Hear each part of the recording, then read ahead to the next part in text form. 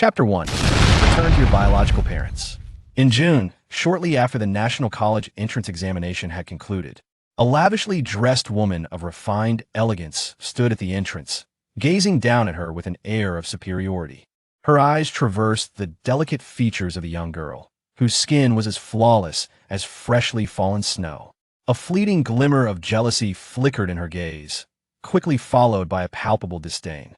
Guan Xuxu, with a demeanor of indifference, chose not to acknowledge the suitcase lying at her feet. Instead, her almond-shaped eyes coldly regarded by Xu Qin, the woman she had called mother for 17 years. The commotion at the door soon attracted the attention of those within the house, and shortly thereafter, Guan's father and his 2 children emerged. Guan's father cast a glance at the suitcase that had fallen at Guan Xuxu's feet before turning his gaze toward his wife, his tone tinged with reproach. "Xu Qin, what are you doing? Xuxu is, after all, our daughter whom we have raised for 18 years. She is nothing but a worthless burden." Xu Qin shot back, her eyes narrowing at Guan Xuxu. "I distinctly told her to relinquish her spot as the city's image representative to Rui, yet she treated my words as mere trifles. If I hadn't discovered the final list, she would still be oblivious. If she had any semblance of conscience, she would not have taken what rightfully belongs to her sister." At this, Guan Rui, who had been listening, felt a flicker of envy cross her features, though she quickly masked it with a semblance of sorrow and grievance, saying, "Mom, please don't be like this. The opportunity to represent the city is rare. It's only natural for my sister to want to keep it. Perhaps I simply haven't done enough to deserve it, or else I wouldn't have been overlooked. What makes you think you're less deserving than her? Everything she has was given by our Guan family," Xu Qin gently assured her daughter. Guan Xuxu silently observed the mother-daughter performance before her. Throughout her life, she had witnessed countless such acts, and now she felt no emotion at all, even suppressing a laugh. Just 4 days prior, she had been struck by a vehicle while saving Guan Rui, thrown more than 20 meters. Everyone assumed she would not survive.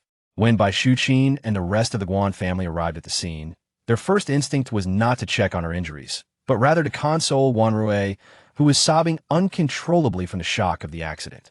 Lying on the ground in a daze, Guan Xuxu felt only the coldness of her limbs, but what truly chilled her heart were the words exchanged between her father and Xu Qin. "The front of the car is all crumpled. She probably won't make it. This is for the best. If she dies, it means she has successfully shielded Rui from this calamity. Our family has cared for her all these years, and it wouldn't be in vain." Guan Xuxu had long understood that she was merely a pawn in the Guan family, raised to absorb misfortune on behalf of Guan Rui. Later, upon meeting her mentor who offered her guidance, she came to learn that her fate and Guan Rui's were intertwined in a cosmic balance of yin and yang. She was the fortunate half. The Guan family had raised her alongside Guan Rui, essentially using her own fortune to mitigate Rui's misfortunes. With each act of protection, Rui's destiny gradually improved, while hers steadily declined. Had it not been for her preparations, she might have already exhausted her luck and perished in that accident 4 days prior. Ironically, that very accident led to her biological father's unexpected discovery of her existence. "Are you done? Can I leave once you are?" Having heard the couple's detached discussion about her potential death, any remaining hope she had for the Guan family dissipated entirely. She felt no sorrow at the thought of departing from them. "Xuxu, you shouldn't blame your mother. This situation is indeed your fault," Guan Rui interjected timidly. "Sister, please don't be angry with Mom. She only wants what's best for me," she added, suddenly producing an envelope and handing it to her with apparent thoughtfulness. "This is for your travel expenses. I heard from Dad that your biological parents live in a remote mountain area, and their circumstances are quite poor. It would be better to have cash since the internet is not well developed there." Xu Qin scoffed, "Don't act as if we haven't cared for you all these years. That amount should be enough to last you a year in the mountains. Our family has already been more than generous." As she spoke, she sneered again. Guan Xuxu regarded Xu Qin's patronizing and malicious demeanor with indifference, merely casting a fleeting glance her way. "The deep lines on your forehead are indicative of excessive scheming and accumulated karmic debts. Instead of worrying about me, you might want to spend that few thousand on a facial mask for some relief." She paused for effect, then added, though it might not be of much help. Guan Xuxu delivered her words with a straight face, causing Bai Shukin's expression to shift sharply to one of contempt.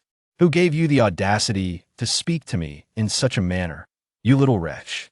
She shouted, raising her hand to strike Guan Xuxu.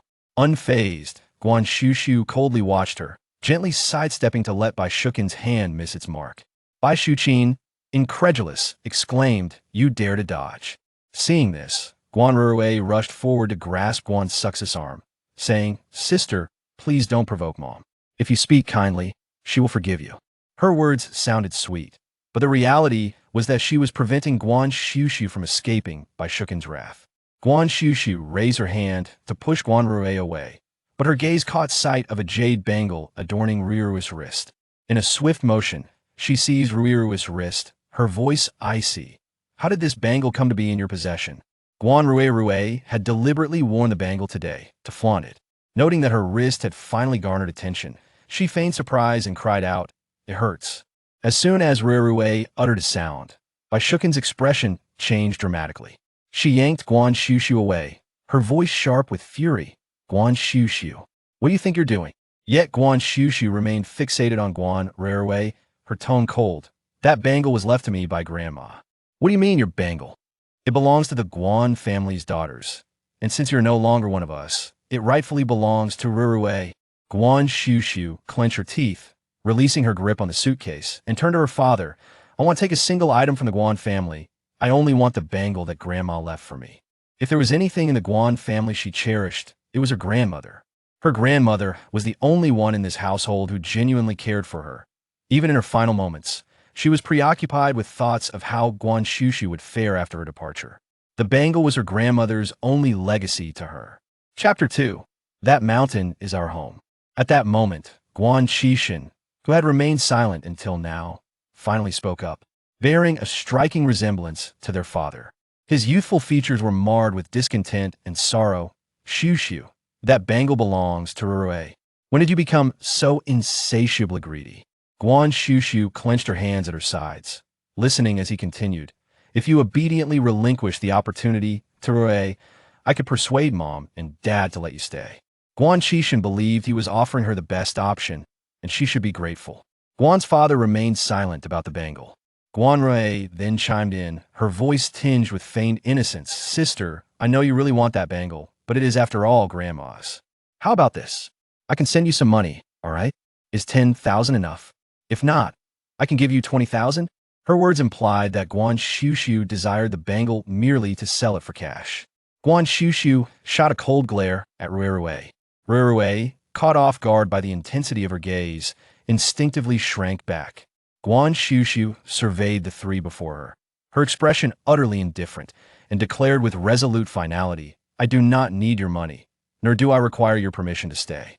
Once, she had strived to earn their approval, mastering etiquette and personally crafting talismans for them, treating them as her true family, doing everything within her power to be kind to them.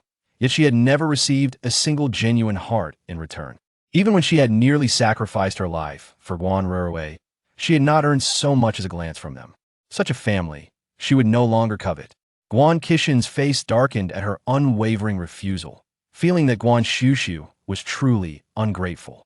Without the Guan family, what kind of life could she possibly have? Bai Shuqin stepped protectively in front of Guan Ruwei, her voice sharp as she reprimanded, "Qixin, why are you even bothering to talk to her? Even if she weeps and pleads to stay, our family will not accept her. She should never think to take anything from the Guan family." Guan Ruwei, seeing this, stepped forward again, feigning a desire to persuade her sister, yet speaking in a tone that only the two of them could hear. Laced with a hint of smugness, "Sister, I forgot to tell you, the day before yesterday, Brother Pei confessed to me, and we plan to get engaged soon. I know you've always liked Brother Pei, but I still hope you can bless us." Guan Xuxu regarded her with a blank expression, then retorted, "Who told you I liked him?" Guan Ruwei was momentarily taken aback, clearly not anticipating such a response.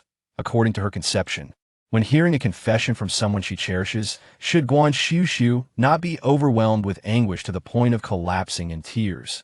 Yet, Guan Xuxu merely regarded her with a gaze akin to that of observing a fool. "Though your vision may be impaired, I shall extend my blessings to you both after all. When two misfortunes unite, they can no longer wreak havoc upon others. How splendid! Upon hearing her words, Guan Rui's pupils constricted, nearly betraying her composure. However, Guan Xuxu dismissed her, turning her attention to the other members of the Guan family. I shall repay you for the upbringing expenses incurred throughout my childhood from this moment forth. I sever all ties with your family. The Guan family, having plotted against her fate, she resolutely cut this karmic bond. The calamities that Guan Ruirue had previously deflected onto her would henceforth return to Guan Ruirue in double measure. Repaying the expenses of her upbringing equates to repaying the debt of gratitude. With both the debt of gratitude and karma entirely severed, even if she were to take action against the Guan family in the future, she would bear no repercussions from any karmic entanglements. Casting one last glance at the bracelet upon Guan Rui's wrist, she declared, "You shall not keep that bracelet for long before long. I shall compel you to return it to me personally." Having spoken, Guan Xuxu felt no lingering attachment as she strode out of the gates of the Guan family villa, solitary and resolute. Bai Shuqin observed her departing figure, nearly speechless with indignation. "Look, she is indeed an ungrateful wolf. If it weren't for Ruirue, I would have expelled her long ago. You're simply too kind-hearted." Bai Shuqin sighed, glancing at her younger daughter before turning her gaze towards the direction in which Guan Xuxu had vanished, muttering in reproach. To survive such a collision, unscathed one can only wonder what kind of monster protects her. Thankfully, we managed to send her away otherwise. Who knows how she would have continued to bring misfortune upon our family. Enough, let us cease this discussion. Guan father interjected, decisively putting an end to the topic.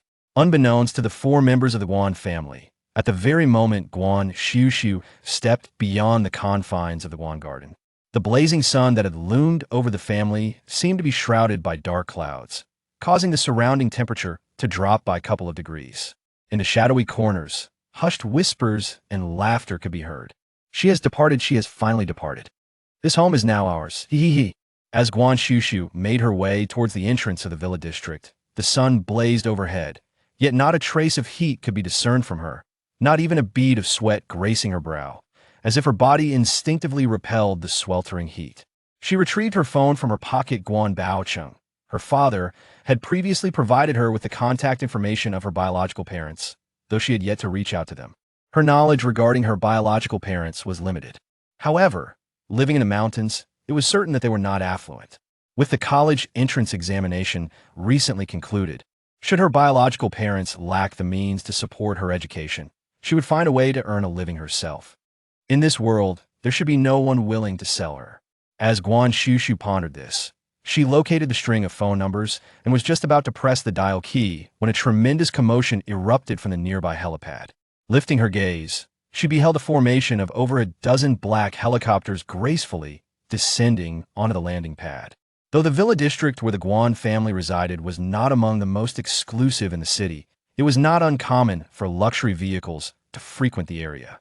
However, it was her first encounter with the spectacle of so many private helicopters landing simultaneously.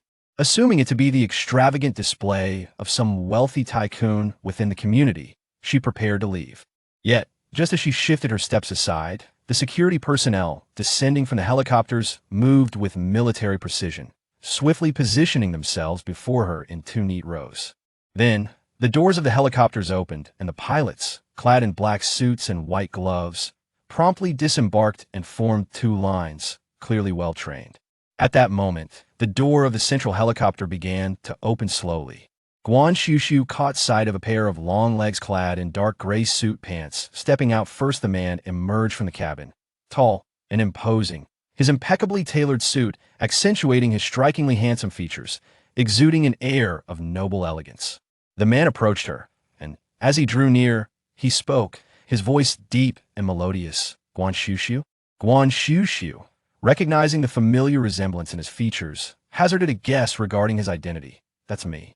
The man glanced at the dialing screen still displayed on her phone, clicked his tongue, and reached out, unexpectedly pressing the dial key for her. In the next instant, a melodious ringtone resonated from his pocket. He retrieved his phone and presented the incoming call display before Guan Xuxu, bending slightly to accommodate her height, a smile gracing his features. "Pleased to meet you. I am your brother, Jiang Huai." Guan Xuxu, I have heard that our parents reside in the mountains, implying that this grand display hardly resembled a family affair. Jiang Huai, assuming she was about to elaborate, replied, our ancestral home is indeed in the mountains. Pausing for a moment, he added, however, that mountain belongs to our family. Guan Xuxu. So, her biological parents not only lived in poverty, but they also possessed an entire mountain?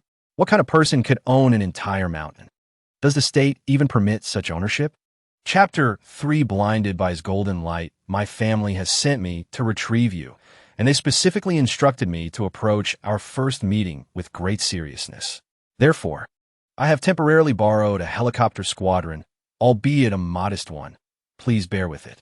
Guan Xuxu gazed at the bustling crowd that nearly blocked the entrance of the villa, rendered speechless. You call this modest? Once again, she witnessed Jiang Huai beckoning someone behind him, suddenly signaling for their attention. Guan Xuxu could only muster a response. Let us go. Let us hurry. Didn't you see that the villa security has already come over? Jiang Huai observed her reaction with a smile, and suddenly, as if struck by a thought, his enchanting peach blossom eyes narrowed slightly as he appraised her from head to toe, inquiring, but why are you here all alone? At this hour, appearing by the villa's entrance, surely you aren't just out for soy sauce? At the sound of his voice, Guan Xuxu pressed her lips together, reluctant to reveal that she had been hastily ushered away by her family. Just as she pondered how to deflect the question, another voice unexpectedly broke through, the tone cool and resonant, like a tranquil stream, calm yet pleasing, tinged with a hint of impatience. Are you leaving yet? Following the sound, Guan Xuxu turned to discover another figure aboard the helicopter. Just one glance nearly blinded her with brilliance. Inside the cockpit, the man sat with his long legs slightly bent, and from her vantage point, she could only catch a glimpse of half his form, shrouded in the shadows of the helicopter door. His wrist casually rested on the armrest of the aircraft, exuding an elegance that was imbued with a sense of gravity, as if even the creases of his tailored suit possessed an inexplicable allure. Yet, more captivating than these subtleties was the radiant golden aura that enveloped him. Since childhood, she had been able to perceive what ordinary people could not. The fortunes of individuals manifested in a myriad of hues, and gold was a color she had only witnessed in those who had rendered significant service to the nation. However, the blinding brilliance before her made her wonder if this man had somehow usurped the nation's fortune. As Jiang Huai heard the man speak, he could scarcely contain his curiosity and quickly responded with a smile, urging, let us go, let us go. He gently nudged Guan Xuxu's shoulder, guiding her toward the imposing figure, and, lowering his voice conspiratorially, murmured, the great demon lord simply lacks patience.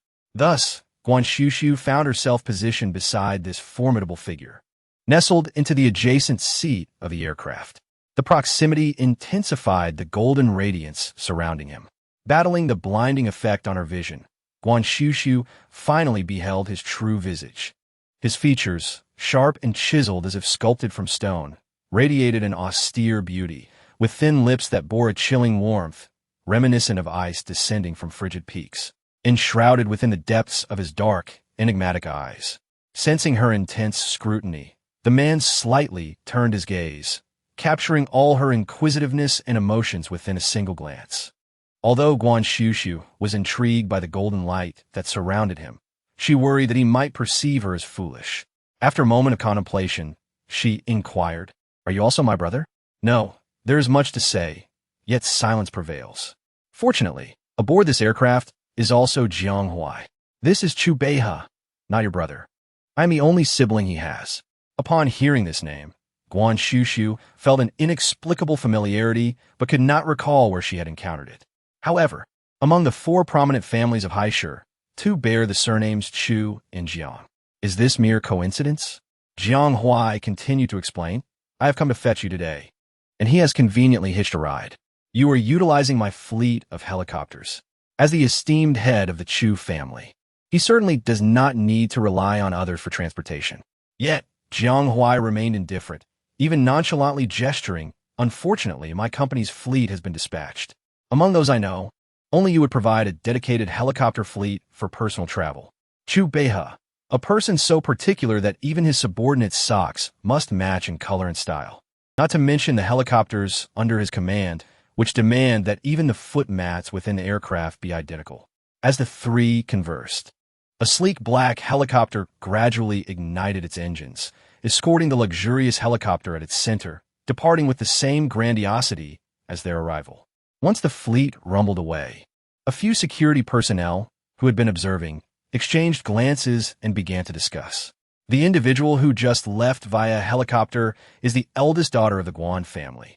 Isn't she? Indeed. I heard just the other day that she is not the biological child of the Guan family. They say she was cast out, and her biological parents reside in the mountains. The mountains? Just look at the spectacle surrounding her. She hardly resembles someone who hails from such humble beginnings. It's quite possible that their biological parents are figures of great importance. If that were the case, wouldn't the Guan family be consumed with regret? Despite the stringent regulations in the security booth, the staff often engaged in hushed discussions about the scandals of the wealthy residents in the villa district. As they were speaking, one of them abruptly fell silent, turning to respectfully bow in the direction of the vehicle entrance. Speak of the devil, and he shall appear. Here comes the Guan family's car. Bai Xuqin and Guan Rui sat in the back seat, not even glancing at the security guards who were bowing respectfully to them. As esteemed residents, they had always looked down upon these members of the lower class. Although the final list of city representatives had been determined, it had not yet been officially submitted. Her mother had inquired and learned that a representative from the Jiang group was responsible for submitting the final list.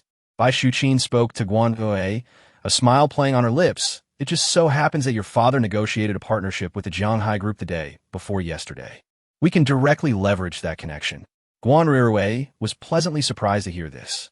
The Jiang group? That's backed by the Jiang family, one of the four great families. Dad actually managed to partner with them. He's truly impressive. Bai Xuqin's face was filled with smugness as she spoke of this, yet she feigned an indifferent tone. Indeed, it's that Jiang family. Many people would offer a fortune just to beg for a chance to cooperate, but they wouldn't even receive a word of acknowledgement. Yet, they took the initiative to approach your father, which shows our family status in High City. In the future, there will only be more and more people seeking partnerships with our family. Hearing this, Guan Rui's face visibly flushed with excitement. Collaboration with the Jiang family would signify their imminent ascent into the upper echelons of the city's wealthiest circles. Consequently, the caliber of prospective suitors available to her would also elevate. Indeed, with Guan Xuxu gone, their family's fortunes were on the rise. Wonderful, Guan Rui remarked, feigning a touch of affected modesty. If we directly seek their assistance, might they decline? Bai Xuqin exuded confidence. They proactively sought our partnership. Given our collaborative relationship, extending a small favor is only fitting. Wouldn't you agree? Guan Rui reveled inwardly, already envisioning the city representative as hers for the taking, yet outwardly maintaining an air of docile compliance. After a pause, she inquired, "Are we now en route to the Jiang group's headquarters?" "Not to the headquarters," Bai Xuqin replied. "We're going directly to the Jiang residence." The Jiang residence, nestled within Silver Bay 1 in the heart of the city, stands as the city's most exclusive residential enclave. Its villas are secured by veterans of elite military units, and prospective buyers undergo rigorous financial vetting, for it serves as the nexus of the city's most distinguished families. Guan Xuxu was familiar with this locale. Guan Baocheng had long harbored aspirations of acquiring a residence here, for inhabiting this address would imply rubbing shoulders with the elite, thereby signifying his own membership within their ranks. A fleet of helicopters, uniform in design, rested upon the expansive helipad of the Villa District, with a black Maybach awaiting nearby. The trio exchanged vehicles, and the car traversed the open lawns of the estate, ultimately halting before a majestic four-story manor. Jiang Huai alighted with Guan Xuxu, yet Chu Beihe remained seated, adhering to the decorum that dictates one should refrain from intruding upon familial reunions, regardless of the closeness of their relationships. With a wave of his hand, Jiang Huai signaled the Maybach to resume its journey, venturing deeper into the estate. After providing a brief explanation, he guided Guan Xuxu inward. The manor, characterized by its European architectural grandeur, exuded an air of opulence. Upon crossing the garden, and entering through the grand doors. They navigated the foyer and stepped into the living room, where Guan Xuxu was greeted by a substantial gathering of the Jiang family. During their journey, Jiang Huai had already offered her a cursory introduction. As she had previously surmised, the Jiang family belonged to one of the 4 prominent clans of Heiress. The family comprised 4 branches, 3 sons and 1 daughter, each with their own families. The patriarch had stepped back from his duties 2 years prior due to health concerns, entrusting the Jianghai group to the eldest, Jiang Yuqing. The second uncle, Jiang Yumin, was once a celebrated first-tier singer in the country, later founding an entertainment company that has now become a leading force in the industry. The third uncle, Jiang Yutong, served as the vice president of the Jianghai group, overseeing several key industries. The aunt, Jiang Yusin, was also a formidable figure, having independently established a top international brand with significant influence in the fashion world. As for the younger generation, perhaps due to the Jiang family's robust vitality, all of the 4th branch were male descendants, with the exception of the youngest daughter of the 2nd branch, Lu Xueshi, who was the daughter of Jiang's matriarch, fostered by the Jiang family. As she surveyed her surroundings, it was evident that the various branches of the Jiang family had largely gathered. Upon the entrance of Guan Xuxu and Jiang Huai, a collective gaze was directed towards them, with each individual's expression revealing a spectrum of scrutiny, curiosity, disdain, and veiled discontent. Grandfather Jiang Huai casually addressed the elderly gentleman seated centrally upon the sofa, simultaneously introducing, "This is Xuxu." He then gestured towards Guan Xuxu, encouraging her to acknowledge the elder. Guan Xuxu turned her gaze towards the gentleman, who sat upright and regarded her with a warm smile. Although she lacked expertise in physiognomy, she noted that despite the elder's genial demeanor, his prominent nose, broad forehead, and deep-set eyes suggested a person of strong convictions. In other words, he was accustomed to wielding authority. "Grandfather," Guan Xuxu respectfully addressed him. Jiang Huai then shifted his attention to Jiang Yuqing, who sat beside the elder, introducing, "This is father." Following his gaze, Guan Xuxu observed that, in contrast to the elder's amiable expression, Jiang Yuqing exuded a more composed and steely aura, particularly when viewed in profile, where his sharp features hinted at a once handsomely youthful visage. The fine lines etched into his face by the passage of time did not betray any signs of aging.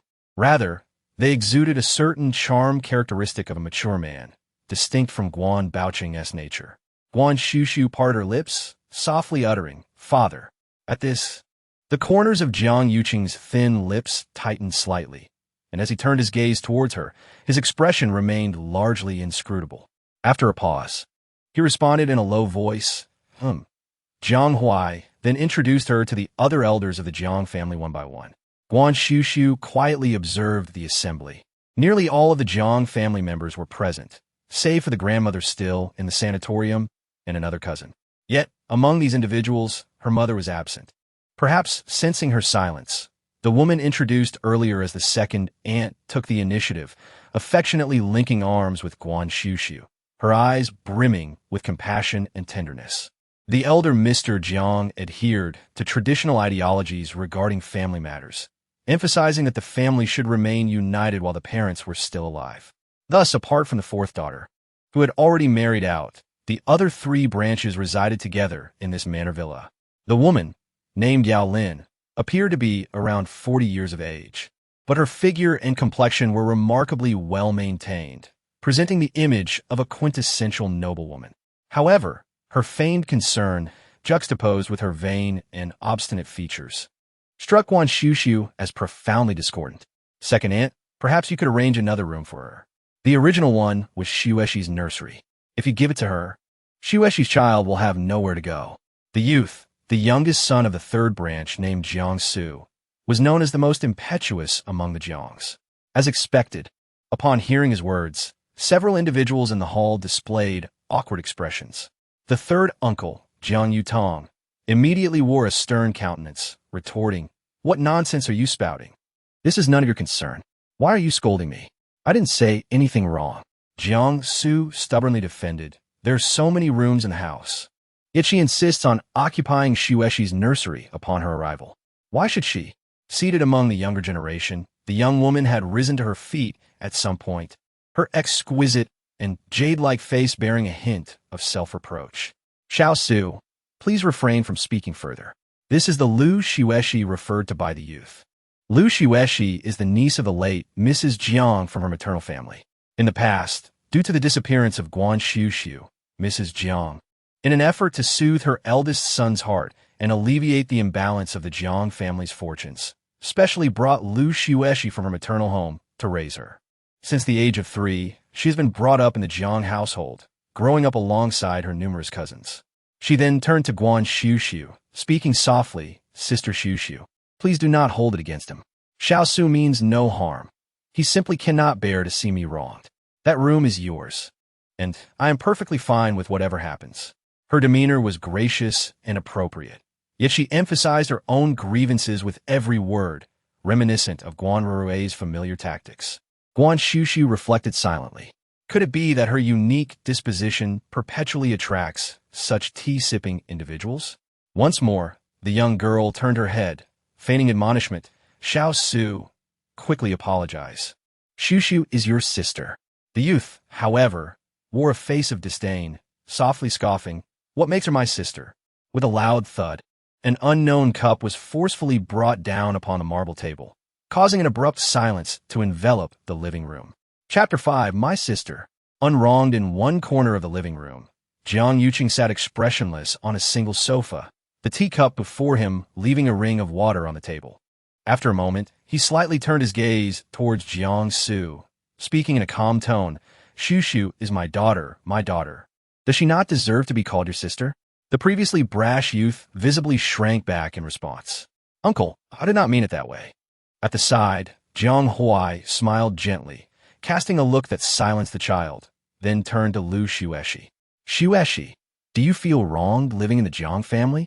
Lu Xueshi, being called out, instantly paled, hurriedly denying, no, brother Jiang Huai, you misunderstood me. Since that's the case, refrain from uttering words that may lead to misunderstandings in the future. Jiang Huai maintained his smile, his voice melodious, yet imbued with an undeniable pressure that discouraged any defiance. Lu Xueshi opened her mouth, but after a moment, lowered her head, choosing silence, only to secretly bite her lip in that fleeting moment. Beside them, Yao Lin timely intervened, attempting to smooth things over. It was my oversight. It's merely a room, nothing serious. Aunt's arrangement was indeed somewhat inappropriate, Jiang Huai declared. As the eldest grandson of the Jiang family, he never minced words, asserting, Su is my sister, the young lady of the Jiang family. To have her reside in a room repurposed from a child's playroom would undoubtedly invite ridicule. His words, whether intentional or not, caused Lu Xueshi's cheeks to flush crimson. She had just implied her own grievances, only for Jiang Huai to counter that the true injustice lay in Su occupying the room she once used. Was this not a slap in her face? Meanwhile, the sudden embrace around her shoulders rendered Guan Xuxu momentarily stiff, uncertain whether it was due to Jiang Huai's gesture or his words. As for feeling wronged, it was hard to say. Compared to her experiences in the Guan family, these few words hardly constituted a matter of concern. Yet, it was the first time someone had shown genuine concern for whether she felt slighted. Her heart was suffused with a tender warmth, as if experiencing, perhaps for the first time, the true essence of familial bonds. A palpable awkwardness settled upon Yao Lin's countenance, inwardly chiding Jiang Huai for his unwavering disregard for her sensibilities. Instinctively, her gaze drifted towards Jiang Yuqing and the esteemed elder, only to find them both reticent. Thus, she suppressed her vexation, striving to maintain an air of composure. Jiang Huai is correct. It was an oversight on my part. I shall see to it that the arrangements are rectified forthwith. Jiang Huai responded with a genial nod. Your prompt attention to the matter would be greatly appreciated, Aunt. Turning to the assembled company, he declared, I shall escort Xuxu for a promenade in the gardens. Without awaiting assent from those within the hall, he led Guan Xuxu towards the verdant expanse. Their departure cast a pall over the atmosphere within the hall. Yao Lin, deeply aggrieved, opened her mouth to offer an explanation. But at that moment, the butler entered, addressing the elder with deference. Esteemed elder, The gatekeeper has informed us of a Mrs. Guan seeking an audience. The surname Guan immediately evoked thoughts of Guan Xuxu. They mused that, having just been received from the Guan household, why would they hasten after her? Surely, she has come to seek Xuxu. It seems they are loath to part with the child. Jiang's third aunt offered with a smile, seeking to alleviate the tension. She had noted earlier that Guan Xuxu had arrived without any accoutrements. Though the reason remained unknown, it was presumed that the Guan family had come to deliver her belongings. Indeed, now that they knew Xuxu was a scion of the Jiang lineage, even the most obtuse of the Guan family would not be so foolish as to withhold her possessions. The butler hesitated momentarily before stating the aforementioned Mrs. Guan conveyed that she was here to pay her respects to the third mistress. Madame Jiang's sad smile faltered, leaving her in a state of perplexity. Why would the lady from the Guan family seek her out? The matriarch of the Guan household had no reason to look for a child. Meanwhile, the Jiang family's garden epitomized European elegance, with vintage railings on the villa's side adorned with blooming roses. The meticulously maintained lawn flourished in vibrant green, shining even more brilliantly under the scorching summer sun. An odd, subtle sensation lingered in the air. After a moment's contemplation, she could not help but whisper her gratitude. "Thank you." Jiang Huai paused, gazing at her with a sudden smile as he affectionately tousled her hair. "There's no need to thank me, little sister." Guan Xuxu gazed back at him, her hair disheveled by his playful gesture, exuding an unexpectedly adorable charm that deepened the smile in Jiang Huai's eyes. Just as he was about to say something further, his phone rang. Glancing at the caller ID, he gestured for Guan Xuxu to explore at her leisure and stepped aside to answer the call. Guan Xuxu wandered forward, taking about 10 steps when her gaze fell upon a middle-aged woman in the corner of the garden, diligently wiping down the tables and chairs. The woman appeared unremarkable, around 50 years old, yet from Guan Xuxu's perspective, she could easily discern the strands of sinister energy enveloping her, a mark of someone tainted by malevolence. Generally, Guan Xuxu preferred to avoid meddling in others' affairs, as such involvement could invite unwanted repercussions. However, if this individual were left unchecked, the dark aura surrounding her might adversely affect the other members of the household. She approached the woman. "Young miss, do you recognize me?" the woman inquired. Guan Xuxu was taken aback. She had only been in this household for a little over half an hour, and the Jiang family members had hardly had the chance to familiarize themselves with one another. The housekeeper disseminated photographs to all the household staff for prior familiarization, ensuring that you would not inadvertently offend Miss Guan. The domestic help offered an ingratiating smile as explanation. Guan Xuxu was taken aback by the Jiang family's proactive arrangement, executed with such subtlety and consideration, befitting a family of their stature. "Is there anything you require, miss?" the domestic help inquired, noticing her silence. Just as Guan Xuxu was about to respond, two familiar figures appeared at the garden gate. It was Bai Shuqin and Guan Ruerue. As they were ushered in by the butler in a suit, they immediately spotted Guan Xuxu in the pavilion, their expressions mirroring astonishment. "What are you doing here?" Chapter 6. The younger sister will tattle by Shuqin was utterly surprised to encounter the person they had just expelled from their home less than an hour ago in the Jiang family's garden. Her face betrayed obvious shock, but only for a moment. Her gaze then fell upon the middle-aged woman beside her, clearly dressed as a nanny, and understanding dawned. This woman must be Guan Xuxu's biological mother, a mere domestic help. Of course, hailing from the mountains, what respectable employment could she possibly secure? Working as a domestic help in such a place could be deemed quite respectable. Guan Ruerue evidently shared the same conjecture. She felt disdain and amusement, but her face portrayed concern and sympathy. "Sister, so your family works here. But this is the Jiang residence. Please refrain from touching anything indiscriminately, lest you cause undue trouble." The butler, who was guiding them, exhibited a slight fissure in expression upon hearing these words. Just as he was about to offer an explanation, Guan Xuxu spoke indifferently.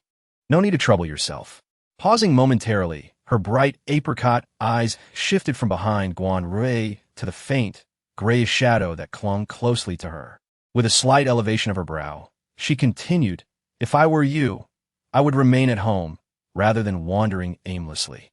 The protective talisman crafted by her previously keeps common malevolent spirits at bay. But once outside, the situation becomes uncertain. Bai Xuqin, witnessing her adopted child's ungrateful demeanor after having recognized only her biological mother, felt her face twist in frustration. However, mindful of the presence of the Jiang family's butler, she managed to restrain herself. Turning instead to Guan Ruirui, she advised, Ruirui, your character is commendable, but discernment is essential when dealing with others. One who is a wolf in sheep's clothing is not worth your concern. With a resigned sigh, she addressed the butler, explaining, I apologize for the jest. This is a child we once took in, and it is disheartening to see her turn her back on us after having found her biological parents. Alas, this child has always been rather careless. We could tolerate her mischief within our home, but I shudder to think what chaos she might unleash in the company of others. Bai Xuqin wore a mask of deep concern, yet the underlying implication was clear. Keeping such a person within the Jiang household could spell trouble. The butler, listening intently, felt a surge of alarm. To denigrate the young lady so openly in the presence of her own steward speaks volumes about the life she must have endured in the Guan household. The steward, who had initially received them as honored guests out of respect for the Guan family's role in raising the young lady, now adopted a noticeably colder demeanor. Bai Xuqin, however, mistakenly believed that the steward's change in attitude was due to her words having sown seeds of discontent towards Guan Xuxu, and she smirked inwardly. She was eager to witness the ungrateful wretch being cast out, to see if she would dare to maintain such an attitude in her presence again. As for relinquishing the quota on her behalf, Bai Xuqin, secure in her connection with the Jiang family, felt no need to waste words with her. A mere quota. If Ruirui desired it, she would simply seize it. The domestic helper had remained silent ever since Bai Xuqin and Guan Ruirui approached. Mindful of the Jiang family's strict protocols, which discouraged servants from engaging in conversation with the master's guests without invitation. However, the guest's words grew increasingly unsettling to her ears. The steward, observing the situation, couldn't help but interject, Madam Guan, Miss Guan Yu. However, his words were interrupted by another voice. What's going on? It was Jiang Huai, who had finished his call and was now approaching. Upon seeing Guan Xuxu surrounded by these individuals, he instinctively quickened his pace, arriving at their side within a few strides. The moment Guan Ruirui laid eyes on Jiang Huai, her eyes sparkled with delight. Bai Xuqin, too, assessed the young man before her, her gaze lingering on the diamond cufflinks and the $1,000,000 timepiece adorning his wrist, as she silently speculated about which young master of the Jiang family he might be. Guan Xuxu was uncertain whether it was due to Jiang Huai's prior protection of her or some other reason, but upon hearing his inquiry, she inexplicably revealed, Oh, they were just scheming against me. Her words were succinct yet profound, plunging the atmosphere into an eerie silence. Bai Xuqin, regaining her composure, immediately exclaimed, You little brat, what nonsense are you spouting? With that, she raised her hand as if to strike Guan Xuxu. Jiang Huai, initially intrigued by his sister's complaint, felt his smile vanish in an instant upon witnessing Bai Xuqin's motion. However, before he could intervene, his seemingly vulnerable sister swiftly raised her hand and firmly grasped Bai Xuqin's wrist with precision and decisiveness. Despite her gentle grip, Guan Xuxu's strength was unwavering, leaving Bai Xuqin momentarily unable to break free. With her hold intact, Guan Xuxu cast a cold glance at Bai Xuqin and remarked, Do not forget, I am no longer a daughter of the Guan family, nor will I allow you to strike or scold me any longer. As she spoke, she released her grip, causing Bai Xuqin, who had been struggling, to stumble backward. Mom, Guan Ruirui gasped, hastily reaching out to steady her nearly fallen mother. Turning to Guan Xuxu, her face was etched with disbelief. Sister, regardless of the circumstances, Mom raised you. How could you resort to violence against her over a mere disagreement? You have gone too far. Even in such a moment, Guan Ruirui tirelessly sought to reprimand Guan Xuxu. After all, no one would trust the character of someone who would turn against the foster mother who raised them. Which how did you see me lay a hand on her with? Just because you're visually impaired doesn't mean everyone else is as well. Jiang Huai listened from the sidelines, his eyes filled with amusement. It turned out his sister, who usually appeared docile and easily bullied, was quite sharp-tongued when retorting. Not bad, truly a child of the Jiang family. While he was listening with interest, Bai Shuqin was infuriated that Guan Xuxu dared to fight back. She had raised her. If she wanted to hit her, she should obediently stand there and let her. But not only did she dare to resist, she even dared to scold Rui, immediately disregarding that this was the Jiang family's territory. She pushed Guan Rui aside and charged towards Guan Xuxu. "You little bitch." Guan Xuxu watched expressionlessly, taking a step back, ready to react. Unexpectedly, a figure moved faster than she did, standing directly in front of her. The man's back was broad and upright, exuding a palpable sense of security. The smile in his eyes had completely vanished, replaced by an imposing aura, frigid and terrifying. This is the Jiang family, not a place for you to run wild. Chapter 7. Revoking cooperation with the Guan family at the same time, the commotion finally caught the attention of those inside the villa, and Jiang Yuqing emerged. As the current head of the Jianghai group, Jiang Yuqing was a figure who had appeared in various media outlets and financial reports. Bai Shuqin recognized him almost immediately. Forgetting her entanglement with Guan Xuxu, her expression changed, and she greeted him with a smile. "Mr. Jiang, I am the wife of Guan Baocheng, the president of Guan's Building Materials. I did not expect to find you at home. It is indeed a pleasant surprise." Jiang Yuqing's gaze shifted among Bai Shuqin, Guan Xuxu, and Jiang Huai, his expression remaining impassive. He inquired, "Mrs. Guan, may I ask if you have something to convey?" Given Jiang Yuqing's stature, there was no necessity for such formalities, as he was not one to indulge in pleasantries. However, recognizing that he was addressing a member of the Guan family, who had raised Xuxu, he exhibited a heightened level of patience and attentiveness, assuming she was there to discuss Xuxu's daily habits or similar matters. Bai Shuqin, taken aback by his courteous demeanor, felt a surge of vanity. After all, this was the head of the Jianghai group, and he was allowing her to convey information to him. This underscored the significance of her company in the eyes of Jianghai group as president. The frustration she had felt earlier with Jiang Huai dissipated, and she instinctively straightened her posture, realizing she indeed had matters to discuss. With a sense of pride, Bai Shuqin cast a glance at Guan Xuxu before quickly pulling over her other daughter, Guan Rui. "Mr. Jiang, this is my daughter, Guan Rui." The young girl promptly greeted him, "Hello, Uncle Jiang." To elaborate, "I am aware that the landmark project in Heiress has commenced, and the government intends to select 8 students from 4 prominent universities to serve as city image representatives for promotional video shoots. The final list will be submitted to Jianghai Group." Bai Shuqin articulated that, due to certain circumstances, the opportunity that rightfully belonged to her daughter was usurped. Hence her presence to implore the Jianghai Group's assistance in rectifying this matter, a task she deemed a mere triviality. Jiang Yuqing's brow furrowed slightly. He was cognizant of the matter, albeit it fell under the purview of the third son, thus remaining unaddressed by him. By his nature, he harbored a disinclination towards such nepotistic endeavors. However, the individuals before him were the foster family of Xuxu, stirring a sense of consideration within Jiang Yuqing. He relented, acquiescing to the notion of repaying their benevolence in raising Xuxu. With this rationale, Jiang Yuqing conceded, "I shall inquire into the matter. Who is the individual who supplanted your daughter's opportunity? I shall have my secretary investigate." Guan Xuxu, Bai Shuqin uttered with almost palpable eagerness. Jiang Yuqing's hand, poised to retrieve his mobile phone, paused momentarily. He raised his gaze towards Bai Shuqin, visibly taken aback. "Who did you say?" he inquired. "Guan Xuxu," Bai Shuqin reiterated, presuming he had misheard. She gestured towards Guan Xuxu, who stood beside her, and elaborated, "She was adopted by our family previously. However, she proved to be an ungrateful wretch, possessing not only a disagreeable temperament, but also a penchant for mendacity. I had not anticipated that her biological parents were employed by the Jiang family. It is not my intention to speak ill of a child, but one's character is immutable from birth.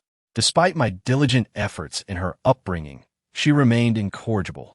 Bai Shuqin relentlessly denigrated Guan Xuxu, while Jiang Huai's countenance darkened with each disparaging remark.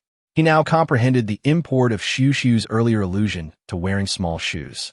The butler and the domestic helper stood aghast at the unfolding scene. Before General Jiang, how dare she speak so disrespectfully of the young lady?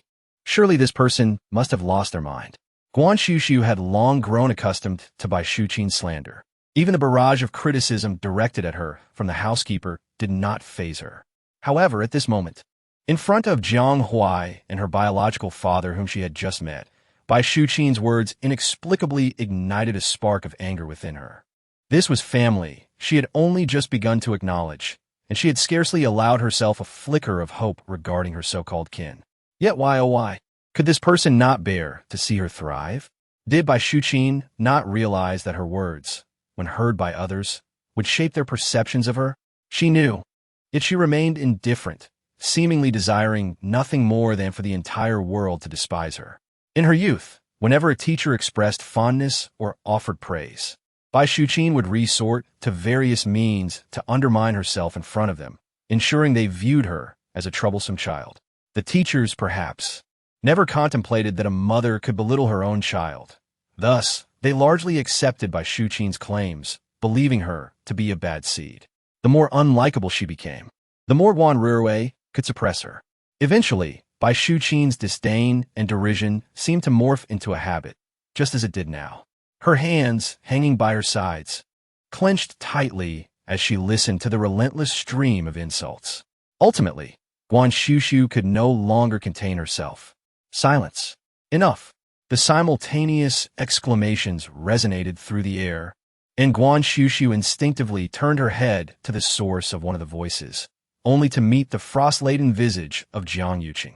His inherent sternness was amplified by his darkened countenance, rendering his presence formidable. Bai Shuqin was instantly cowed into silence. With a chilling gaze, Jiang Yuqing fixed his eyes upon Bai Shuqin, asserting, "My daughter of the Jiang family is beyond your judgment, an outsider." Butler escorted her out. Bai Shuqin, bewildered by his sudden shift in demeanor, failed to fully comprehend his words about the Jiang family's daughter. As she attempted to persist, the butler efficiently ushered her away. Jiang Yuqing, observing the swift departure of the two women, turned to Guan Xuxu, inquiring, "Did the Guan family treat you similarly in the past?"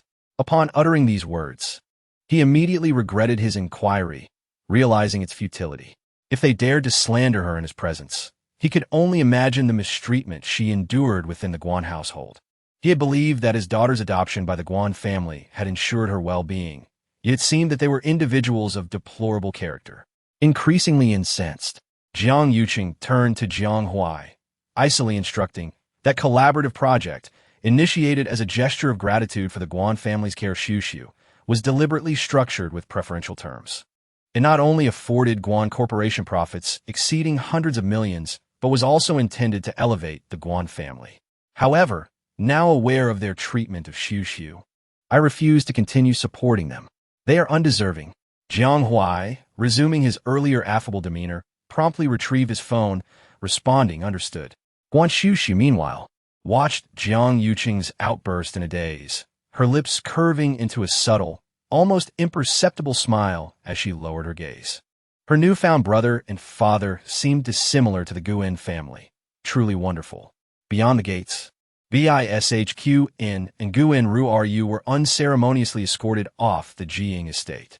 Neither could fathom why, without provocation, General Jiying had erupted in anger. And what was the meaning of his words? The Jiying family's daughter? Who? The butler, observing their incomprehension, mused at the Guan family's utter lack of perspicacity. Initially, having raised the eldest daughter, they were poised to reap considerable future benefits from the Jiying family, owing to this act of grace.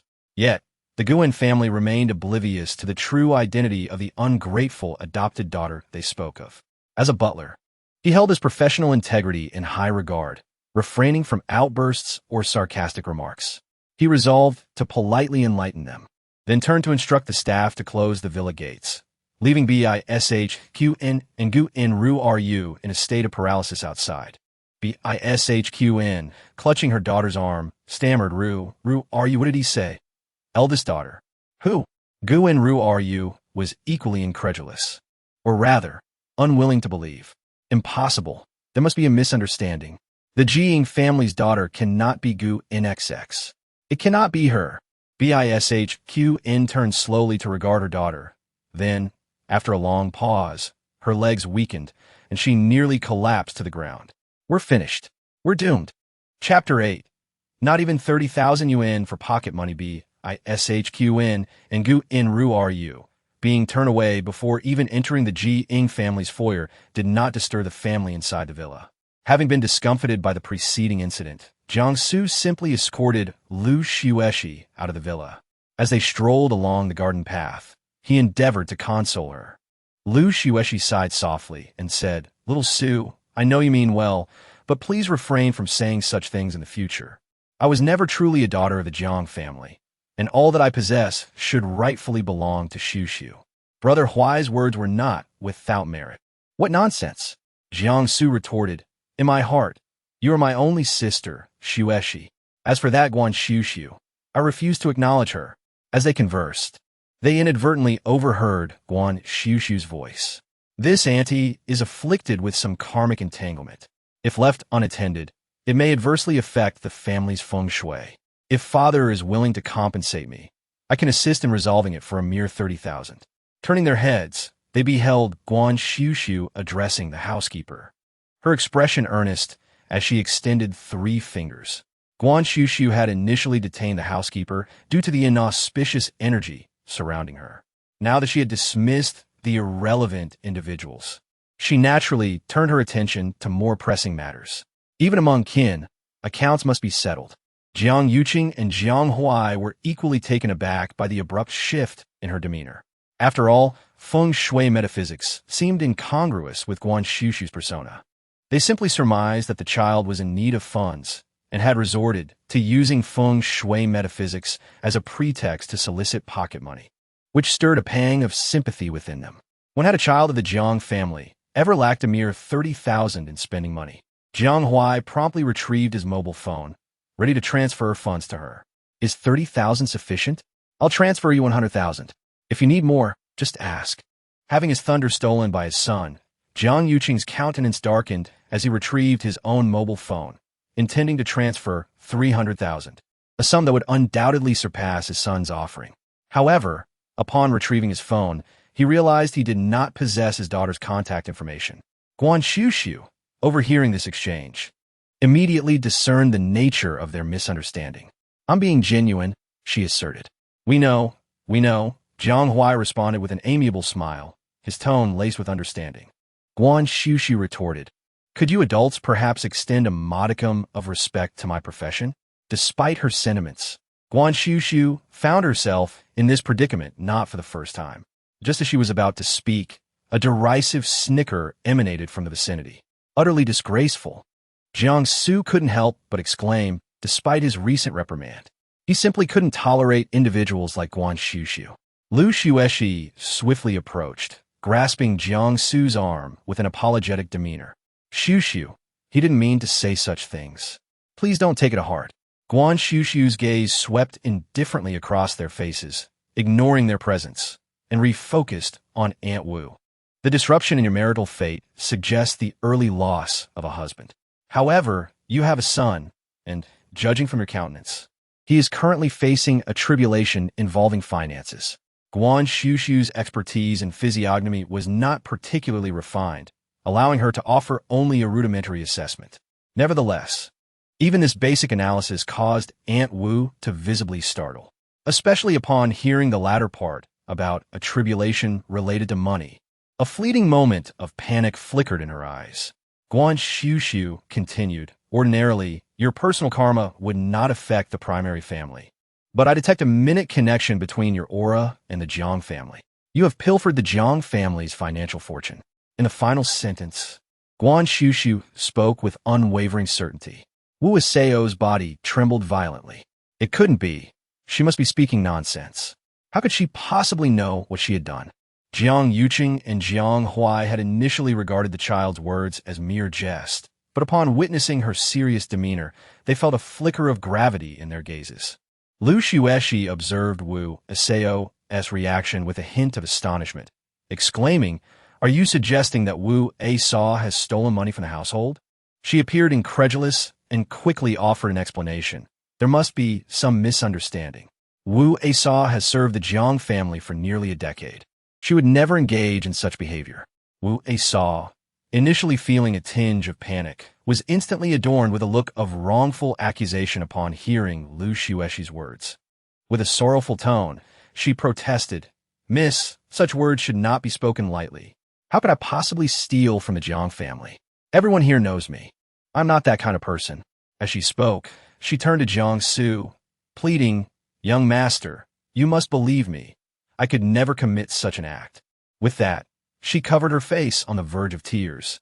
Guan Xuxu, being still a youth and having been cared for by Wu Asa since childhood, could not bear to see her in such a state of unjust accusation.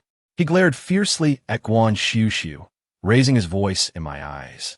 "Guan Xuxu is merely a stranger I met today, whereas Wu Asa has been a part of our family for 10 years.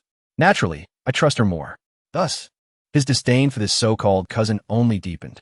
Upon observing the scene, Lu Xuexi interjected, suggesting a misunderstanding and implying that Wu Sa might have inadvertently displeased her, hinting that Guan Xuxu was abusing her influence to settle personal grievances.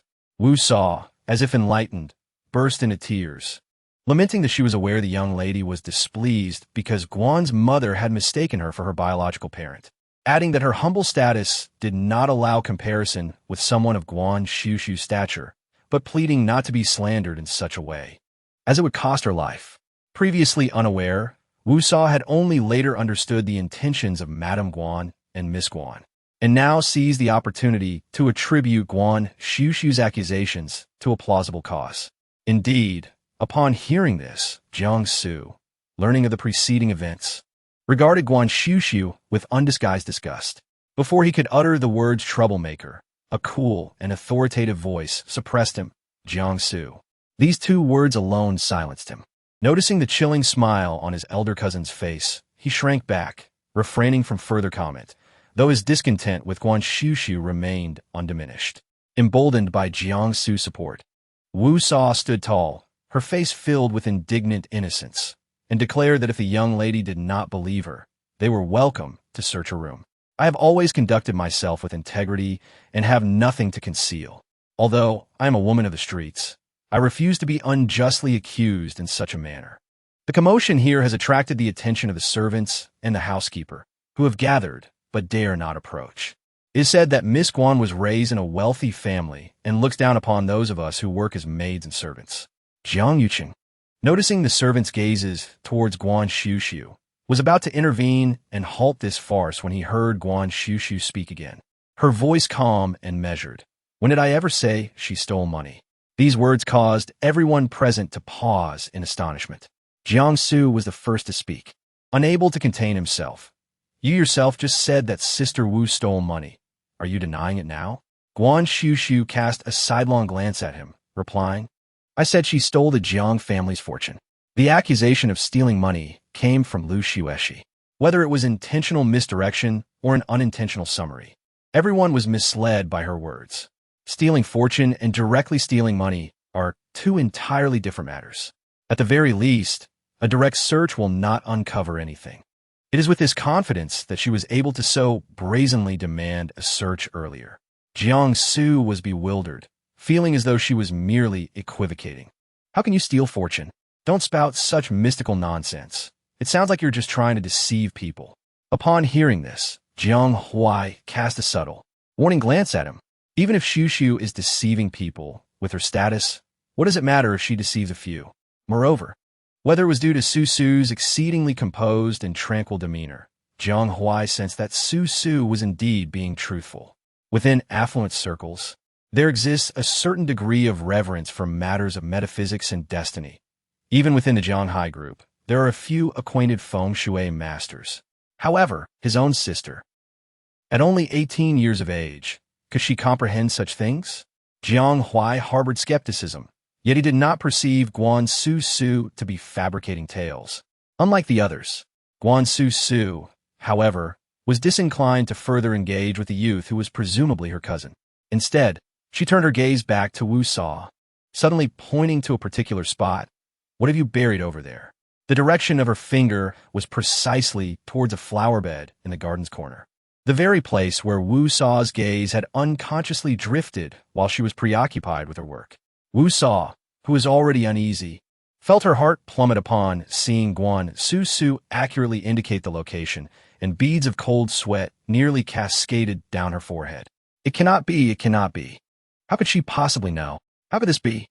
Jiang Yuqing, observing Wu Sa's reaction, had already surmised something.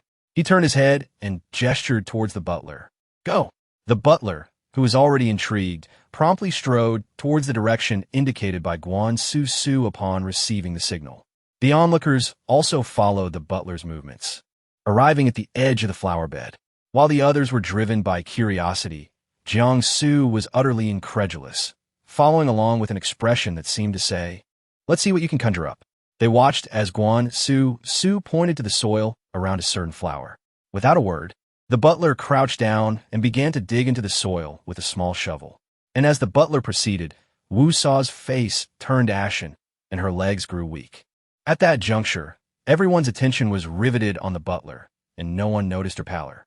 The flower beds were routinely replenished with fresh soil, making the butler's task effortless. With a few deft movements, he excavated a small pit. Suddenly, his eyes gleamed as the shovel struck something. Found it! The butler exclaimed, unearthing a black plastic package. The package was meticulously wrapped in plastic, which he proceeded to unseal. The instant the plastic layers were peeled back, an acrid stench emanated from the paper parcel within, assailing the nostrils of the onlookers. The butler's face contorted in revulsion as he fought back the urge to gag. He reached out to grasp the paper parcel, but was abruptly halted by Guan Xuxu's voice. Don't touch it. Heads turned to see Guan Xuxu stepping forward, producing a yellow talisman from seemingly nowhere. She affixed the talisman to the paper parcel. Whether it was a figment of their imaginations or not, the instant the talisman touched the parcel, the paper appeared to darken and age rapidly. The butler glanced at Guan Xuxu, and upon receiving her nod, gingerly opened the paper parcel with gloved hands. The paper within was crimson, reminiscent of the red paper used in temples for calculating horoscopes. As the red paper unfurled, several birth dates were revealed, inscribed in what appeared to be dried, blackened blood, still emanating a foul odor. In addition to the dates, the parcel contained several strands of hair and a talisman adorned with arcane symbols. Such a sinister object, its presence unmistakably intentional, combined with Guan Xuxu's previous remarks, left no room for doubt regarding its purpose. Yet, the incredulity lingered. Could such an artifact truly siphon wealth? Jiang Su, upon witnessing the excavation of the item, wore an expression of disbelief as he turned to Aunt Wu. Her lips quivered, and her face bore an expression of innocence. No, I did not bury it. I have truly never seen these items before. Young master, cousin, you must believe me. Jiang Su opened his mouth to respond, but Guan Xuxu interjected calmly. Whether or not you buried it will be revealed through the villa's external surveillance. She had already perused the footage. The surveillance around the Jiang family villa covered nearly every inch, making it easy to ascertain the truth. The theft talisman must be inscribed with the blood of the transporter, which in this case is yours, and the bundle of hair belongs to a member of the Jiang family. I am not mistaken, am I? At these words, Aunt Wu trembled, her complexion draining to a ghostly pallor as she collapsed to the ground. Observing her demeanor, it was evident to all present that she was indeed the one who had buried the parcel. Given her long tenure as a servant in the Jiang household, acquiring a few strands of hair from a family member would have been a trivial task. One could only wonder whose unfortunate locks they had claimed. Even if she had buried it, it could not be said that she had stolen any wealth, perhaps. Jiang Su continued to stubbornly defend himself, while Jiang Huai cast a chilling glance his way, his eyes resembling those of a withering flower. Silence. Do not compel me to repeat myself. Chapter 10. Is losing a few million considered a financial setback? As the eldest among the younger generation of the Jiang family, Jiang Huai, though perpetually smiling, commanded a presence that few dared to defy. At times, his influence even surpassed that of their own parents. Such was the case with Jiang Su. Upon receiving a cautionary glance from Jiang Huai, promptly fell silent, ceasing his protests. Lu Xuexi cast a fleeting look at Jiang Huai before silently lowering her gaze. Her expression inscrutable. Wu Sa was swiftly escorted away by the villa's security personnel, but the matter remained delicate. Ostensibly, Wu Sa had not pilfered any tangible assets from the Jiang family, precluding any formal report to the authorities. At most, her actions could be attributed to superstitious beliefs, as the notion of stealing fortune lacked any concrete basis. Nevertheless, in light of the incident, Wu Sa's continued employment within the Jiang household was untenable. "It's best to incinerate it," Guan Xuxu declared, retrieving her phone and proceeding to manipulate it with deft fingers. Jiang Huai, catching a glimpse from the corner of his eye, observed her transferring 5,000 from the 10,000 he had recently bestowed upon her to an undisclosed account. Jiang Huai raised an eyebrow imperceptibly, refraining from inquiry. What was hers to dispense as she pleased, within the confines of the villa's grand study. The butler relayed the happenings in the garden below to the elder Jiang. Ming Zhou unearthed something in the flower bed, presumably the object the young lady identified as the source of Jiang family's dwindling fortune. The elder Jiang expressed surprise. Does the child possess such knowledge? The butler mused. It may have been mere happenstance. He recounted that the surveillance footage indicated the items were interred a month prior. According to Miss Jiang, the Jiang family should have experienced some financial detriment. However, upon inquiry, the CEO of Jiang Enterprises stated that neither the company nor the family had suffered any financial losses in recent times. This suggested that the articles planted by the housekeeper, Wu, were ineffectual, thereby casting doubt on the veracity of Guan's assertions. The elder Mr. Jiang listened pensively, then chuckled, surmising it was merely a child's whimsical pursuit. He acquiesced, stating that as long as it was harmless, she could indulge her fancies. As for Wu, despite her lack of success, her malicious intent warranted her removal from the Jiang household. Upon learning that the Jiang family had not suffered any financial setbacks, Guan's initial reaction was disbelief. She insisted it was impossible, asserting that Wu had indeed pilfered a modicum of the Jiang family's wealth. She was adamant that even that mere wisp of fortune would be sufficient to bring a windfall to Wu's family. Guan Xuxu, who had been contemplating whether he had been too hasty in his judgment, given Guan's accurate prediction regarding Wu, scoffed upon hearing this. I knew she was bluffing. Stealing wealth? I've never heard of such a thing. Guan cast a sidelong glance at him, her expression clearly warning him to keep his distance. She then turned to Jiang Huai, requesting that he investigate the financial records of Wu and her son over the past month. Intrigued by his sister's purported abilities, Jiang Huai, without hesitation, made a call and promptly received the requested investigative findings. Upon beholding the survey's outcome, a subtle shift played across Jiang Huai's countenance. Intrigued, Jiang Xuxu and Lu Xuexi drew nearer, eager to decipher the revelation. Jiang Huai, in a deliberate motion, stowed away his mobile device and directed his gaze toward Guan Xuxu, divulging that the Wu family had indeed experienced a recent windfall, having won a lottery prize of 5 million. Guan Xuxu, with an I told you so expression, affirmed her conviction, asserting that the ebb and flow of fortune were inversely proportional. The Wu family's gain of 5 million, she posited, would correspond to a commensurate loss for the Jiang family. Jiang Huai, rendered momentarily speechless by Guan Xuxu's earnest pronouncements, conceded that a recent issue with the branch's project had indeed resulted in a multi-million-dollar setback. However, such a sum was inconsequential to him, let alone Jiang Yuqing, the president of the company. When you spoke of financial ruin, Jiang Huai remarked, I envision a loss of at least hundreds of millions, not merely a few million. He feigned that his oversight was due to her misleading choice of words. Guan Xuxu, taken aback, retorted, so the financial energy was indeed siphoned off. But the amount was so negligible to the Jiang family that it was akin to a mere strand of hair, unnoticed when lost. She couldn't help but feel a pang of envy, despite her current status as a member of the Jiang family, lamenting the plight of the wicked rich.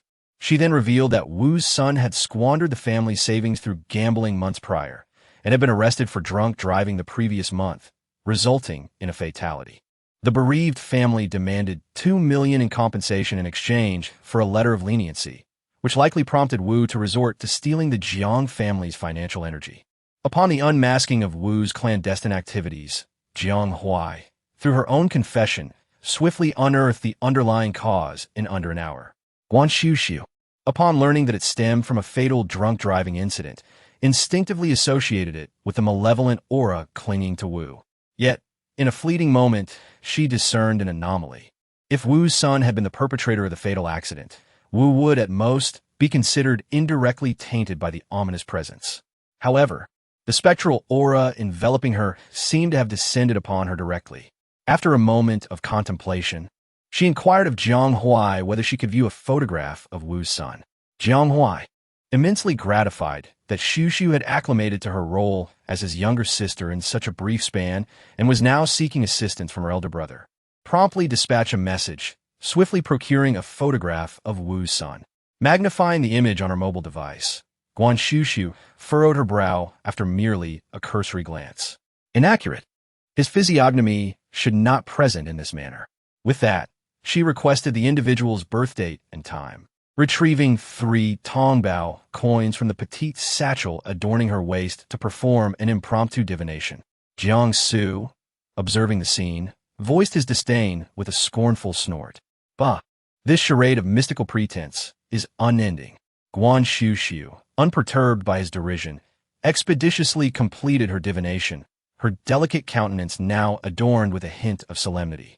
Jiang Su, seeking to assert his presence, inquired with sardonic undertones, "Well, did your calculations foretell some impending calamity?" He had witnessed such pronouncements from fortune-tellers beneath overpasses, who often resorted to such ominous predictions. He remained unconvinced of Guan Xuxu's purported abilities. Yet she may be unaware that those who committed malevolent acts in their past lives are often left foolish in this one. However, should they regain their intellect, it would be tantamount to defying the heavens and altering their fate, not only resulting in a reduction of years, but also increasing the likelihood of becoming malevolent individuals. Wu's son, a notorious gambler who committed vehicular manslaughter, is evidently a dire consequence of such a restoration of intellect.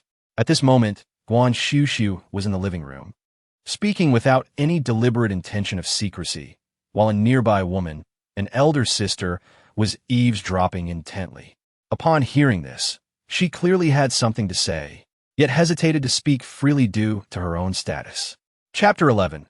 A mind can be changed. Jiang Huai keenly observed her conflicted expression and inquired, "Aunt Zhang, what troubles you?"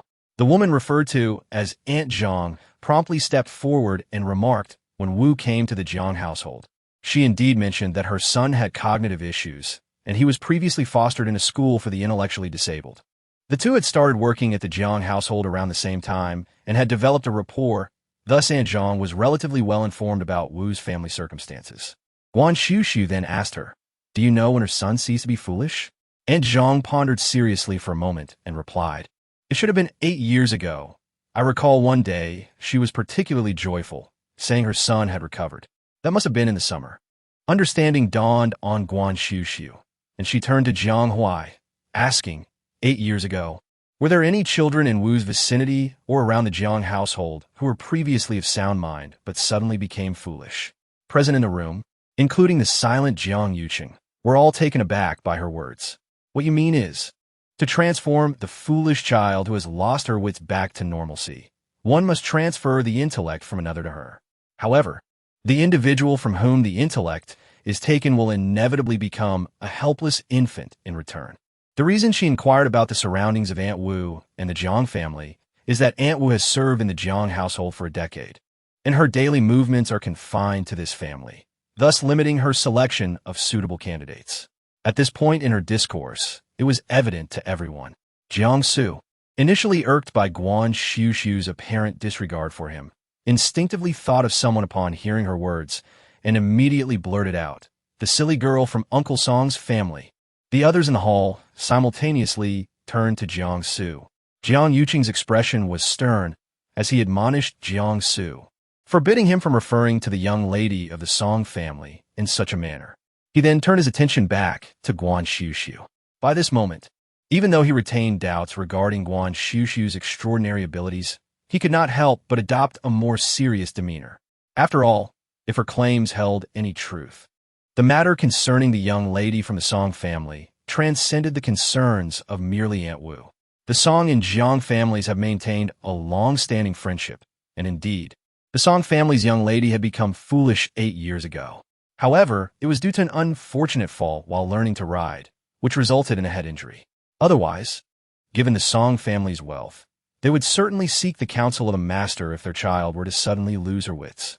Given that an external impact induced her cognitive impairment, the Song family never considered explanations beyond medical causes. Guan Xuxu remained non-committal, merely inquiring. Did the Song family's daughter visit the Jiang residence 8 years ago? Jiang Huai's countenance shifted slightly upon hearing this, and he responded with certainty, she did. As the eldest grandson of the Jiang family, Jiang Huai was traditionally responsible for entertaining the younger generation when guests arrived, so he remembered it vividly. Moreover, the Song family's daughter was notably endearing, more so than other scions, which left an impression on him. It seems her fall from the horse occurred after her visit to the Jiang residence, and subsequently, the Song family ceased bringing her to their home. Are there any photographs of her? Guan Xuxu asked. While Jiang Huai did not personally possess any pictures of the Song family's daughter, procuring one proved effortless. He promptly had someone retrieve a photograph of her from social media for Guan Xuxu. With a mere glance, Guan Xuxu affirmed, "It is her." Despite Guan Xuxu's resolute identification, those present in the living room did not exhibit any signs of relief. Considering the involvement of the Song family, this was no trivial matter. The Song family possessed profound heritage, being a venerable and influential clan with centuries of history. If this matter held true, the Song family's daughter could be regarded as indirectly harmed by the Jiang family. Even if the Jiang family was entirely unaware of the situation from beginning to end, Wu Shao's actions in the eyes of outsiders would be indistinguishable from those of the Jiang family. Furthermore, considering the Song family's unwavering affection and care for their daughter even after her cognitive decline, the relationship between the Jiang and Song families could potentially be jeopardized. This talk of exchanging intellect is utter nonsense. If it were truly that simple, couldn't I undergo the same process? Jiang Su was uncertain whether his disbelief was genuine or merely a desire to contradict his new cousin, Guan Xuxu. However, the instant he reflected on the nature of her advice, a sudden realization dawned upon him. She was, without a doubt, implying he was foolish. "You dare insult me," Jiang Su exclaimed, his face flushed crimson as he pointed at Guan Xuxu, appearing ready to engage in a brawl. As the second and third branches of the Jiang family descended the stairs, they were met with this very scene. Jiang Yutong swiftly advanced, delivering a sharp smack to his son's posterior. "What is the meaning of this? Are you going to endlessly antagonize your elder sister?" The force of Jiang Yutong's strike was considerable, and with a resounding crack, Jiang Su yelped, leaping in place. "My father!" He turned, craning his neck indignant. "Why did you strike me? She insulted me first." "Nonsense! Why would Xuxu insult you without cause?" Jiang Yutong retorted, his face stern with disbelief. Jiang Su was livid, pointing at Guan Xuxu. "She did insult me. She just called me an idiot." Jiang Yutong, along with the second branch of the family, turned their gaze toward Guan Xuxu. Lu Xueshi quickly recounted the events that had transpired, including Guan Xuxu's earlier assertion that the Song family's daughter had been rendered mentally impaired due to Wu Shao's actions. The third madam, Jiang Su's mother, upon hearing this, affectionately stroked her son's head, saying, "Xuxu is not incorrect. One could indeed exchange that intellect." Jiang Su stared at his own mother in disbelief, questioning if she was truly his parent. However, surpassing the matter of Guan Xuxu's insult, the Jiang family was more preoccupied with the matter of Wu Shao burying talismanic papers in the garden. Though she harbored skepticism towards such matters, the discovery of peculiar objects buried in her own garden undeniably unsettled her. As for Guan Xuxu, the public regarded her as merely stumbling upon the situation by chance, dismissing the notion that her sudden folly stemmed from someone having altered her intellect. It was not uncommon for young women to indulge in astrology and divination. However, such musings ought not to be entertained within the confines of their own homes. Jiang Yuman, despite his entanglements in the entertainment industry, held no belief in such phenomena, and even considered his elder brother's daughter to be rather frivolous, merely engaging in trivial pursuits to attract adult attention. He prided himself on his understanding of the whims and fancies of young girls. This sentiment was shared, to varying degrees, by others as well. Jiang Yuqing, observing the collective attitude, felt a weight of discontent settle over him and, addressing Guan Xuxu, said, "I will have someone notify the Song family regarding this matter. You need not concern yourself with it." Guan Xuxu listened intently to Jiang Yuqing's words, studying him for a moment before finally nodding in acquiescence. Since the Jiang family wished for her to remain uninvolved, she resolved to engage in her own clandestine pursuits. Regardless, she was determined to earn her share. Chapter 12. The offspring of a wretched existence. Meanwhile, upon returning home, Bai Shuqin and Guan Rui found Guan Baocheng descending the stairs. His face etched with urgency as he spoke on the phone. "Assistant Tan, did we not reach an agreement?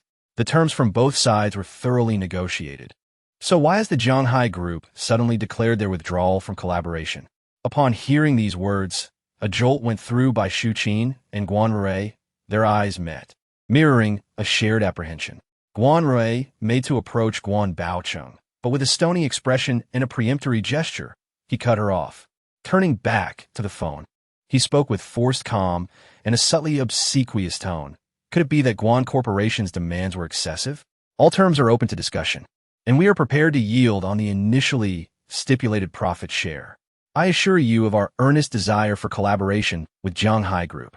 The response from the other end of the line remained unheard, yet Guan Baocheng's features betrayed a fleeting tremor, preceding a visible collapse of his very posture as he sank onto a stool by the entrance. Bai Shuqin and Guan Rui hastened to his side. "Baocheng, what has befallen us?" Clutching his head in his hands, Guan Baocheng exclaimed in exasperation, "What in heaven's name has occurred? As if I were privy to such information. Zhanghai Group has just called to retract their commitment to the partnership, when all indications were auspicious." His gaze then abruptly shifted to Bai Shuqin. "Didn't you escort Rui to pay respects to the third madam of the Jiang family? Could some unfortunate circumstance have arisen during your visit to the Jiangs?" Bai Shuqin felt her stomach plummet at his question, realizing the Zhanghai Group had omitted any mention of the Jiang family incident. She parted her lips to offer an explanation, when Guan Rui interjected, seizing her arm, "There's no cause for alarm, Papa. Indeed, we did not manage to secure a meeting with Madame Jiang." Bai Shuqin cast a reflexive glance at Guan Rui, perceiving a delicate but firm squeeze on her arm, a tacit command to remain silent. Upon hearing this, Guan Baocheng, without further suspicion, agitatedly scratched his thinning hair and muttered to himself, "Then what on earth is the reason? The Zhanghai Group, such an exceptional partner. If we could successfully align with the Zhanghai Group, our family could ascend to even greater heights. No, I cannot simply let this be." With that, he rose and briskly strode towards the exit, disregarding Bai Shuqin and Guan Rui behind him. Seeing him leave, Bai Shuqin turned to Guan Rui. "Rui, why did you hold me back just now? The Jiang family's cancellation of the collaboration might be because of that little hussy." Guan Rui was unwilling to accept that Guan Xuxu, after leaving the Guan family, had become the daughter of a top-tier magnate like the Jiang family. She could not bear Guan Xuxu having a higher status than herself. How could I have misheard? If Guan Xuxu isn't the Jiang CEO's daughter, why would the Jiang suddenly cancel the cooperation between our two families? And why would the butler say such a thing? If that's the case, she must clarify things with her husband as soon as possible. The Jiang family has such a vast estate. Her family raised their daughter for them. Even sending a mountain of gold as gratitude wouldn't be excessive. How could they cancel the partnership? That's ungrateful. In any case, I don't believe it. Mom, think about it. If Guan Xuxu were the Jiang family's long-lost daughter, why wouldn't the Jiang family even send someone to fetch her? The person who contacted Dad before also said that they lived in the mountains with poor signal. A family like the Jiangs wouldn't need to deceive us. Rui was endeavoring to persuade Shuqin, and in so doing, reassure herself that CEO Zhang's abrupt displeasure was perhaps merely a reaction to their quarrel at the Jiang residence. The revocation of their partnership, she surmised, must be coincidental. Business dealings are seldom so capricious. It surely bears no connection to today's events at the Jiangs. Shuqin, swayed by this rationale, began to entertain doubts. Is that so? Assuredly, Rui asserted, retrieving her mobile device. The group chat is abuzz with discourse concerning the Jiang family scion.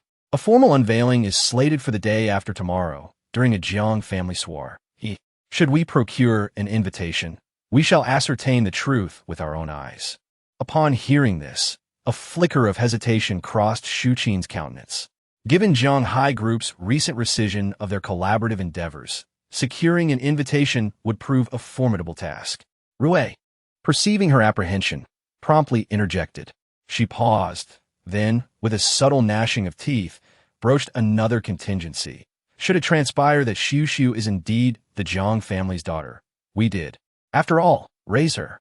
Surely she would not forsake us, her adoptive parents, upon recognizing her biological ones? Rui's words served as an epiphany for Xuqin, whose eyes gleamed with sudden realization. Indeed, regardless of Xuxu's true parentage, this matter held potential benefits for them both. Rui is correct. If that little hussy, Guan Xuxu, is truly a daughter of the Jiang family, they can't possibly throw us out in front of so many people. When that time comes, whether it's collaborative projects or anything else, the Jiang family will have to offer us something as a token of their gratitude. After all, we raised their child. The banquet hosted by the Jiang family will undoubtedly be attended by the scions and debutantes of the most prominent and influential families in the city. It will be Rui's inaugural appearance in such circles, and she is sure to dazzle everyone. Upon hearing this, Guan Rui nestled against by Xuqin with a touch of coyness, harboring the same sentiments as by Xuqin in her heart. Unaware of the Guan family's machinations, Guan Xuxu, after supper, was finally shown to her new chamber under the guidance of her aunt, Yao Lin.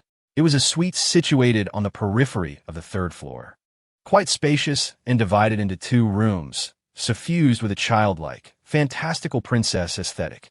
In the outer room, an array of toys and gifts were piled in a corner, along with items such as a baby carriage. This was originally intended as a nursery for you, and your elder brother has had it kept this way for years. However, I found the decor too juvenile and thought to arrange another room for you while this one was repainted and redecorated. I never anticipated it would cause you such displeasure. Please, don't hold it against me. Yao Lin spoke as she affectionately clasped Guan Xuxu's arm. I won't, Guan Xuxu replied, observing her aloof demeanor. The smile on Yao Lin's face faltered momentarily. After a few more words, she turned to depart, and the instant the door closed behind her, her amicable smile vanished, replaced by a somber look in her eyes as she gazed back at the door. Chapter 13. The Fox I Raised as Night Fell. The Jiang family's villa was enveloped in tranquility, with only a few bedroom lights twinkling in the darkness. Guan Xuxu lay on her pink princess bed, gazing at the starry sky painted on the ceiling, its soft glow casting a dreamy yet warm ambience. This was a precaution against the fear that might arise if a child awoke in the enveloping darkness. The decor of this room spoke volumes of the anticipation that Mr. and Mrs. Jiang had for her arrival into the world. It was a familial affection that Guan Xuxu had never experienced before.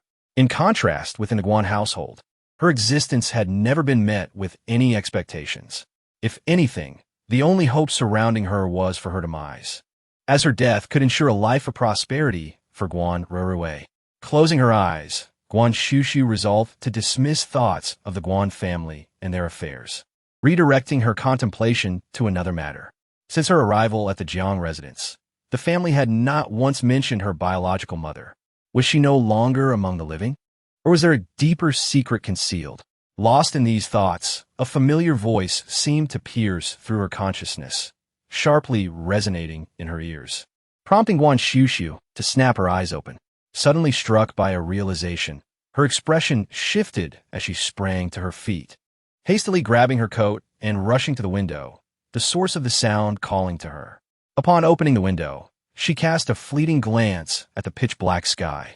In the next moment, a yellow talisman materialized in her hand, which she promptly tossed into the air, her lips moving swiftly as she chanted, "Heaven and earth, pure and clear, as I issue this decree, let the gentle breeze arise." Upon concluding her incantation, she braced herself with one hand and unhesitatingly leaped from the third-floor windowsill. Perched by the second-floor window, Jiang Su, thumbs flying across his phone screen in a desperate struggle alongside his comrades, caught a fleeting movement from the corner of his eye, something descending from the floor above. Instinctively, he turned his head, a momentary lapse in concentration that proved fatal as the dreaded defeated notification flashed across his game. Good heavens! Jiang Su exclaimed in dismay, leaping from his chair. Recollecting who resided upstairs, a surge of indignation propelled him to the window. He intended to ascertain just what uncouth object his cousin had seen fit to hurl downwards. Yet, as he leaned out, his gaze fell upon a figure darting across the garden below. Before Jiang Su could properly discern who it was, the fleeting form vanished from sight. Eyes widened in disbelief, Jiang Su stared at the spot where the figure had disappeared. What in the world? Despite his gaming habits, Jiang Su possessed exceptional vision. That fleeting silhouette could it have been Guan Xuxu, that enigmatic mystic? And when had she even come downstairs? Beyond the main gate, Guan Xuxu sprinted with purpose. In the distance, a 3-story villa blazed with light, and even from afar, the sounds of commotion echoed from within. Woof woof! A familiar bark pierced the air. Quickening her pace, Guan Xuxu reached the villa's gate. Through the wrought iron bars, she indeed spotted several guards in the garden, in pursuit of a small creature darting erratically. Just as one of the guards brandished an extendable baton, poised to strike the small animal, Guan Xuxu's expression shifted to alarm. "Stop!" she cried out, her voice ringing through the gate. "Leave it be. It's mine." As she spoke, Guan Xuxu had already instinctively reached for a talisman. However, before she could act, a garbled voice seemed to emanate from the bodyguard's walkie-talkie. One of them made a gesture, and the bodyguards instantly retracted their batons. The iron gate before Guan Xuxu opened automatically, and she strode inside. The little creature, previously surrounded by the bodyguards, scurried toward her. The small fellow, originally concealed in the shadows, also revealed its true form, a snow-white fox with a rotund little body dragging a plump tail. On its back, it carried a pet backpack, which clearly contained something, swaying as it ran. The little fox darted to Guan Xuxu, clinging to her leg and clambering up her body, emitting sounds akin to aggrieved whimpers. A stark contrast to its earlier fierce growls at the bodyguards. Guan Xuxu, somewhat helplessly, supported the little fox's bottom and held it, wondering why the fox's keen sense of smell would have led it astray. As she pondered, a flash of golden light caught her eye. Instinctively, Guan Xuxu looked up and saw a large, familiar golden aura at the entrance of the villa. Upon closer inspection, it was a person, an acquaintance, Chu Beihe, the golden luminary, the great overlord. This was Chu's residence? Chu Beihe's golden aura was even more radiant in the night. It took Guan Xuxu a while to adjust to the sight. Holding the little fox, she stepped forward, feeling slightly embarrassed. "Chu Xiao, I apologize. This is the fox I have raised. It came looking for me, but it seems it has come to the wrong place."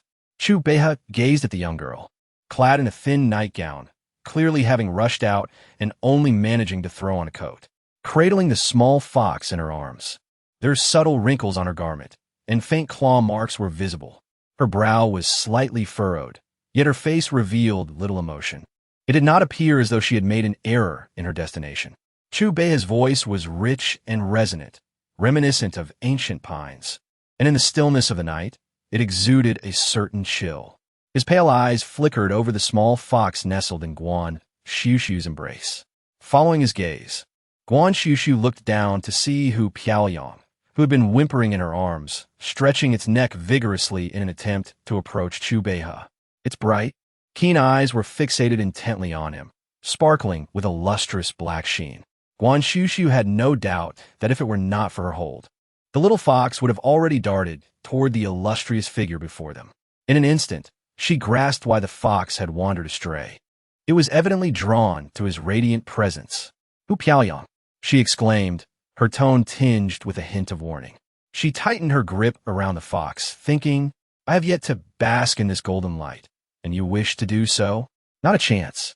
The admonished little fox finally restrained its instinct to approach Chu Beihe. Although it ceased its struggle to wriggle closer, its exquisite eyes remained fixed on the figure before them, filled with longing. Guan Xuxu, observing its pitiable state, felt a pang of sympathy, instinctively advancing a step. It was merely her perception that the creature possessed an affinity for those pleasing to the eye, contrary to her expectations. Just as her foot moved forward, Chu Beihe, who had been standing in the entryway, subtly retreated half a step. Guan Xuxu's advance faltered abruptly, a slight tremor tugging at the corner of her lips. Was she, perchance, facing disapproval? Casting her gaze downwards, she observed the small fox nestled in her arms, its fur somewhat soiled from its nocturnal escapades. Guan Xuxu surmised with conviction that the esteemed Mr. Chu's aversion was undoubtedly directed towards the small fox. Indeed. Chapter 14. Rest assured, your brother is here. I apologize for the inconvenience caused to you, Mr. Chu, today. As it is quite late, I shall refrain from further intrusion. I will return early tomorrow morning to express my sincere apologies. Tomorrow, you shall undoubtedly behold a pristine and charming fox. Chu Beihe observed her earnest demeanor, his countenance remaining largely impassive, offering only a subtle nod before instructing the butler, who stood nearby. The butler inclined his head in acknowledgement and courteously escorted Guan Xuxu towards the exit, despite their proximity within the same residential complex. He thoughtfully arranged for a security patrol vehicle to convey her and her small fox directly to the Jiang residence entrance. The butler, alerted to her arrival, appeared somewhat bewildered upon seeing Guan Xuxu. He was entirely unaware of the young lady's departure, and furthermore, the creature she cradled in her arms resembled a fox. Young lady, what is this? After bidding farewell to the Chu family security personnel, the butler regarded Guan Xuxu and the small creature in her embrace, momentarily uncertain which question to pose first. Noticing Guan Xuxu's scant attire, he promptly urged her to enter the house. Scarcely had she crossed the threshold when she observed Jiang Huai positioned at the foot of the staircase, evidently awaiting her return. At the corner of the staircase on the second floor, Jiang Su cautiously peeked his head out, appearing as if he were an eager spectator at a spectacle. The moment Guan Xuxu entered, he immediately noticed the object cradled in her arms and could not help but lower his voice to question her. What on earth is that in your embrace? Our family forbids the entry of furry pets. Guan Xuxu cast a sidelong glance at the ever-present youth and, maintaining a serious demeanor, retorted, if entry is forbidden, how is it that you find yourself here? Jiang Su momentarily faltered, his expression a mix of innocent bewilderment, while Jiang Huai, nearby, let out a sudden chuckle.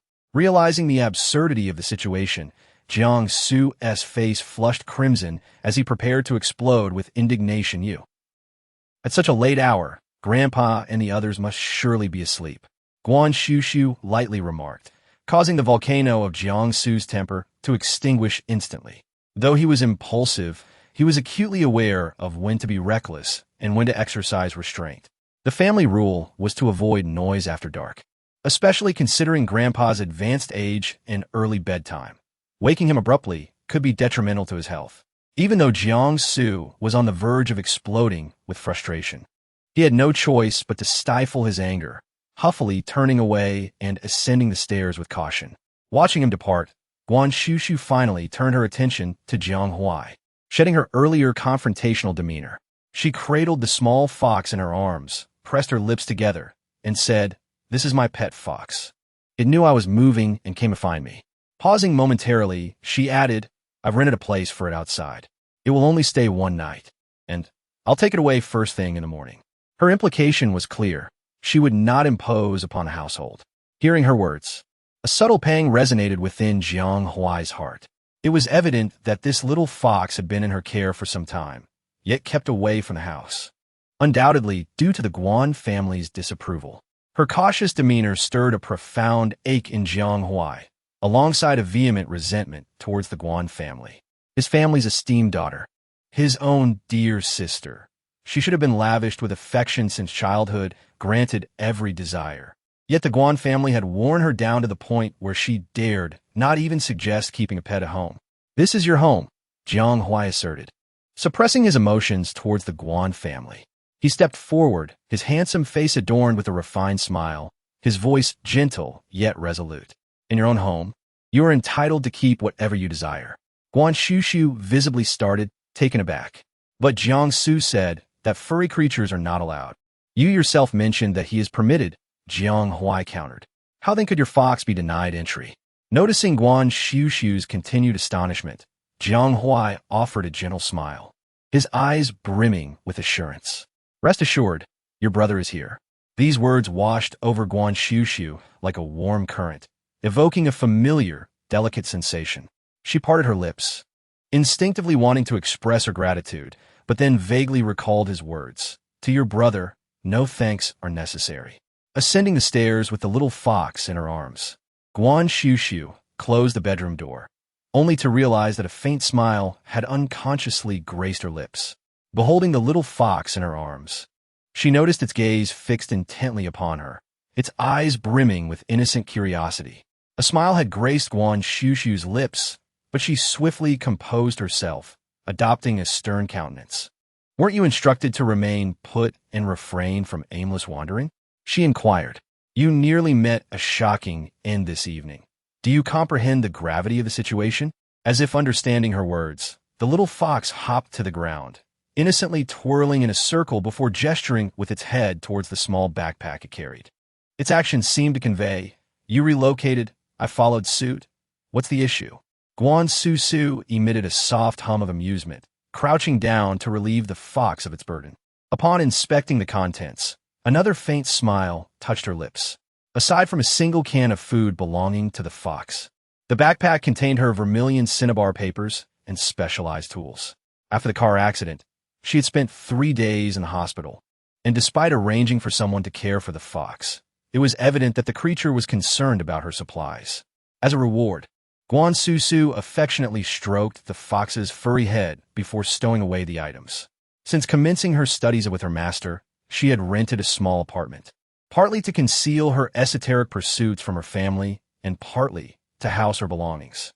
Consequently, when Bai Shuqin had expelled her from the family home, she had taken no luggage, as her most essential possessions were not within those walls. Though it was a case of mistaken address.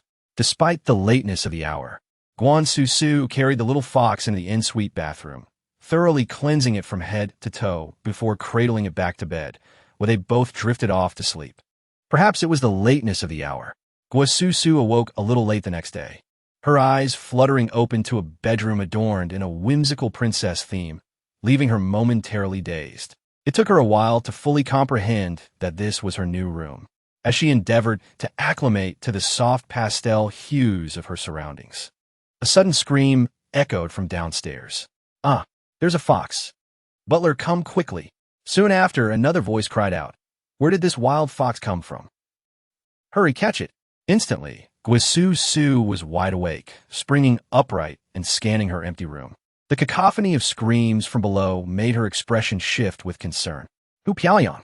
Chapter 15. Encountering the luminescence of Tycoon, Guan Xuxu hurried down the staircase, and as she reached the lower level, a snow-white figure darted swiftly to her feet, deftly climbing up her leg and nestling in her arms. The butler and bodyguards pursuing the little fox halted in their tracks upon witnessing this scene. Simultaneously, the other members of the Jiang family caught sight of the small fox curl within Guan Xuxu's embrace. Xuxu, you didn't bring this fox, did you? Yao Lin was the first to react, her face a mask of astonishment. This is a fox. We have children at home. What if it bites someone? Of course it's her. I warned her last night not to bring it in, but she wouldn't listen. Jiang Su, having descended upon hearing the commotion, immediately fanned the flames of outrage. This fox is mine, and it won't harm anyone indiscriminately, Guan Xuxu asserted confidently, cradling the little creature in her arms. Foxes are wild by nature. Do you truly believe that just because you say it won't bite, it won't? Beside her, another youth of similar age to Guan Xuxu spoke up. He was Jiang Han from the second branch. His gaze was indifferent, clearly suggesting that he did not warmly welcome Guan Xuxu's return. Jiang Su, quick to echo his sentiment, exclaimed, Exactly. Perhaps, sensing the repeated provocations from Jiang Su, the small fox, nestled in Guan Xuxu's embrace, lifted its head and turned to bare its teeth threateningly at Jiang Su. Startled, Jiang Su instinctively stepped back, pointing at the fox and exclaiming in a flurry, Look at it! Look at it!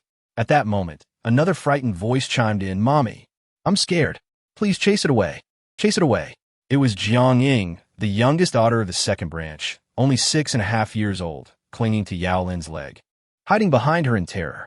When Jiang Huai entered, he was met with this scene. Guan Xuxu stood at the staircase, cradling the fox, surrounded by a crowd as if they were convening a struggle session. His habitual smile faded slightly, and he stepped forward, stating, "The fox is a pet I promised Xuxu to raise. If you have any objections, you may voice them to me." The Jiang cousins were incredulous upon realizing that it was Jiang Huai who had permitted the fox's presence. Lu Xueshi, standing nearby, approached with a gentle tone, "Cousin, we do not wish to target Xuxu. It is just that the fox's arrival was unexpected, and regarding grandmother." Lu Xueshi was subtly reminding Jiang Huai that not every matter could be decided solely by him on behalf of his sister. Jiang Huai merely cast a fleeting glance towards Lu Xueshi, his charming almond-shaped eyes softening momentarily before he smiled slightly. "I will discuss it with grandmother." Though she wore a smile, her tone brooked no dissent. Turning her head, she instructed those behind her, "The pet house should be built in the eastern garden, and let us add a canopy."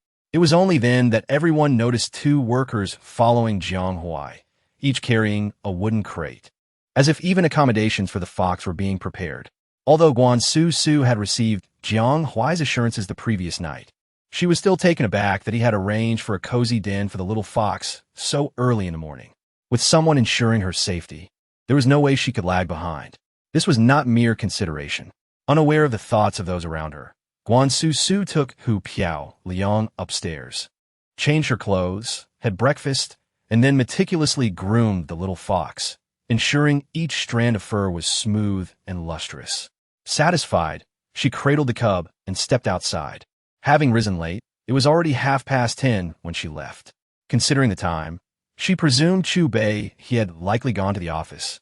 But after the commotion from the previous night, she decided to visit and express her apologies. To her surprise, Chu Bei he was at home, dressed impeccably in a suit. He radiated an aura of refinement, clearly prepared for work, yet he sat there casually, enveloped in a golden glow that made him appear as if he were cloaked in light, still dazzling and resplendent. Guan Xuxu blinked, adjusting to the sight, and approached with the little fox in her arms. "Mr. Chu, you're at home." Chu Bei he regarded her, his dark pupils deepening slightly, his expression as inscrutable as ever, lips parting just enough to say, "You mentioned you would come by this morning." Upon hearing the words, Guan Xuxu was momentarily taken aback. Could it be that the esteemed figure before her was actually at home awaiting her arrival, simply because she had mentioned coming to apologize? Surely not. Wasn't his time worth millions every minute? How could he possibly be so idle? Guan Xuxu was fixated on the notion of her visit, unaware that for Chu Beihe, the crux of the matter lay in her mention of early. One of the many compulsions of the formidable Chu was his unwavering commitment to keeping promises. When she spoke of coming in the morning, he absorbed that information and chose to wait. Little did he expect that her morning would turn out to be 10:30. "I sincerely apologize for the trouble my fox caused you last night. Here is a talisman I carved myself as a token of my contrition." Guan Xuxu presented a pouch containing a jade talisman, which she had painstakingly inscribed with auspicious symbols on its reverse side. Given that Chu Beihe exuded an aura so radiant that even the most malevolent spirits dared not approach, the most potent talismans for dispelling evil would be of no use to him. Hence, she selected this one instead, especially since the jade was imbued with spiritual energy, enhancing its efficacy. This was also a strategic move to cultivate a favorable rapport with the illustrious figure, in hopes of perhaps basking in his brilliance. Chu Beihe accepted the pouch, but refrained from opening it immediately. With a gesture, he instructed his steward to keep it safe, accepting Guan Xuxu's apology in the process. Noticing this, Guan Xuxu couldn't help but remind him that the talisman needed to be carried on one's person to be effective. Chu Beihe's hand paused slightly as he turned to the steward, gesturing for him to place the pouch in the pocket of his suit. Only then did Guan Xuxu smile in satisfaction. With the apologies duly exchanged, Chu Beihe showed no inclination to linger and promptly rose to depart. Upon witnessing this, Guan Xuxu clutched the little fox and followed closely, Seizing the opportunity when they were side by side, she discreetly reached out and made a motion to gather the golden light surrounding him. In the next moment, 2 points of golden light were captured within her palm. Guan Xuxu's almond-shaped eyes widened in surprise. She had successfully taken something. "What are you doing?" Chu Beihe's voice was cold, clearly having noticed her subtle maneuver. His gaze shifted from her face, filled with suspicion, and suddenly recalled the safety talisman she had given him. One talisman serving dual purposes, as an apology and a means to gain favor. How convenient for her. Though this thought crossed his mind, he revealed nothing on his expression and merely nodded. Guan Xuxu then embraced the little fox as they boarded the vehicle. Chu Beihe pressed his lips together and inquired, "Where to?" Guan Xuxu's eyes darted to the Song family. She intended to earn some extra income. Chapter 16. She faces a trial. Chu Beihe regarded her, his gaze deepening slightly. Though he harbored some doubt about how she knew the Song family, he refrained from pressing further. He gestured for the driver to proceed, and soon they arrived at an upscale villa district in the southern part of Heiress. With Chu Beihe's vehicle leading the way, they smoothly reached the entrance of the Song family's villa. Had it been Guan Xuxu alone, she likely would have found it impossible to enter the villa area. Chu Beihe delivered her to the entrance, but showed no intention of accompanying her inside. After dropping her off, he departed. The Song family, upon hearing that the car of the esteemed Chu family had arrived, curiously descended to greet the visitors, only to be met by an unfamiliar young lady holding a little fox. "Who is this young lady?" they inquired. From her small bag, she retrieved a talisman from Qing Feng Temple. Last month, Song Xiao had mentioned on his social media that he accompanied Grandma Song to the temple to seek a charm, providing a perfect pretext for Guan Xuxu. Mrs. Song, a woman of slightly ample figure, radiated warmth and kindness from her gentle eyes. Upon seeing the obedient and delicate young lady cradling a pet fox in her arms, she did not suspect anything amiss. It turned out to be such. The elderly lady adhered to traditional beliefs. Ever since little Li Er had suffered a head injury that proved difficult to heal, she had come to believe that the family's feng shui was unfavorable. Previously, she had rearranged the household items, and in the past year, she had taken to Taoism, insisting her grandson accompany her to the temple for charms, a whim that the family indulged. "Thank you for making the trip, but how do you know my grandmother?" Although Mrs. Song was amiable, she maintained an appropriate level of vigilance. Guan Xuxu's expression remained unchanged as she began to explain, yet her hand discreetly pinched Hu Piao's belly. This had been prearranged with Hu Piao. The moment she made the gesture, the little fox leaped from her arms and scampered up the stairs. Mrs. Song was taken aback, and Guan Xuxu feigned surprise as she swiftly stood up to pursue. "Well done, Hu Piao, go find Miss Song." In scarcely 2 minutes, a startled exclamation from a young girl echoed from upstairs, causing Mrs. Song and the servants to exchange worried glances before hastily rushing upstairs. Other Guan Xuxu remarked that Miss Song possessed exquisite brow bones, indicative of a fate marked by enduring fortune.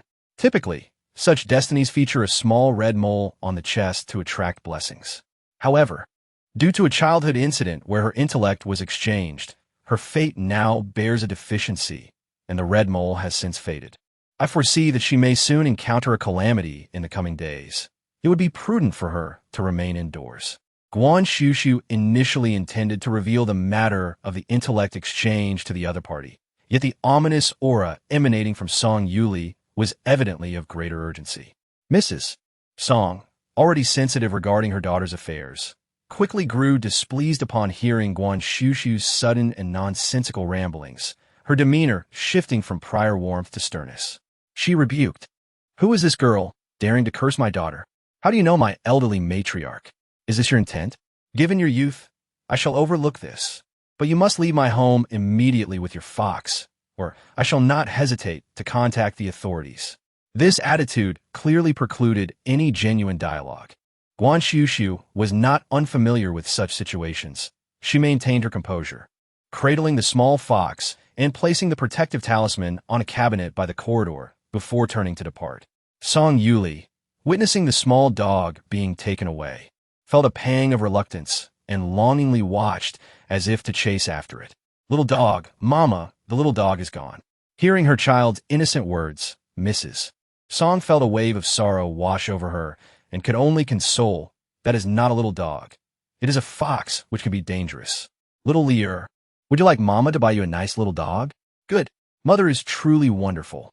I desire a puppy. In an instant, Song Xueli ceased to ponder the little fox from earlier, her entire being radiating joy as if she were about to twirl in delight. Mrs. Song gazed upon her beautiful daughter, tears shimmering in her eyes, but her expression darkened as she turned to see the amulet belonging to Guan Xuxu resting on the cabinet. She quietly instructed a nearby servant to dispose of that item. There was no way she would allow anything of dubious origin to come into contact with her precious little Lear. As for Guan Xuxu's earlier mention of a red mole and the notion of a flawed fate, Mrs. Song held no belief in such superstitions. Yet, as she looked at her daughter, her gaze inadvertently drifted towards the faint red mole concealed beneath the lace lantern-sleeve top. Indeed, it seemed that her little Lear possessed a subtly noticeable mark on her chest. Nevertheless, Mrs. Song remained skeptical of those supernatural claims, suspecting instead that it was the maids responsible for her daughter's care who had let such information slip. What were their intentions? Someone had their sights set on her little Lear, and she could not find peace without clarifying the matter. Unbeknownst to Mrs. Song, as soon as she departed, Lear stealthily peeked out from her room, resembling a little thief in her own home.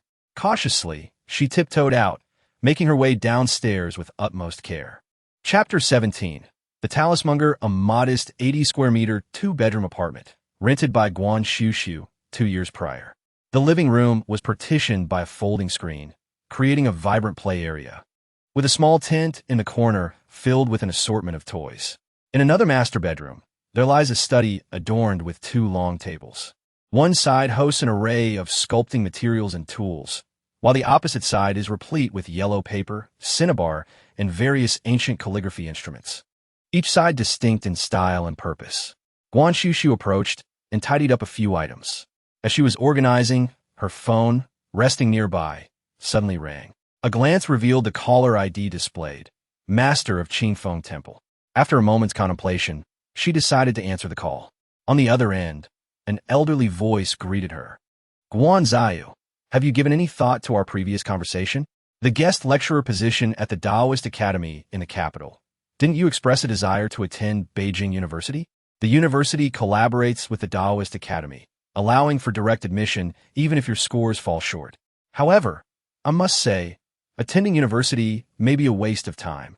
Serving as a guest lecturer at the Taoist Academy for 2 years would confer you with honorary mentor status, equivalent to a master's degree. The elderly man continued to speak earnestly, and Guan Xuxu patiently listened until he finished. I believe my scores should be sufficient, she finally replied. However, I'm still undecided about whether to move to the capital or remain in Heiress. Initially, her aspiration to attend Beijing University stemmed from a desire to distance herself from the Guan family. Yet now that she had already left, she found herself reluctant to depart from Heiress.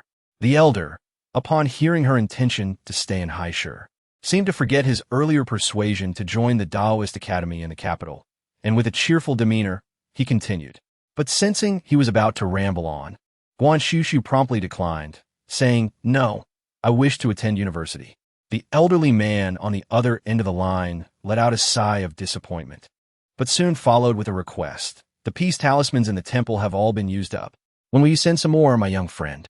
As per our usual arrangement, 3,000 for each. Upon hearing the business proposition, Guan Xuxu's spirits lifted. She glanced down at the stockpile in her drawer and nodded. Certainly, I will send over 20. 20 talismans would amount to 60,000. After donating half, she would still retain 30,000.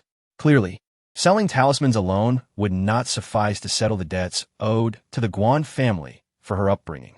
Guan Xuxu was a talisman master.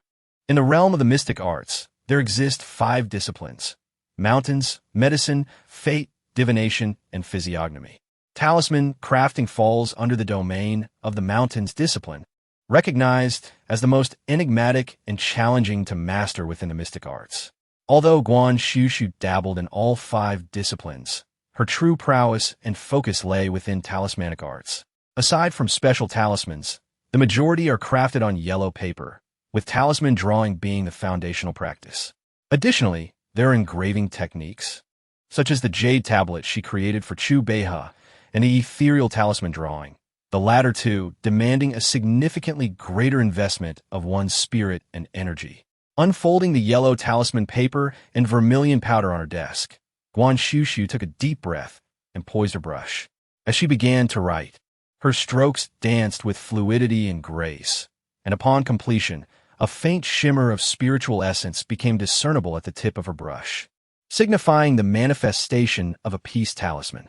In a mere 15 minutes, she completed all 20 talismans. As she ascended the stairs to her room, just as she opened the door to deposit her items, a small figure dashed toward her with exuberance. Turning her head, she observed her 6-year-old cousin, Jiang, unexpectedly dashing ahead of her into the room. With a flushed face, Jiang pushed her, exclaiming, "This is my room. You're not allowed in." Guan Xuxu was taken aback, glancing past Jiang to confirm it was indeed her room.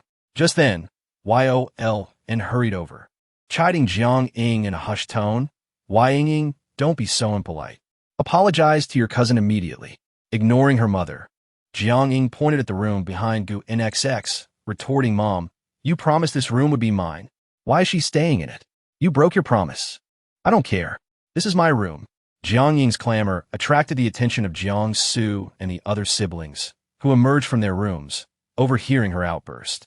Guan Xuxu immediately understood the situation. The reason her aunt had initially prepared a different room was to reserve this fantastical princess room for her own daughter. Yoln, visibly embarrassed, hadn't anticipated her daughter's directness. She could only offer a forced smile, attempting to explain. Jiang Huai's voice resonated from the corridor, indicating he had also been drawn by the commotion. His expression remained composed and amiable, yet a subtle chill emanated from his gaze as it swept over the scene. Turning to Yoln, he inquired with a detached tone, "Is it possible that second aunt is unaware?" Yoln's face tightened, her lips quivering in a display of discomfiture. Jiang Han, from the second household, observed his elder brother's attitude towards their mother with a hint of dissatisfaction. He stepped forward and remarked, "Brother Huai, my mother did not intend any harm. It is merely a room, and that particular style was designed for children. Since Ying likes it, why not give it to her?" As he spoke, his gaze subtly brushed past Guan Xuxu with an air of discontent. After all, she was an adult. Was it not unbecoming to compete with a child for a room? The way he articulated this made it seem as though he was the one being deprived. Guan Xuxu slightly raised an eyebrow. She preferred to avoid disputes. Yet when someone invoked her, she would not feign ignorance.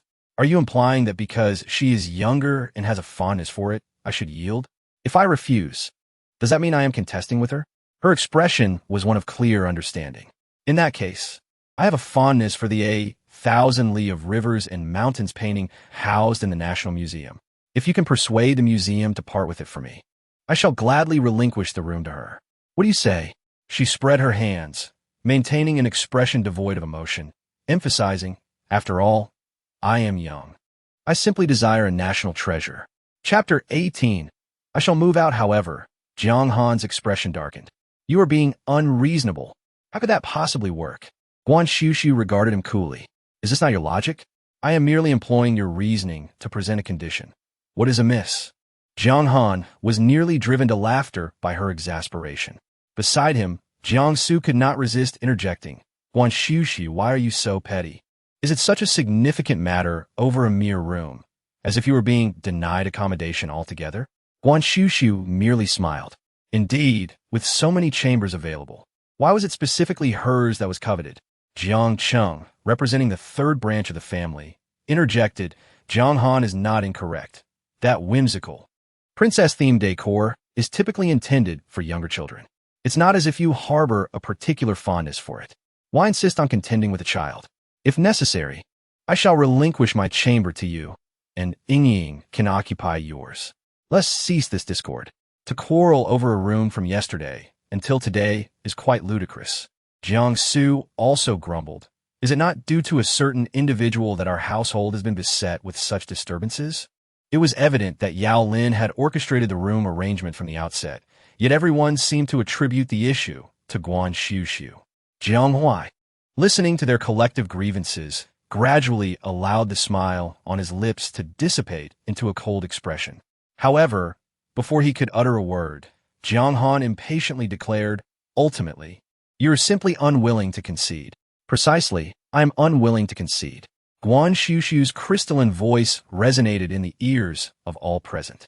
Jiang Han and the others were taken aback by her forthright refusal.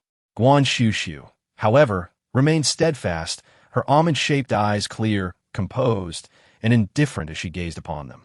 After all, she had been subjected to similar accusations countless times since childhood. Rue is your younger sister. As the elder, you should yield to her. How can this fox be permitted to reside in our home? What if it frightens Rue? Dispose of it immediately. You are provided with food and lodging in this house. And now you wish to keep an animal as well, Guan Xuxu? Are you deliberately attempting to displease the family? She had long grown accustomed to such accusations, yet familiarity does not equate to acceptance. After all, we are all novices in this journey of life. Why should I defer simply because you are younger? Moreover, that room was meticulously arranged by her parents, filled with anticipation for her arrival. There were those who awaited her with hope, and it was only until yesterday that she became aware of this. Jiang Ying had thought that with a few brothers stepping in, that room would surely be hers today. However, to her astonishment, the wicked Guan Xuxu stubbornly refused to yield. Look, even brother Jiang Huai is not siding with her. The more she pondered, the angrier she became, and she burst into tears once more. Whoa, I hate you. Get out of my house. Get out.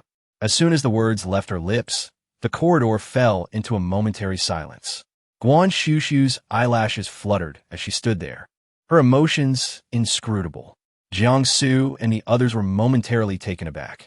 Despite the chaos, even Jiang Su, the boldest in the family, understood that some words should never be uttered lightly. Indeed, the next moment, a cold voice laced with warning rang out. Jiang Ying. Jiang Huai looked at Jiang Ying with an unprecedented severity, causing her, who was about to throw a tantrum, to shudder in fear, instantly forgetting her tears. What on earth is happening? A sudden alarm struck Yao Lin's heart.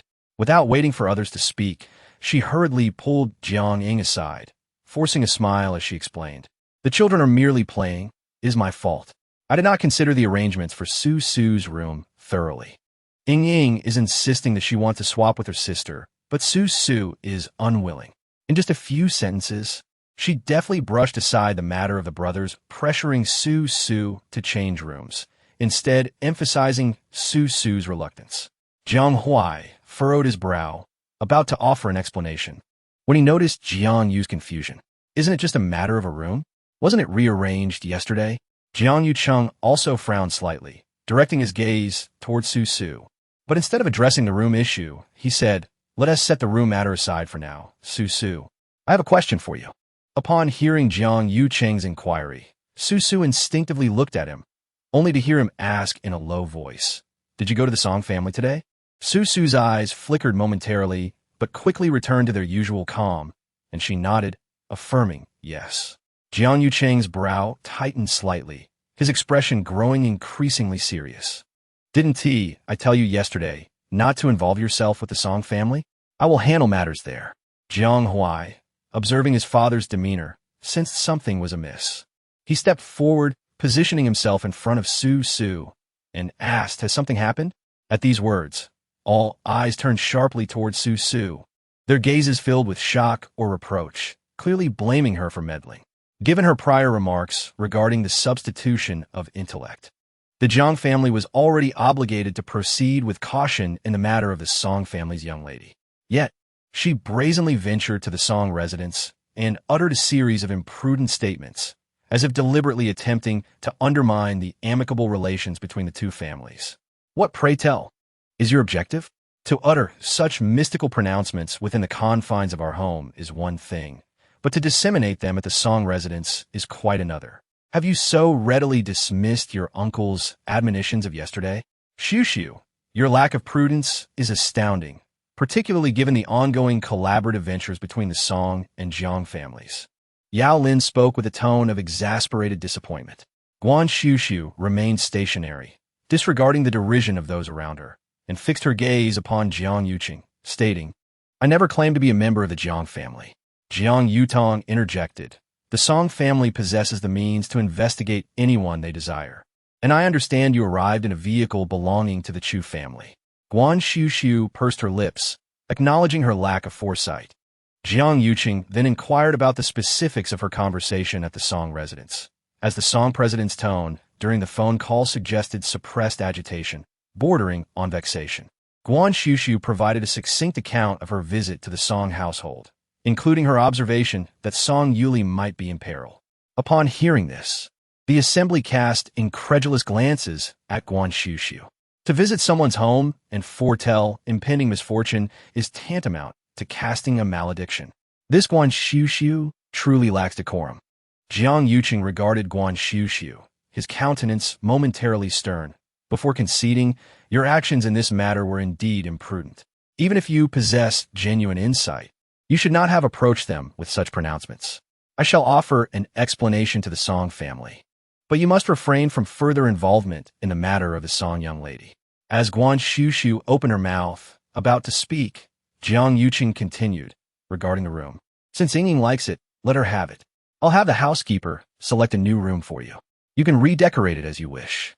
Jiang Yuqing was unaware that his seemingly insignificant words caused Guan Xuxu to momentarily freeze. After a long pause, the light in her almond-shaped eyes seemed to diminish inch by inch, like a fleeting firefly in a dark forest, flickering for a brief moment before slowly fading into the darkness. Upon hearing this, Jiang Huai hastily interjected, "Dad." He was about to explain that the issue was not as simple as his father perceived, but Guan Xuxu had already spoken, her voice light and composed. "There's no need." Her tone was subdued, yet, inexplicably, it carried a hint of detachment compared to the previous day. She looked at Jiang Yuqing and stated calmly, "I will move out." Chapter 19. Something happened to Song Yuli as Guan Xuxu uttered these words. A moment of bewilderment flickered across Jiang Yuqing's usually composed face, as if he hadn't comprehended the meaning of her statement. Weren't they discussing the room change? How did it escalate to moving out? Jiang Su and the others also wore expressions of disbelief, feeling that Guan Xuxu was making a mountain out of a molehill. Was it really necessary? It was such a minor issue. Jiang Han also appeared nonchalant, thinking that she wasn't a child anymore, and this act of running away from home wouldn't work in the Jiang family. He dismissed Guan Xuxu's words as mere rhetoric, for the Jiang family was a far cry from the Guans, being one of the most distinguished merchant families in High City. He doubted she would willingly relinquish such a life. Yao Lin chimed in with disingenuous concern. "Xuxu, you've erred, and your brother merely offered a word of correction. Why must you resort to such a dramatic departure?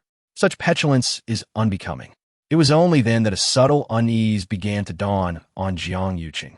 He had not been oblivious to Jiang Su's demeanor towards Xuxu the previous day, but he had attributed it merely to Jiang Su's adolescent temperament, unaccustomed to the sudden presence of a sister.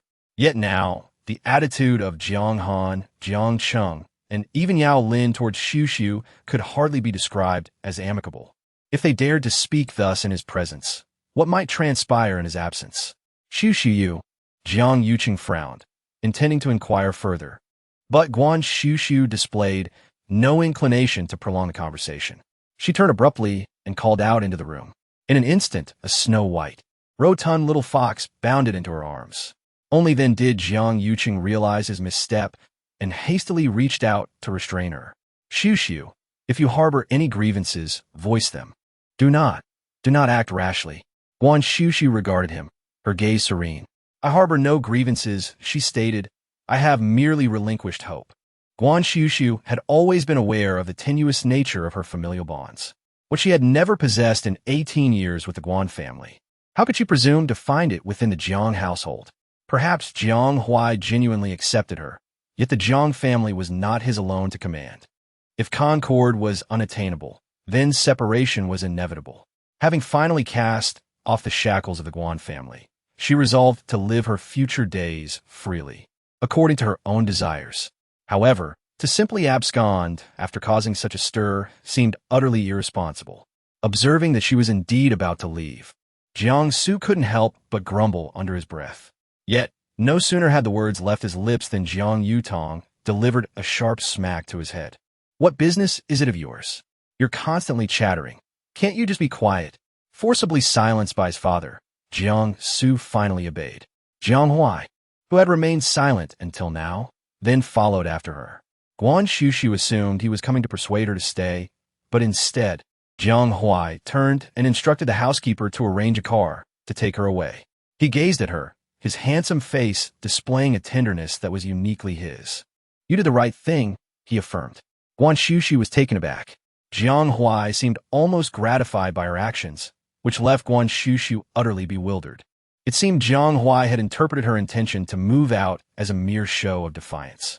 But she genuinely intended to leave. She opened her mouth to explain. I'm not. However, Jiang Huai gently interrupted, I have an apartment in Xinjiang Bay. Stay there for a couple of days. I'll arrange for a housekeeper to clean and cook for you daily. Rest easy there. He then narrowed his eyes slightly, adding, I promise. Your brother will ensure you receive justice for what happened today. Guan Xuxu met Jiang Huai's earnest gaze, momentarily at a loss for words. If there were a paragon of what a brother should be, it would likely be Jiang Huai. This brother was someone she cherished. She lowered her head slightly, feeling a pair of large hands gently rest on the crown of her head, imparting a sense of reassuring warmth. Since they fail to recognize you as my sister, their perceptions must be rectified, and their minds purged of any misconceptions until the truth becomes evident to them. As Jiang Huai spoke, a familiar, gentle smile graced his lips, yet a hint of perilous coolness flickered within his captivating eyes. Guan Xuxu could almost envision Jiang Huai, with that same smile, forcefully adjusting his cousins' heads, one in each hand, as if manipulating vegetables. Gulping, Guan Xuxu softly assented, all right.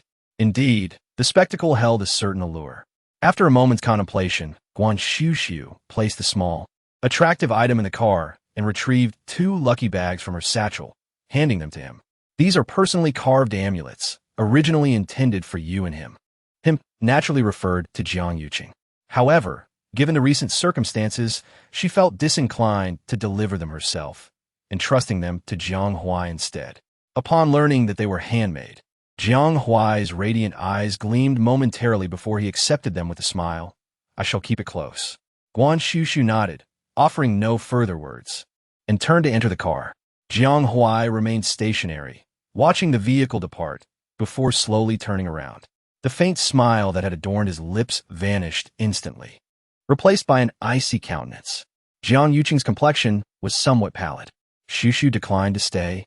For some inexplicable reason, Jiang Xuxu and the others felt a simultaneous prickling sensation upon hearing Jiang Huai's composed tone. Inside the car, Guan Xuxu disregarded the Jiang family behind her and instead extracted a yellow talisman from her bag. She genuinely hadn't anticipated the swift revelation of her lineage as a member of the Jiang family.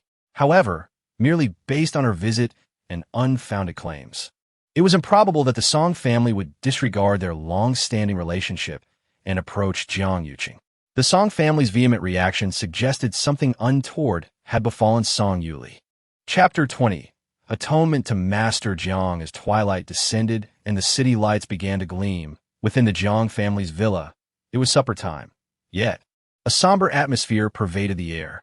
The elder patriarch of the Jiang family was seated in the central position of the living room, with the second and third branches of the family positioned on either side, their respective junior members maintaining a hushed silence. Jiang Yuqing sat opposite the patriarch, his countenance as frigid as ice, exuding an even more palpable sense of oppression. Jiang Ying had even gone so far as to demand that Xuxu be banished from her home, and he, without fully grasping the circumstances, had initially reproached her for her unauthorized visit to the Song family, and then, like the others, had unhesitatingly requested that she relinquish her room to her younger sister.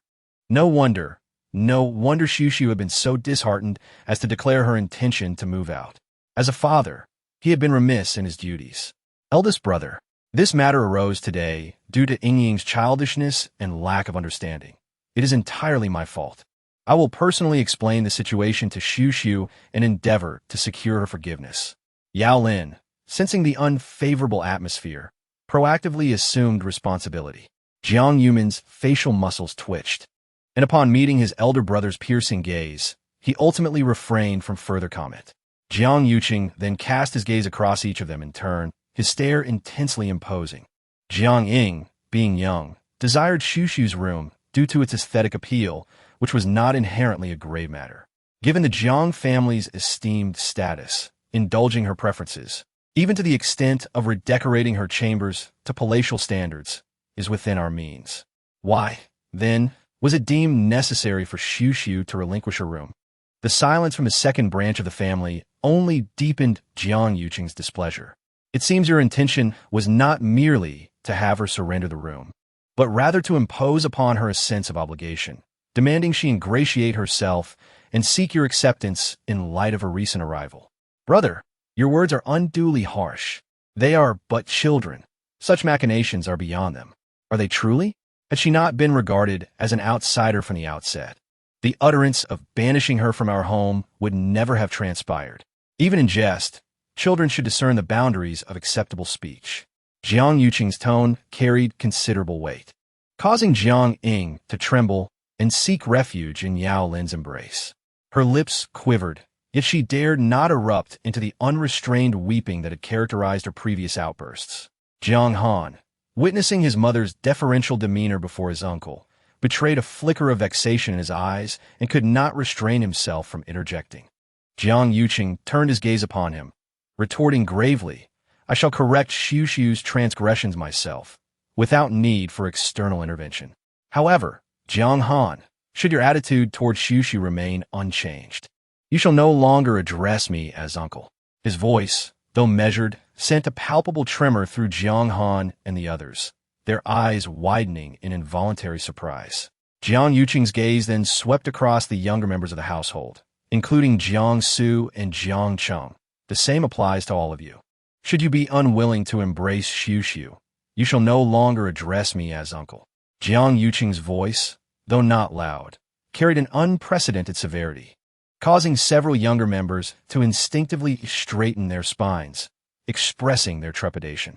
Jiang Yu, who had always held great respect for his elder brother, sharply reprimanded his own son beside him, then smiled to ease the tension. Brother, the children may speak harshly, but their intentions are not malicious. There's no question of acceptance.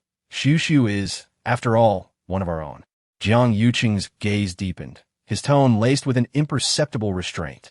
He paused momentarily, his voice growing increasingly somber. If we cannot achieve this, I shall choose to live separately with Xuxu and Jianghuai. Upon hearing this, it was as if a boulder had plunged into water, instantly altering the expressions of everyone from the second and third households. They had never anticipated that their elder brother would go so far. Was he truly considering a division of the family for the sake of one Xuxu? At that moment, the previously silent elder Jiang finally spoke, his tone devoid of any authority, yet unmistakably firm. Eldest, I do not wish to hear those words again.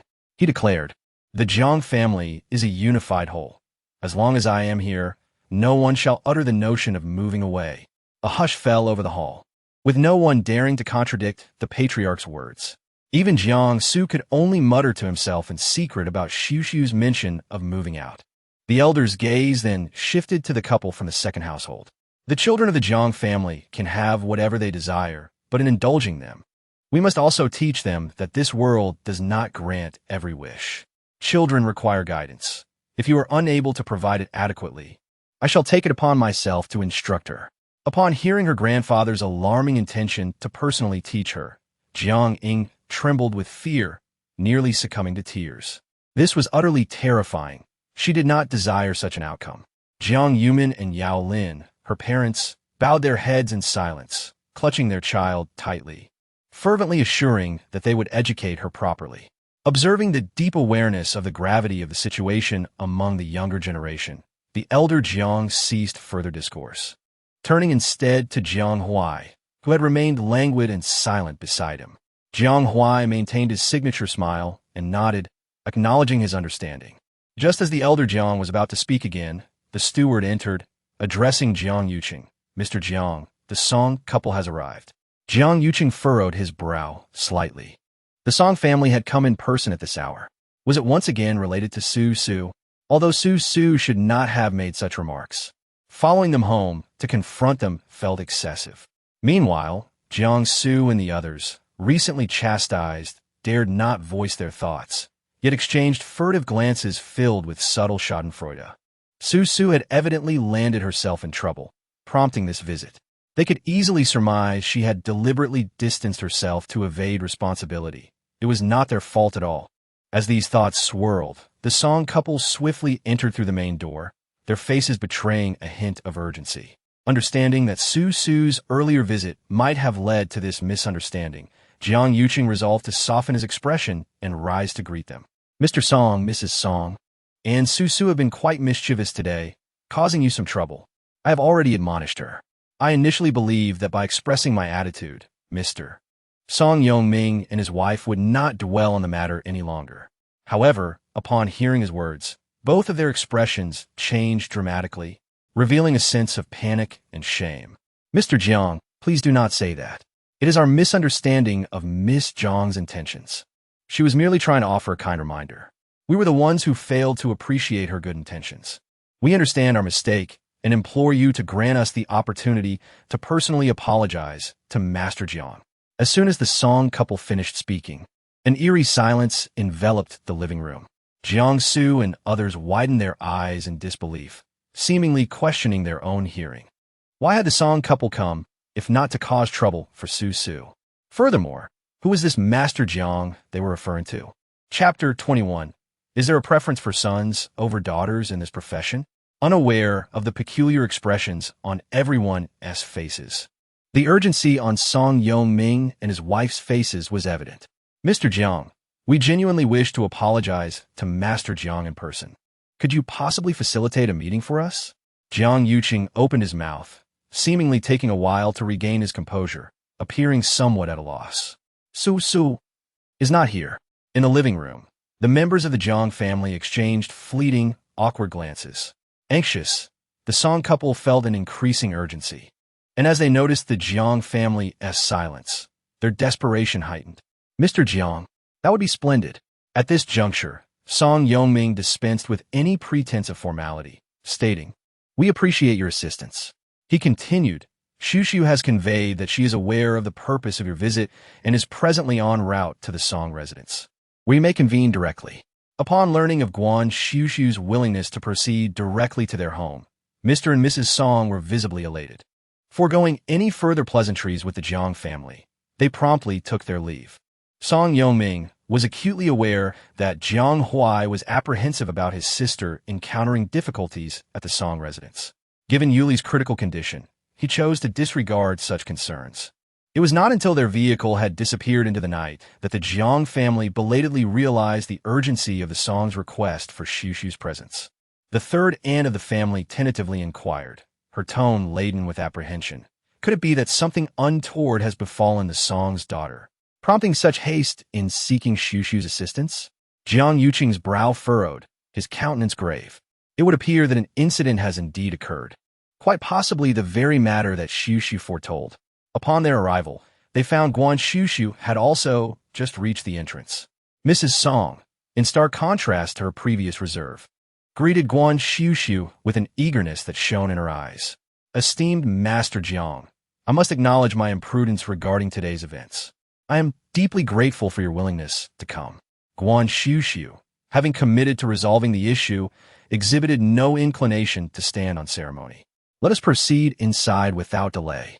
Without hesitation, the Song couple ushered Guan Xuxu into their home, proceeding to elucidate the circumstances of the day as they walked. Madame Song paused at this juncture, her voice tinged with an unmistakable urgency and sorrow as she turned her gaze towards Guan Xuxu. Subsequently, the doctor, finding himself at an impasse, resolved to send little Li to the hospital for a more thorough examination. It was during the act of cradling her that an object fell from her person. It was this very object that led Madame Song to rediscover Guan Xuxu. The item, having dropped from her, was initially unrecognized by both Madame Song and the maid, for it had transformed into a pile of black ash. Strangely, despite being reduced to ash, it retained its original shape. Eventually, It was the steward who discerned its significance and brought it to her attention. It appeared to be a talisman left behind by Guan Xuxu before her departure, identifiable by its unique folding pattern. Later, Madame Song had the presence of mind to inspect little Li Er's body, discovering that she bore no signs of burns or scalds, save for the talisman, which had turned to ash. Being an educated woman who adhered to materialism, Madame Song had never subscribed to superstitions or beliefs in the supernatural, and thus was entirely unfamiliar with such matters.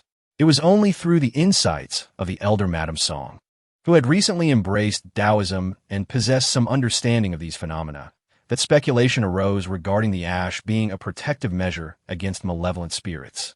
However, the fact that little Li remained unconscious indicated that the malevolent force persisted. Consequently, the elder Madame Song suggested the need to consult a master. It was at this moment that Madame Song was reminded of Guan Xuxu and grew anxious that she might harbor resentment for being expelled from their home earlier that day, thus refusing to assist. In light of her daughter's safety, the Song couple had long since cast aside concerns for their pride. Guan Xuxu could discern that the concern the Song family held for Song Yuli was genuine. It was rare for her to speak up in reassurance, saying, "Rest assured, I have stated before that Miss Song possesses a fate of enduring fortune. Even if she faces certain losses now, her life will remain unthreatened." As she spoke, the group ascended to the second floor of the villa. Upon opening the door, they were immediately confronted by a fiery blaze rushing directly towards them. Startled, the Song couple reacted instinctively, with Song Yongming pulling his wife back.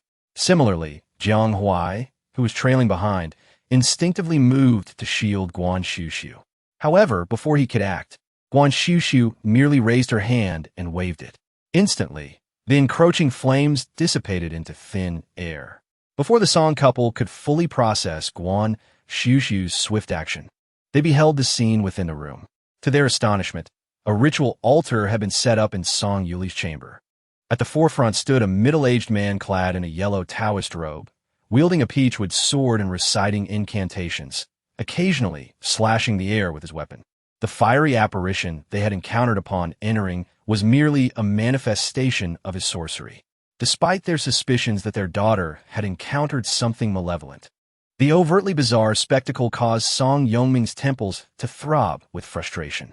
He shifted his gaze to another elderly lady in the room, feeling somewhat helpless as he spoke.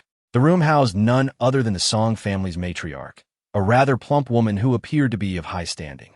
Upon hearing her son's words, she hurried forward to clarify, "Was it not said that Yuli had encountered something unclean? I have engaged a familiar master through someone I trust. Rest assured, the master indicated that it is not a grave matter and that he will awaken after completing the ritual, perhaps even with enhanced intellect." Madame Song appeared somewhat embarrassed. "Mother, didn't we agree that Yongming and I would invite a master? It is best not to trouble multiple parties with the same issue." Even if Madame Song was not versed in the customs of mystical practitioners, she understood that inviting two different masters simultaneously was inappropriate. However, the matriarch of the Song family seemed indifferent. What harm is there in seeking multiple opinions? I wouldn't trouble myself if I didn't care about that girl. As she spoke, her gaze swept over Guan Xuxu and Jiang Huai, who stood beside Madame Song, her expression filled with suspicion. She recognized Jiang Huai, the eldest grandson of the Jiang family. So the so-called master was certainly not him, which meant it must be the young girl beside him. She frowned slightly. "This is the master you found? Why is she such a young girl?" Her tone was filled with disdain for the girl. Guan Xuxu raised an eyebrow slightly. Has this profession become biased towards males now? The more the matriarch of the Song family looked at Guan Xuxu, the more skeptical she became. "She's so young. What can she possibly accomplish? Yuehua, have you been deceived again?" She turned to Madame Song, her eyes full of doubt. Madame Song's expression was somewhat displeased. "Mother, although Master Jiang is young, she possesses genuine abilities. Please refrain from making baseless remarks, lest you offend her." The matriarch of the Song family curled her lips, disbelieving that such a young girl could possess any real skills. She was likely just relying on smooth talking. What good was it that her daughter-in-law Yuehua was highly educated if she could be easily deceived? It seems that her discernment surpasses mine. Fortunately, she had the foresight to engage other masters in advance, Otherwise, relying solely on this young girl would have proven futile. Truly, the family's reliance on her remained steadfast. The matriarch, intending to temper the young lady's audacity, turned her gaze towards Guan Xuxu and remarked, "If you possess genuine skill, you must demonstrate it. It need not be extensive, but at the very least, emulate the masters by performing a sword dance, perhaps?" "Mother," Madame Song interjected, visibly displeased, fearing that the matriarch's demeanor might offend Guan Xuxu. She swiftly turned to Guan Xuxu and apologized. "Master Jiang, I sincerely apologize. Please do not take offense." Guan Xuxu, unperturbed, nodded in acknowledgement to Madame Song and proceeded directly past the matriarch and the master performing the ritual, making her way to the bedside. Since her arrival, she had observed Song Yuli lying motionless on the bed. Despite the room's chaotic atmosphere, she remained completely unresponsive. The master, since the arrival of the party, had been observing their movements from the corner of his eye. However, constrained by his ongoing ritual, he refrained from interrupting, maintaining an air of detachment from external distractions, and continued his practice. It was not until he saw Guan Xuxu approach the bed that he abruptly issued a stern warning. "Do not approach. You will disrupt my spell." Guan Xuxu, upon hearing this, tilted her head slightly, casting a fleeting glance before turning back to examine Song Yuli's fingers with meticulous care. The master, incensed that Guan Xuxu disregarded his warning, revealed his anger and abruptly ceased his ritual, turning instead to address the Song matriarch. Upon hearing this, the Song matriarch's face also betrayed displeasure, and she hastily addressed the master. "Master Lu, I am truly sorry. I will have them leave immediately." As she articulated these words, she pivoted, casting a glare in Guan Xuxu's direction.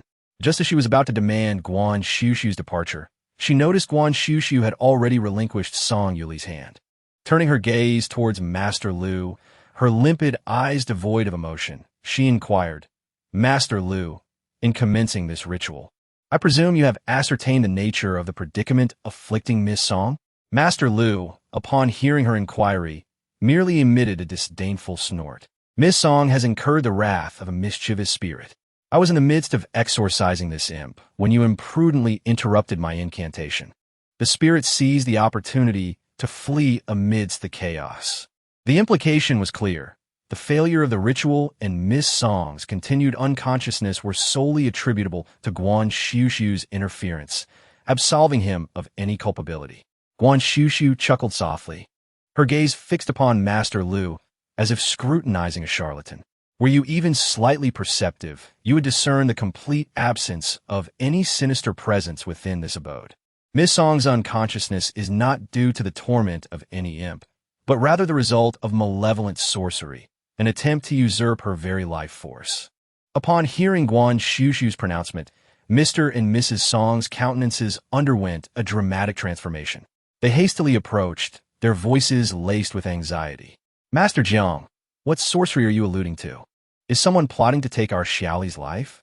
Guan Xuxu then turned her attention to the couple, elucidating, not to take her life, strictly speaking, in esoteric circles, is referred to as borrowing life.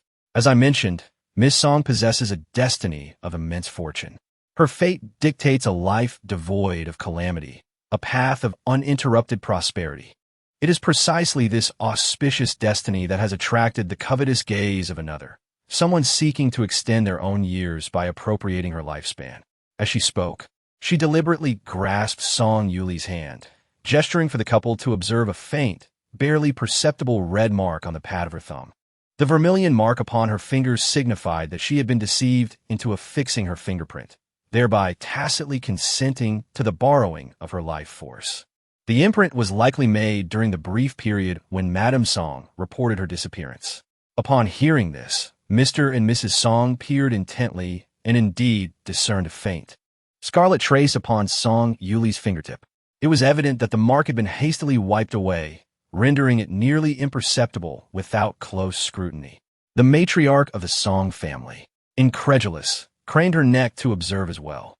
Mr. Song, disregarding his mother and the other master, wore a somber expression as he turned his gaze towards Guan Xuxu. Guan Xuxu, meeting his gaze, simply nodded in affirmation. "Master Lu, disgruntled by her swift acquisition of the employer's trust, was about to utter disparaging remarks when a handsome young man, who had accompanied the Song couple, approached him. He had silently positioned himself beside Master Lu and now spoke in a soft yet chilling tone. "Silence your tongue. Should you utter another word against my sister, I shall ensure your departure from the Song residence is horizontal." His voice, though gentle, sent shivers down the spine. Master Lu's heart skipped a beat, and he found himself momentarily speechless. At that moment, Guan Xuxu promptly retrieved a small, vermilion-stained brush and a jade tablet from her bag. With a deft stroke, she marked the tablet with the brush and gently placed it upon Song Yuli's brow. Mr. and Mrs. Song Yongming stood by the bedside, wondering if it was their imagination. But the instant the jade amulet touched Song Yuli's forehead, they seemed to perceive a wisp of dark energy flitting across it, disappearing in the blink of an eye. Then, Guan Xuxu retrieved several yellow talismans from her backpack, and as if noticing Jiang Huai's subtle movements, her gaze shifted slightly, also noting the look of resentment and indignation on Master Lu's face. Recalling his earlier gesticulations, Guan Xuxu didn't find those movements particularly appealing, but it seemed everyone else found such theatrics more convincing. Just now, old Mrs. Song seemed to have challenged her to demonstrate her true abilities. Guan Xuxu pondered. Although she wasn't adept at dancing, she could certainly put on a convincing performance. With this in mind, she abruptly stepped back, her delicate and radiant face suddenly devoid of all emotion, her entire demeanor transforming into one of sharp focus. She raised her hands, palms facing each other, and as her palms separated, the 5 yellow talismans held between them seemed to be drawn by an invisible force, standing upright in her palms, perfectly aligned. This feat alone widened the eyes of everyone in the room, including Master Lu. Then, her rosy lips parted slightly, her voice as clear as a spring, yet carrying a sharp authority. "The way of heaven is clear, the way of earth is peaceful. Mixing heaven and earth, all gods return of fate. I obey the decree." Break! With her final decree, she pushed her palms outward, and the yellow talismans, which had been standing upright in the air, flew straight towards Song Yuli on the bed. Chapter 23. What kind of person holds such a deep grudge against her family? As if guided by intangible filaments, the 5 yellow talismans whizzed towards Song Yuli, adhering precisely to 5 points on her person. The moment the talismans made contact, they appeared to be singed, emitting wisps of black smoke from their centers. Simultaneously, the jade pendant resting on Song Yuli's forehead fractured into 2. Concurrently, in a small establishment not far from the Song residence, a middle-aged man was reveling in the sight of a substantial sum credited to his account when, without warning, he expectorated a mouthful of blood and collapsed. Screams erupted, plunging the establishment into pandemonium. Back at the Song villa, everyone was as still as a statue, including Jiang Huai, their eyes wide with incredulity. Old Madame Song nearly forgot to breathe. Recovering, she tentatively reached out, attempting to discern any hidden mechanisms on the jade pendant and talismans, as if to ascertain how the talismans had affixed themselves to the girl so swiftly and how the jade pendant had shattered precisely when the talismans emitted smoke. After all, it was jade. Mother, it's merely a conjuring trick. Don't be deceived, old Madame Song. Charlatans always possess some skill. Even the fire tongue I conjured was the result of dedicated practice. I refuse to believe that a mere girl possesses any genuine ability. If she were a true master, I would eat dung upside down. As Master Lu pondered, he noticed a sudden change in the countenances of the Song family members standing by the bedside. Even the Song matriarch, who had been tentatively reaching out, widened her eyes in astonishment. Master Lu felt an inexplicable tremor of apprehension as he focused his gaze and beheld Miss Song of the Song family, who had been lying unconscious, had opened her eyes. "She's awake. Little pair," Madame Song exclaimed, her voice betraying a raw emotion that shattered her usual composure. Song Yongming also approached with palpable anxiety. "Little pair, how do you feel?" Song Yuli's eyes were still glazed with the disorientation of awakening. She murmured softly, "Mama? Papa? Oh, Grandma's here too." It was evident she was puzzled by the presence of her parents and grandmother at her bedside after what seemed like a mere nap. Her gaze swept across the room, her eyes widening in surprise. There were so many people in her room. Her large, expressive eyes darted about before settling on Guan Xuxu. She blinked, a hint of delight in her gaze. It's the puppy's sister. The occupants of the room exchanged perplexed glances, except for Madame Song, who wore an embarrassed expression. Little Pear, don't say such things. This is your sister, Xuxu. Little Pear offered a naive smile. Seeing that his daughter was still her old self, Song Yongming's tense demeanor instantly relaxed. Master Jiang, is Little Pear all right now? However, Guan Xuxu shook her head, causing the hearts of the Song couple to sink with trepidation. Had she not recovered? Ms. Guan merely stated that she had just forcibly disrupted the opposing party's life borrowing, causing the opposing to suffer a backlash and be temporarily unable to target Miss Song. However, the opponent had coaxed Miss Song into signing a life borrowing contract, which they still needed to find. It was imperative to incinerate the life borrowing contract. Otherwise, once the opponent found another, they could still use the contract to recast the life borrowing at any time. Upon hearing that the opponent would still target Xiaolier, Mr. and Mrs. Song instinctively tensed up, with Mrs. Song embracing Xiaolier in her arms, attempting to shield her. At this point, Song Yongming had no doubts about Guan's abilities. Upon hearing this, his expression turned grave. By then, the opponent might have already found another to re-borrow Xiaolier's lifespan. He was unwilling to see Xiaolier experience a second episode of unconsciousness. He pleaded, Master Jiang, is there any other way to find this harmful mastermind? Rest assured, as long as you can save my daughter, name your reward. Guan pondered for a moment. It's not entirely impossible. As she spoke, she suddenly reached into her pocket and produced a white rabbit candy. Guan stepped forward and handed the white rabbit candy to Song Yuli, who was lying on a bed. Seeing her eyes light up, she smiled slightly and coaxed her in a rare, gentle tone. Xiaolier, how about playing a game with Big Sister? Big Sister will treat you to candy.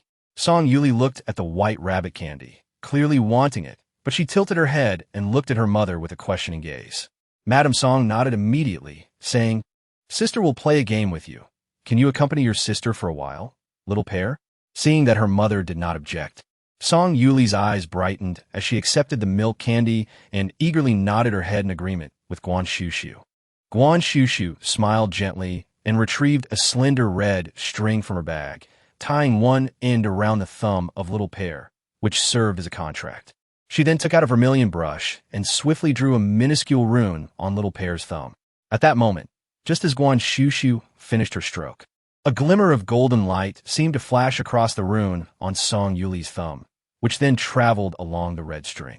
In the next instant, the short red string appeared to be tugged by an unseen force, standing upright in a specific direction. The onlookers were once again taken aback, their eyes widening in astonishment. Little Pear's eyes grew round with wonder as she exclaimed, Wow, I have magic now. With a slight smirk, Guan Xuxu indicated that Little Pear should rise and follow the direction indicated by the red string, assuring her that the magic would lead her to a surprise. Little Pear's eyes sparkled with excitement, and without a second thought, she was eager to embark on her journey. Observing this, Song Yongming and his wife quickly understood the situation and hurriedly followed suit, instructing all the bodyguards on standby in the villa to accompany them. Determined to locate the person who dared to endanger Little Pear's life, he vowed that the culprit would pay dearly for their actions. Thus, the group descended the stairs.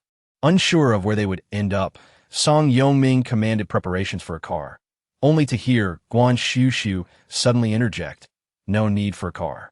A small vehicle will suffice.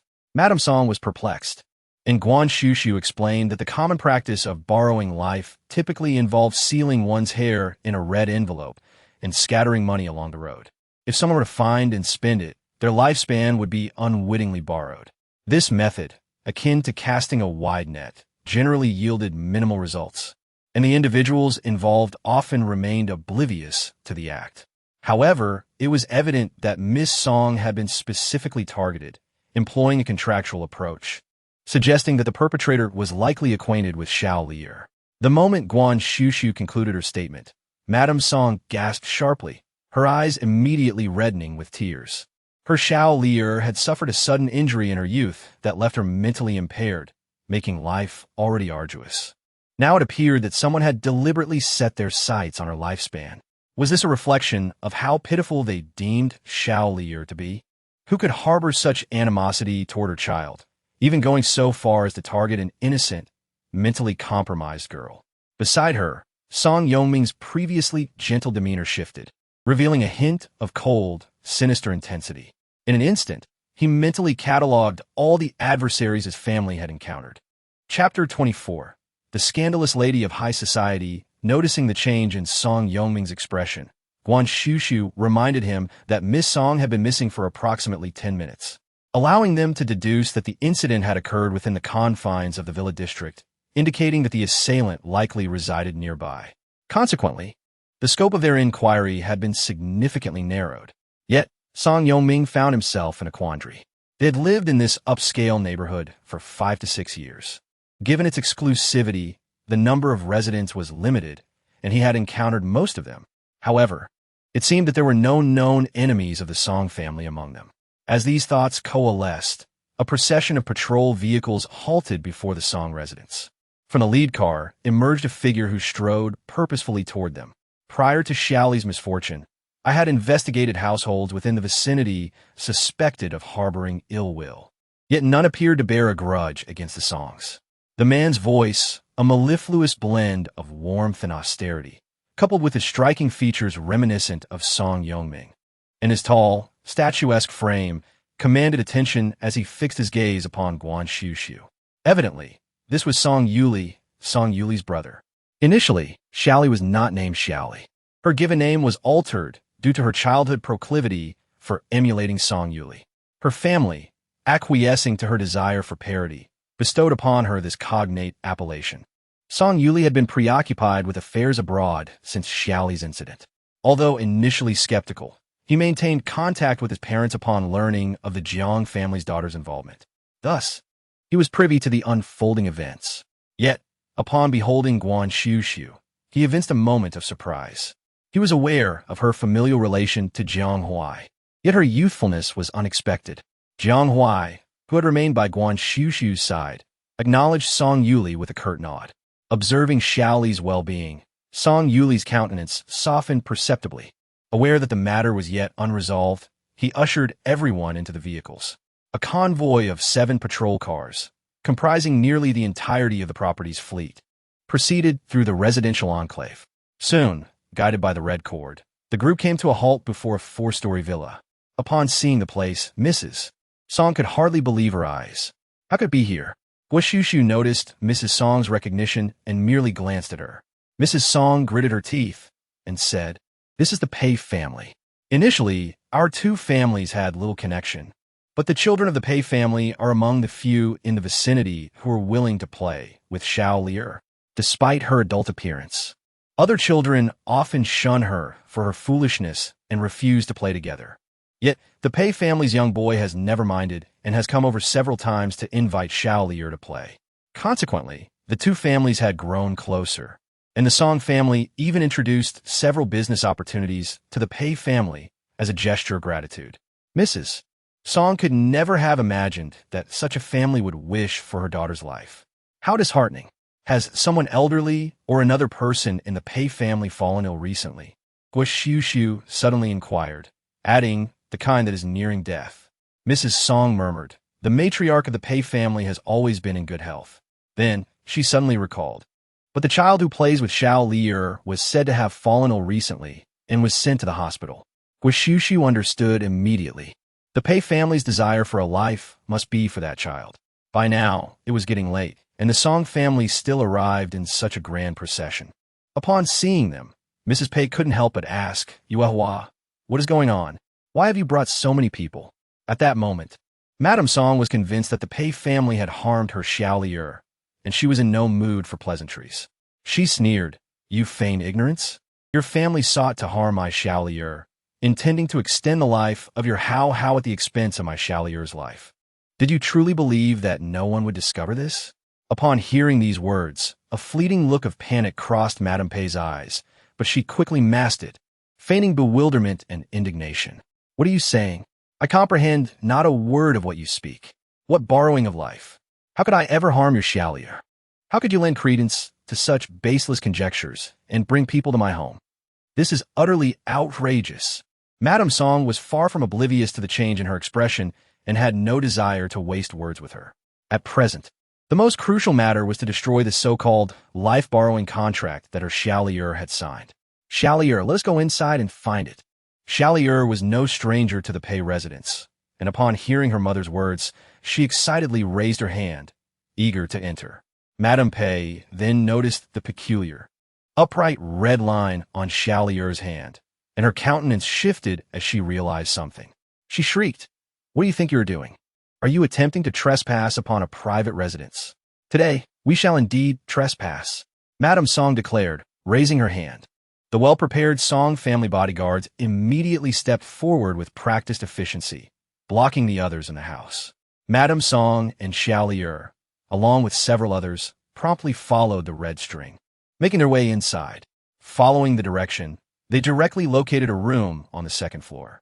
Upon opening a drawer, they discovered a red paper containing the life-borrowing contract hidden within. Seizing it without delay, they departed. Madame Pei, downstairs and fraught with anxiety, was engaged in a phone call. Upon witnessing Madame Song and her companions descending, an object in their possession, her countenance underwent a drastic transformation. Utterly unprepared for their success in locating the item, she emitted a piercing shriek and lunged forward, clamoring for its return. However, Song Yuli interceded, swiftly intercepting her advance. With a decisive stride, he obstructed Madame Pei, employing a forceful maneuver to propel her backward. Madame Pei, incensed by his actions, abandoned all pretense of composure, erupting in vehement cries as she renewed her attempt to impede their progress. Nevertheless, the object was already ablaze. Madame Song cast the partially incinerated life-borrowing contract into the wash basin. Then, pivoting at the precise moment Madame Pei surged forward, she retaliated with a resounding slap across the woman's face. The sharp crack echoed through the air, leaving Madame Pei reeling. Undeterred, Madame Song grasped her adversary's hair and delivered 2 more stinging blows. At that juncture, Madame Song's facade of aristocratic refinement crumbled, replaced by a raw and unbridled fury. The sheer audacity of the Pei family's machinations against her daughter ignited a visceral rage within her. "How dare you scheme against my daughter? How dare you employ dark arts to inflict harm? What has Lear ever done to warrant such malice? She is but a child," she lamented. Years of suppressed anguish stemming from her daughter's cognitive impairment, coupled with the day's relentless anxiety, erupted in a torrent of emotion. Madame Song, her composure shattered, wailed and struck Madame Pei with unrestrained abandon, casting aside all semblance of decorum and social grace, transformed into a figure of unbridled wrath. For a mother, her child is her greatest vulnerability. Dare to harm my child, and I shall show you what it means to be a formidable matron. Chapter 25, A Fool. Useless in life. It is not only Mrs. Pei who has never encountered such a version of Mrs. Song. Even Song Yongming and Song Yuli have never witnessed their wife, mother, in this state. The former, Mrs. Song, always exuded the grace and poise of an elegant lady, maintaining her composure and decorum even when provoked. Yet now, her hair is disheveled, her attire and necklace askew, and she resembles an enraged lioness, instilling fear in those who dare approach her. Song Yuli seems equally frightened by her mother, momentarily forgetting the magical game, bursting into tears with a wail. "Wah, mommy, mommy, little pair, do not cry, my dear little pair, please don't cry. Mommy, please don't fight, don't cry. I want to fight. I frightened you, my little pair. It is all my fault for not protecting you well." As she speaks, her tears flow uncontrollably, cradling her weeping daughter and sobbing.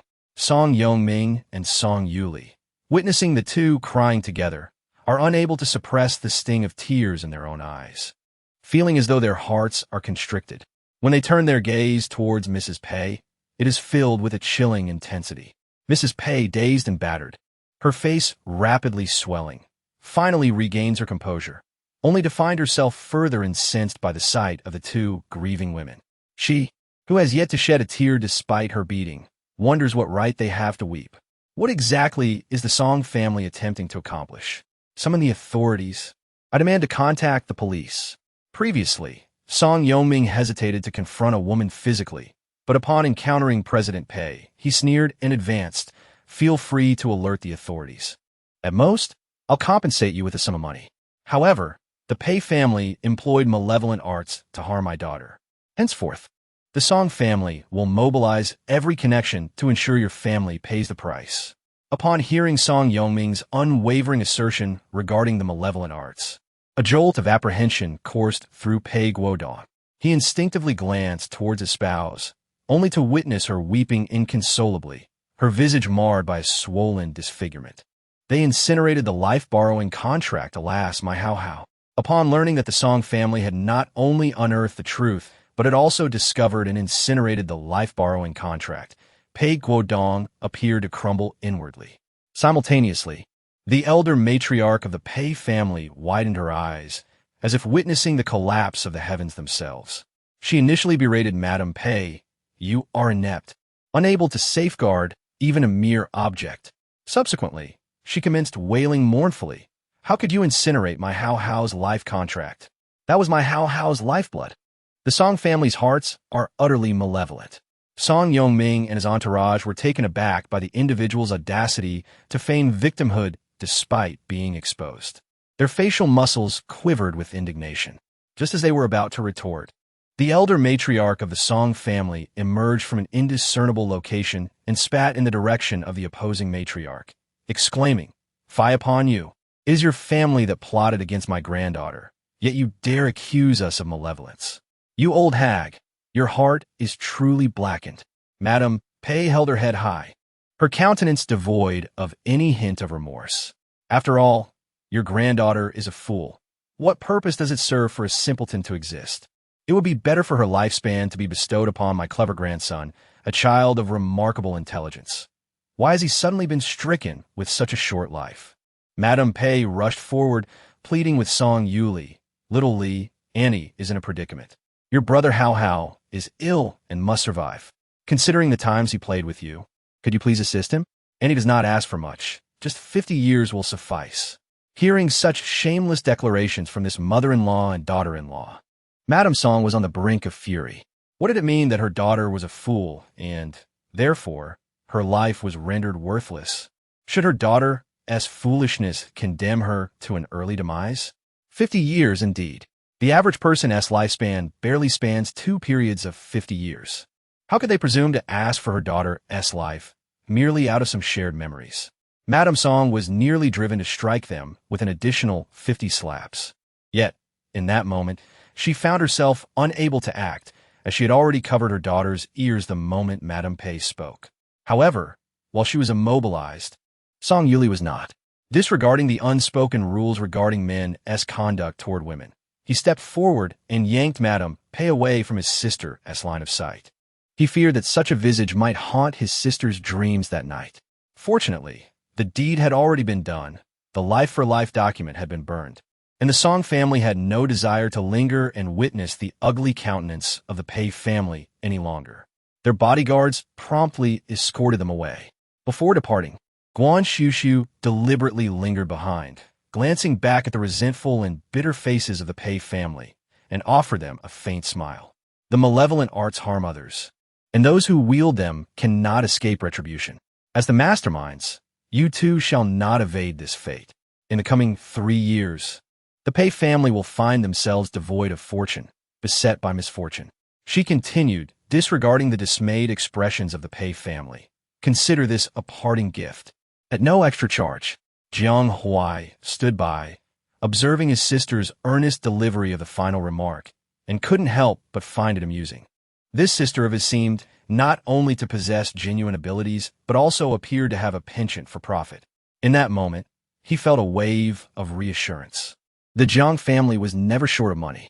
Noticing that little Lear seemed unwell, the Song family grew anxious, inquiring, "Master Jiang, does little Lear have any further issues?"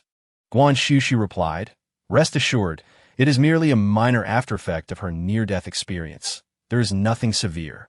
Simply replenish her energy and ensure she gets ample sunlight during the day." Upon hearing that there was no cause for alarm, the Song family sighed in relief. Having come to trust Guan Xuxu's words implicitly, If she claimed there was no problem, then indeed there was none. Just as they began to show signs of eased tension, Guan Xuxu's next words caused the entire Song family to freeze, disbelief etched on their faces. What do you mean by exchange of intelligence? Song Yongming, a seasoned businessman, stuttered, his usual composure faltering. Ms. Guan glanced at Madame Song, who was equally astonished beside her, and merely blinked. I recall having mentioned it to Madame Song before. Chapter 26. 3 million in service fees. Miss Song was originally destined for a life of abundant blessings. But her intellect was altered in her youth when she was switched with another child, which led to the alteration of her fate. Madame Song, however, could no longer hear her subsequent explanation. She nodded hurriedly, her voice trembling, and said, Yes, yes, Master Jiang did say so. I had forgotten at the time. As she spoke, she suddenly grasped Guan Xuxu's hand, her eyes reddening and her face filled with excitement. That's right. At that moment, Madame Song's tears streamed down her face once more, and Song Yongming and Song Yuli, who were standing beside her, also revealed expressions of excitement, tinged with remorse. Master Jiang was such a kind person, going out of his way to help, yet he was driven out of their home. Not only that, but when Xiao Lier suddenly fell unconscious, they even called President Jiang to question him. Despite all of this, the master did not hold it against them and rushed over as soon as he heard about Xiao Lier's incident. The Song family was utterly ashamed. It was the kind of shame and regret that made them want to set an alarm every night to wake up and slap themselves. Thank you, Master Jiang, thank you so much. Madame Song was already sobbing with emotion. Over the years, she had already given up hope. She had long resolved that even if Xiao Lier remained in this state for the rest of her life, she would take care of her. However, the words of the Pei family today had truly struck a chord in her heart. Due to her child's unfortunate condition, others deemed her indifferent and set their sights on her. Mrs. Song was genuinely on the verge of collapse. Yet now, Master Jiang declared that her little pair could recover, that she could grow up just like any other child. Guan Xuxu had witnessed Mrs. Song's desperate and fierce demeanor when fighting for her child, and seeing her now, overwhelmed with emotion and tears, stirred something deep within her. The love a mother holds for her child was an experience she had never known, and perhaps never would. However, observing Mrs. Song, she began to grasp the essence of that profound affection. With the corners of her mouth slightly lifting, Guan Xuxu patiently waited for the Song family to regain their composure before suggesting her departure. After the tumult of the evening, it was indeed late. Once Song Yongming had calmed down, he finally regained his poised and steady demeanor and inquired about the remuneration for the day. It was only fair that, given Master Jiang's intervention to save their child, they should express their gratitude. This would also leave a favorable impression, facilitating future dealings regarding his little pair's treatment. When it came to the topic of payment, Guan Xuxu straightened her posture slightly. It was time to collect her dues. Normally, her fee was 30,000 for a single intervention, but considering the effort expended in employing the life-altering technique and the protection she provided against the shattering talisman, she pondered for a moment before seriously extending 3 fingers to Song Yongming. 300,000. No objections. Without hesitation, Song Yongming nodded and promptly initiated a face-to-face transfer via his phone. Guan Xuxu was momentarily taken aback, but by the time she regained her composure, the 300,000 had already been credited to her account. Observing the string of zeros displayed on her phone, indicating the funds received, Guan Xuxu's almond-shaped eyes widened slightly. She swallowed quietly, regaining her composure with a serene expression. I shall return in 3 days to replace Miss Song's wisdom. Guan Xuxu maintained a composed facade, yet inwardly, her spirits soared. 3 million. She was affluent. Indeed, taking the initiative proved fruitful. She earnestly hoped for more such opportunities, as they would swiftly accumulate the funds for her upbringing by the Guan family. The prospect of severing ties with the Guan family in every aspect filled her with lightness as she departed.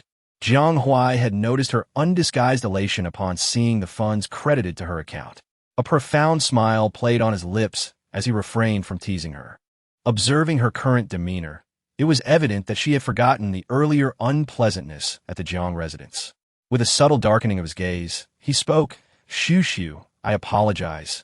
Guan Xuxu tilted her head, and Jiang Huai continued, "Although I had witnessed your ability to expose Aunt Wu, I wasn't entirely convinced of your capacity to resolve the Song family's affairs. Therefore, I remained silent when Father forbade your involvement. As your elder brother, I offer my apology."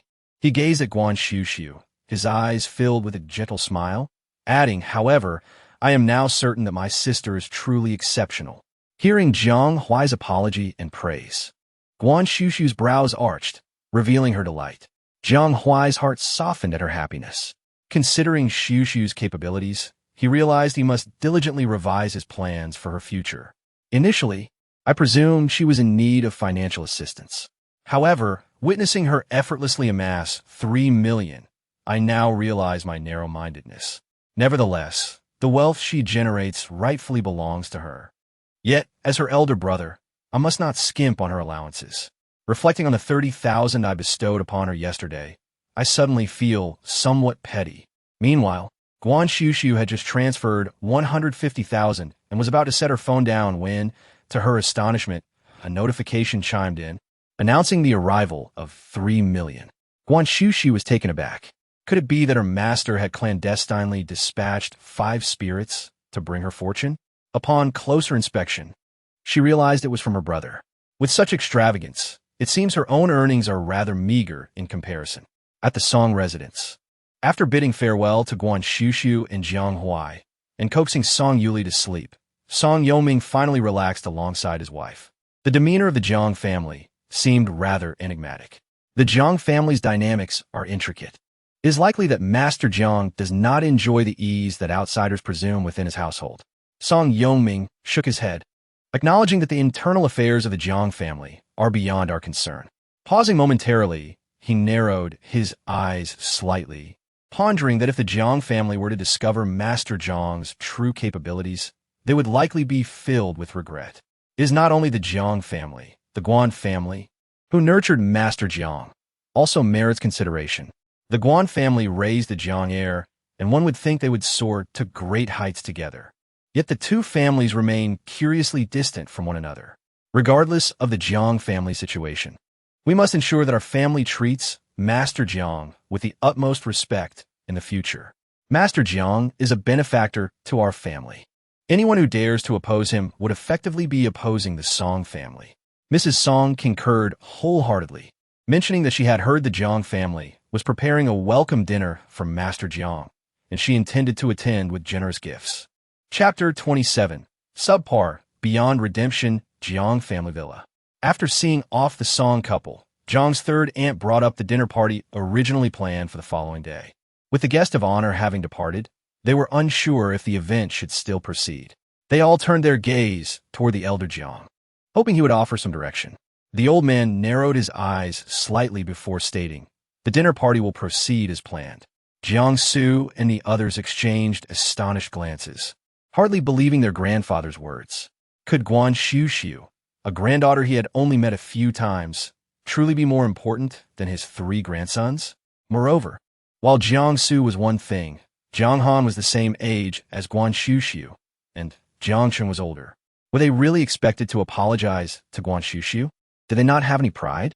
Even now, they didn't believe they had done anything wrong. For a family member to leave home over a few words seemed like an overreaction to them. Thinking this, they dared not show any dissent on their faces. Just as they were about to speak, Jiang Yuqing interjected, "I will accompany them to find Xuxu tomorrow."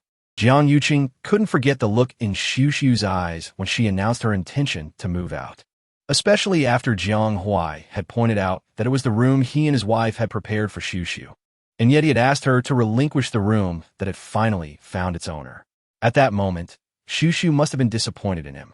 It was only upon Jiang Huai's prompting that he realized he was fundamentally ignorant of how to raise a child. This time, he was determined to make amends properly. Fortunately, despite Jiang Yuqing's stern and aloof demeanor, he harbored no antiquated patriarchal notions, nor did he believe that his seniority precluded him from apologizing to a junior. In his view, wrongdoing merited acknowledgement and diligent rectification, especially considering the 18 years of paternal debt he owed his daughter.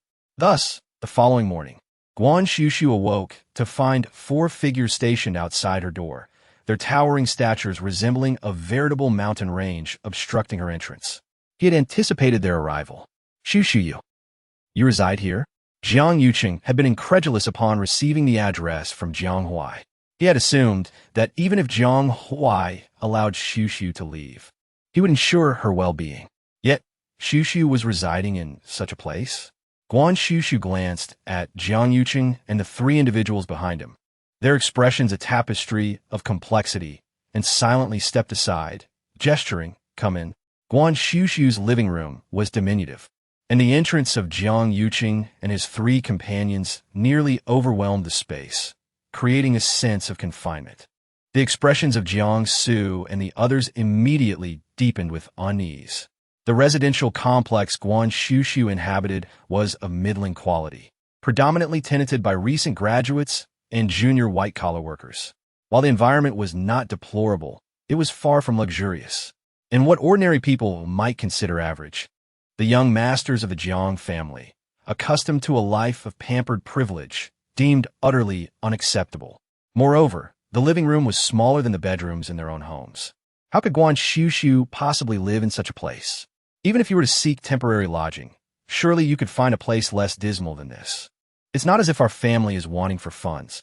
With a furrowed brow, Jiang Han surmised that this was merely a ruse on Guan Xuxu's part, an attempt to manipulate them into feeling guilty. He would not allow it. Guan Xuxu merely cast a fleeting glance his way, paying him no heed. Just as Jiang Han was about to protest, a snow-white, rotund fox darted from a corner pet house, nestling against Guan Xuxu. It immediately became apparent to the group that this was indeed Guan Xuxu's abode. Jiang Su, ever forthright, blurted out, "Weren't you residing at the Guan residence until recently? How is it that you're now renting a place on your own? Did they cast you out?" A palpable anger laced Jiang Su's tone. Jiang Han and Jiang Cheng wore expressions of discomfiture, feeling that the Guan family's actions were a slight to the Jiang family's honor. Guan Xuxu found the abrupt shift in the brothers' demeanor utterly perplexing. "The Guan family does not permit pets, so I rented this place specifically to house my fox." Guan Xuxu enunciated the final words with deliberate slowness, her gaze fixed upon the 3 Jiang brothers. A collective memory stirred within Jiang Su and his brothers, the morning when they had forbidden her from keeping the fox at home. A complex array of emotions flickered across their faces. Jiang Yuqing, having learned from Jiang Huai about Xuxu's desire to keep a fox, promptly declared, "Jiang Huai has already prepared a pet house for the fox. You may keep it at home directly." "Yes, you. No one in the family will raise any further objections to this matter. There's no need. It's quite content here." Guan Xuxu paused, then added in a subdued tone, "It has grown accustomed to this place." This had seemed to refer to the little fox, yet also to herself. A pang of inexplicable ache resonated within Jiang Yuqing's heart. Having witnessed by Xu Qin's true colors, he should have surmised that Xuxu's life in the Guan household was not as idyllic as they had imagined. They presumed that, given the Guan family's affluence, Xuxu must have been nurtured and pampered. However, they overlooked the fact that Xuxu was not their own offspring. How could the Guan family genuinely cherish a child not of their blood?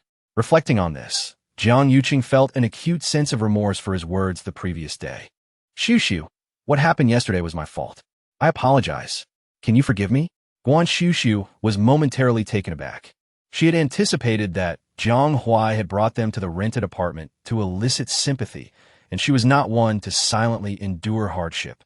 However, she had not even begun to play the victim. How could he already be apologizing? Seeing Jiang Yuqing, a man of such influence and power, unhesitatingly bow his head to her, Guan Xuxu felt a pang of unease. Everyone assumed her words from yesterday were spoken in anger, but she knew they were her true feelings. With what seemed like a silent sigh, Guan Xuxu simply said, "I was never angry with you, so there is nothing to forgive. You don't need to apologize to me." After a pause, she added, "I am an adult now and capable of living independently. You don't need to worry about me. I moved out simply because I wanted to." Jiang Yuqing frowned slightly, about to speak, when he heard Jiang Han mutter under his breath, "So, I'm an adult too. The reason I don't move out is because I don't want to. That is not permitted at home." Chapter 28. the one and only Miss Jiang. In the Jiang family, every child possesses at least a few million yuan in New Year's money. Purchasing a house and moving out is merely a matter of swiping a card. Yet, the third branch of the Jiang family continues to reside together, all because their grandfather forbids them from moving out. Guan Xuxu is unaware of the restless thoughts brewing among his nephews. Seeing that Guan Xuxu remains resolute, he had anticipated this and made preparations beforehand. We refer to himself, Guan Xuxu, and Jiang. Guan Xuxu speaks with earnestness, yet his words astonish Jiang and the others, who have been secretly contemplating acquiring their own place to live discreetly. Guan Xuxu had mentioned last night his intention to move out with the main house, but they assumed he was merely trying to frighten them. How could this be real? Moreover, the house has already been purchased. However, she never considered how the Jiang family would react to this. Yet, Guan Xuxu's current plan is evidently for her sake. Guan Xuxu finds herself at a loss for strong objections. You need not do this, she states. You owe me nothing. Similarly, she feels no debt towards him. Hearing her calm tone, Guan Xuxu feels a sudden ache in his heart. No, he indeed owes her. He has owed her for 18 years. I understand that discussing compensation now is futile, but Xuxu, from this day forth your father and brother will provide you with a home anew, if you will allow it. A home that belongs solely to you. Guan Xuxu speaks with an unprecedented gentleness, his voice even tinged with a hint of supplication. A tremor resonated within Guan Xuxu, her hand clenching subtly at her side. Seeing her reluctance, Guan Xuxu composed himself and spoke again. If you truly object, your father could relocate here.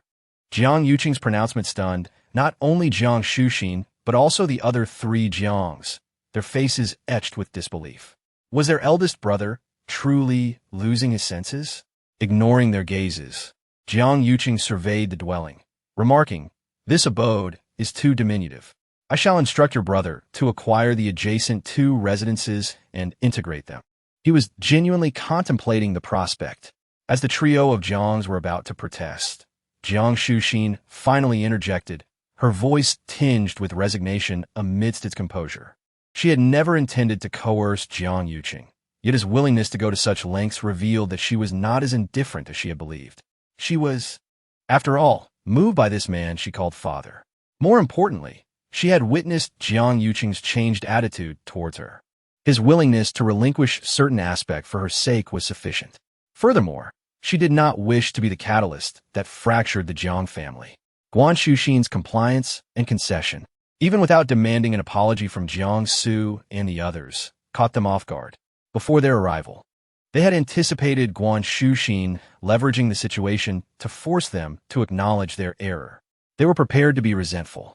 Yet, now that she made no demands, they felt a sense of unease. It was as if they were inconsequential to her, which was vexing.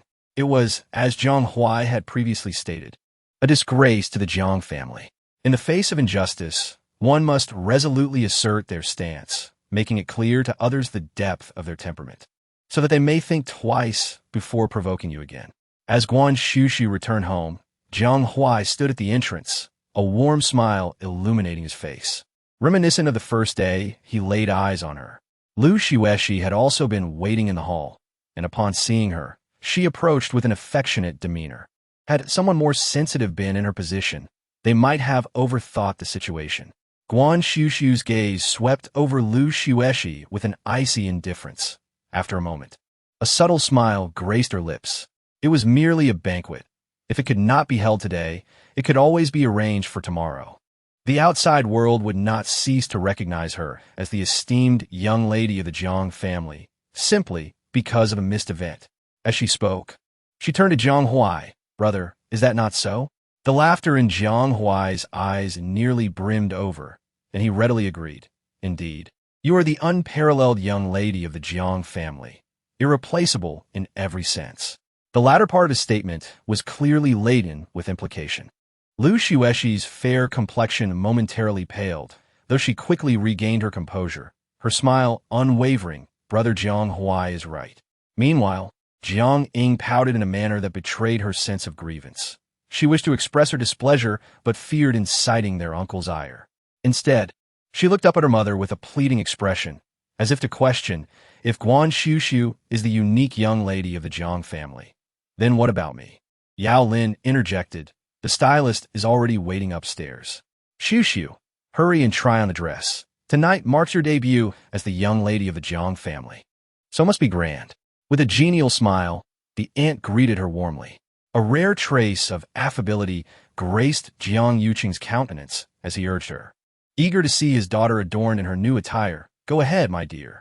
The gowns and jewels prepared for Guan Xuxu had been prearranged by Jiang Yusin. With her extensive network in the fashion industry, Jiang Yusin procured 3 haute couture dresses yet to be unveiled, allowing her to select one. Accompanying these were matching high heels and complete sets of bespoke jewelry. Having attended a few banquets with the Guan family, Guan Xuxu was no stranger to such proceedings. She swiftly chose a monochrome, off-the-shoulder, fishtail gown.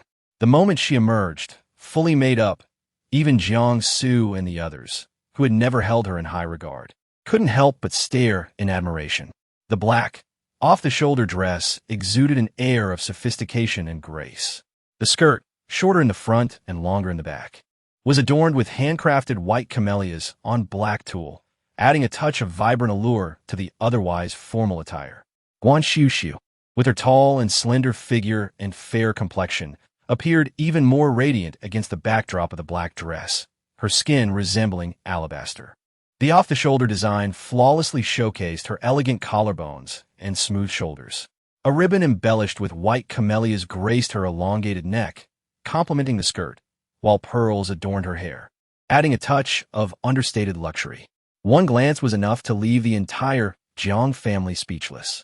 They gazed in silence, their breaths seemingly softening. Guan Xuxu before them was akin to the most exquisite white camellia blooming in the mountains, pure and immaculate. She has silently flourished while everyone else was oblivious, and today, she is finally poised to unveil her most exquisite self within the Jiang family. Chapter 29, The Curtain Rises. Upon learning that Guan Xuxu had chosen an elegant black gown with a sweeping train, Lu Xueshi immediately selected a white ostrich feather evening dress, which accentuated her already delicate and graceful features, rendering her even more pure and elegant. The Jiang brothers were clearly captivated by Guan Xuxu's stunning appearance, yet they refrained from praising her openly, fearing that it might inflate her ego. Now, upon seeing Lu Xueshi, their reservations vanished, and they eagerly surrounded her, showering her with compliments without restraint. Lu Xueshi resembled the true princess of the Jiang family, her gaze fleetingly brushing past Guan Xuxu, imbued with a hint of self-satisfaction and pride. However, Guan Xuxu paid no attention to her, instead discussing with the hairstylist about keeping her hairstyle simple. Lu Xueshi felt a subtle shift. Although her smile remained gentle, it was evident that her earlier joy had diminished. Noticing this, Jiang Su hurriedly inquired, "What's wrong, Sister Xueshi?" "It's nothing," Lu Xueshi replied, shaking her head, her voice barely above a whisper. "You all should refrain from praising me. Today, Xuxu is the star. I fear she might feel discontented." Hearing this, Jiang Han immediately frowned and remarked, "What does her happiness have to do with us? You're our sister who has grown up alongside us." Jiang Su nodded in agreement, yet, despite his words, he dared not openly mock her again, lowering his voice to murmur instead. Lu Xueshi's eyes flickered, and she quietly inquired about their encounter with Guan Xuxu. What a pity. Upon hearing her inquisitiveness, Jiang Sa, without reservation, recounted Jiang Yuqing's words. Lu Xueshi was utterly astounded. She had not anticipated that her uncle would go to such lengths for Guan Xuxu. Indeed, a biological daughter held a unique position. She inwardly scoffed, yet outwardly cautioned, "Remember, keep these words from Grandpa's ears. If he discovers that uncle is willing to forsake us for Xuxu, he will be heartbroken." With a feigned sigh, she alluded, "Things were once harmonious in our family, but I know not how they have suddenly devolved into this state." Instantly, the nascent admiration and desire to approach Guan Xuxu dissipated. Jiang Sua's initial discontent seemed to morph into a complex expression. After a prolonged silence, she muttered, "She appears to have endured hardship in the Guan household. If her actions are not excessive, perhaps we should exercise forbearance." Jiang Suo felt a pang of unease at the thought of Guan Xuxu residing in that dilapidated rented apartment. Lu Xueshi was bewildered. The commencement of the evening banquet was scheduled for 7:30. The entirety of the Jiang family's garden had been adorned with lights in advance. As dusk descended, the lights of the Jiang family's villa blazed in unison, while the garden was encircled by an array of light strips. From afar, the villa resembled a resplendent and opulent castle. Before 7 o'clock, a procession of distinguished vehicles arrived at the entrance of the Jiang residence, followed by a multitude of meticulously attired gentlemen and ladies in an assortment of suits and gowns. The guests invited by Elder Master Jiang were primarily families who maintained amicable relations and frequent interactions with the Jiang family.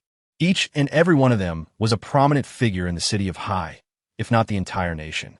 The youthful individuals among this gathering primarily accompanied their elders, with only a select few arriving independently, bearing gifts as per their invitations. The sheer grandeur of the evening left many in awe. When Guan Rui alighted from the vehicle with her parents, her eyes widened at the sight of the distinguished guests. Several among them were notable figures beyond her father's reach. While the prominent heirs and heiresses of the elite circles were mere icons she had only glimpsed through social media. Yet, Rui has proven her mettle by securing an invitation from the Jiang family. Truly a lucky star for our household. Guan Baocheng gazed at his daughter with a sense of pride and approval. Following the abrupt dissolution of the partnership with the Jiang family, his aspirations for the company had been dashed, and he was unwilling to relinquish the opportunity to rekindle this connection. Upon learning that his wife and daughter had received invitations to the Jiang family's soirée, he eagerly anticipated the chance to re-establish their collaboration. Observing her husband's fervent determination, Bai Shuqin felt a twinge of apprehension. She pulled her daughter aside and quietly inquired, "Rui, should we perhaps discuss this with your father? What if we discover that the Jiang family's young lady is indeed unprepared for your father's expectations?" Previously, when the partnership with the Jiang family was annulled, both Guan Rui and Bai Shuqin had feared that Guan Baocheng might place the blame on them for not revealing the possibility that Su Su was the Jiang family's missing young lady. Guan Baocheng's visit this evening was solely aimed at re-establishing ties with the Jiang family. The three members of the Guan family lingered briefly at the entrance before someone emerged from within. A gentleman, adorned in a bespoke and distinguished suit, possessed a handsome countenance. It was none other than Pei Yuansheng, who had recently formalized a romantic liaison with Guan Rui. The Pei lineage, a renowned aristocratic family in the capital, wielded considerable influence. However, Pei Yuansheng was merely a scion of a branch family, dispatched years prior to the coastal metropolis to cultivate the market, only establishing a firm foothold in recent years. Initially, a branch of the Pei family was inconsequential in the coastal metropolis. Yet, out of deference to their connections in the capital, they were treated with considerable courtesy. It was through these connections that the Pei family managed to secure a position, albeit tenuous, within the upper echelons of society. Consequently, the Pei family had been contemplating a dynastic alliance for Pei Yuansheng with a local affluent family. Pei Yuansheng initially favored Guan Xuxu, as she harbored affections for him, and he reciprocated with a degree of fondness. However, in recent days, the Guan family disclosed that Guan Xuxu was an adopted daughter, and her biological parents were impoverished inhabitants of a remote mountain region. Pei Yuansheng immediately abandoned all thoughts of Guan Xuxu, and instead aligned himself with Guan Rui. When Guan Rui requested his assistance in procuring an invitation for tonight, Pei Yuansheng initially found it rather challenging. As fate would have it, his second uncle's family encountered an unforeseen predicament, rendering them unable to attend. Consequently, the invitation became available, thereby accommodating the Guan family. Indeed, Pei Yuansheng's second uncle's family was the very same Pei family that had been confronted by the Song family the previous evening. Had Pei Yuansheng been privy to the circumstances surrounding the Song family's intrusion upon his second uncle's family, he would likely not have brazenly escorted the Guan family to the Jiang family's gala this evening. As successive waves of illumination cascaded from the villa, an unspoken consensus drew everyone inward, following the luminous trail. Chapter 30. The protagonist of the evening finally arrives. The Jiang residence exuded an understated opulence. With the glass doors connecting the foyer to the garden terrace retracted, the banquet unfolded in a semi-al fresco setting. The decorations, the orchestration of events, and the array of culinary delights were all meticulously arranged by a specialized planning firm. Despite their frequent attendance at various galas, the Guans couldn't help but admire the Jiang family's extravagance. Observing the influx of illustrious figures and scions of prominent families, Guan Rui instinctively straightened her posture upon entering, determined to present her most captivating self to the assembled guests. For this evening's soiree, she had prevailed upon her father to acquire an exclusive haute couture piece from Blue's spring collection, a princess-style, strapless tulle gown, complemented by a delicate tiara, which collectively endowed her with an almost regal aura. Coupled with Guan Rui's deliberately saccharine smile, her entrance undeniably garnered considerable attention. Guan Rui appeared somewhat perplexed, unable to discern any flaw in her ensemble. Unbeknownst to her, as she and her parents departed, a young woman in a black gown chuckled softly to her companion. "Who is that young lady? Does she not know who the guest of honor is this evening? Daring to wear a tiara, as if she were the princess of the occasion?" Another individual remarked, "She looks vaguely familiar, but I can't quite place her. Isn't that the CEO of Guan Corporation? How did the Guan family secure an invitation to today's event?" Upon observing the Guan family at the banquet, Jiang Yutong was visibly taken aback when he saw them approaching. "Aren't these the Guans? Who permitted their entry?" "Vice President Jiang, it's a genuine pleasure to see you. I've been seeking an opportunity to meet with you again, but to no avail. What a felicitous coincidence." Guan Baocheng effused with ardor upon encountering Jiang Yutong, recalling that it was Vice President Jiang who had initially approached him regarding the partnership. Naturally, Guan Baocheng sought him out upon entering the Jiang residence. Jiang Yutong's wife, Xuaningyu, was accompanying her husband through the banquet hall, exchanging pleasantries with guests. She paused, momentarily perplexed by the sight of the Guan family, but maintained a gentle smile as she inquired, "Yutong, who are these individuals?" Jiang Yutong elucidated, "Allow me to introduce Mr. Guan and his wife. And this, I presume, is Mr. Guan's daughter." Upon learning that they were the Guans, a subtle shift occurred in Xue Ningyu's countenance. Although the Jianghai group was inherited by her eldest brother-in-law, Jiang Yutong had always deferred to him, and the third branch of the family had grown accustomed to heeding his directives. Xuaningyu was aware that her brother-in-law held the Guan family in low regard. In truth, she shared his sentiment. She later discovered that Guan Xuxu, ostensibly the eldest daughter of the Guan family, had been raised as Guan Rui's attendant, routinely carrying her bags and procuring refreshments. When Guan Rui was hospitalized for examinations, Guan Xuxu invariably attended to her bedside. Under the guise of sisterly care, the Guan family hardly needed a caretaker, so why force one child to look after another? Xuxu was hospitalized after being struck by a car, while saving Guan Rui, yet the Guan family not only showed no gratitude, but also sent her away empty-handed. Had Bai Shuqin not inadvertently revealed her attitude toward Xuxu during her visit yesterday, Jiang Yuqing wouldn't have been so quick to investigate. The more he uncovered, the more infuriated he became. Even though there was no explicit evidence of abuse, Xuxu had undoubtedly endured considerable hardship in the Guan household. Xuaningyu harbored no goodwill toward this family, her expression turning indifferent. "So, these are Mr. and Mrs. Guan. I'm finally acquainted." She made a mental note to prevent them from being admitted by the security guards in the future. Guan Baocheng, preoccupied with the collaboration, didn't dwell on Zhang's third wife's demeanor. Instead, he chuckled and said, "Oh?" Xuaningyu raised an eyebrow, a sardonic smile playing on her lips.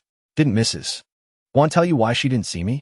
If Xuaningyu's earlier attitude had made Guan Rui and her mother uneasy, these words sent a jolt of apprehension through them. Guan Baocheng was initially bewildered, but his shrewdness soon caught up. Noticing the evident guilt on his wife and daughter's faces, his heart sank. He quickly interjected, "My wife and daughter are spoiled.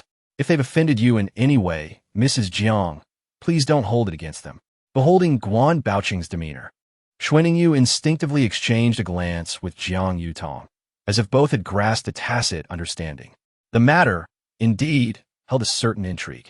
Jiang Yutong chuckled, for he could not explicitly state that the dissolution of their collaboration stemmed from the offense the Guan family had caused his elder brother.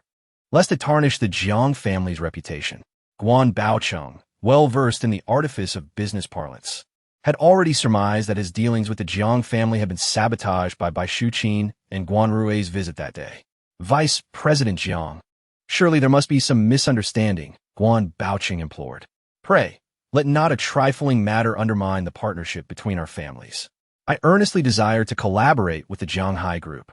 Should you harbor any reservations regarding the terms of our accord, Guan's is amenable to accommodating them. Jiang Yutong regarded him, merely shaking his head. In truth, the annulment of this partnership was at the behest of my elder brother. Alas, I am powerless to intervene.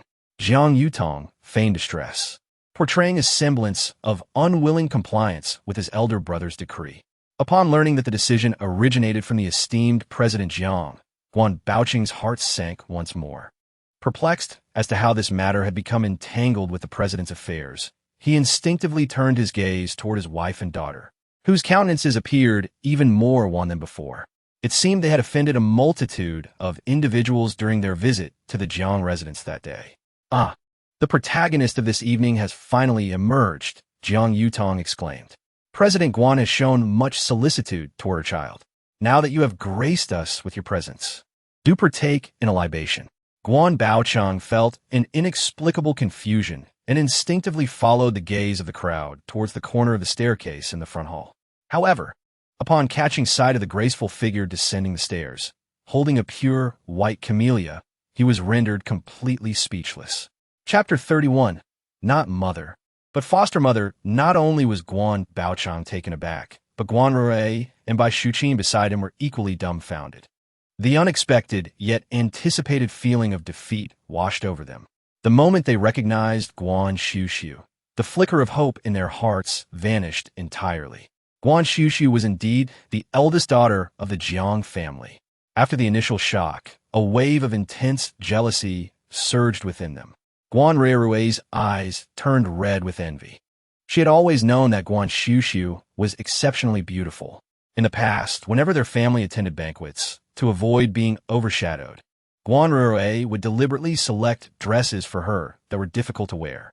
Despite her good intentions, Guan Xuxu, even if reluctant, would be compelled by Xuqin to wear them, either that or nothing at all. Yet, Guan Xuxu's fair skin, luminous and radiant, allowed her to effortlessly pull off even the most challenging colors, such as a dark purple that could appear overly mature. After years of effort, Guan Rui had only managed to tarnish Guan Xuxu's reputation within their elite circle, branding her as decent-looking but lacking in taste. Now, however, having distanced herself from the Guan family, Guan Xuxu appeared in a meticulously crafted two-tone camellia dress, elegant and understated yet full of vitality. Despite the black gown, it exuded a sense of pure beauty. Her mere presence captivated every gaze in the room. Is this truly the eldest daughter of the Jiang family? I observed the dress she wore, seemingly a recent release from Master AI Rui's autumn-summer haute couture collection. Nearby, hushed whispers among women filled the air. Whenever it comes to discussions about clothing, jewelry, and handbags, no woman remains disinterested. Upon hearing the murmurs, someone immediately chimed in, remarking on the Jiang family's prowess in acquiring such conceptual pieces even before their official launch. Have you forgotten about the Jiang family's esteemed fourth aunt? Given her stature in the fashion industry, securing a couple of such haute couture garments would be a mere formality. As Guan Rui listened, her jealousy bubbled to the surface, prompting her to stealthily approach the group and feign concern, inquiring quietly, could it be a counterfeit? The moment her words escaped, the previously animated discussion abruptly ceased, and all heads turned towards her with expressions akin to bewilderment. After a brief pause, someone let out a derisive laugh, laden with scorn, and without further ado, the group collectively distanced themselves, embodying the sentiment of steering clear of foolishness. Guan Rui's face contorted with indignation. Instinctively, she sought comfort from Pei Yuanchang, but upon turning, she found him equally entranced, staring blankly in the direction of Guan Xuxu, clearly captivated. Clenching her jaw, Guan Rui tightened her grip on her handbag. At that moment, Guan Xuxu's keen gaze shifted toward her. It was not that she had initially spotted the members of the Guo family. Rather, Her attention was instinctively drawn to a direction cloaked in an ominous aura. Contemplating whether another opportunity had presented itself, she focused intently, only to discover that it was indeed a familiar face. In just 2 days of absence, the faint gray shadow behind Guan Rue had transformed into a deep black, once merely clinging to her back, now enveloping her in a half-embrace. It was unclear what grave misstep Guan Rue had committed to summon such a presence. Guan Xuxu, initially adorned with a gentle smile, now bore a hint of coldness in her gaze. Jiang Yuqing and Jiang Huai stood beside her, observing the subtle shift in her expression, instinctively following her line of sight, which led them to the 3 members of the Guan family, their brows furrowed in unison. Nearby, old Master Jiang was smilingly introducing Guan Xuxu to the gathered guests, expressing gratitude for their presence and the support the Jiang family had received over the years. He wished to share the joyous occasion of the Jiang family and introduced with great reverence, "This is my eldest granddaughter, the esteemed young lady of the Jiang family, Jiang Xuxu." Earlier, old Master Jiang had discussed the name Jiang Xuxu with her, aside from the change of surname. As her generation was traditionally associated with the character for water, he had initially intended to rename her Jiang Su. This name not only aligned with the water theme, but also bore phonetic similarity to her current name, symbolizing clarity and vitality. However, Jiang Xuxu had declined the suggestion, as Xuxu was a name bestowed upon her by her mentor, one to which she had grown accustomed. She cleverly convinced old Master Jiang that her destiny lacked the element of wood, thus persuading him to abandon the notion. In the crowd, Guan Baocheng, initially incredulous, found his doubts dispelled upon hearing the name Xuxu. The child he had raised for 18 years was, in fact, the long-lost progeny of the Jiang family. In that moment, his eyes widened with disbelief. Upon reflection, the previously serendipitous collaboration opportunities seemed to vanish like a pie falling from the sky, abruptly terminated, leaving Bai Shuqin and Rue with guilty expressions. What more was there for him to comprehend? Everything stemmed from the fact that Su Su was the biological daughter of the Jiang family. The sudden favor from the Jiang family, leading to an initiative for cooperation, was entirely due to Su Su. Conversely, the abrupt cancellation was also because of her. And all of this, his wife and daughter had evidently known long before. Yet they chose to remain silent. With this thought, Guan Baocheng cast a fierce glare at his wife beside him.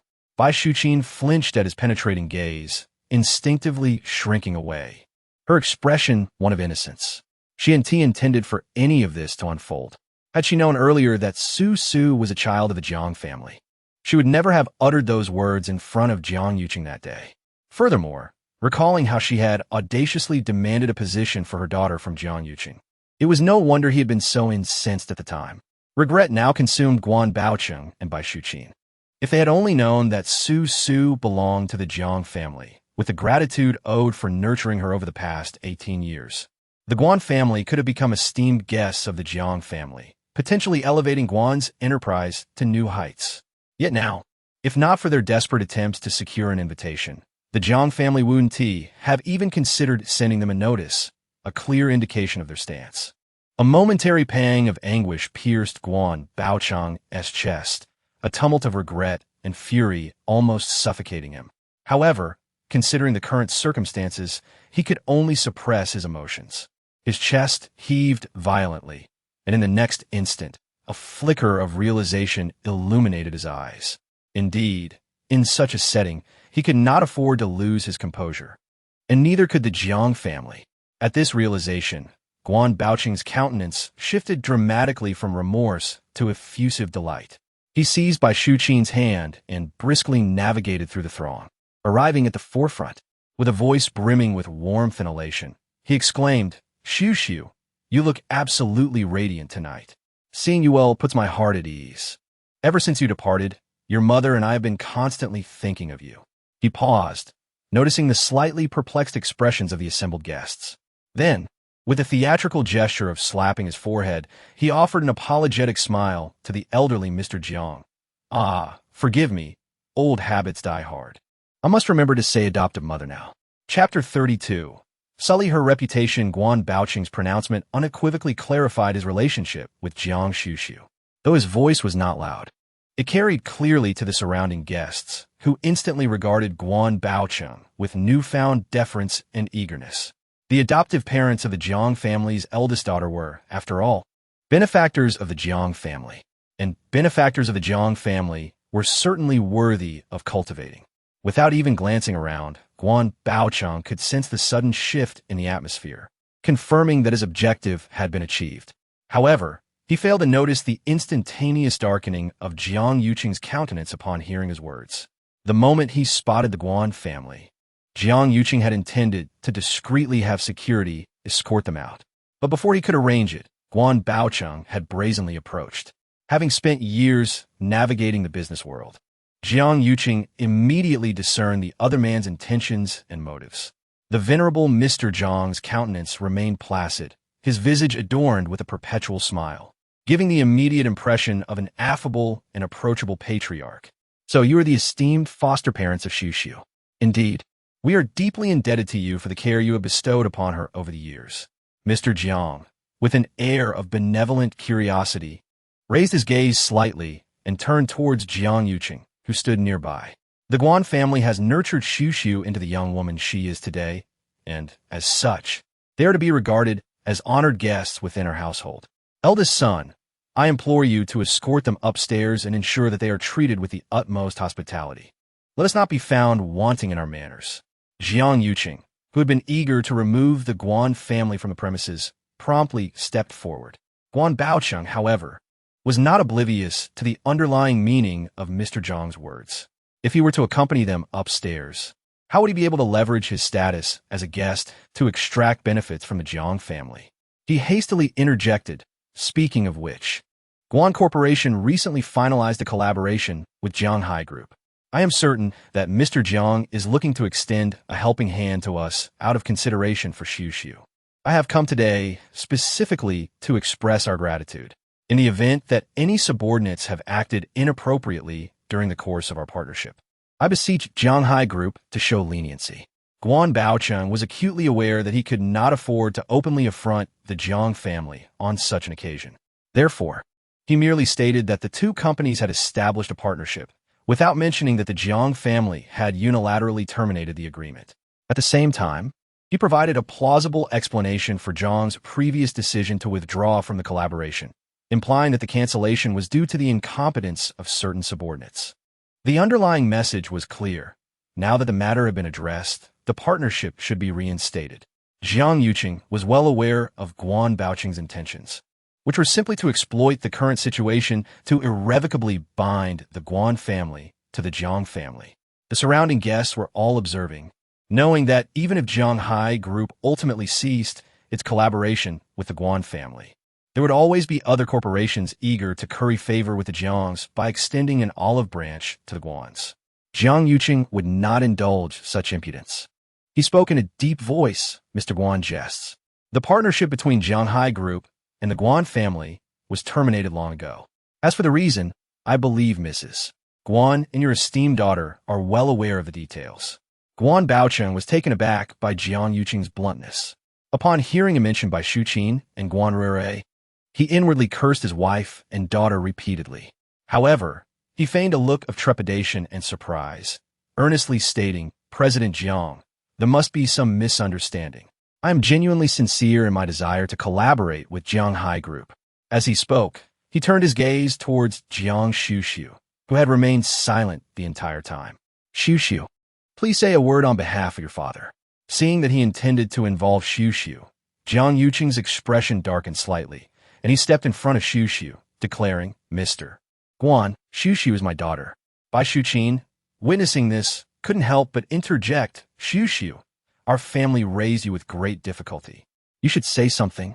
These remarks placed Jiang Xuxu in an untenable position. After all, it was the Guan family who had raised her. It is often said that the kindness of nurturing surpasses the kindness of birth. If Jiang Xuxu dared to show even the slightest indifference towards the Guan family in such a setting, her reputation in the social circle would be irrevocably tarnished. After all, who would admire someone who abandons their foster parents as if they were worn-out shoes upon recognizing their biological father. Guan Xuxu had long awaited this moment, but she was taken aback by her father's reaction, which was even swifter than her own. He immediately stepped forward, his expression one of pleading. "Sister, our parents have always regarded you as their own daughter. You cannot simply disregard us now that you have found your biological father." The three members of the Guan family exchanged words, and the guests who had been listening began to murmur among themselves. The cunning old foxes maintained a discreet silence. Yet some of the more principled younger attendees had already lost their initial fondness for Guan Xuxu, unable to restrain themselves from voicing their disapproval. "I view the Guan family as respectable. Miss Jiang should not be so eager to distance herself." Jiang Yuqing's expression darkened, and he was about to retort when his arm was suddenly tugged. It was Guan Xuxu, pulling him back as she walked away. Her exquisitely delicate face revealed little emotion. She merely cast a faint glance at those who had just condemned her, before turning her almond-shaped eyes towards the Guan family. Without uttering a word, she began to remove the sleeve from her right arm. The crowd felt a sense of inexplicable tension as they watched her unveil her pale, slender arm, revealing a pronounced scar that marred the otherwise flawless skin. Guan Xuxu fixed her gaze on by Xuqin and coldly remarked, "When I was 7 years old, Guan Xuxu accidentally fell into the water.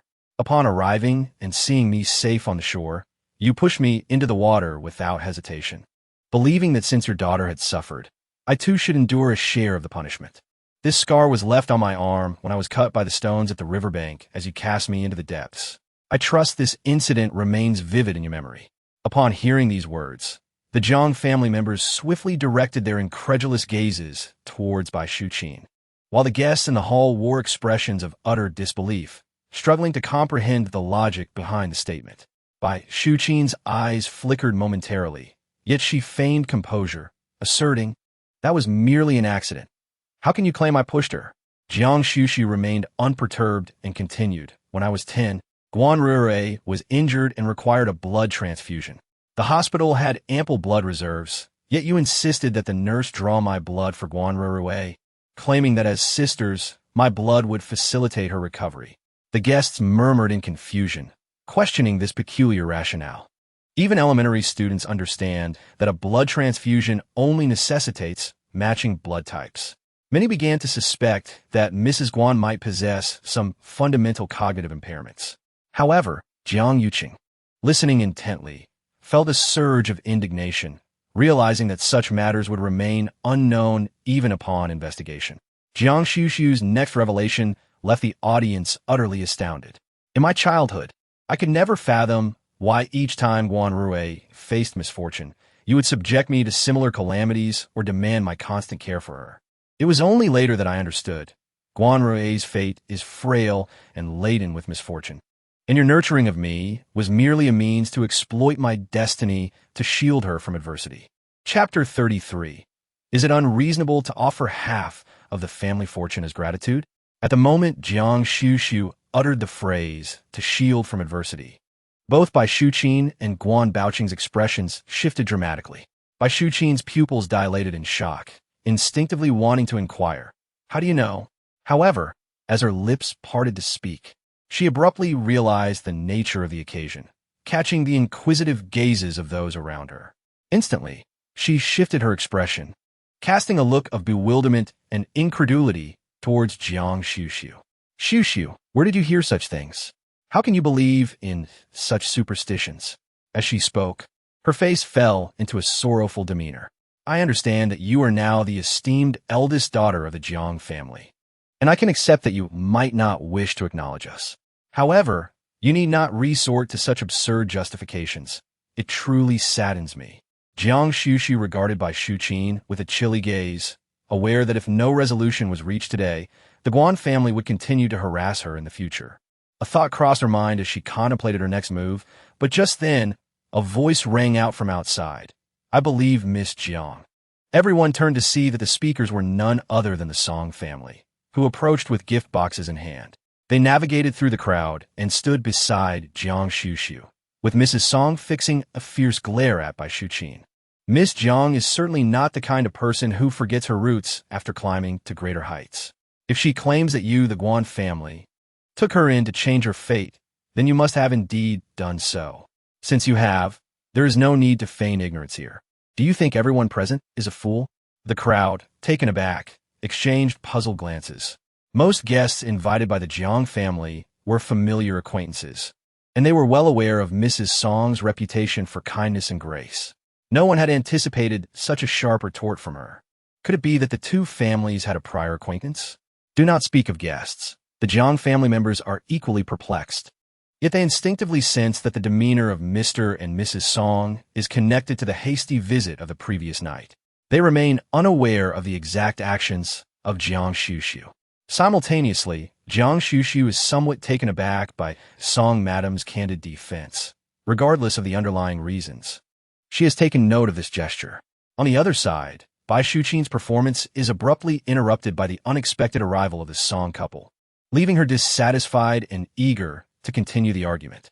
Guan Xuxu has long been attentive to her movements. Without waiting for her to speak, her fingers, which hang beside her, swiftly trace an incantation in the air. With a flick of her hand, the spell silently darts toward Bai Shuqin.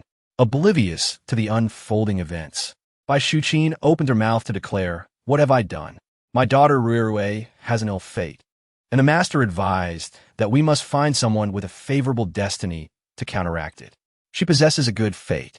So what is wrong with using her fortune to alleviate my daughter's misfortunes? The moment her words escape, the guests present, including Guan Bao, suddenly change their expressions. Guan Ruirui can no longer contain herself and exclaims, "Mother!" Bai Shuqin, realizing too late the implications of her words, hastily covers her mouth. Yet the next moment, her words seem to spill uncontrollably. Do not assume that because you become the young lady of the Jiang family, you are formidable. In my household, you are merely a vessel to transfer destiny for my daughter Ruirui. The master has stated that as long as Ruirui continues to absorb your good fortune, by the time she turns 18, your destinies will be irrevocably exchanged. Otherwise, do you think I would allow you to leave so easily to seek your biological parents? Upon hearing these words, Jiang Huai's countenance immediately turned glacial, and even the expressions of his brothers, Guan Xuxu and the others, darkened considerably. Despite their lack of affection for Guan Xuxu, she was, after all, a member of the Jiang family. They could quarrel amongst themselves, but they would not tolerate outsiders bullying a member of their family, as it would be a sign of disrespect towards the entire Jiang family. The Guan family was simply going too far. The surrounding guests were equally incredulous. They had initially dismissed the words of the Jiang family's eldest daughter as utterly absurd, but now they realized that what she had said was true. As a result, Guan Xuxu's seemingly nonsensical and illogical statements suddenly made sense. They did not believe that such a thing as exchanging destinies actually existed, but they found the Guan family superstition to be rather peculiar. Guan Baocheng, now realizing the gravity of the situation, hastily stepped forward to pull Bai Shuqin away, his face a mask of displeasure. "Shuqin," he said, "are you having another episode? You're talking nonsense again." With these words, Guan Baocheng dismissed Bai Shuqin's unusual outburst as a fit of hysteria, attempting to lead her away. However, before he could act, Jiang Su and Jiang Han, along with the other younger members of the Jiang family, stepped forward to block their path. Jiang Huai smirked coldly, his tone frosty. "Mr. Guan, why the rush to leave? It makes you appear rather guilty." Having recognized Xuxu's abilities, he had suspected that this was her doing the moment he noticed Bai Shuqin's strange behavior. Naturally, he would not let such an opportunity pass. The Jiang family would cooperate with Xuxu to tear off the Guan family's mask of hypocrisy once and for all. Jiang Xuxu was acutely aware of the power held within the talismans she crafted. Observing that Jiang Su and others had intercepted someone, she boldly inquired of Bai Shuqin, "Madam Guan, do you indeed suffer from hysterical neurosis?" "How could I?" Bai Shuqin retorted without a moment's hesitation, her expression already on the verge of tears. Yet her words remained strikingly sincere. "My husband simply does not want me to speak the truth. He is just like that, often hesitant in his actions. Unlike us women who are straightforward." Guan Baocheng's countenance darkened. Was it not enough that Guan Xuxu had exposed matters concerning him, but now she was revealing her own thoughts? Furthermore, this woman held such a perception of herself? Jiang Yuqing. Upon hearing that the Guan family had used Xuxu as a mere tool to shield their daughter from misfortune, could no longer contain his indignation. He stepped forward and coldly demanded, "What else have you done to my daughter? What could I have done? Is she who fails to recognize her own identity? Since childhood, she has been a source of concern. I once locked her in the attic for 2 days for daring to snatch toys from Rue, and when she emerged, she was obedient." The Jiang family's expressions darkened to an extreme, while the surrounding guests displayed palpable sympathy.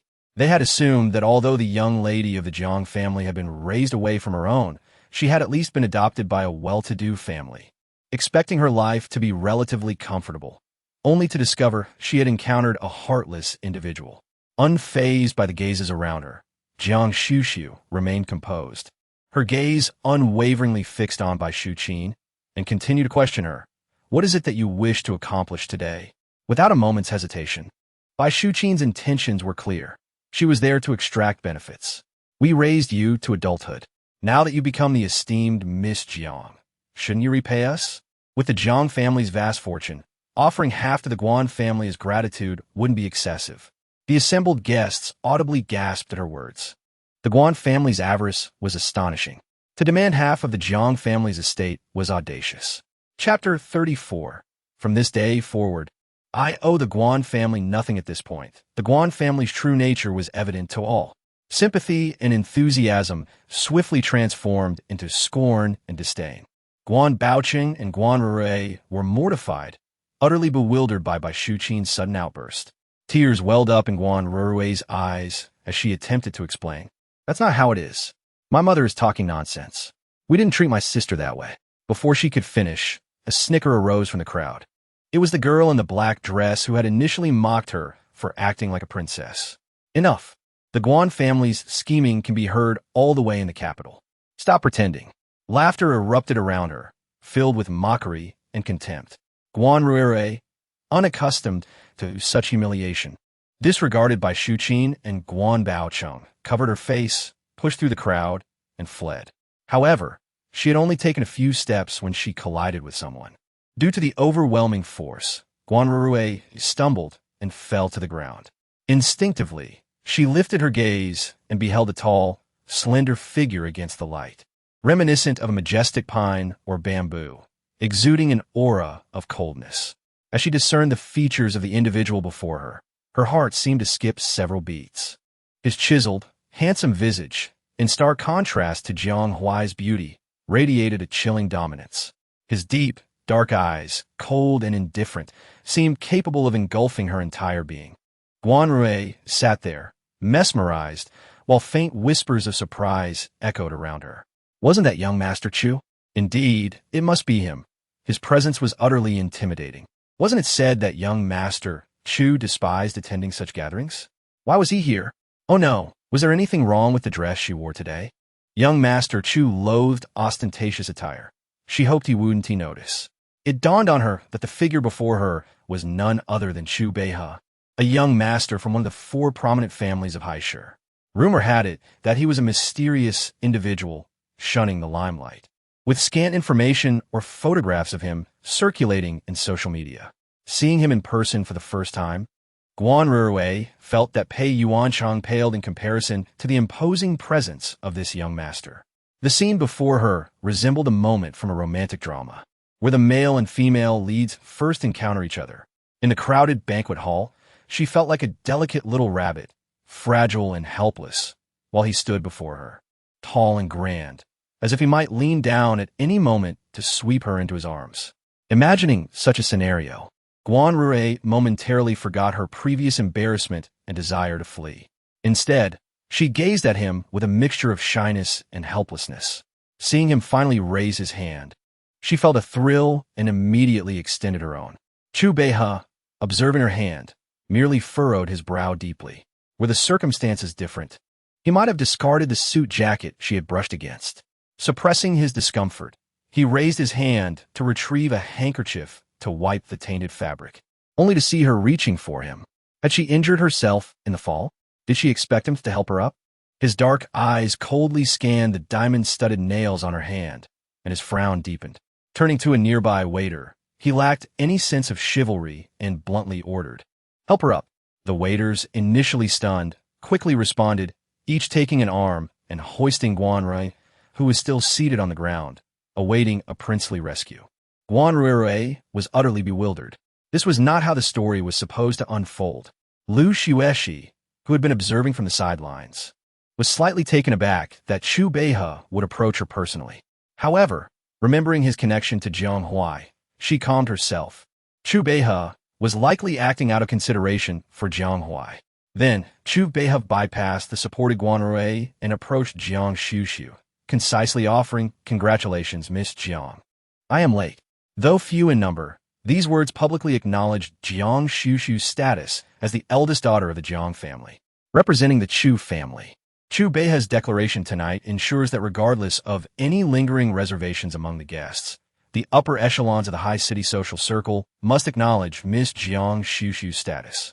Guan Xuxu, observing the resplendent magnate, merely offered a gentle smile. "Not belated at all.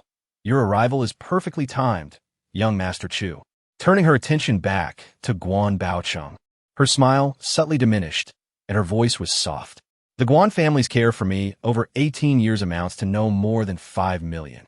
I have already remitted that sum to your account as recompense for my upbringing." Guan Baocheng's eyes turned cold, while the surrounding guests looked on in disbelief. 5 million to raise a child might be considerable for an ordinary family, but among their circles, it was a paltry sum. Given the Guan family's wealth, such a meager investment suggested years of neglect. A wave of disdain washed over them as they regarded Guan Baocheng. Guan Xuxu continued, her almond eyes fixed on Guan Baocheng, her voice measured and composed. Guan Baocheng's pupils dilated, his facial muscles twitching, his facade of sincerity crumbling. Jiang Yuqing felt a pang in his heart, realizing the hardships his daughter had endured in the Guan household. Echoing Guan Xuxu's words, he declared in a stern voice, "From this day forward, my child has no further association with the Guan family. In consideration of your care for Xuxu, the Jiang family will take no action against you. However, should the Guan family dare to exploit the Jiang name for their own gain, they will face the consequences." With a cold command, he instructed, "Butler, escort the guests out." Guan Baocheng and Bai Shuqin were almost unceremoniously escorted out. As they passed in front of Guan Xuxu, they heard her voice, one only audible to the three of them. "Remark, I forgot to inform you that your attempt to alter your fates was utterly unsuccessful." Bai Shuqin abruptly turned her head, her expression contorted with disbelief, her eyes brimming with skepticism. Guan Xuxu, however, paid no heed to her incredulity, for soon enough, she would come to accept the truth. The calamity that had befallen Guan Rui would soon return to her. If they wished to save her, they would need to have Guan Rui bring their grandmother's bracelet to seek her out personally. Guan Baocheng cast a cold, piercing glance at Guan Xuxu, while Bai Shuqin's eyes reflected a venomous intent. Yet, before they could unleash their ire, the housekeeper had already firmly ushered them out. The banquet proceeded. Indeed, his presence tonight had taken everyone by surprise. Guan Xuxu discerned that this young master of the Chu family was not one to partake in such gatherings. Curiosity piqued. She directly inquired. Chu Beihe seemed to have anticipated her question. His cold phoenix eyes swept over Jiang Huai on the other side, his voice steady and unhurried, simply stating, "He said that I should be responsible for you." Guan Xuxu, having just lifted a glass of champagne, nearly spilled it all over him in shock at his words. She turned, her almond-shaped eyes widening in disbelief as she gazed at him, seemingly asking, "Responsible for what? What obligation do I have that necessitates your responsibility?" Chapter 35. You have bad luck in love. Zhu Beihe gazed upon Guan Xuxu's astonished expression, his demeanor remaining unchanged as he remarked, "It was I who disclosed your identity to the Song family, which prompted their inquiries to the Jiang family, indirectly leading to your departure from home. Therefore, I must take responsibility." Guan Xuxu was momentarily taken aback, nearly convinced that he had uncovered her secret concerning the 2 golden orbs. Was this truly all there was to it? Was this esteemed Zhu really so easily deceived? Such blatant fabrications, and yet he chose to believe them? Zhu Beihe was undoubtedly aware that this was merely Jiang Huai's ruse to summon him for support. However, as long as it served to persuade him, it could not be deemed mere trickery. Although she had not explicitly requested him to keep her identity confidential, he had, without her consent, revealed her status as a member of the Jiang family. For this reason alone, Zhu Beihe would not shirk from his obligations. His perfectionism extended to a meticulous approach to matters of principle. Guan Xuxu had initially intended to tell him that he need not take responsibility, but her gaze inadvertently fell upon his left arm. Just moments ago, she had observed clearly how, when Guan Rui accidentally collided with his arm, the dark aura that had enveloped her had visibly diminished in the presence of Zhu Beihe's golden light.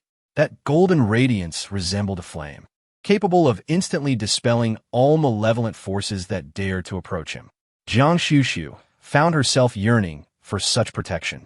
With this thought in mind, she refrained from uttering any polite refusals regarding his responsibility. If I encounter difficulties in the future, may I still seek your assistance? That would not be possible. Guan Xuxu. Wasn't it agreed that you would take responsibility? Guan Xuxu mused, only to realize that the esteemed figure's sense of duty was merely a fleeting notion. How naive of her! Indeed, Zhu Beihe, as the rumor suggested, was not fond of such gatherings. After exchanging a few words with Guan Xuxu, he swiftly made an excuse to depart. She contemplated that to truly ascend to the status of this prominent individual, additional effort would be required. Fortunately, she was in no haste. Just as she was about to turn away, a light, melodic voice floated from behind her. Chu Xiao is notoriously difficult to approach in our circles. If you invest your thoughts in him, you will undoubtedly regret it. Guan Xuxu turned to find the speaker was the very young woman who had previously mocked Guan Rui. The girl was of a similar age, her features striking and elegant, with lustrous black hair styled in an updo, revealing her graceful swan-like neck. She regarded Guan Xuxu with a smile that held no malice. Guan Xuxu inquired, "Do you have feelings for Zhu Beihe?" Typically, those who issue warnings to other women about a particular man are his admirers. To Guan Xuxu's surprise, the girl reacted as though she had heard a chilling ghost story, her expression betraying a hint of horror. "I would only wish to endure such a life if I were to develop an affection for that great demon." Guan Xuxu raised an eyebrow. This was the second instance she had encountered someone refer to him in such a manner. Clearly, this nickname was not exclusive to Jiang Huai.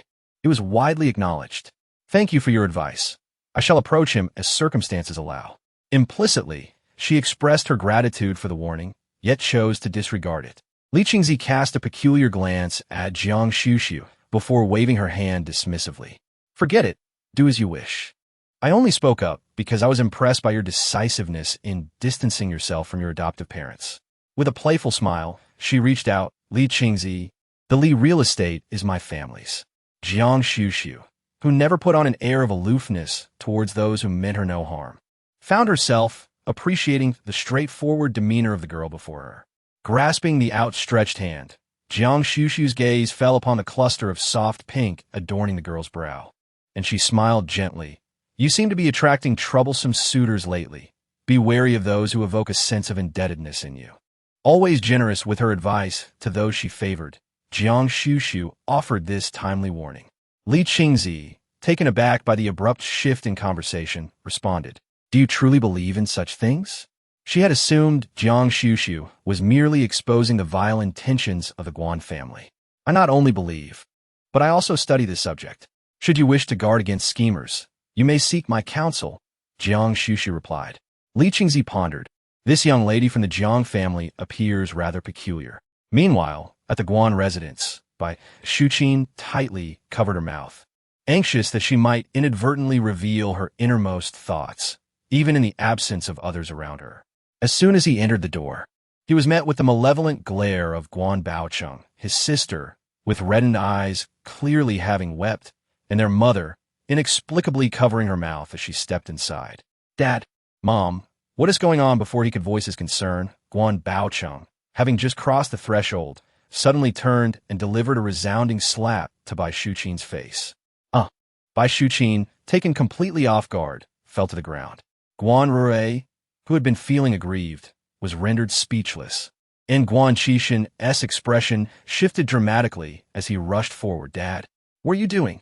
Yet, disregarding his son's intervention, Guan Baocheng made a move as if to kick Bai Xuqin, displaying a ferocity never before witnessed.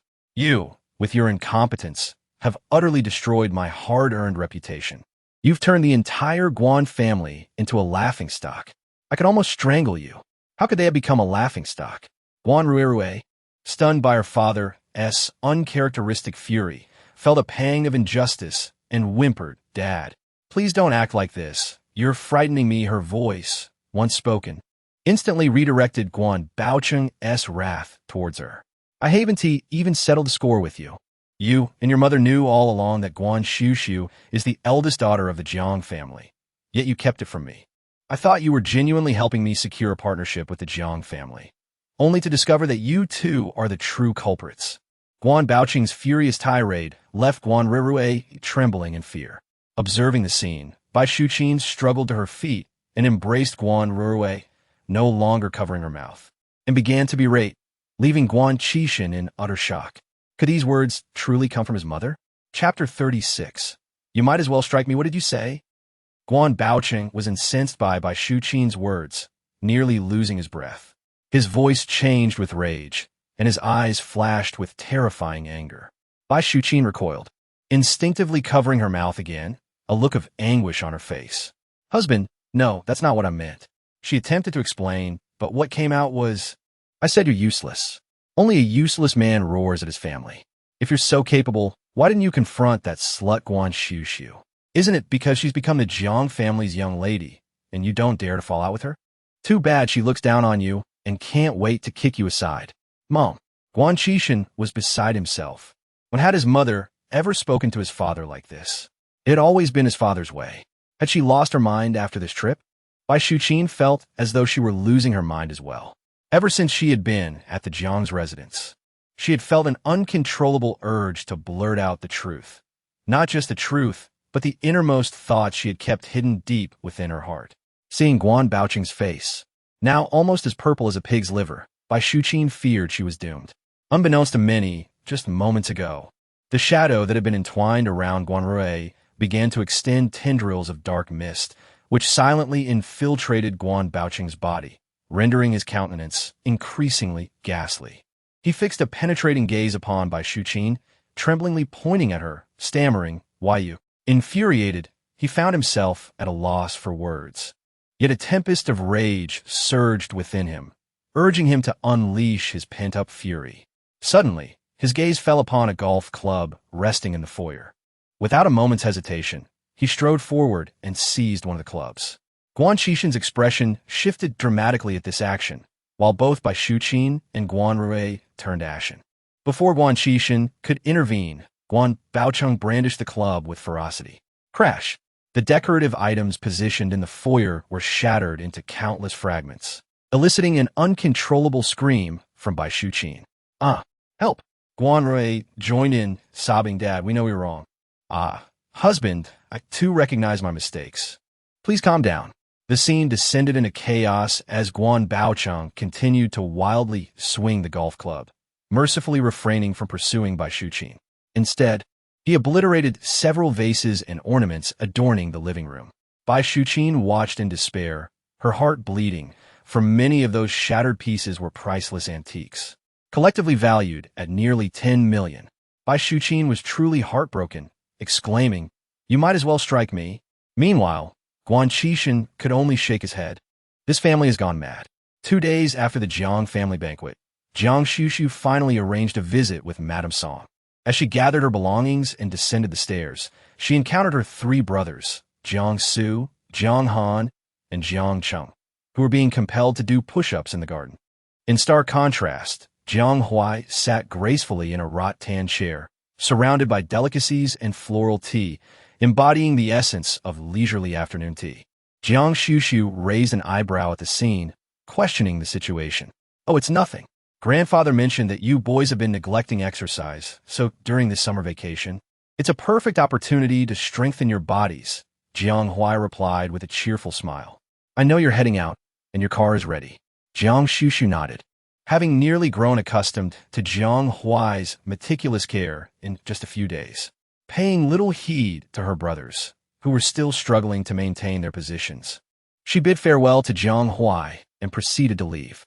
Upon hearing her departure, the trio's expressions instantly fell, pleading, "Cousin, we truly acknowledge our mistakes. I haven't bothered Guan Xuxu these past few days. We've been exceptionally well behaved. Brother Jiang Huai, you can't forsake your brothers just because you have a sister. We're your family too." Jiang Huai remained unfazed by their pleas, his expression still adorned with a dignified smile. "You must complete 100 push-ups to be considered family. If you cannot finish today, your games and figurines will remain under my guardianship." Their lamentations echoed once more in the garden. Since the last banquet, the family has treated Guan Xuxu as if she were an esteemed ancestor. Xuxu is truly a remarkable individual, and our family is genuinely grateful for her. At such a young age, she not only possesses extraordinary talent, but also earns her own income while contributing to the household expenses, a truly commendable feat. Upon hearing this, the Jiang family felt a surge of unease. It dawned on them that Guan Xuxu was not well regarded in the Guan family, and thus they could hardly provide her with such generous allowances. So, where did that 5 million come from? It was only when Song Yongming brought it to their attention that they finally understood. She earned it herself. Surprisingly, their initial reaction was not admiration for Xuxu's capabilities, but rather a sense of shame. Even Jiang Xuxu displayed a complex expression. He had previously thought that Xuxu's pursuits were somewhat embarrassing, yet she was merely striving to earn a living. A mere 5 million in support, and she had the initiative to repay it herself. That evening, Jiang Yuqing directly transferred 10 million to Guan Xuxu. 5 million was to repay the Guan family, while the other 5 million was for her personal expenses. Guan Xuxu was at a loss for words. Just recently, she had transferred 1,500,000, and in turn, Jiang Huai had doubled her allowance. For the first time, she experienced the feeling of never lacking money. With this newfound wealth, she could finally acquire the item she had long desired. While scrolling through her phone for details of an auction, the car had already pulled up at the Song family's doorstep. Song Yongming and Madame Song had been eagerly awaiting her arrival, and as she stepped out of the car, they greeted her warmly. "Master Jiang, you have arrived." During her time with the Jiang family, Madame Song, while affectionately addressing her as Xuxu to demonstrate closeness, privately maintained the respectful title of Grandmaster Jiang. The former was intended to lend her support, while the latter stemmed from pure reverence. Anticipating the day her beloved Xiaolier would return to normalcy, Madame Song spent the entire night in restless excitement. Not only she, but Song Yongming and Song Yuli likewise remained sleepless. For this occasion, they deliberately set aside all corporate obligations, eager to witness the moment Xiaolier was restored. Meeting the fervent gaze of the Song family, Guan Xuxu offered a reassuring smile, forgoing pleasantries, and proceeded to retrieve a paper package from her satchel. Within, the Song family observed several strands of hair enveloped in yellow talismans. These were the very strands of the individual who had stolen Xiaolier's intellect. A fiery glint instantaneously ignited in the eyes of the Song family. Guan Xuxu regarded them thoughtfully before stating, "Before we commence, there's a matter I must disclose to you." Chapter 37. Who told you I adore you? The Song family, unaccustomed to witnessing such solemnity in Guan Xuxu's demeanor, felt their hearts rise with apprehension, suspecting unforeseen risks. However, Guan Xuxu continued, "The one who exchanged Xiaolier's intellect was an elder sister who had long assisted the Jiang family. She had once aided an evil master who, in return, offered to assist her intellectually disabled son. She conceived the notion of targeting Xiaolier, who happened to be visiting the Jiang family. These revelations, of course, were later divulged by the elder sister. Guan Xuxu had no intention of concealing anything from the Song family. Upon learning the truth, the Song family's expressions grew intricate. It would be disingenuous to claim they harbored no resentment towards the Jiang family. After all, it was their hired caregiver who harbored such malevolent intentions. Their beloved Xiaolier was merely visiting, yet she became a target, enduring 8 years akin to a child's existence. And they, for years, remained oblivious, attributing Xiaolier's condition to a fall from a horse. They harbored grievances towards the Jiang family for their poor judgment, yet paradoxically it was Guan Xuxu, a member of the Jiang family, who uncovered the truth and offered to assist them. Song Yongming inhaled deeply, then exhaled, uttering, "As long as Xiaolier can return to normal, we shall let it pass." The two families shared a history, and severing ties would place the Jiang master in a difficult position. Their sole desire was for Xiaolier to recover. The Song family's magnanimity evoked a sense of fondness within Guan Xuxu. She smiled gently, assuring them, "Rest assured, she will recover." In contrast to her previous display of power, where she subdued everyone with a flick of her talisman, this time, the array she arranged appeared remarkably unadorned.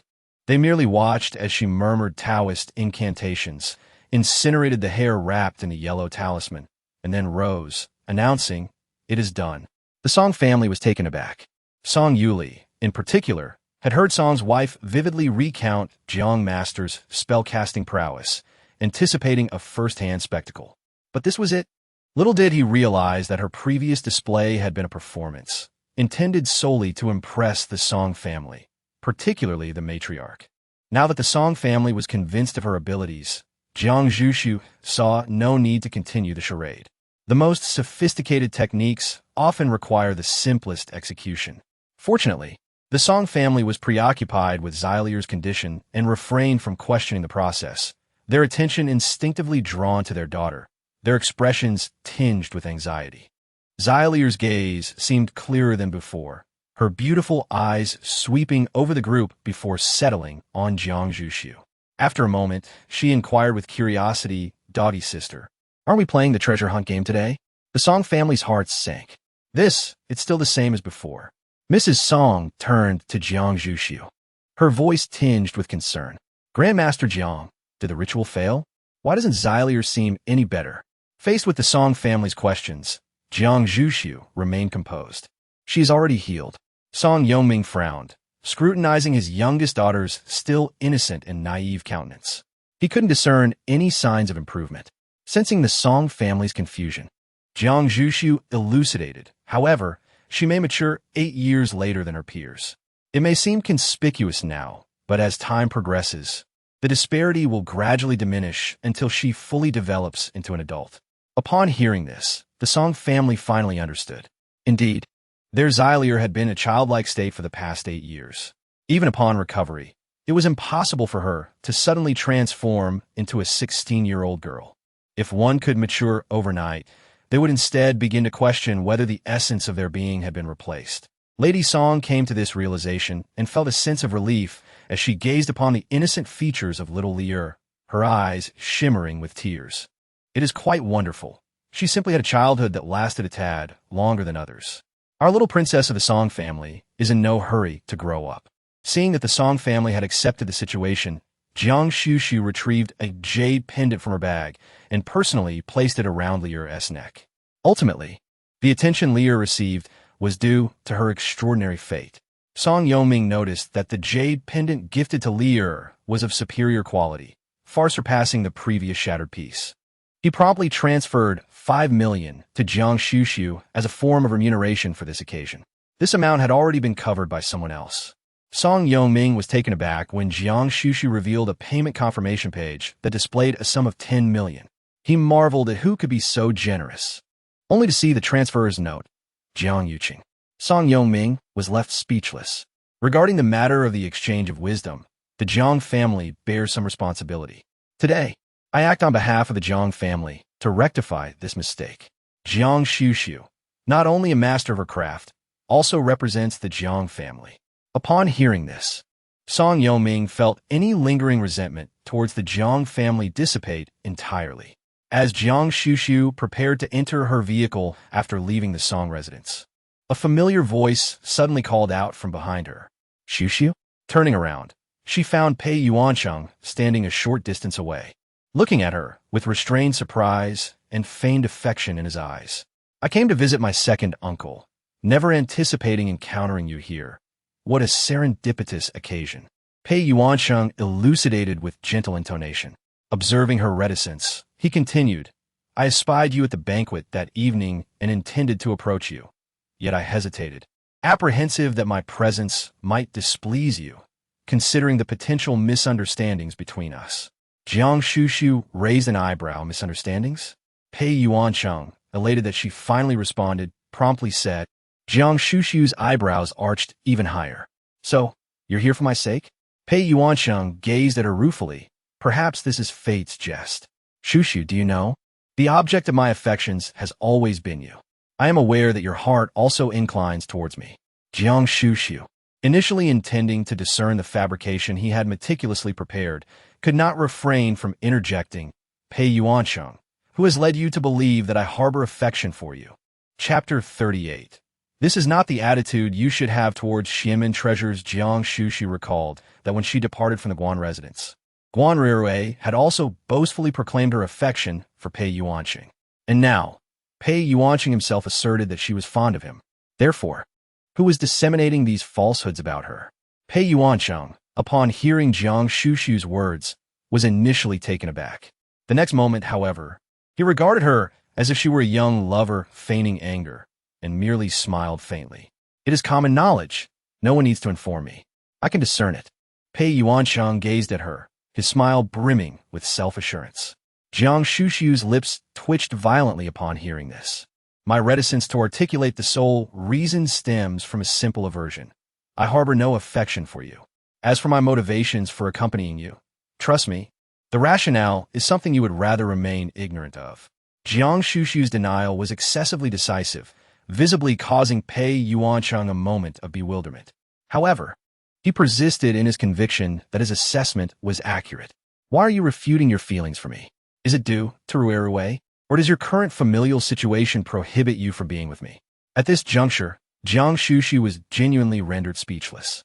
She had encountered someone so enamored with themselves that they were incapable of heeding the voices of others. Disinclined to continue disputing such matters with him, Guan Xuxu proceeded to enter the vehicle. Pei Yuancheng gritted his teeth inwardly, contemplating how to detain her when he noticed the rear window of the car being lowered. His expression underwent a transformation as he directed a confident and gentle smile toward the interior of the vehicle. However, Guan Xuxu's gaze swept across his face with a cool detachment. She merely inquired, the pretext you presented earlier, you must have contemplated it for at least 2 days, correct? He presumed he was scripting an antiquated romance drama by compelling her to consent to be with Guan Ruirui. A subtle hint of embarrassment flickered in Pei Yuancheng's eyes as he attempted to offer an explanation. However, Guan Xuxu had already begun to raise the car window and instructed the driver to depart. Pei Yuancheng watched the departing vehicle, a trace of humiliation and indignation flashing in his eyes. To him, it was not merely a pretext but a gesture of goodwill extended to her. He believed that, given her infatuation with him, she would immediately seize the opportunity he had graciously provided. Considering her current status, he would even consent to sever ties with Guan Ruirui immediately if she so desired. Yet, she proved to be so unappreciative. Clearly, ascending to the ranks of the Jiang family had altered her disposition. As Guan Xuxu closed the car window, she had already cast aside the thought of Pei Yuancheng. The familiar notification sound from her phone caught her attention, and upon opening it, her eyes flickered with interest. The driver, responding to her instructions, steered the vehicle towards a development area in the suburbs. Although designated as a development zone, the surroundings appeared somewhat desolate due to a lack of successful investments. Uncle Hai, observing the environment with concern, inquired, Miss, what brings you to such a place? Perhaps I should accompany you inside. As the driver specifically arranged by Jiang Huai, Uncle Hai was also tasked with ensuring the young lady's safety. He added earnestly, I will wait for you outside. Seeing his concern, Guan Xuxu did not insist otherwise and proceeded into the development area alone. Passing 2 abandoned buildings, she entered an unassuming red brick structure situated in the center of the park. Descending into the small building, she traversed a lengthy corridor, and as she opened the door, a hidden world revealed itself. The basement was a vast space transformed into a luxurious underground auction house, accommodating no more than 300 attendees. A server approached respectfully, asking, Miss, may I see your invitation? Just as Guan Xuxu was about to respond, A melodious male voice resonated from another exit, declaring, "She is my guest." Upon seeing the newcomer, the server's demeanor became even more respectful, addressing him as director. The man known as the director possessed a delicate beauty that blurred the lines of masculinity and femininity, his enchanting fox-like eyes seemingly exuding an air of playful mischief. He was clad in a refined, deep purple tang suit, his slightly long hair casually tied at the back of his head, exuding an aura of Eastern mystique. As he gazed at Guan Xuxu, he merely gestured for her to come closer with a subtle movement of his hand, an action laden with ambiguity. Guan Xuxu had long since grown accustomed to his eccentricity and followed him into a room behind the auction house. The room was adorned in an antique style, perfectly complementing his demeanor. Inside, a screen partitioned the space into two halves. One side served as a reception area, while the other appeared to be a display zone, showcasing an array of items slated for auction. Unlike the typical auction houses for antiques and artworks, Yixian's offerings were eclectic and bizarre. Anything one desired could be procured, and if he did not possess it, he would find a way to acquire it. "What is it you seek?" Guan Xuxu inquired eagerly upon entering the room. Observing her impatience, Yixian merely raised an eyebrow and turned to rummage through the display area, muttering to himself as he searched. "This is not it. This one neither. Ah, so this piece of human bone is here. This box, oh, found it." Emerging with a long box in hand, Yixian regarded her with a glint of mischief in his fox-like eyes. "I cannot ascertain if this is what you seek. Why don't you take a look?" he said, opening the box. Inside lay what appeared to be a withered twig, an entirely charred peach branch, known as thunderstruck peachwood, regarded within the realm of mysticism as a talisman against malevolence. Genuine thunderstruck peach wood was rare, let alone the millennia-old variety Guan Xuxu was in pursuit of. An artifact imbued with the power of millennia of lightning strikes would be treasured as a family heirloom in any mystical clan, making it all the more remarkable that Yixian had actually managed to find one. The faint aura of lightning fire emanating from the peach wood alone testified to its extraordinary nature. Alas, this was not the branch she sought. Yixian's initially confident expression faltered slightly. He glared at her. "Do you have any idea how difficult it is to find millennium-old lightning-struck wood? Having any at all is a feat in itself." He pushed the item closer to her. "Why don't you take another careful look? After all, branches do tend to look alike. I'm certain that my branch is different. Besides, I said from the start that I'm not looking for a magical artifact, but rather to find the person who possesses the artifact," she replied, referring to her master, who had promised to stay with her until she turned 18, only to vanish without a trace. No matter how she divined or calculated, she could not catch even a whiff of her presence, as if she had never existed in this world. Now, apart from seeking clues from her master's past belongings, Guan Xuxu had no other way to find her. Seeing her unwavering attitude, Yixian clicked his tongue in disapproval. The previously cherished lightning-struck wood was carelessly tossed aside. TCH, another wasted effort. Guan Xuxu winced at the thud of the box hitting the table. Although it wasn't the branch she was looking for, it was still a genuine millennium-old lightning-struck wood. That's not how you treat a mystical treasure. Apologize to it immediately. Chapter 39. Guan Rui's Nightmare, the Guan Family. In addition to Jiang Yuqing's public declaration at the banquet that he no longer had any ties with the Guan family, several enterprises that had been collaborating with the Guan family have terminated their partnerships in recent days. Guan Baoqing has fallen ill as a direct result. With two members of the Guan family now incapacitated, Guan Xuxu has had to temporarily take over the company's affairs, leaving him constantly swamped. As a consequence, shortly after leaving the company yesterday, he was involved in a car accident, resulting in a fractured arm. Compared to the other three, Guan Rui's situation is even more dire. For 2 consecutive nights, she has been tormented by the same nightmare. A desolate, inky sky, the rooftop of an abandoned school building, a young girl's lower body almost entirely soaked in blood, her eyes filled with despair and pleading as she gazes at Rui. The last thing she sees is the rooftop door being hastily shut in her face. She can almost hear the girl's mournful cries echoing in her ears. "Save me. Please, save me." The voice seems to be right beside her. Guan Rui suddenly opens her eyes. only to discover that the blood-soaked girl is sitting right beside her bed, her eyes filled with bloody tears, staring intently at her. Ayowa! Guan Rui's screams reverberate through the Guan family's villa in the dead of night. Soon after, the door is pushed open, and Bai Xuqin, frail and weakened by illness, hurries in. Rui, what's wrong? Did you have a nightmare? Guan Rui throws herself into Bai Xuqin's arms, sobbing uncontrollably. Bai Xuqin comforts her, her voice full of distress. Don't be afraid, Rui. Tell mommy, was it a nightmare? Guan Rui continues to cling to Bai Xuqin, only able to nod through her sobs.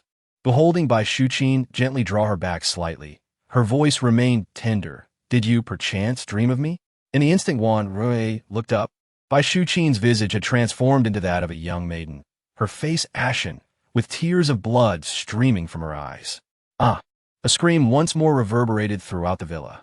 Immediately following, Guan Baoqing entered, and Guan Rui once again sobbed and recounted her ordeal, whereupon Guan Baoqing, too, metamorphosed into the likeness of the maiden.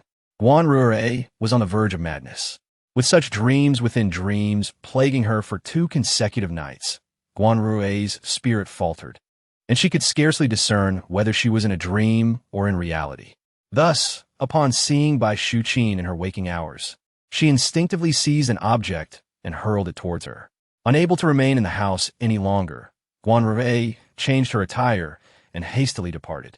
Unbeknownst to her, the villa behind her appeared to be shrouded in a dark cloud. Though the summer sun shone brightly, not a single ray penetrated the Guan residence. And as Guan Rui left, wisps of black miasma seeped from the dark shadow that clung to her, tainting her every step. As soon as she alighted from the vehicle, a figure abruptly lunged towards her. Eyes bloodshot, eye bags drooping, complexion sallow, she resembled a ghastly specter. In that instant, Pei Yuancheng genuinely believed he was encountering a ghost in broad daylight, and he instinctively pushed the person away. It was only when he heard a familiar, aggrieved cry of Brother Pei that Pei Yuancheng realized the person was none other than Guan Rui. Observing her disheveled state, as though she had not slept for 2 days and nights, her condition was so poor that she was unrecognizable as the Guan family's little princess. A twitch tugged at the corner of his lips as he inquired, "What on earth has happened to you?" Over the past couple of days, Guan Rui's mental state had been severely tormented, and upon hearing those words, she immediately burst into tears of grievance. Sobbing, she threw herself into Pei Yuancheng's embrace. "Brother Pei, I've been having nightmares these past few days, and I can hardly bear it anymore." Pei Yuancheng looked at Guan Rui in his arms with a hint of impatience. Before his reunion with Guan Xuxu, he believed he had made the most judicious decision. However, upon seeing Guan Xuxu again, he realized that Guan Rui simply paled in comparison to her in every aspect. Her appearance was inferior, her temperament was lacking, and now even her family background was not as good. Pei Yuancheng was contemplating whether he should completely abandon Guan Rui and take a leap of faith. He had initially assumed that, given his place in Guan Xuxu's heart, she would be overjoyed to become his girlfriend as long as he offered her an opportunity. However, Guan Xuxu's attitude today made him realize that he had been overly optimistic. Mere words might not convince Xuxu of his sincerity. He needed to take concrete actions. First and foremost, he had to draw a line between himself and Rui. Unaware of Pei Yuancheng's intentions, Guan Rui clung to him, recounting her recent nightmares. She repeatedly expressed her fear, speaking in a jumbled manner, and Pei Yuancheng couldn't make sense of a single word. He merely felt that Guan Rui was excessively delicate. Just because she had a nightmare, she expected him to comfort her. At that moment, Pei Yuancheng became even more convinced that a fragile princess like Guan Rui was not suitable for him. Having made up his mind, he simply pulled her away. Rui, don't cry. Let's get in the car first, and we'll talk somewhere else." Given that the villa's vicinity lacked seclusion, and having resolved to part ways, Pei Yuancheng naturally refrained from inviting her into his abode. Furthermore, he wished to preempt any further gossip arising from their lingering entanglement. Preoccupied with her harrowing nightmare, Guan Rui failed to notice Pei Yuancheng's circuitous route and docilely entered the vehicle with him, clinging to his arm with an air of dependence. Pei Yuancheng felt a sense of helplessness mingled with guilt. He pondered the distress that would befall a girl so utterly devoted to him were he to terminate their relationship. Nevertheless, he resigned himself to the inevitability of their separation. With renewed resolve, Pei Yuancheng suppressed his impatience, determined to ensure a dignified conclusion to their relationship, even in parting. Ruwei, he began, even had you not sought me out, I had intended to find you. Guan Ruwei, her eyes shadowed by dark circles, looked up at him. Pei Gij, I knew you were thinking of me. There is something I must discuss with you. Unbeknownst to them, wisps of dark energy emanating from Guan Ruwei had already entwined themselves around Pei Yuancheng's arm as she embraced him, clinging like silken threads even as he attempted to disengage. Guan Ruwei finally discerned the shift in Pei Yuancheng's demeanor and cautiously inquired, Pei Gij, what is it you wish to say? Pei Yuancheng sighed. Ruwei, he confessed, I believe we are incompatible. Before Guan Ruwei could react, the driver emitted a startled cry. As they both turned, they beheld an oncoming vehicle hurtling directly towards them. Bang! The two vehicles collided with tremendous force, the resounding impact immediately echoing throughout the street. Chapter 40. Those who favor Guan Xuxu are all unworthy when Bai Shuqin and Guan Baocheng arrived at the hospital after receiving the call. Guan Ruwei and Pei Yuancheng had just been moved out of the operating theater. Guan Ruwei suffered fractures of varying degrees in both legs, as well as a mild concussion. Pei Yuancheng fared somewhat better, having only fractured an arm, the very one Guan Ruwei had clung to earlier. Incredibly, despite the head-on collision, the driver, who should have absorbed the brunt of the impact, sustained only minor injuries. After receiving treatment and bandaging, there was no need for even observation in the hospital. Bai Shuqin, however, was presently unable to concern herself with the driver. Gazing upon Guan Ruwei lying pale on the hospital bed, she felt a pang of heartache and tears welled up in her eyes. Her already frail body swayed suddenly, fortunately caught by a nurse nearby. Ruwei, my poor Ruwei, you were perfectly fine at home. Why did you have to go out? If anything were to happen to you, how could your mother live? Bai Shuqin sobbed, while Guan Baocheng, already suffering from headache, pressed his head and rebuked her. Enough, isn't she all right? Bai Shuqin bristled at his words, retorting shrilly, her legs are broken. And you call that all right? That Pei family driver must have done it on purpose. Otherwise, why would Ruwei be the most severely injured among the three of them? Silence. You're making my head throb. Guan Baocheng sat on the sofa, unable to resist snapping at Bai Shuqin. Ever since that night's eruption, it was as if Guan Baocheng had flipped a switch, no longer treating Bai Shuqin with the consideration and gentleness of the past. Bai Shuqin felt aggrieved, but could only keep her mouth shut and sit next to him. After a long while, she couldn't help but speak. Husband, I feel like something is really amiss with our family. First, the two of us fell ill, then Qixin had a car accident, and now even Ruwei has had an accident. How could there be so many coincidences? Seeing Guan Baocheng's sullen face in silence, but knowing that he was listening, Bai Shuqin continued, with a deliberate tone of explanation, especially that night, it was as if I were possessed. Those words came out of my mouth uncontrollably. They were not my true intentions. It was as if someone were controlling me to say those things. Guan Baocheng scoffed, not believing Bai Shuqin's words. If she hadn't thought those things in her heart, how could she have said them? But after cooling down for 2 days, Guan Baocheng no longer felt the initial anger and had noticed something was amiss. He had always been a restrained person, and even if Bai Shuqin did those stupid things, he wouldn't have lost his mind and acted so crazily. He would never lay a hand on Bai Shuqin, not because he loved her so much, but because he believed that only useless men would vent their anger on their wives. As a respectable man like him, even when faced with the most infuriating things, he had to maintain reason and decorum. Therefore, he was indeed a little off that night. Husband, do you think these things might be related to that little hussy, Guan Xuxu? The technique you employed to alter her fate has utterly failed. The calamity that previously befell Guan Ruwei will soon return to haunt her. If you wish to save her, let Guan Ruwei come to me personally, bearing her grandmother's bracelet. Guan Baocheng narrowed his eyes slightly, his expression darkening once more. Perhaps this truly concerns her. Upon hearing his words, Bai Shuqin felt a surge of joy and was about to echo him when Guan Ruwei, lying on the bed, suddenly stirred and awoke with a soft whimper. Bai Shuqin and Guan Baocheng hastily approached the bedside, momentarily forgetting everything else. Upon seeing them, Guan Rui was initially startled. After a moment, as if realizing she was not in a dream, she began to weep, exclaiming, "Dad, Mom, Pei Gid wants to break up with me." Bai Xuqin was at a loss for words. "You have a broken leg, and instead of lamenting that, you cry about this?" Even Bai Xuqin, as a mother, found herself somewhat speechless at that moment.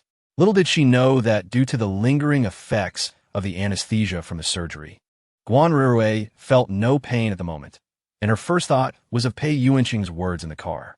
Though it was merely the beginning of a conversation, she understood his implication all too well.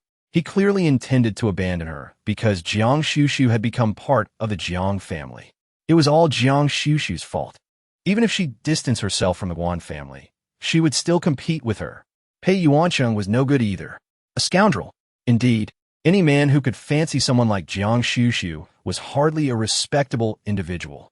Guan Rui's expression was one of indignation. Yet she remained oblivious to the fact that Guan Baocheng, upon hearing her words, became increasingly convinced that these events were intertwined with the matters previously mentioned by Guan Xuxu. Rui's misfortunes had not been averted. Her tribulations were far from over. First came a relentless series of nightmares, followed by a breakup, and then a car accident. The convergence of these calamities mirrored the adversities Rui had faced in her childhood, did it not? Moreover, there was that evening when Bai Xuqin had exhibited peculiar behavior. If it was indeed Xuxu who had instigated Xuqin to uncontrollably voice her innermost thoughts, then Xuxu must certainly possess knowledge in this regard. Otherwise, how could she have been aware of the intricacies of warding off misfortune and altering destiny, as well as preventing the successful transformation of fate? Contemplating this, Guan Baocheng found himself breathing more rapidly, instinctively glancing at Guan Rui's wrist, where he noticed it was devoid of any adornment. He hastily inquired, "Rui, what has become of the bracelet your grandmother left you? At home, why do you suddenly ask about it? That bracelet is far too antiquated. Had it not been for my desire to vex Guan Xuxu, I would never have adorned myself with it. Consequently, I discarded it into the jewelry box." Recalling Guan Xuxu's earlier words, Guan Baocheng shared his suspicions with his wife and daughter. Upon learning that Guan Xuxu might be able to save her life, albeit on the condition that Rui sought her out while wearing the bracelet, a fleeting grimace crossed Rui's face but was quickly masked. She then cast a pitiful glance at Bai Xuqin. As anticipated, Bai Xuqin did not disappoint. She immediately exclaimed, "You want my Rui to personally approach that wretched girl with a bracelet?" "Absolutely not. Husband, how could you even entertain such an idea? Are you suggesting that my Rui should present herself to that vile creature for humiliation? No, I will never consent," knowing full well she would react in such a manner. Guan Baocheng merely regarded Bai Xuqin with a detached air, preventing Rui from seeking her out. "Do you possess an alternative solution? If Rui's destined tribulation persists, then today's vehicular mishap shall be but a prelude." Upon hearing this, Guan Rui's complexion paled, rendering her all the more delicate and helpless in appearance. Bai Xuqin, her heart aching with tenderness, embraced Guan Rui's head, lamenting, "Surely there exist others in this world with the requisite abilities. It is not as though beseeching that vile woman is our sole recourse. Moreover, what could that wretch possibly comprehend? Were she truly endowed with such capabilities, she would not have spent 18 years within our household, shielding Rui from misfortune. Methinks she is deliberately fabricating falsehoods, with the intent of humiliating our Rui and swindling the old matron's bracelet." Guan Baocheng furrowed his brow as he observed Bai Xuqin, yet refrained from immediate rebuttal, his countenance betraying similar misgivings. At that juncture, the door to the sick room was thrust open from without, revealing Guan Xuxu, who had hastened to the scene upon receiving word. He had overheard their entire exchange from the corridor. If she desires grandmother's bracelet, then by all means, let her have it. Naught is of greater import than Rui. As for the bracelet, I shall personally deliver it to her on Rui's behalf. Having served as Su's elder brother for a span of 18 years, he was confident that a mere utterance from his lips would suffice to elicit her compliance. Chapter 41. Verily, he and Guan Baocheng are two of a kind I decline. Within the confines of the Jiang family's drawing room, Guan Xuxu, fixing her gaze upon Guan Xuxu, delivered her refusal without the slightest hesitation. Guan Xuxu was visibly taken aback, momentarily questioning whether his auditory perception had betrayed him. What did you say? I said I refuse. Seeing his apparent inability to hear clearly, Guan Xuxu kindly repeated each word for him. Guan Xuxu's expression immediately soured. Coupled with the previous incident, this marked the second time Xuxu had disregarded his words. Guan Xuxu cast him a sidelong glance and retorted, "According to your logic, should I be grateful to you?" Just as Guan Xuxu was about to respond, Guan Xuxu decisively interrupted him, stating, "Moreover, we are no longer family. I now bear the surname Jiang." She regarded him steadily, her voice calm as she countered, "What if I were to say yes?" Meanwhile, as Jiang Su descended the stairs to fetch freshly squeezed juice, he noticed Jiang Han leaning against the railing on the second floor, seemingly entertained by something below. As he approached, he coincidentally overheard Jiang Xuxu's remark. The Jiang family's villa boasted 2 living rooms, one at the front for formal gatherings and guest receptions, and a smaller, more casual one at the back that faced the second-floor railing. This layout allowed for a clear view into the back room from above. In an instant, Jiang Su forgot about the juice, twisting his body to lean closer. The 2 heads huddled together, eavesdropping on the gossip below. Downstairs, Guan Xuxu maintained her somewhat aloof demeanor, asserting, "I made it clear the day I left the Guan family that I have severed ties with you. Even if I am not the eldest daughter of the Jiang family, I have no desire to acknowledge you." Upon hearing Guan Xuxu's words, Guan Xuxu's expression momentarily soured, but he swiftly regained his composure and spoke in a deep voice, "Xuxu, I have already heard about the events of the banquet. Regardless of the reasons behind our parents' actions, they have raised you. Your eagerness to sever ties with the Guan family in front of so many people. Do you understand how much that wounds them? Our parents have never quarreled before. Yet that day, they were embroiled in a fierce argument because of you, and subsequently fell ill." Initially, Guan Xuxu admonished her with a stern demeanor, but his tone softened as he continued. "Even so, they hold no resentment towards you and are willing to let me fetch Grandma's bracelet to find you. Xuxu, they have treated you with great kindness. You should not always be so unappreciative." A vein pulsed at Guan Xuxu's temple. She had always regarded Guan Xuxu as the only rational member of the Guan family. After all, throughout her life, he had never sought to suppress her like Guan Rui or deliberately cause her to be scolded. Instead, he had actively shown concern for her studies, gifted her birthday presents, and occasionally comforted her when she faced reprimands from Bai Shuqin. Because of this, she had once endeavored to regard Guan Xuxu as an elder brother, performing various acts in hopes of garnering a semblance of warmth from him. However, she later realized that Guan Xuxu was not as she had imagined. His concern for her studies stemmed from a desire to preserve the Guan family's reputation. The birthday gifts he bestowed were actually offerings from his admirers that he had no interest in, and his attempts to soothe her were merely to prevent a scene. Guan Xuxu was simply more adept at concealing his hypocrisy and selfishness than the other members of the Guan family. In this regard, he was indeed a true reflection of Guan Baocheng. That bracelet was originally bequeathed to me by my grandmother. If you require my assistance, I only ask that Guan Rui personally return what she pilfered from me. I have already been more than accommodating. Why are you so unappreciative?" The 2 individuals downstairs seemed entirely oblivious. Guan Xuxu furrowed his brow. Rui is injured. Severely injured. How does that concern me?" Upon hearing this, Guan Xuxu regarded her with disbelief. "Xuxu, how have you become like this? Rui is your sister. She has called you sister for over a decade." Guan Xuxu merely gazed at him, a sardonic smile playing on her lips, her tone laced with mockery. A sister who would push her own sibling out to be struck by a car to avert disaster. I cannot afford such a sister. She had not disclosed the details of the car accident to anyone, because she knew that even if she did, no one would believe her. The car accident that Bai Shuqin referred to as Guan Rui's 18 tribulation was initially intended for Guan Rui. However, when Guan Rui saw the car approaching, her first instinct was to shove her out of the way. But neither Bai Xuqin nor Guan Ruirui had anticipated that she would survive the accident. And as Jiang Xuxu had foreseen, Guan Xuxin's initial reaction upon hearing this was disbelief. What nonsense are you spouting? Ruirui would never do such a thing. Xuxu, I understand your resentment after the car accident, but you cannot irrationally blame others. If you claim Ruirui pushed you to take the hit, why didn't you say so at the time? To take a step back, even if Ruirui truly acted in such a manner, it would merely reflect her unconscious response born from fear. As an elder sister, what harm would it do for you to shield Ruirui from misfortune? Why must one always be so calculative?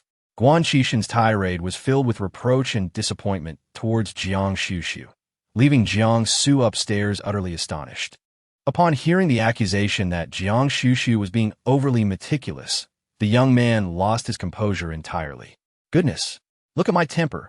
Cursing under his breath while rolling up his sleeves, he hurried downstairs with such speed that even Zhang Han couldn't grasp his arm in time.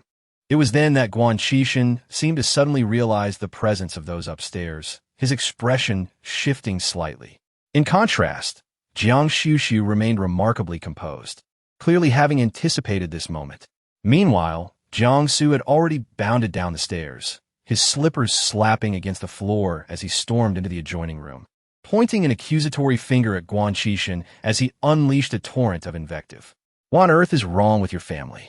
The women are venomous, and the men are hypocritical. Your sister pushed her out to be hit by a car, and the moment it's mentioned, it's labeled as being overly calculative. Why don't you step out and get hit by a car instead? Oh, judging by that arm of yours, it seems you've already had your fair share of collisions. Haven to you? When you crashed and ended up in the hospital, why were you only concerned about your arm and not allowing the doctors to examine your brain? It seems that might be damaged beyond repair. Chapter 42. Jiang Xuxu, so cold and ruthless. In the Jiang family, Jiang Su has always been synonymous with recklessness. Whenever something displeases him, regardless of who it may be, he can always utter a few words of disdain, especially when the individuals in question are from the Jiang family. Guan Xuxin, unexpectedly confronted by a 14 or 15-year-old boy pointing an accusatory finger at him, felt his expression darken significantly. Nevertheless, he strived to maintain the dignity befitting a member of the Guan family and furrowed his brows, questioning, "And who might you be?" "I am conversing with my sister. Are you not aware that one should not eavesdrop when others are speaking?" His tone carried the weight of an elder reprimanding a junior, which made Jiang Su's lips twitch in irritation.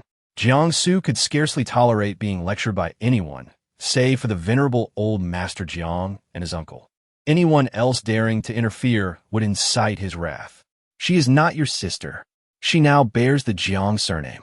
She is a member of our family, with her brother upstairs and her younger brother downstairs. Who do you think you are to claim such kinship? Cease your attempts to establish connections." To which Zhang Han, the brother upstairs, interjected, "Why do you involve me in this? You claim her as your sister, yet you still drag me into your quarrel." Undeterred by Jiang Han's thoughts, Jiang Su unleashed his fury upon Guan Xuxin. "I just heard you prattling away upstairs, claiming we are not angry with you and that we have treated you well enough. Who do you think you are? With your limited abilities, you aspire to run a KFC? Jiang Xuxu may be simple-minded, but the rest of the Jiang family is far from foolish." Jiang Xuxu, somewhat taken aback, responded, "I suspect you are attempting to defame me, and I possess evidence." Though Jiang Su had not overheard everything from the beginning, he had gleaned enough from the preceding exchanges to understand that the Guan family had come seeking Jiang Xuxu's assistance. If Jiang Xuxu could endure such condescension, he certainly could not.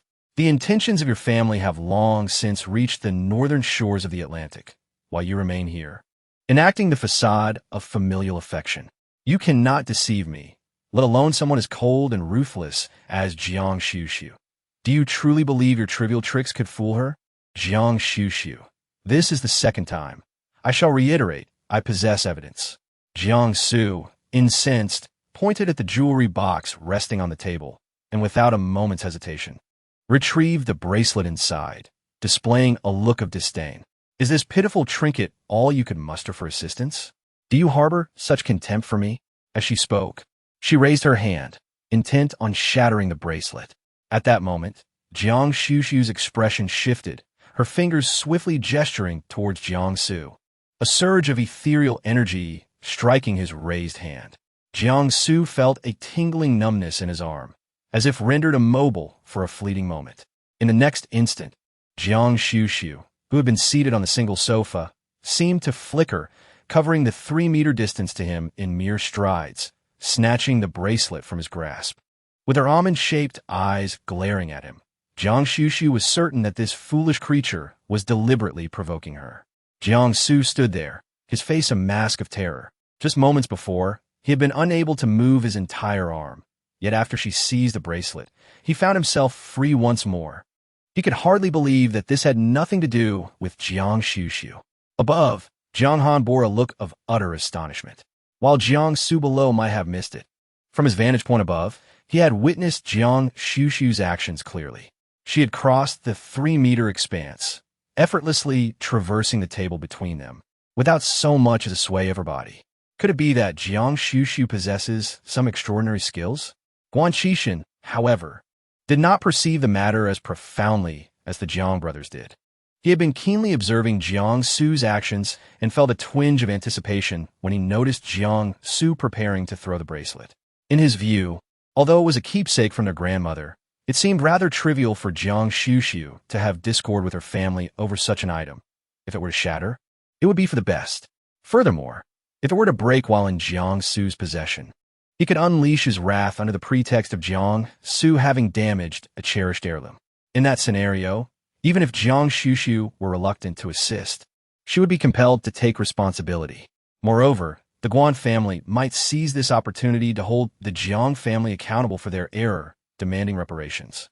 Indeed, it would be quite advantageous to have the Jiang family reinstate their collaboration with the Guan family, which had been disrupted due to their actions. Alas, why did it not break? Guan Xuxu cast a regretful glance at Jiang Su.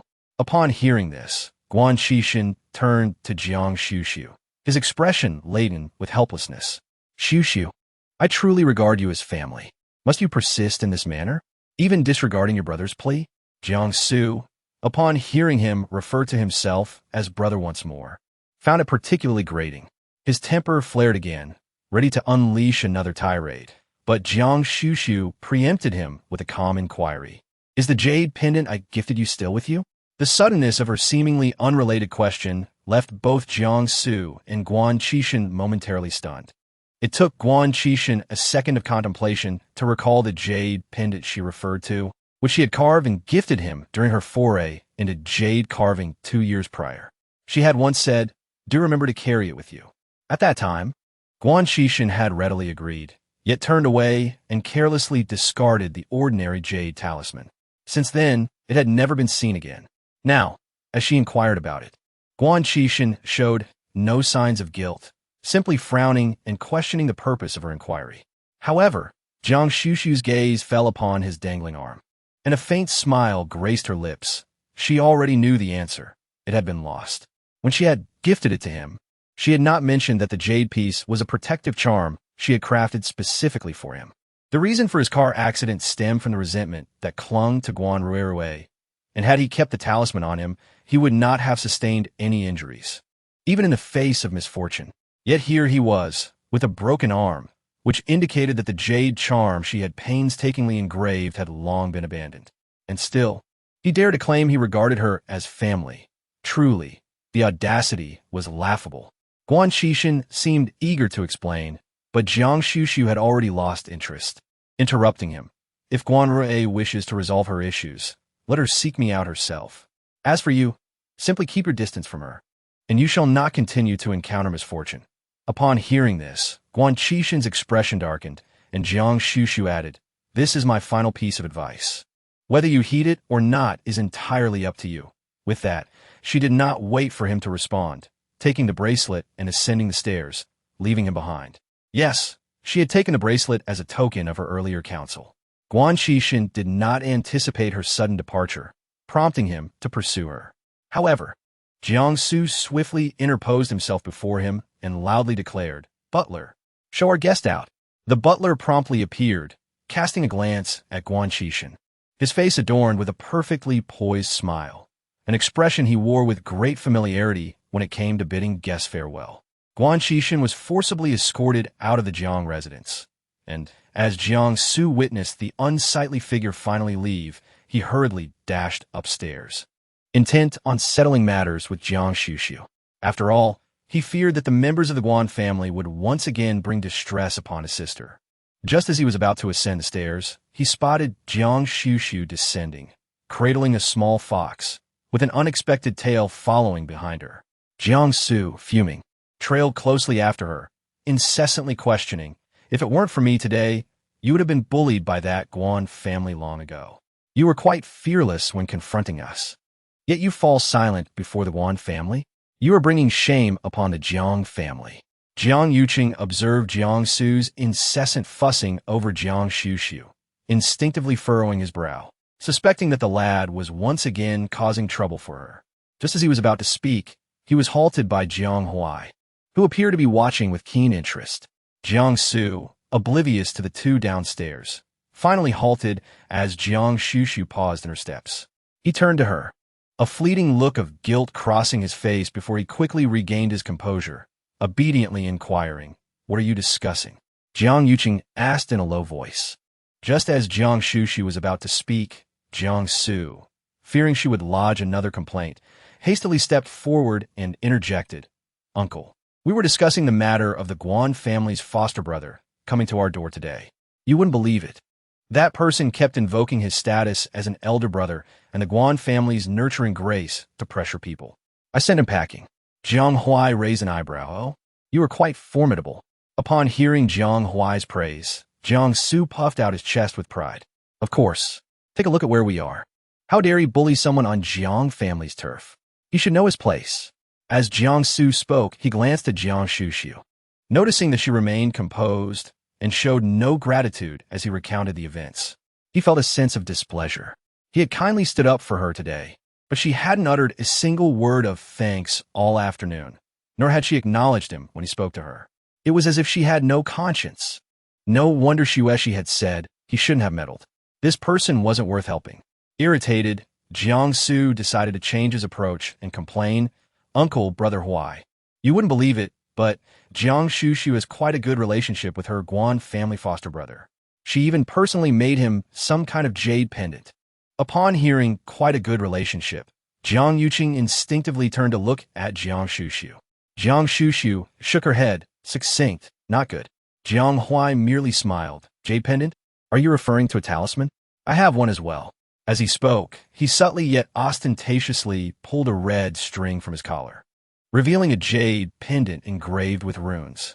Seeing the red string jade pendant around his neck, which was incongruous with his noble demeanor, Jiang Xuxu's eyelashes fluttered slightly, her almond eyes seeming to brighten a bit, though her expression remained unchanged. Jiang Xuxu was taken aback by his failed attempt at sowing discord. He stared at the jade pendant, feeling a twinge of envy, and then looked expectantly at Jiang Yuqing. "Uncle, do you have one too?" Jiang Yuqing pursed his lips, glanced at the jade pendant on his son's neck, and then at Xuxu, his voice deep and restrained. "I don't." Jiang Xuxu seemed surprised. "You do. I gave it to you." Jiang Yuqing was momentarily stunned, a flash of joy crossing his eyes, but he quickly frowned. "I didn't receive it." "Yes, yours is with me." Jiang Huai interjected, his face as calm as ever. "Xuxu asked me to pass it on, but I didn't." Hearing this, Jiang Yuqing's face darkened, and he was about to reprimand him when Jiang Huai said unhurriedly, "Because father made a mistake at the time, I temporarily withheld the talisman on Xuxu's behalf." He didn't specify the mistake, but Jiang Yuqing could guess, a guilty look flashing in his eyes, but he quickly regained his composure, adopting a stern demeanor. "Since Xuxu asked you to pass it on, even if you had objections, you shouldn't have concealed it and withheld it privately. Hand it over immediately." Jiang Huai shrugged. "It's in my room. I'll get it for you later." "No, go get it now." The old father asserted his authority, and Jiang Huai no longer resisted, going upstairs to retrieve the jade pendant, which he brought down shortly after. The jade amulet, still ensconced within its sachet, remained unopened until Jiang Yuqing, in full view of Jiang Xuxu, undid the wrapping. Upon discovering that it was indeed identical to Jiang Huai's, a glint of elation flickered in his eyes. However, He maintained a composed demeanor, merely fondling the amulet with his fingers. "Did you carve this yourself?" he inquired. "The craftsmanship is exquisite. I never imagined you possessed such a talent. Your father is most pleased to receive it." Jiang Xu's eyes betrayed a hint of envy as he observed Jiang Yuqing's actions. It was unclear whether his envy stemmed from his uncle's evident delight in Guan Xuxu's gift or from the fact that she had bestowed gifts upon his two family members while neglecting him. Meanwhile, upon his return, Guan's father eagerly inquired, "Well, did she agree?" Guan Xuxu shook his head, replying, "Xuxu has truly undergone a transformation." Upon hearing this, Bai Xuqin immediately exclaimed, "That girl is an ungrateful wretch. I've said it all along. I'd rather seek assistance from the master who divined Rui's destiny back then." Guan Baocheng, his face stern, expressed his displeasure. "If I could locate him, I would have done so already. Do you think I need your prompting?" However, he had been unable to reach the master since Jiang Xuxu's accident, leaving him uncertain of the master's whereabouts. Bai Xuqin, rebuffed, dared not argue further with Guan Baocheng and instead shifted the subject, declaring, "If that wretched girl refuses to help, then she shall not receive the bracelet bequeathed by the late matriarch." She then questioned Guan Xuxu, "Where is the bracelet?" A fleeting moment of awkwardness crossed Guan Xuxu's face before he finally confessed, She took it." "What?" Bai Xuqin couldn't help but slam the table, indignant that she dared take the old lady's bracelet after failing to accomplish anything. How could that little hussy be so shameless?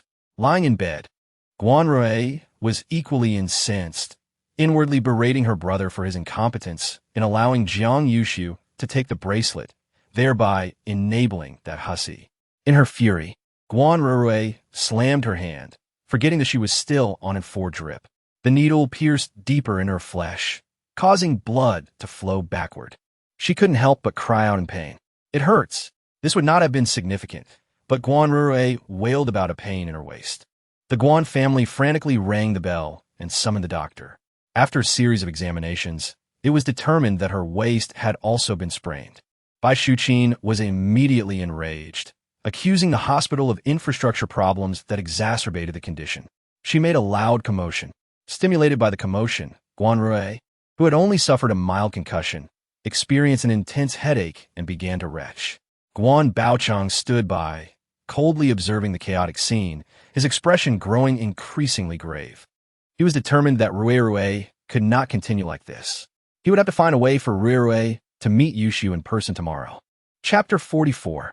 Avoid Heights, the Jiang residence. Upon seeing the caller ID, she realized it was a high school classmate she hadn't contacted in a long time. Jiang Yuxu answered the phone and heard a somewhat anxious voice. "Yuxu, it's me. Are you in Heiress right now?" I was in a car accident, and I'm in the hospital.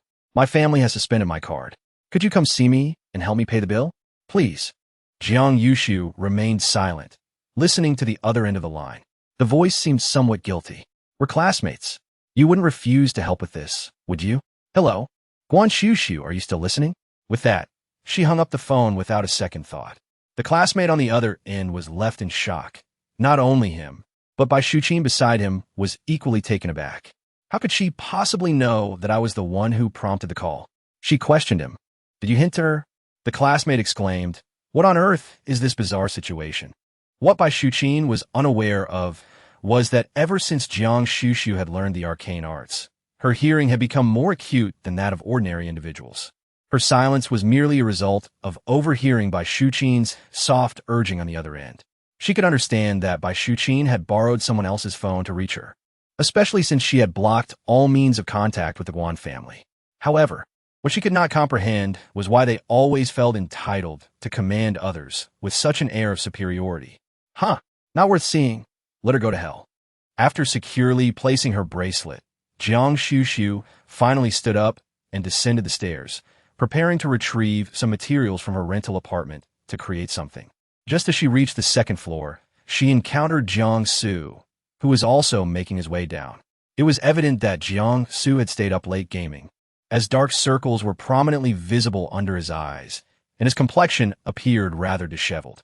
Yet, upon seeing Jiang Xuxu, he still let out a nonchalant hum and turned to proceed down the stairs. Unexpectedly, Jiang Xuxu called out to him, "Wait." Jiang Su was caught off guard by her summons, momentarily thinking she was finally going to express her gratitude. He turned his head with an air of pride and asked, "What is it?" In the game, he engaged in voice chat with others, easily picking up various dialects that did not belong to the coastal city. However, such expressions were ones he dared only to utter in private. In the presence of Elder Jiang, he refrained from speaking in such a manner. Guan Xuxu merely observed him and remarked, "Do not meet anyone online today, and especially avoid high places." Upon hearing this, Jiang Su felt she was being unreasonable and huffed. "Why do you care?" With that, he stomped down the stairs. Guan Xuxu watched the boy's retreating figure, contemplating the dark aura she had noticed hovering above his brow moments ago, resigning herself to the thought that she had given her warning. If the youth chose to court danger, there was little she could do. Downstairs, Jiang Su continued to mutter about how Guan Xuxu was puzzling, when suddenly Lu Xueshi approached. "Little Su, what's wrong?" she asked. "Nothing, just an annoying person," he replied, casting a glance at Lu Xueshi. "Sister Xueshi, are you going out?" "Yes, I have plans to meet someone online today," she replied. At the mention of meeting someone online, Jiang Su instinctively recalled Jiang Xuxu's earlier words, finding the coincidence somewhat unsettling. How peculiar that Jiang Xuxu had just warned him, and now Sister Xueshi intended to meet someone online. Although he did not fully believe Jiang Xuxu's caution, an inexplicable intuition stirred within him, prompting him to say, "There are many deceitful people online now. Sister Xueshi is a girl. It's better not to meet just anyone." Lu Xueshi chuckled at his concern. "Little Su, you are quite cautious. But rest assured, this online friend of mine is very reliable. In fact, you know him too. It's that Chun Chun from the game."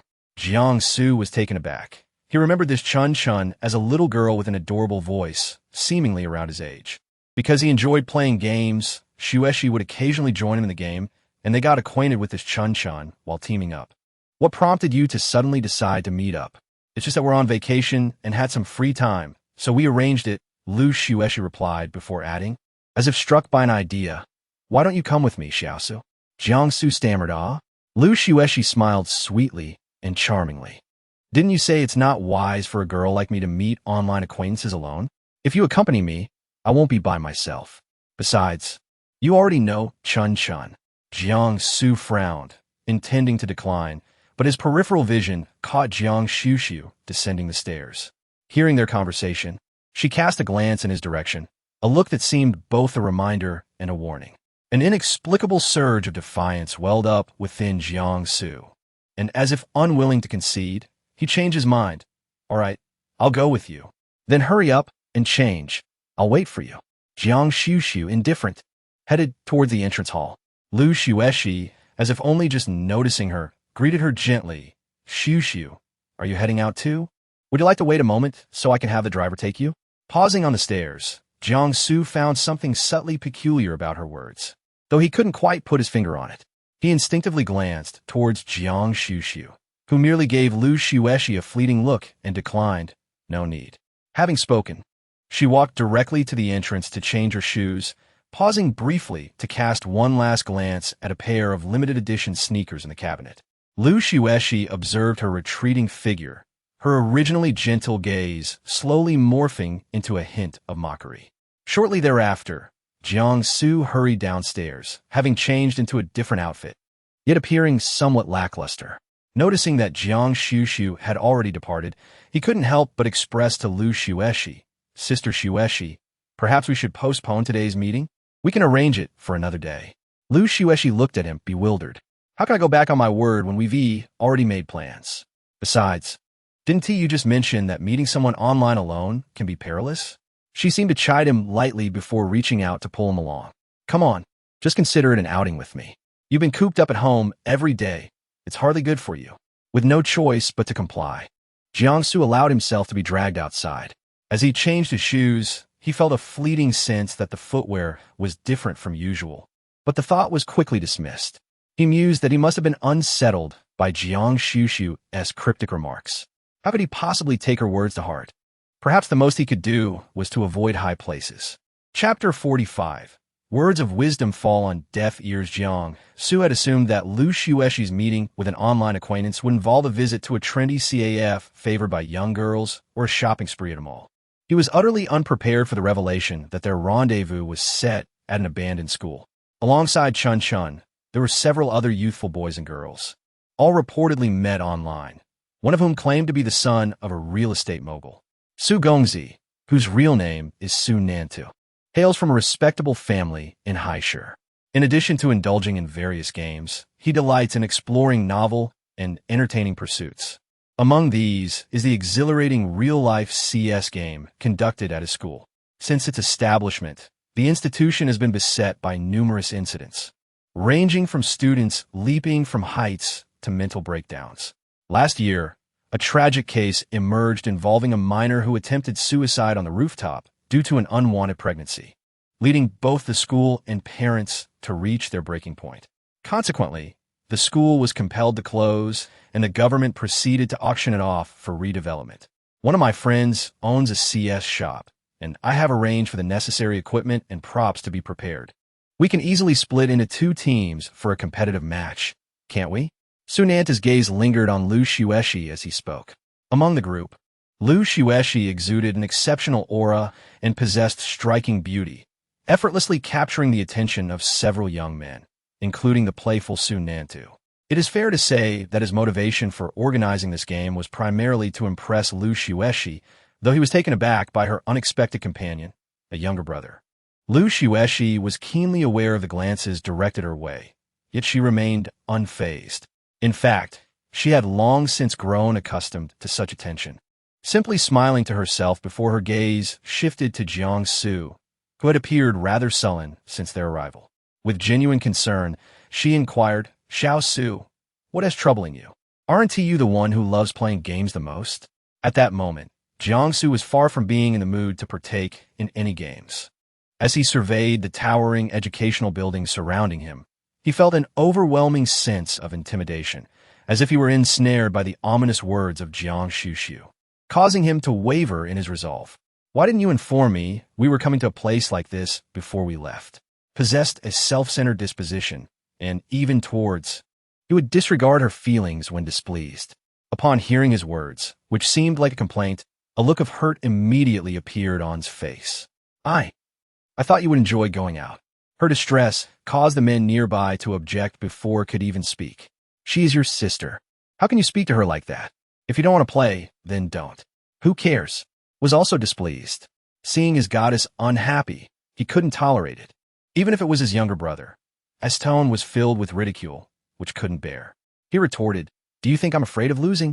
Let's play. I'll make you all crawl and call me daddy later." At this moment, had forgotten what it said, only wanted to make them kneel and call him father. The talisman turning to ashes indicated that the original talisman had also been burned. Thought as expected. It's hard to dissuade someone bent on self-destruction. Considering that the kid needed to learn from experience, initially didn't plan to interfere. However, the fact that the original talisman she left on Shu's soul had instantly turned to ashes suggested that whatever had provoked was extraordinary.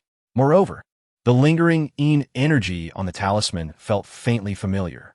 After a moment of contemplation, turned around and headed back outside. If only for the sake of her third uncle and aunt, who had treated her well. Called to inquire about the driver's phone number, who had taken it out, while quickly walking towards the gate. Midway, a familiar Maybach approached, its understated elegance accentuated by a golden gleam from within. Without hesitation, Guan Xuxu intercepted the vehicle. "Esteemed benefactor. Or rather, Master Chu, might I impose upon you for a ride?" Chu Beihe mused inwardly, wondering if he had become the target of this sibling duo's reliance. Guan Xuxu, with an air of entitlement, settled into the Maybach's rear seat. After ascertaining Jiang Su's whereabouts from the chauffeur, she directed him toward the school. Half an hour later, the vehicle arrived at the derelict school. Jiang Xuxu, after expressing her gratitude to Chu Beihe, proceeded inside. Upon entering, her gaze was immediately drawn to a dilapidated academic building engulfed in ominous black miasma. She furrowed her brow, realizing the situation was more precarious than anticipated. The dense energy suggested the presence of a malevolent spirit of at least a century's age. Yet, she pondered why she had been unable to detect even a trace of it while on the school's periphery. Could it be that the school was protected by a ward? Without dwelling further, Guan Xuxu swiftly advanced toward the academic building. Upon entering, she was met with an overwhelming surge of qi. The wisps of black energy materialized, swirling around her as if to penetrate her very being. Guan Xuxu casually produced a clarity talisman to clear a path, when a familiar, piercing shriek echoed in her ears. A ghost! It was Jiangsu's voice emanating from the 5th floor. Without hesitation, Guan Xuxu hastened upstairs.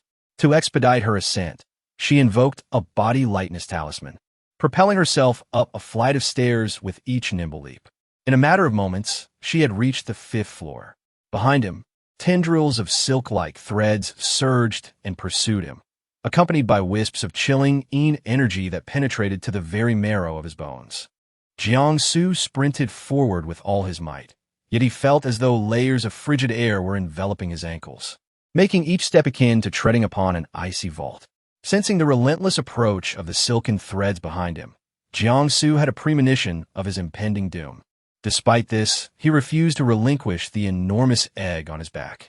He was now consumed by regret, a regret that gnawed at his very being. Despite Guan Xuxu's prior admonition, he had ventured out to meet an online acquaintance, and not only that, but he had also ascended to the rooftop terrace, where he had unleashed that entity. Jiangsu was on the verge of tears. He desperately wanted to contact Guan Xuxu for aid, but he couldn't recall her telephone number. A momentary blur obscured his vision, and Jiangsu perceived slender, silvery white threads flitting before his eyes. Before he could even react, the threads had swiftly ensnared his neck and ankles. Jiangsu's eyes widened with terror.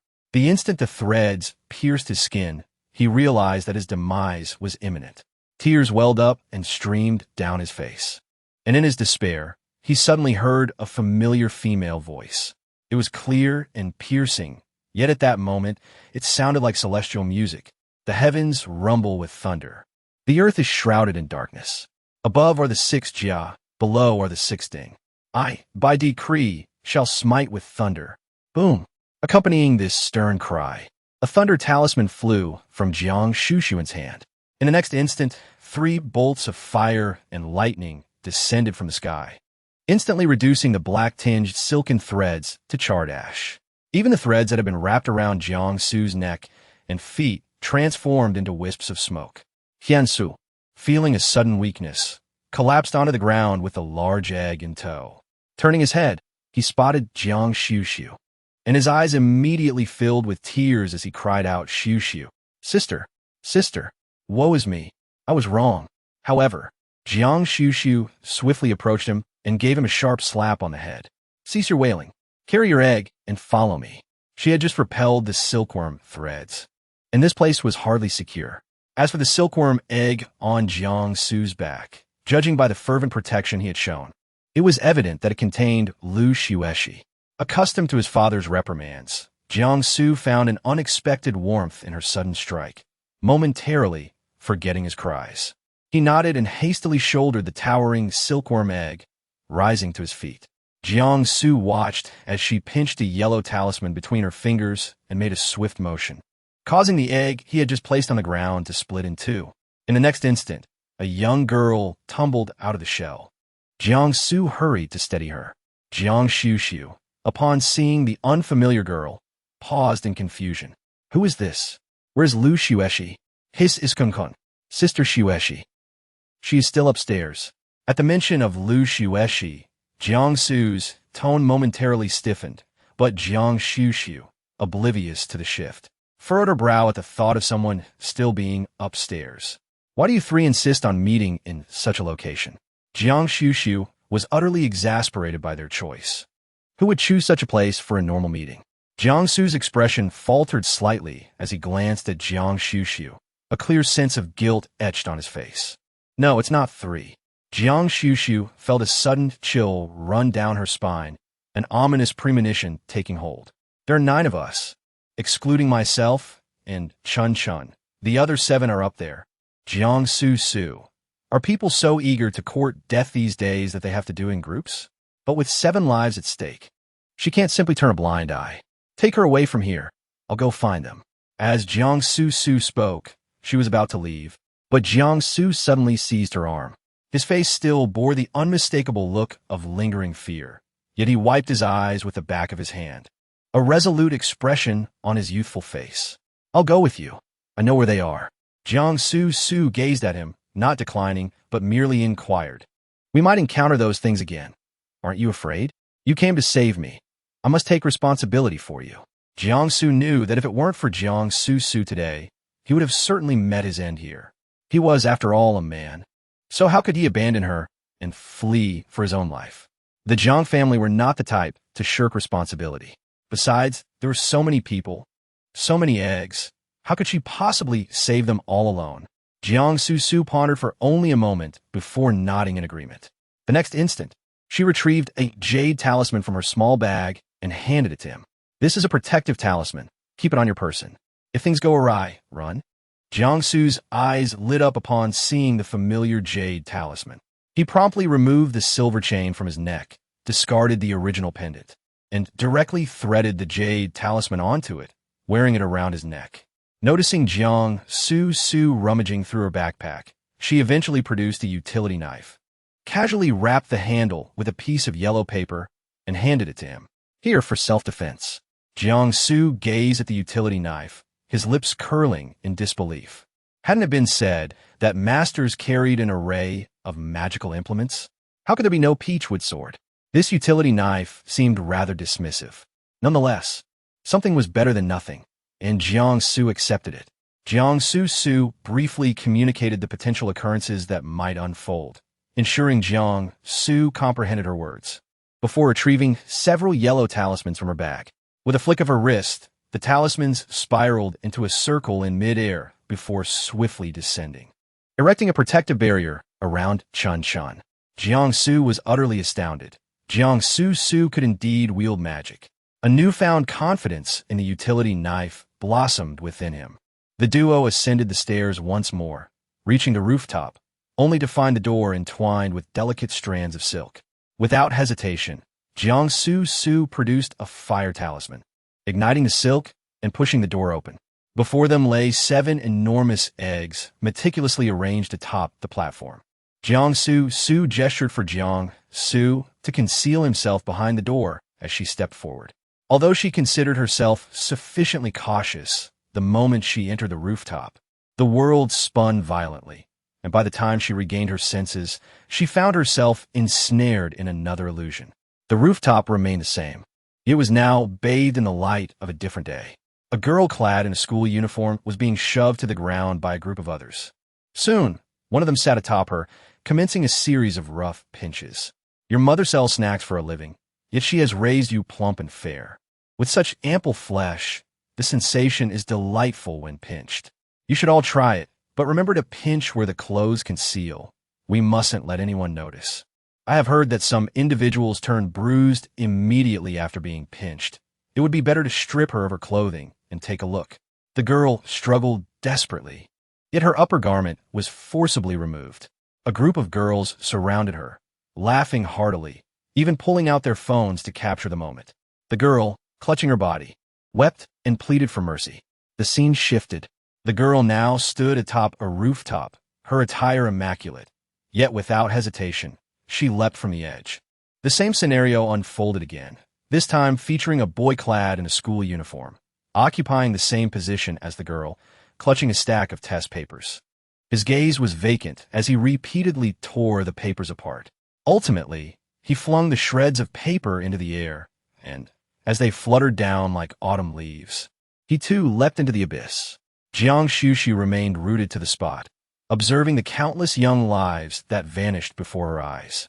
They were either victims of bullying, overwhelmed by academic pressure, or subjected to harassment, only to face condemnation.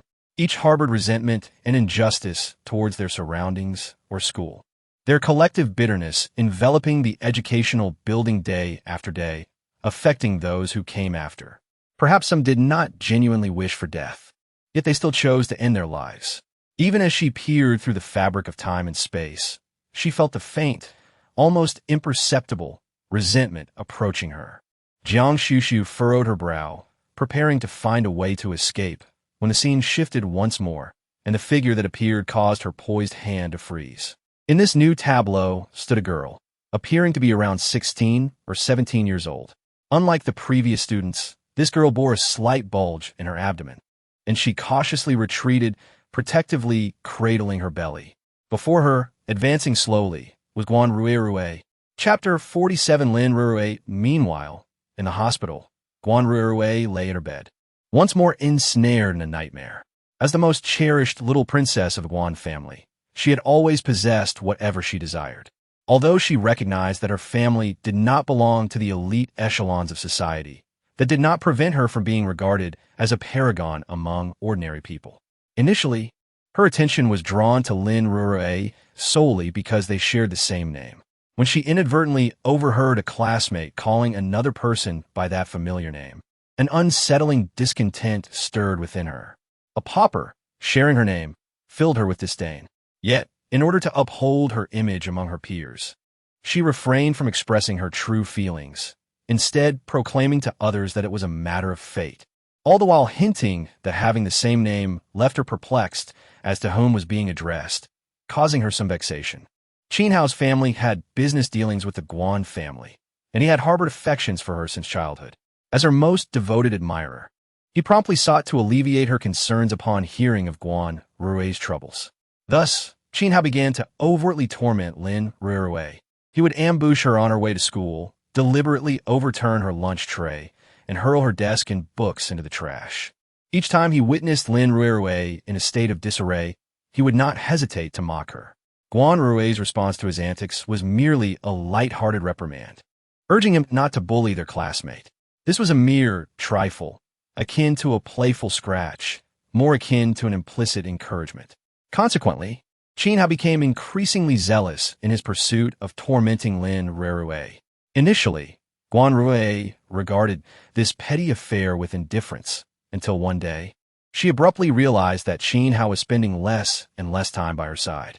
The customary, unwavering attentiveness that had been a daily fixture was abruptly absent.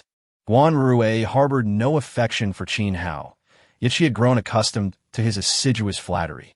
Driven by curiosity, she initiated an inquiry into Qin Hao's affairs, only to stumble upon a scene. Qin Hao had pinned Lin Ruirui against a wall, their bodies pressed intimately together.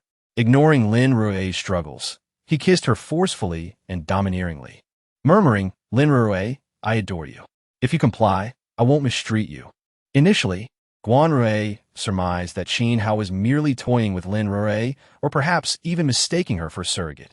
However, her perception shifted when she offered Qin Hao an opportunity to approach her, an advance he disregarded. Later, in jest, she inquired about Lin Ruirui.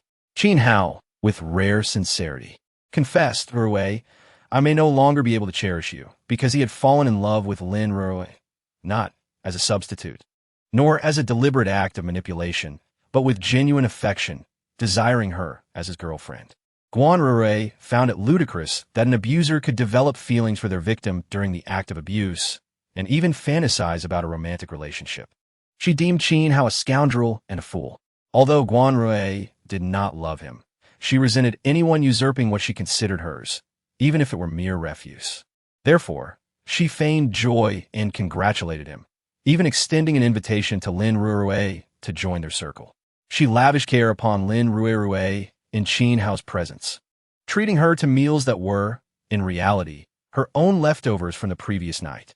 While attempting to style her hair, she inadvertently scalded her scalp. In trimming her nails, she mistakenly clipped off a piece of her flesh. On rare occasions, Qin Hao, that scoundrel, would feign concern over her injuries. At such moments, Guan Ruirui would be overcome with remorse and apologetically address Lin Ruirui, though Qin Hao, being the simpleton he was, would never hold it against her. He professed his affection for Lin Ruirui, yet remained oblivious to the subtle torment she endured right under his nose. Guan Ruirui initially intended only to discipline this wretch who dared to covet what was hers. However, to her surprise, she discovered that Lin Ruirui was pregnant, carrying Qin Hao's child. Guan Rui could not quite articulate the feelings that washed over her upon learning this news. It was akin to a beloved toy, long cherished, being tainted by the scent of another. She felt Qin Hao was sullied. Yet, more than Qin Hao, she loathed the one who had defiled her toy. Thus, capitalizing on Lin Rui's fear and helplessness brought on by the pregnancy, she lured her to the deserted rooftop of the school building. There, she revealed, Qin Hao's initial treatment of you was at my behest. I dislike sharing my name with someone, so Qin Hao took it upon himself to bully you. Did you truly believe he cared for you? You were merely a substitute, a vessel for his frustrations, as I consistently spurned his advances. Rui, I am deeply sorry, but you're nothing more than a replacement. He truly went too far. Even if it was to ingratiate himself with me, he didn't need to go to such extremes, especially when it resulted in a fatality. It was at that moment that Lin Rui finally understood why she had been subjected to bullying and relentlessly pursued by such a vile individual under the guise of love. She harbored resentment towards both Qin Hao and Guan Rui, perhaps due to a complete mental breakdown, or perhaps influenced by the rumored curse of the school building's rooftop. Lin Rui suffered a sudden and unexpected miscarriage. Guan Rui stood there, witnessing her collapse to the ground, a pool of blood rapidly spreading beneath her. Overcome with panic, her initial reaction was to flee. Disregarding Lin Rui's desperate and pleading gaze, as well as the hand reaching out to her for help, Guan Rui turned and ran, even instinctively closing the rooftop door behind her. The following day, news circulated online that an adolescent girl, suspected of attempting suicide due to an unwanted pregnancy, had been discovered on the roof of the abandoned secondary school building. Fortunately, she was found in time to save her life, though the child was lost. Sometime later, Guan Rui heard that Lin Rui's family had arranged for her to withdraw from school. From that point forward, she received no further information about Lin Rui. Even Qin Hao abruptly transferred schools, though Guan Rui no longer cared about Qin Hao's whereabouts. A year had passed, and Guan Rui had almost forgotten Lin Rui's existence. She couldn't fathom why Lin Rui would suddenly haunt her. Was she deceased? And if so, what did it have to do with her? She wasn't the one who caused her death. If it weren't for her own promiscuity, she wouldn't have become involved with Qin Hao and conceived his child. Her miscarriage was not her fault. It was merely a stroke of ill fate. Why should she be tormented? Once again, she found herself trapped in a nightmarish loop, waking in terror only to be startled awake once more. Guan Rui was on the brink of collapse, unleashing her fury at the figure before her that had morphed into Lin Rui. Lin Rui, your death has nothing to do with me. I did not cause your demise. Why do you torment me like this? Do you think you can frighten me? I'm not afraid of you. You are nothing but a wretched harlot, entwined with Qin Hao. I fear you not. I will summon a formidable master, and I shall ensure your eternal suffering. You vile creature. As if incited by her words, Lin Rui's visage contorted into a horrific snarl. This time, Guan Rui did not awaken again. For Lin Rui reached out and grasped her throat, intent on ensuring she would never awaken. Chapter 48. Jiangsu, you had better provide me with an explanation. In the dream, Lin Rui wept tears of blood, her appearance ghastly and terrifying, her eyes brimming with hatred for Guan Rui, her hands gripping her throat with unyielding ferocity. In reality, Guan Rui lay on her hospital bed, suddenly convulsing violently in her slumber, as though her breath had been irrevocably seized. The instruments beside her bed emitted piercing alarms, and soon, doctors and nurses rushed into the VIP room to administer urgent care. Amidst the chaos, an unknown hand brushed against Guan Rui, and in that moment, Lin Rui, in the dream, seemed to be violently repelled. In the next instant, Guan Rui jolted awake from her reality, panting in terror. Meanwhile, on the rooftop terrace of the teaching building, Guan Xuxu fixed her gaze upon Guan Rui, who had abandoned the suddenly bleeding girl and fled. A cold, mocking smile curled at the corners of her lips. She seemed to be lost in the despairing illusion of the girl, oblivious to the silken threads that were stealthily closing in around her. These delicate strands transformed into dark vapor, attempting to infiltrate her body bit by bit. Yet, just as Guan Xuxu remained motionless, a glimmer of golden light suddenly emanated from her palm. This flickering light swayed gently, and in the next instant, it shattered the illusion before her. Guan Xuxu's eyes flung open, her gaze locking onto a specific point on the terrace. And then 3 thunder talismans erupted from her hand. The thunder roared ominously. The earth trembled faintly, with 6 generals above and 6 warriors below. The supreme command was given, and the thunder struck with a resounding boom. Familiar with the thunder incantation, Guan Xuxu believed that these 3 talismans would at least compel her adversary to reveal their true form. Even if they could not deliver a crushing blow, she would seize the opportunity to rescue the girl. However, to her surprise, at the moment the talismans were cast, another flicker of golden light seemed to accompany them. In the blink of an eye, a flash of electricity illuminated the rooftop, and in the next moment, 3 violet bolts of lightning descended fiercely upon the spot where Guan Xuxu had thrown her talismans. Guan Xuxu's eyes widened in shock. Violet lightning?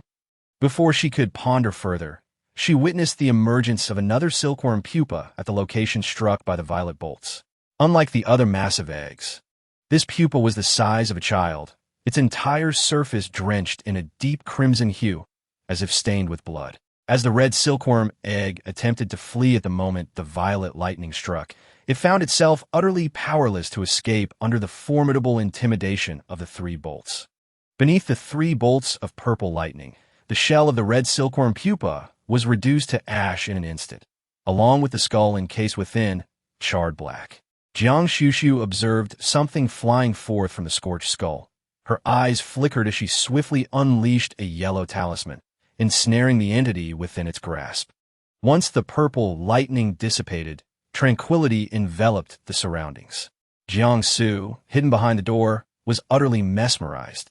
He had initially thought that the lightning Guan Xuxu had conjured to save him was impressive. Little did he know, that was merely a glimpse of his sister's true prowess. This was it. Sister, you are truly my sister. Was that skull the source of the calamity? Are we safe now? Even he could sense the chill that had previously hung in the air vanish after the purple lightning. Guan Xuxu felt an unprecedented lightness, excitement propelling him as he circled around Guan Xuxu. Guan Xuxu, too, marveled at her own power. This was not merely a severe blow. She had obliterated the very essence of the foe. Did you see those 3 bolts of purple lightning? Guan Xuxu was still uncertain if she had indeed summoned them with her talisman. Guan Xuxu, believing she was boasting, eagerly supported her, exclaiming, "Did you see those thick bolts of purple lightning? So cool." Guan Xuxu inhaled sharply, realizing the reality of the purple lightning. She had not been mistaken.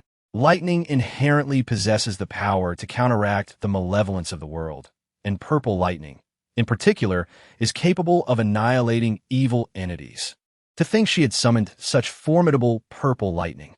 Guan Xuxu herself was unaware of her ability to invoke purple lightning, although the master had remarked upon her remarkable talent. The duration of her study in the arcane arts was still quite brief. Being able to summon ordinary lightning was already a commendable feat. Guan Xuxu felt an unsettling dissonance within her thoughts. Before she could ponder further, her gaze shifted to the 7 colossal eggs ahead. The violet lightning had swept through, causing the silk cocoon that enveloped several individuals to rupture. "We must rescue them first," Guan Xuxu declared, swiftly drawing a yellow talisman and deftly slicing open 2 of the silken cocoons. Observing this, Guan Xuxu hurriedly retrieved his craft knife, carefully severing the remaining cocoons. Soon, the 7 individuals were liberated from their silken prisons, though they were evidently in a state of unconsciousness. "Sister, what should we do now? Should we call the police?" Guan Xuxu inquired, his address to her now flowing with familiarity.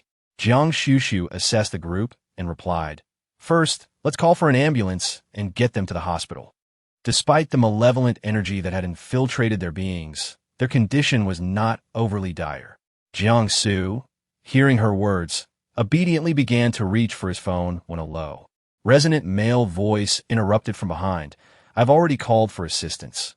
The ambulance will arrive shortly." Both turned to see Chu Beiha, who had ascended the building unbeknownst to them. His gaze was calm as he surveyed the scene before him. his dark eyes sweeping over the remnants of the silken eggs beneath the unconscious individuals. His brow furrowed slightly, yet he displayed little overt astonishment. Initially, Chu Beihe had no intention of intervening, but upon witnessing the flicker of lightning near the teaching building, he felt compelled to investigate. Upon reaching the ground floor, he discovered the girl lying on the ground, and realizing that something was amiss, he ascended to the rooftop, following the sounds of commotion. Guan Xuxu was momentarily taken aback by the almost blinding golden light emanating from Chu Beihe. In the next instant, a sudden realization flashed across her mind. It dawned on her that the golden light she had just cast alongside the thunder talisman was likely the very glimmer she had previously captured from Chu Beihe. Therefore, the 3 bolts of purple lightning were summoned by the elder's golden radiance. In that fleeting moment, Guan Xuxu's gaze toward Chu Beihe became intricate and fervent. The complexity arose from the revelation that she had not conjured the purple lightning through her own power, while the intensity stemmed from the newfound potential of the golden light that enveloped Chu Beihe. A bold thought suddenly sparked within her. As Guan Xuxu observed Chu Beihe, he too was studying her, his dark eyes unreservedly scrutinizing. He yearned to inquire about something, yet found himself at a loss for words. The moment he opened his mouth, a gentle breeze swept across the rooftop, and in the next heartbeat, the cocoons beneath the 7 individuals seemed to dissolve into wisps of smoke, vanishing in the zephyr. Chu Beihe's brow furrowed. At that moment, he decided against asking. After all, this phenomenon was certainly beyond the realm of scientific explanation. Before the group could further discuss their bewildering predicament, footsteps echoed from below, this time revealing Jiang Huai, accompanied by a driver. Upon witnessing the scene of bodies sprawled across the rooftop, Jiang Huai's expression turned ashen. He turned to Jiang Su, his tone laced with restrained ire. Jiang Su, you had better provide me with an explanation. Chapter 49. The J Tablet. Are you not able to provide it to me? Guan Xuxu had previously contacted Jiang Huai to obtain the driver's address, so his arrival was hardly surprising. Unbeknownst to Jiang Su, upon seeing Jiang Huai, he instinctively recoiled as if a mouse encountering a cat, seeking refuge behind Jiang Su. He tugged at her sleeve, pleading, "Sister, please help me explain to Brother Huai." Jiang Huai observed Jiang Su's furtive movements with a raised brow, only to see Jiang Su indeed offering an explanation. Well, it's not his fault. Jiang Huai mused to himself. If it is not his fault, then whose could it be? His gaze suddenly shifted to the figure of Lu Xuexi, lying on the ground nearby. So, this is the source of the predicament? However, glancing at the 7 individuals sprawled before him, he found no inclination to delve deeper into the matter. As long as they were unharmed, that sufficed. Soon, an ambulance arrived, transporting the 7 individuals from the rooftop along with Chun from downstairs to the hospital. Upon hearing the news of Lu Xuexi's mishap, Jiang Han and Jiang Cheng hurried over. After learning the sequence of events and witnessing Xuexi in a state of unconsciousness while Jiang Su appeared unscathed, they could not restrain their barrage of inquiries. Jiang Su had initially intended to recount the day's harrowing events to his 2 cousins, but was abruptly met with their accusations, causing his face to flush with indignation. What do you know? How do you know I didn't protect her? Have you thought to ask her what happened at that moment? Being merely a youth, Jiang Su, feeling unjustly reprimanded, was engulfed by a mixture of anger and grievance. Yet, he refrained from articulating further, turning on his heel and storming off in fury. Jiang Han and Jiang Cheng perceived Jiang Su as a boy who had erred yet lacked the courage to own up to it, choosing to disregard him. Jiang Su, unaware of the happenings within the ward, had just visited several other rooms, casually dispelling the lingering negative energy surrounding them. In the safety of the stairwell, Jiang Su furiously wiped away his tears with the back of his hand. He was not so delicate as to be unable to endure a few harsh words. Rather, he felt a profound sense of injustice and sorrow. Although he had impulsively agreed to enter the building for the competition, he had remained vigilant of his surroundings. When those silken threads suddenly appeared, none of their group reacted in time, as he watched someone become ensnared. His immediate instinct was to grab hold of Lu Xuexi and flee. Even when those threads threatened to ensnare Lu Xuexi, he threw himself forward to shield her. However, the moment he felt the threads wrap around his feet, Lu Xuexi broke free from his grasp and ran away. Instead, it was Chun Chun who rushed over to assist him, only for both of them to become ensnared. How did he eventually extricate himself from those silken bonds? He recalled the moment when the soles of his feet suddenly felt as if they had been burned, and immediately thereafter, the threads that had ensnared him snapped. Seizing the opportunity, he fled with Chun Chun, who had been cocooned in the threads. In the urgency of the moment, he had not the time to ponder deeply, but now, reflecting on it, Jiang Su promptly removed his shoes to inspect. To his dismay, he discovered a layer of black ash on the insoles, unmistakably the mark of something having been burned. Upon closer examination, he noticed a small piece of yellow paper in the corner. The sight of that yellow paper instinctively reminded him of the yellow talismans used by Guan Xuxu, and suddenly, understanding dawned upon him. His eyes grew even more red-rimmed. It turned out that Guan Xuxu had been the one to save him from the very beginning. She had clearly warned him, yet he had refused to listen, insisting on accompanying Lu Xuexi outside. In the end, she was not only unperturbed, but had secretly tucked a yellow talisman beneath his shoe to protect him. With this realization, Jiang Su could not help but weep more fervently, overwhelmed not only by gratitude but also by regret. He had previously antagonized her so intensely, even colluding with those two dimwits, Jiang Han, to force her to leave home, yet she was still willing to assist him. Sobbing, the sound of a door opening abruptly echoed behind him, startling Jiang Su and instantly halting his tears. Turning his head, he was astonished to see Guan Xuxu.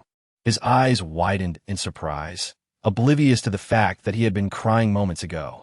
Blessed with favorable genes, Jiang Su already possessed the delicate features of a pretty young man, but now, with reddened eyes and tear-laden lashes, he exuded an air of fragile beauty. Jiang Xuxu raised an eyebrow slightly. Jiang Su's face flushed crimson, a mixture of embarrassment and shame. "What are you doing here?" The words escaped his lips, and he immediately softened his tone, realizing that his voice had been somewhat harsh. "I don't mean you can't come here. I mean, if you want to come here for some fresh air, I'll give you the space." Having witnessed Jiang Xuxu's capabilities, Jiang Su was now completely in awe of her. However, recalling his previous attitude towards her, he assumed that she looked down on him. The term sister, which he had used so fluently in the teaching building, suddenly became difficult to utter. "I came to find you." As she spoke, Jiang Xuxu extended her hand towards him. "The jade talisman I lent you for self-defense, it's time to return it." Her demeanor was so cold that it was as if the two of them had never faced adversity together. Jiang Su's eyes momentarily glistened with emotion, yet instinctively, he shielded the jade pendant adorning his neck, momentarily forgetting his earlier feelings of grievance and frustration, gazing at her with eager anticipation. "This jade pendant, is it not meant for me, just like the ones given a brother Huai, an uncle?" Jiang Xuxu cast him a fleeting glance, stating, "It is merely on loan to you. I never claimed it was yours." Jiang Su fully understood the truth in her words, yet he was reluctant to accept it. Beyond the protective qualities of the jade pendant, he yearned for her acceptance. Sister, could you not grant me this jade pendant?" Fearing her refusal, he hastily added, "I was thoughtless before, sister. I promise I will never oppose you again. I will do whatever you ask of me." Jiang Xuxu regarded him intently. "Do you genuinely desire it?" "I do want it." Jiang Xuxu then extended her hand toward him, speaking in a tone devoid of emotion. As if calculating a transaction, the jade pendant costs 200,000. Coupled with this assignment's remuneration, the 4 talismans amount to 400,000, totaling 600,000. I accept transfers via bank card or a certain online marketplace. Given his previous demeanor towards her, her decision to assist him stemmed from their familial ties. Yet she was resolute in ensuring he owed her what was due. Aware of his prior missteps, Jiang Su heard the mention of money and did not object. However, a sudden thought crossed his mind. "I have all my funds in WeChat, sister. Shall we add each other as friends first, so I can transfer the amount to you?" With a mere glance, Jiang Xuxu discerned the youth's guarded thoughts. Choosing not to expose him, she retrieved her phone and directly added him as a friend. Jiang Su's face visibly brightened upon seeing the accepted friend request. Without delay, He promptly transferred 600,000 yuan. Guan Xuxu accepted the sum without ceremony, her eyes curving in delight at the received amount. She was both pleased by the income and impressed by the affluence of the Jiang family, where even a child could casually offer such a sum. TSK, Xiaosu, I was worried sick when I woke up and couldn't find you. Are you all right? Chapter 50. The deceased Lin Rui, upon hearing her words and seeing the concern on her face, Jiang Su turned his head away, ignoring her. Jiang Cheng, witnessing this, immediately darkened his expression. Hiansu, Xueshi is concerned about you. What is this attitude? Why you care about my attitude? He had always regarded her as his own sister, but the events at the teaching building had left a knot in his heart. Even knowing that it was a normal reaction for an ordinary person facing danger, he deeply disliked being abandoned, especially by someone he trusted.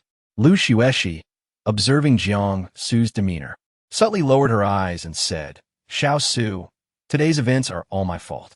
If I hadn't insisted on dragging you along, you wouldn't have encountered such a thing. I must apologize to you. Lu Xueshi spoke sincerely, but coupled with her slightly pale complexion, it immediately caused Jiang Cheng beside her to feel a pang of sympathy.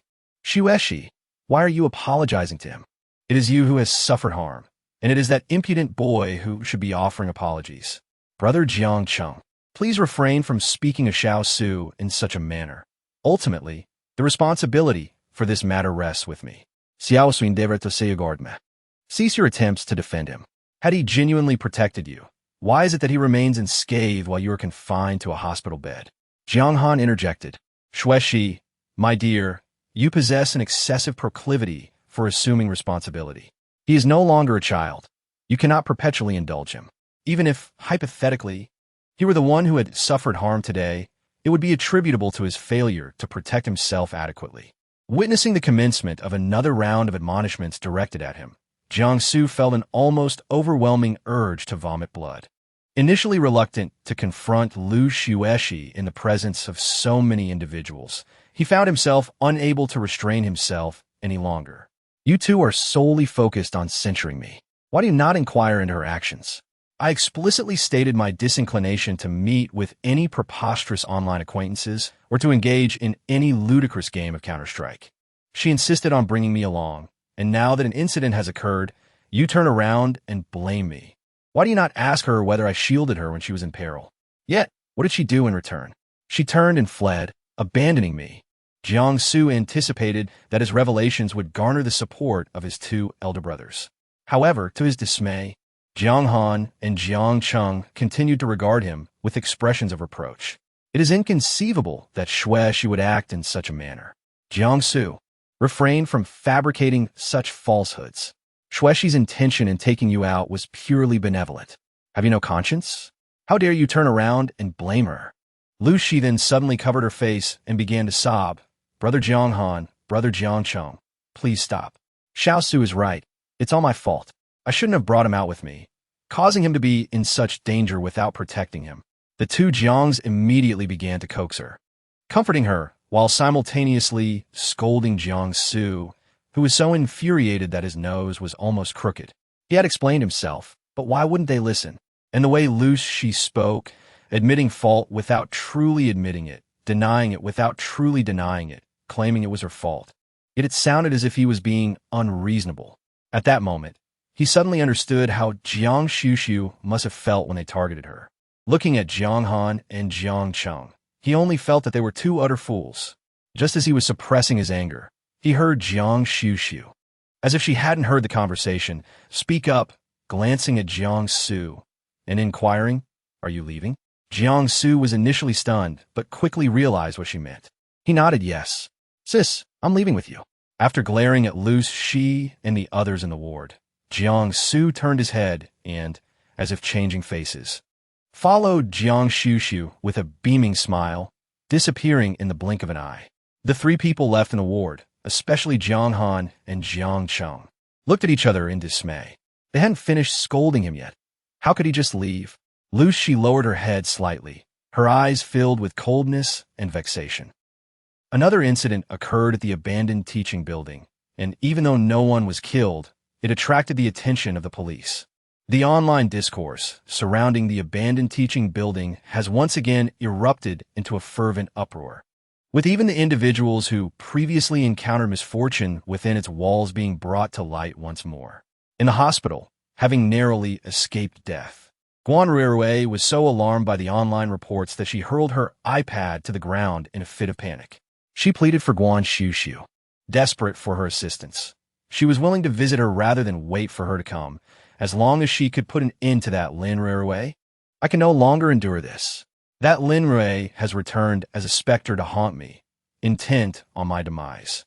Meanwhile, the object of Guan Ruiwei's thoughts, Guan Xuxu, found herself standing before an old, dilapidated residential building.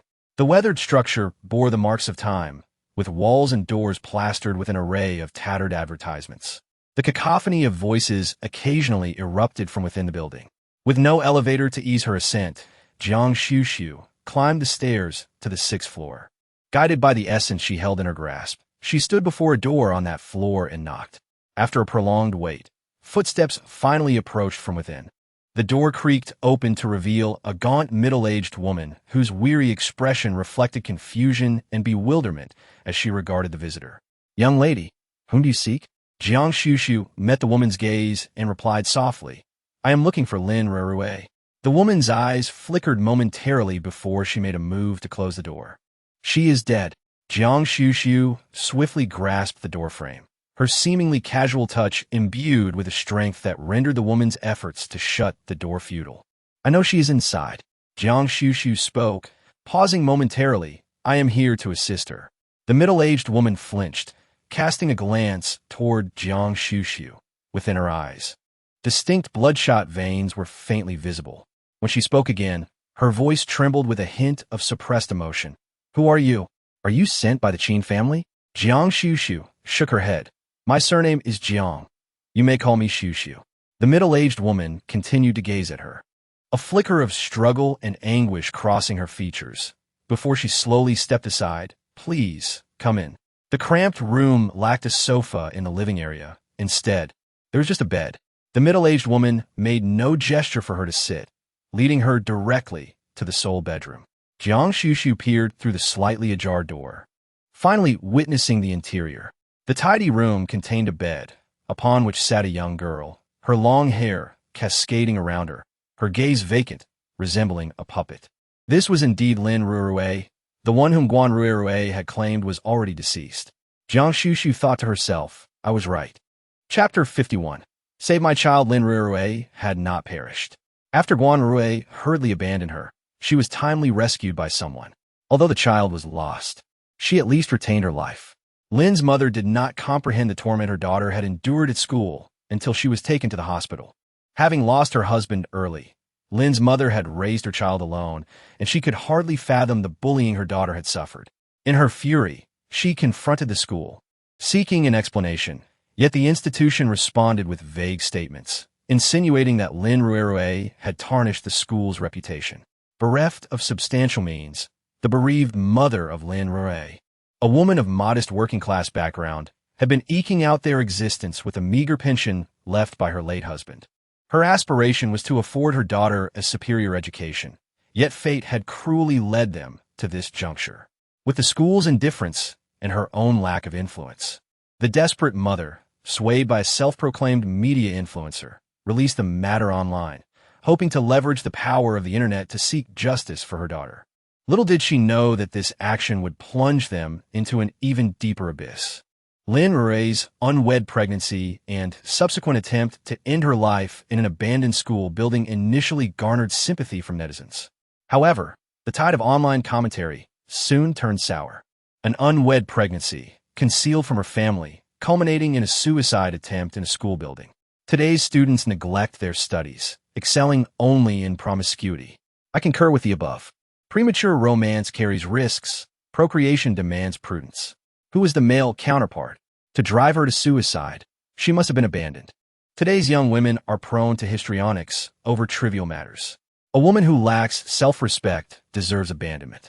Love-addled brains are fit only for foraging, and abortion is their just desert.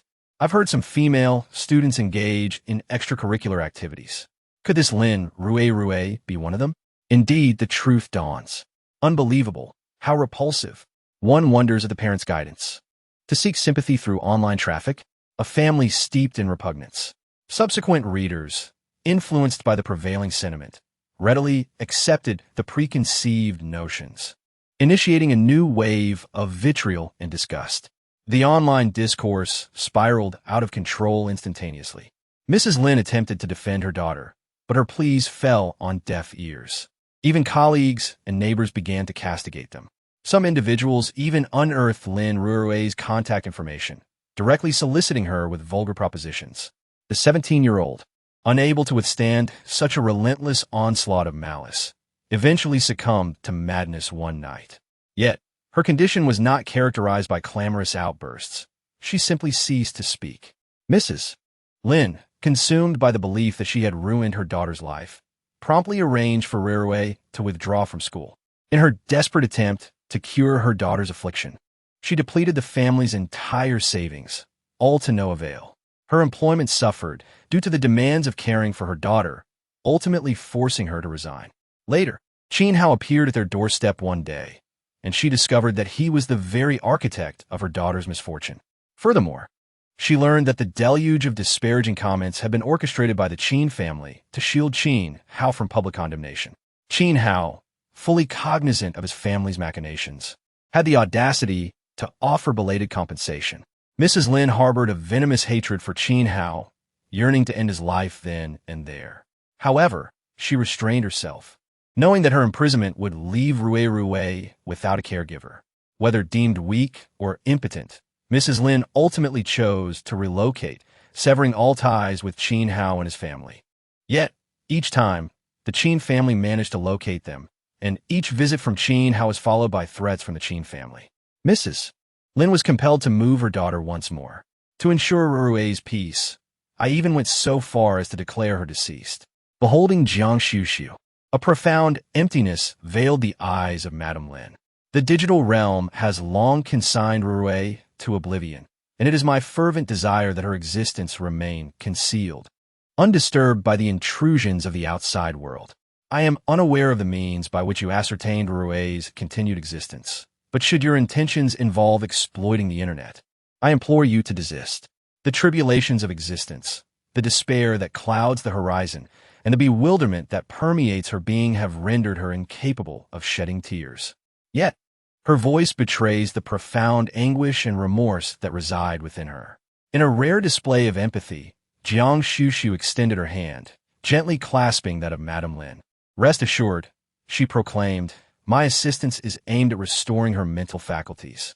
Madame Lin shook her head, her countenance etched with resignation.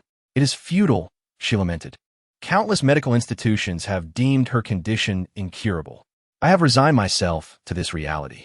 Let us consider it a premature onset of Alzheimer's disease, she continued. I shall always provide for her. Observing Madame Lin's skepticism, Guan Xuxu refrained from further discourse and casually produced a yellow talisman.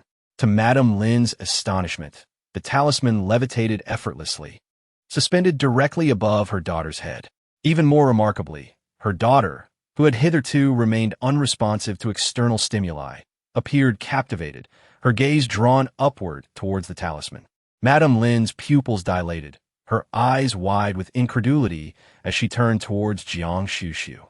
Her insentience stems from the confinement of a fragment of her soul within the derelict school building, Guan Xuxu explained. It was through the serendipitous discovery of this errant soul that I was led here. Producing a small lantern meticulously crafted from yellow talismans from her satchel, she revealed that it was hollow, yet emanated a faint luminescence. Observing the yellow talisman suspended overhead and the paper lantern in her hand, the mother of the Lin family harbored no more disbelief. Her eyes brimming with tears, she nodded vehemently, exclaiming, I believe you, little master. I implore you to save Rue, say my child. Entrusted with her plea, Guan Xuxu assented. Retrieving a vermilion brush from her satchel, she approached the bedside and swiftly inscribed a soul-attracting sigil upon Lin Rue's brow. In the ensuing moment, Guan Xuxu placed the paper lantern into her palm, intoning, May the celestial path be clear, the terrestrial path tranquil, and the human path serene. I beseech the convergence of the three souls and the return of the spirit. By decree, let the spirit return. As her final words resonated, the yellow talisman suspended above rapidly enveloped the paper lantern. Simultaneously, a vermilion thread appeared to connect Lin Ruirui's brow to the talisman-encased lantern. The mother of the Lin family beheld a glimmer of light traversing the vermilion thread, gradually approaching Lin Ruirui's brow. Surmising that the glimmer represented her daughter's missing spirit, the mother held her breath, lest she inadvertently startle the spirit away. As the glimmer rapidly ascended towards the brow, poised to merge into it, the critical moment arrived. Suddenly, Lin's mother heard a sharp cry akin to that of an infant, causing a pain in her ears. Chapter 52. Your unborn child. Lin's mother could not help but exclaim, her eyes revealing a sense of panic. Guan Xuxu remained composed, swiftly sending 3 yellow talismans flying from her hand, efficiently enveloping the paper lantern in layers. The tugging glow finally halted midair. Before Guan Xuxu could catch her breath, she noticed that the yellow talismans encasing the lantern began to disintegrate into black ash, prompting her to furrow her brows. Once more, 3 yellow talismans soared forth to encase the lantern, while her fingers deftly traced a path through the air, seemingly grasping the faint glow that lingered in the void. Hastily directing it along a red thread into Lin Ruirui's forehead, the moment the glow completely merged with Lin Ruirui's brow. The red thread that had once connected to the paper lantern vanished instantaneously. At that moment, the paper lantern, now enveloped by 6 yellow talismans, began to tremble violently. Lin's mother was utterly terrified, even neglecting to check on her daughter. Witnessing the conclusion of the soul summoning, Guan Xuxu did not hesitate to raise her hand, channeling a stream of spiritual light into the paper lantern, commanding in a clear voice, "Behave yourself." The lantern quivered as if struck by an invisible hand, pausing momentarily, yet still stubbornly swaying as it sought to draw closer to Lin Ruirui. Without hesitation, Guan Xuxu produced a bundle of red string, which flew forth to tie the lantern into a tightly wound ball. Lin's mother stood by, utterly astonished. "Little master, what is this? Could it be her daughter's soul as well? Is it?" Guan Xuxu was about to speak when a somewhat hoarse groan suddenly emanated from the bedside. "Mom?" Upon hearing this sound, Madame Lin's entire body stiffened abruptly. Disregarding the yarn ball, she turned her head sharply to look at Lin Ruirui on the bed. The moment her eyes met her daughter's, Madame Lin's heart, which had grown numb over the past year, trembled violently. Her eyes instantly welled up with tears. "Ruirui?" Madame Lin's voice choked with emotion as she lunged to the bedside, tears streaming down her face. "Ruirui, you're looking at me. You can speak." She embraced Lin Ruirui, unable to contain her sobs. "Ruirui, my daughter." Lin Ruirui felt as though she had awakened from a dream, her face filled with bewilderment and helplessness. She couldn't understand why her mother seemed to have aged a decade after what felt like a single nap. Witnessing the reunion of mother and daughter, Guan Xuxu refrained from interrupting and quietly left the room, gently closing the door behind her. Though still appearing aged and weary, Madame Lin seemed to have instantly come alive, her eyes gleaming with newfound light. She stepped forward, expressing her gratitude to Guan Xuxu, who accompanied her back into the room. Inside, Lin Ruirui had clearly been crying as well. She looked at Guan Xuxu with a complex gaze. She recognized her. She was Guan Ruirui's sister, Guan Xuxu. "Was it Guan Ruirui who sent you?" Lin Ruirui, who hadn't spoken in a long time, her voice still hoarse, looked at Guan Xuxu with a hint of wariness and fear. Though Guan Xuxu and Guan Ruirui attended the same high school, they were in different classes. However, Lin Ruirui had once overheard Guan Ruirui speak of her elder sister. During that time, Guan Xuxu was preoccupied with learning esoteric arts from her master, entirely oblivious to the happenings at school and, more importantly, to the existence of Lin Ruirui. Upon meeting her gaze, she thought to herself, "I now bear the surname Jiang. She is no longer connected to me in any way." Lin's mother, perplexed by the situation, proceeded to explain the earlier events to Lin Ruirui. Upon realizing that it was Guan Xuxu who had saved her, Lin Rui felt a lingering sense of confusion and bewilderment. She could not comprehend how Guan Rui's sister would possess such knowledge. Nevertheless, this did not hinder her from expressing her gratitude. I am uncertain about what has transpired. Lin Rui was utterly unaware of the events that had unfolded over the past year, feeling as though she had been trapped in an interminable dream where she witnessed numerous despairing students leaping from a rooftop. She gazed into those desolate eyes, feeling as though she too was ensnared by an overwhelming sense of hopelessness, unable to struggle free. Your soul has been confined, leading to a complete loss of consciousness over this past year. Initially, I believe the one restraining your soul was the owner of the skull from the abandoned teaching building. However, as I summoned your spirit just now, I discovered that it is, in fact, this. As Guan Xuxu spoke, she retrieved a paper lantern, tangled into a ball of string from her backpack. Upon seeing the tangled mass, Lin's mother recalled its violent swaying moments ago and instinctively positioned herself in front of Lin Rui. Little master, what precisely is contained within this? Guan Xuxu's gaze softened as she turned to Lin Rui and said, within this lies the vengeful spirit of your unborn child. Bewilderment flickered across the faces of both Madame Lin and Lin Rui as their gazes fixed upon the skein of yarn. Could it be the vengeful spirit of that child? Presumably, it was the spectral essence of the infant lost in the abandoned schoolhouse. The unfulfilled soul, confined to the rooftop, had become ensnared within a vortex of resentment, amplified by the countless suicides that had transpired there. The unfulfilled life, inherently imbued with profound anguish, absorbed the surrounding malevolence, metamorphosing into a formidable wraith. What Guan Xuxu omitted was the presence of a malevolent formation meticulously woven into the very foundations of the derelict schoolhouse, designed to amplify and concentrate resentment. The silken threads originated from the head bone ensnared within the formation's epicenter. The successive suicides were likely precipitated by the pervasive malevolence permeating the schoolhouse, which magnified the students' innermost despair and animosity. Upon their demise, their residual resentment served as sustenance for the skull. Yet, inexplicably, instead of being consumed as nourishment, the wraith-like infant was sequestered within the crimson chrysalis, shielded and preserved by the skull. Subsequently, Lin Rui's resentment surged in response to the vitriol and humiliation she endured online.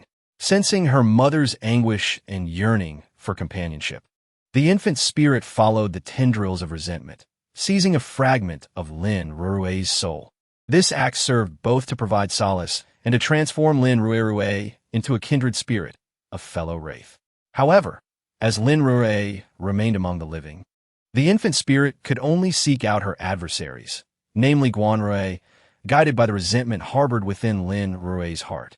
This is also why, at first, when Guan Xuxu encountered merely a shadow of resentment behind Guan Rui, it was not simply an embodiment of malevolence.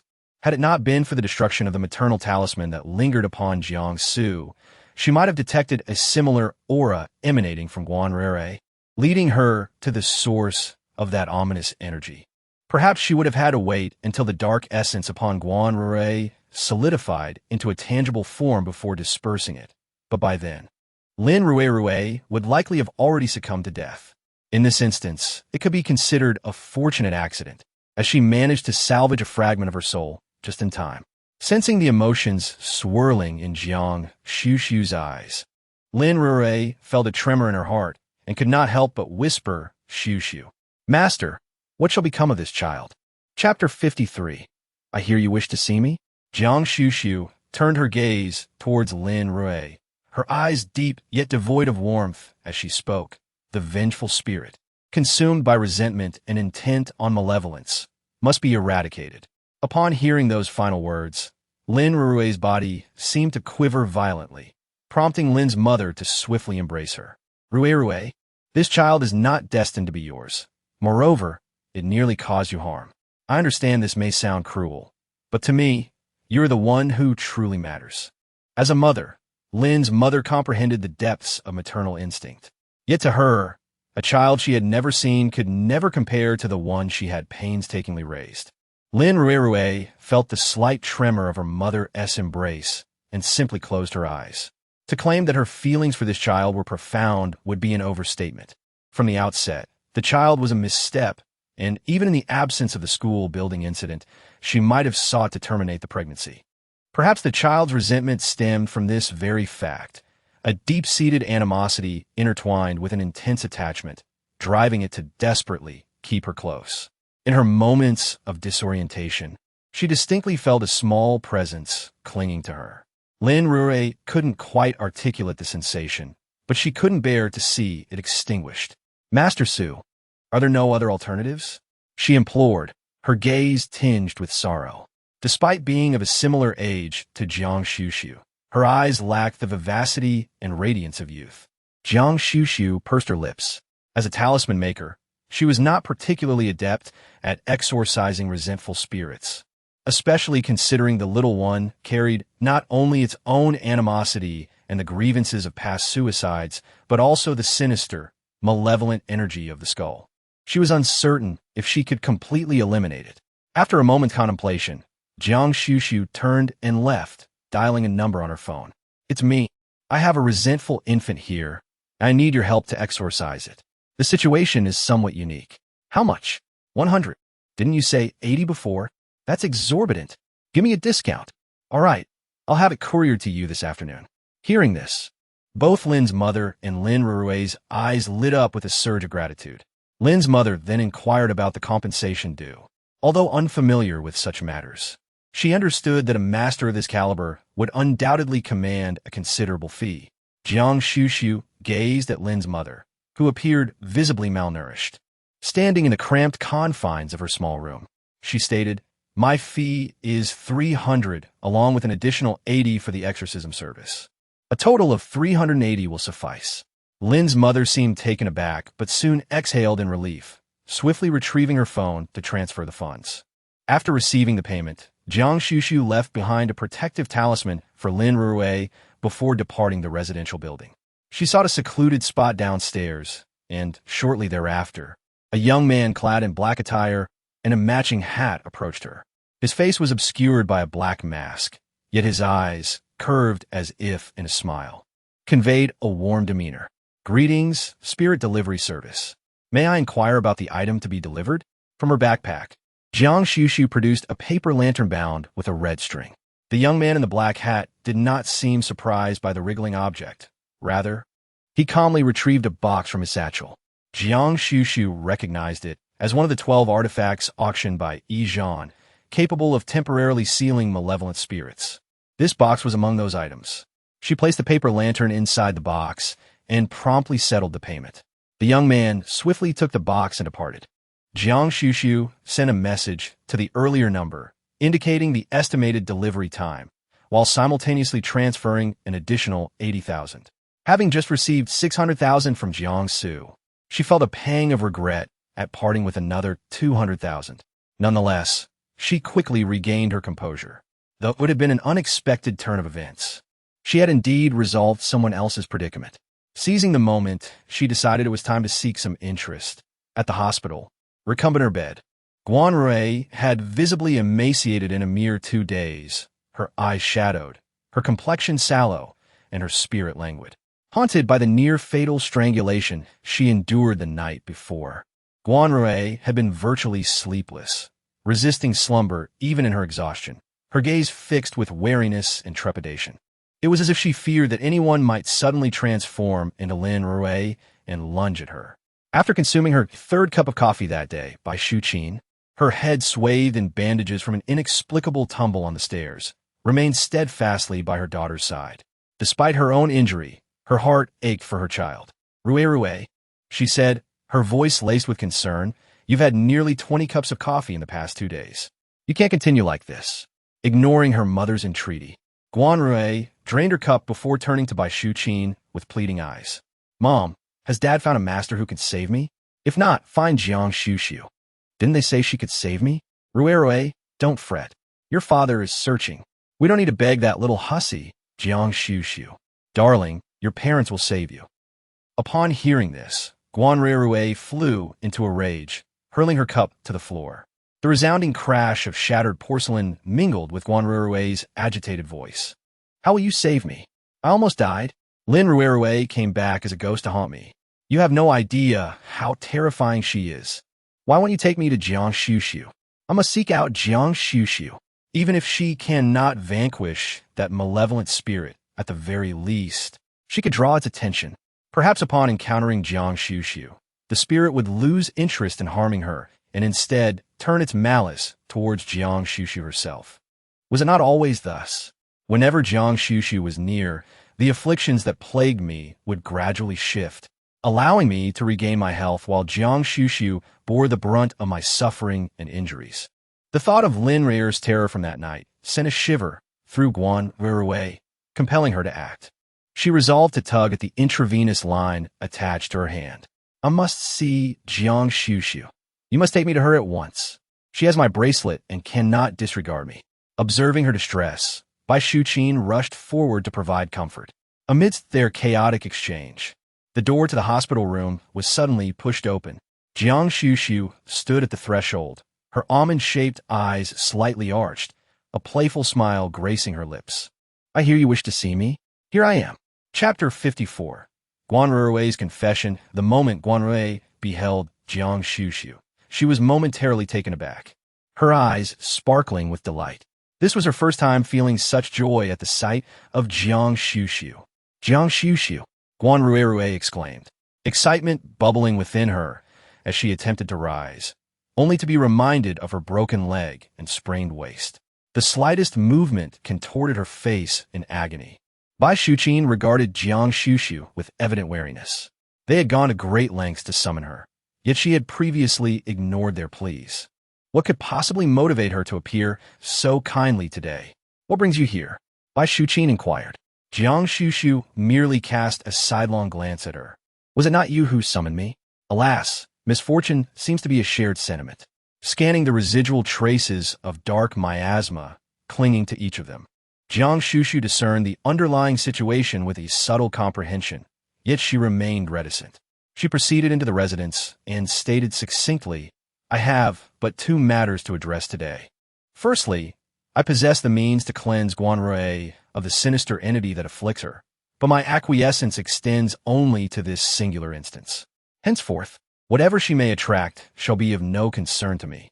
Before Jiang Xuxu could conclude her statement, Guan Ruirui interjected with haste. If you but deliver me from this peril, I shall regard you as my own sister henceforth. Upon hearing this, Jiang Xuxu's countenance darkened, and she felt an impulse to depart immediately. I have no desire to be considered your sister. If you seek my aid, then refrain from addressing me with such loathsome terms. I have severed all ties with the Guan family. Jiang Xuxu's demeanor remained as unyielding as it had been at the banquet. A shadow of resentment flickered within Guan Baoqing's eyes, but he swiftly regained his composure. We accede to your terms, provided you assist Ruirui in this instance. Yet, Jiang Xuxu did not act immediately. She merely cast a sidelong glance at him, her tone frigid. That remains to be seen. After a pause, she added with greater candor, I harbor no trust in you. The gloom within Guan Baoqing's eyes deepened, but he merely responded, I pledge my word. For the sake of Guan Ruirui, Guan Baoqing dared not relinquish the possibility that Jiang Xuxu presented and could only comply meekly. Jiang Xuxu accepted the transfer document and then stated, furthermore, my fee is 5 million per instance, payable in advance. Moreover, Guan Ruirui must adhere to my directives throughout the process. Bai Shuqin initially held back her emotions, but upon hearing this, she could no longer restrain herself and rushed forward, unleashing a torrent of invective. 5 million. Are you intentionally extorting money? After all that talk, is it merely a ploy to swindle me? Let me be clear, that will not happen. As she spoke, she gestured to Guan Baoqing. Baoqing, do not trust a word this girl says. Swiftly remove her from here. Guan Baoqing's expression darkened, yet he did not respond immediately. Jiang Xuxu remained silent, casually retrieving a yellow talisman from her backpack and launching it towards Guan Ruirui. The talisman, seemingly animated by an unseen force, circled around Guan Ruirui's body before hovering directly above her head. This unexpected display momentarily silenced the Guan family members. who had previously harbored doubts about Guan Xuxu's credibility. To Guan Rui's astonishment, as the talisman danced around her, she distinctly felt the chilling aura within her dissipate, replaced by a gentle warmth. A hint of vitality flickered across her previously haggard visage. Without hesitation, she declared, "I will transfer the 5 million. You must immediately help me eliminate that wretched Lin Rui."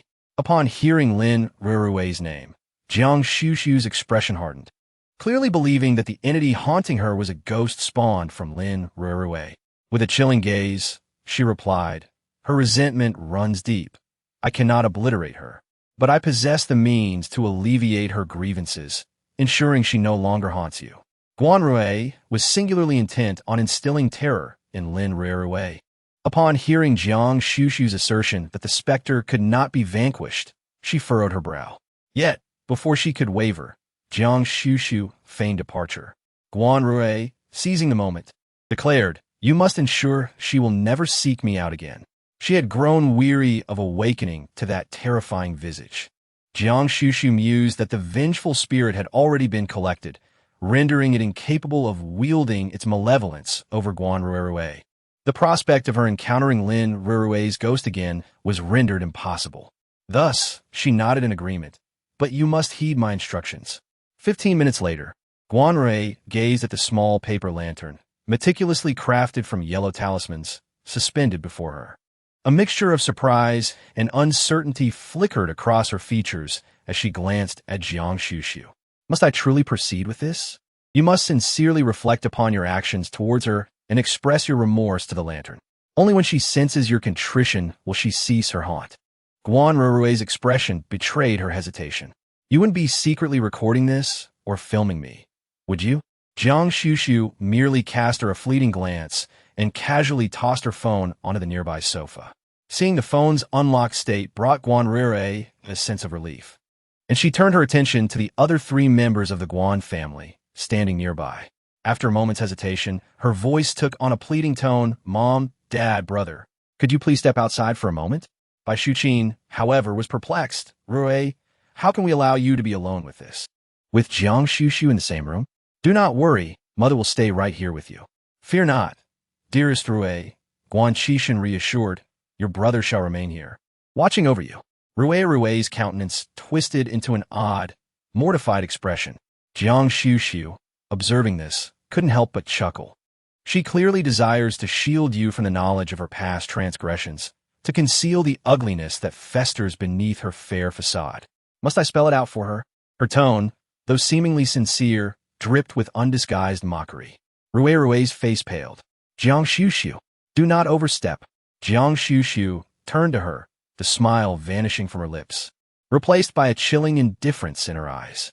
"I have imparted the method to you. Whether you choose to employ it is your prerogative. However, I grant you but a single minute. Should that minute expire, I shall wash my hands of this entire affair." Her words were delivered with blunt candor, and Rui had no doubt that she would make good on her promise. But to confess her actions against Lin Rui before her family, that she could not bring herself to do. Just as Rui was on the verge of tears, Guan Baocheng finally interjected, "Come, accompany me outside." With that, he strode out of the sick room. Bai Shuqin and Guan Qixin, piqued with curiosity, followed Guan Baocheng out of the ward. At long last, only Guan Rui and Guan Xuxu remained in the room. Relief washed over Guan Rui as she turned her gaze towards the small paper lantern still suspended in midair. After a long pause, a sorrowful expression crept onto her face, and she began to sob softly. "Lin Rui, I'm sorry. I know I was wrong. I shouldn't have, just because you share my name, hinted to Qin how to make trouble for you. At first, I only wanted to see you make a fool of yourself, but I didn't expect Qin how to suddenly tell me he liked you. He used to chase after me all the time, but then he suddenly fell for you, and I just couldn't accept it. That day I asked you to meet me on the rooftop. I didn't intend to do anything to you. I just knew you were pregnant and wanted to scare you on purpose. I really don't know how you suddenly miscarried. It really wasn't me who killed you, sob, sob, sob." But as she spoke her true intentions, the chilling sensation gradually diminished. Knowing that her words wouldn't be heard by anyone else, she felt safe in divulging her every thought and dark intention, as if to appease Lin Rui's vengeful spirit. Jiang Xuxu stood beside her, listening impassively. Although she had witnessed a portion of the conversation between Guan Ruerui and Lin Ruerui in the illusion, and had sensed their emotions from the resentful infant and Lin Ruei's remnant soul, she couldn't grasp the truth behind those emotions. Hearing Guan Ruerui's confession, Jiang Xuxu wasn't even surprised. Targeting an innocent girl simply because of a name was indeed something Guan Ruerui was capable of. Guan Ruerui observed her actions, her eyes filled with a tinge of resentment. So you can assure me that Lin Ruerui's spirit will never haunt me again, correct? After all, Lin Ruerui is not dead. Even without today's incident, her ghost could not possibly seek her out. You must also guarantee that I will not continue to suffer such misfortune. Initially, during the car accident, she had not given it much thought, but first, her legs were fractured, and subsequently, her bed inexplicably broke, resulting in a back injury. Not to mention the various incidents of neck cramps, choking on water, and food. Even in her confusion, Guan Ruerui understood that she had attracted ill fortune. Perhaps it was also the spirit of Lin Ruerui that was to blame. Jiang Xuxu, however, replied, I cannot provide such assurance. For your current misfortune stems from the calamity within your fate, unrelated to Lin Ruerui. If one were to draw a connection, it would be merely the malevolent energy of the vengeful spirit that makes you more susceptible to misfortune. Upon hearing Jiang Xuxu speak of her fate, Guan Rui's expression suddenly shifted, and she exclaimed loudly, even if it is a matter of fate, you must resolve it for me. Do not forget that I have paid you. Although that 5 million was not from her own funds, it did not hinder Guan Ruerui's insistence. The members of the Guan family, having heard the commotion, re-entered the room, and Guan Rui immediately began to cry and complain, stating that Jiang Xuxu had taken her money yet refused to fulfill her obligations. Bai Shuqin was the first to protest. You accepted 5 million, and merely resolving a single malevolent spirit is not sufficient. This will not do. You must also assist in resolving the calamity afflicting Ruerui. You mentioned this before. Do you intend to take the bracelet and deny your responsibility? Guan Baoqing wore a stern expression, as if to imply that should Jiang Xuxu utter a single word of dismissal, he would prevent her from exiting the premises. Jiang Xuxu merely scoffed at this notion, remarking that after 18 years of machinations by the Guan family yielding no success, it was absurd to think they could rectify matters with a mere 500,000 and a bracelet. How could they harbor such delusions? Even if I could assist, what motive would compel me to do so? She is your sister, Guan Xuxu replied in a somber tone, attempting to invoke the bond of sisterhood to sway her. Jiang Xuxu sincerely believed the Guan family was riddled with folly, particularly Guan Xuxu. I shall reiterate for the final time. I have severed ties with the Guan family. Spare me the nauseating rhetoric of sisterly affection. With that, she glanced at Guan Baoqing, stating that her initial intention was merely to resolve the calamity that befell her at 18. Your daughter's bullying led to the ruin of another girl's life. And that is what has brought about this turmoil. Now that her life is no longer in jeopardy, allowing her to lie here is already a mercy. I have dealt with Lin Rui's situation. If you wish to address her fate, seek assistance elsewhere.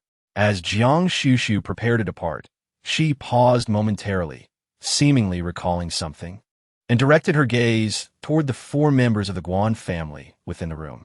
She added, as a final caution, that Guan Rui's failed fate transformation is beginning to backfire, and those in close proximity to her will inevitably be affected. As she uttered these words, her gaze swept over the bandaged areas of the other 3 individuals in the room, causing their complexions, including Guan Baoqing's, to undergo a sudden transformation. Before they could respond, Jiang Xuxu continued, considering the 5 million you've expended, I shall bestow upon you a complimentary piece of advice. Do you recall the jade pendants I once gifted you? Ironically, when she initially commenced her studies in esoteric arts under her master's tutelage, she had not entirely relinquished hope regarding the Guan family. Consequently, upon mastering the art of carving protective jade pendants, she had presented them to Guan Xuxu, as well as Guan's parents and even Guan Ruerui. However, to her knowledge, Guan Ruerui and Bai Shuqin had long since discarded these items. Nevertheless, it was precisely because they had discarded them that she felt compelled to offer this reminder. Those were protective jade pendants that I personally crafted, capable of warding off misfortune and calamity. If you wish to avoid perpetually stumbling, falling, and sustaining head injuries, simply wear them. This 5 million encompassed the remuneration for those 4 jade pendants. Guan Xuxu spoke casually, but Guan Xuxu's countenance underwent a sudden alteration. He finally comprehended why Guan Xuxu had repeatedly mentioned the jade pendants. He had not anticipated that they possessed such protective properties. Gazing at his still-bandaged arm, Guan Xuxu was overcome with profound remorse. At this juncture, the Guan family harbored no doubts regarding Guan Xuxu's assertion that Guan Ruirui's misfortunes were affecting those around her. However, Bai Xuqin and Guan Ruirui wore expressions of peculiar vexation. Bai Xuqin, in particular, stamped her foot in exasperation, exclaiming, "That wretched girl must have known that I had long since discarded that worthless stone she gave me, which is why she said that." Guan Ruirui bit her lip, but constrained by her public persona, she said softly, I don't know where I put it. Xuxu gave me so many gifts. I was afraid I'd misplace it. Daddy, what do I do? Guan Ruirui looked pitiable, unwilling to endure another spell of misfortune and vehicular mishaps. Guan Baoqing's expression was grave.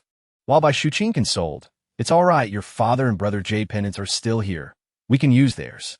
She spoke with an air of entitlement, oblivious to the fleetingly somber expressions on Guan Baoqing and Guan Xuxu's faces. If their jade pendants were given away, what would become of them?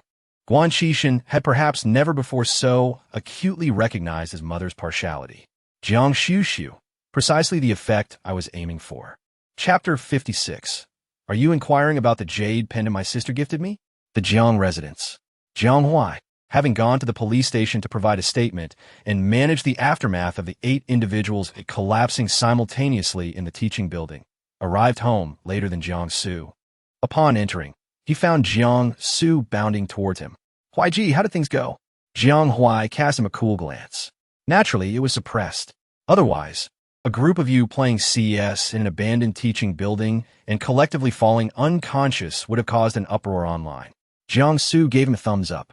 As expected of my brother, he then exaggeratedly tugged at the collar of his t-shirt, grumbling, "It's sweltering outside, and I think it's quite warm indoors as well. The air conditioning isn't cool enough." Jiang Huai almost immediately noticed the jade pendant hanging around the young man's neck. His peach blossom eyes narrowed slightly, a hint of a smile dancing in their depths. "That t-shirt of yours looks quite nice. Is it new?" Hian sublinked, disregarding the question and responding with an exaggerated air of pride. "What? Are you inquiring about this jade pendant around my neck?" "Indeed, it's a gift from Sister Su. It's just like the one you and Uncle have." Yao Lin approached from the living room, discreetly rolling her eyes at this exchange. Earlier, when Jiang Su had just returned home, he had put on quite the performance in front of her. He had declared, "Aunt, do you wonder about the purpose of this jade pendant? My sister says it serves as a protective talisman, ensuring that I remain free from ailments. No need for any medical checkups whatsoever." She found this bewildering. He keeps calling her sister. Could it be that he has been bewitched? Bewitched by Jiang Su. Jiang Huai, noticing Jiang Su's deliberate display, leaned in to examine the pendant more closely, nodding in agreement. "Indeed, it resembles mine, but this silver chain is rather ordinary." Jiang Su, invigorated by the conversation, exclaimed, "Brother Huai, don't you possess that red string?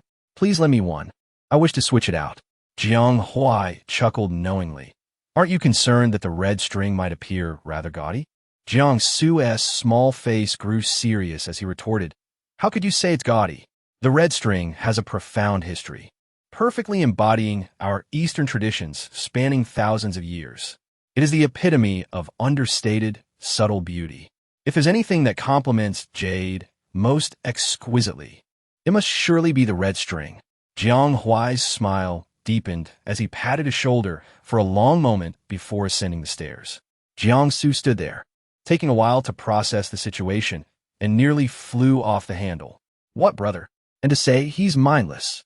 The same person who was previously so critical of her beautiful pet was now clearly a fox devotee. Upon seeing her, Jiang Su initially felt a moment of awkwardness, but quickly regained composure. He scooped up the beautiful fox and headed her way, announcing, "Sis, someone's here to see you." Guan Xuxu was taken aback, unable to imagine who, besides the Guan family, will be seeking her out at the Jiang residence. Nevertheless, she decided against taking Hu Piao Liang and nodded, making her way toward the side hall. As Guan Xuxu entered, she could hear her second aunt, Yao Lin, conversing with someone. Upon discerning the individual within the hall, she experienced a sense of predictable realization. It was Li Qingzi. Earlier that morning, Li Qingzi, with her newly acquired driver's license in hand, had driven alone to explore the vicinity of Hai University. Benefiting from the renowned scenic beauty of Hai University, the institution annually opens its doors to tourists during the summer months. When Li Qingzi arrived, the area surrounding Hai University was as bustling as usual. Noticing that the street ahead was nearly blocked, she promptly chose to turn around and leave. However, as she was turning the car around and driving past a block, she unexpectedly grazed a person in the street. Realizing what had happened, Li Qingzi quickly turned off the engine and got out of the car. She walked to the front of the vehicle and saw a refined and handsome young man. He was clad in a crisp shirt and black pants, and at first glance, he exuded the aura of a college campus heartthrob. "I'm so sorry, I didn't see you. Are you all right?"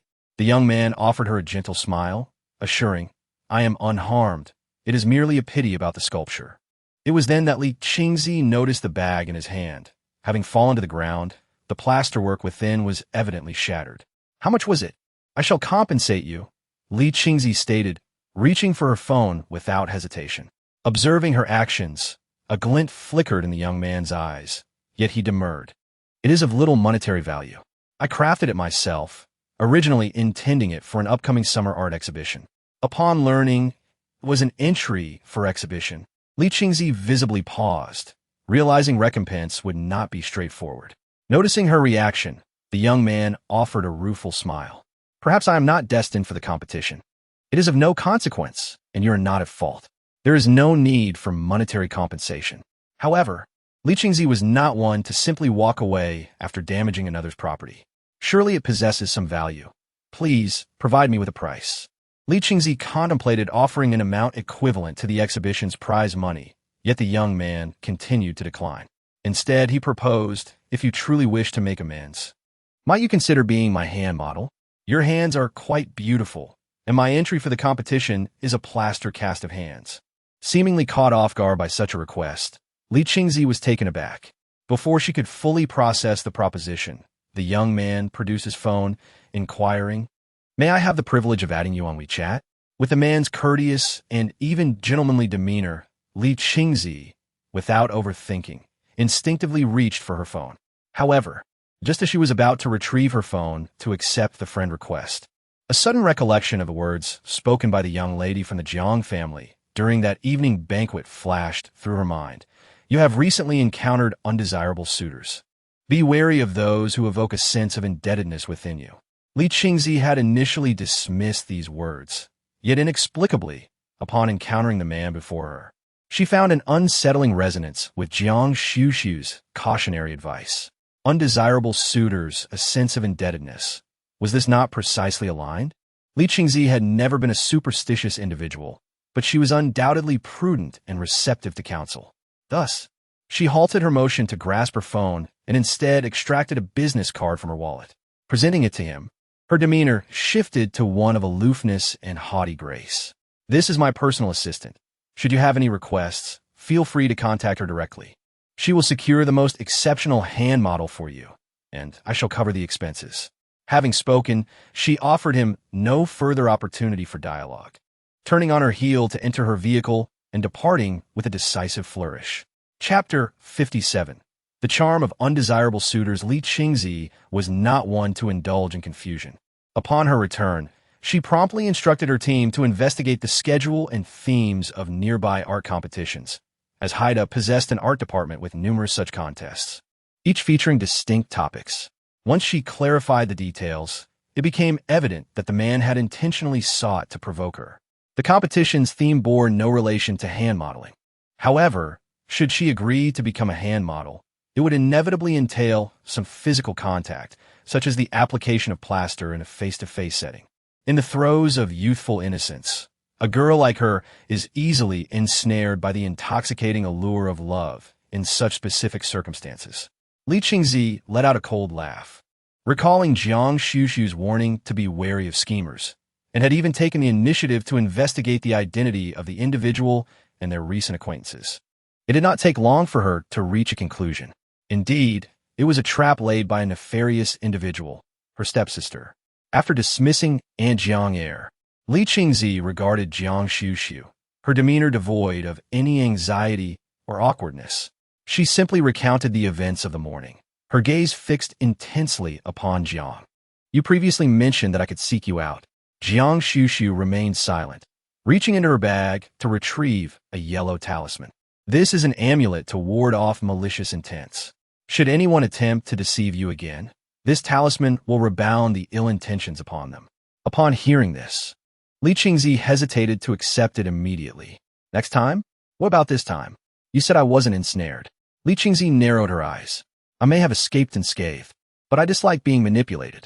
As she spoke, she nestled herself beside Guan Xuxu with a familiarity that was almost too easy.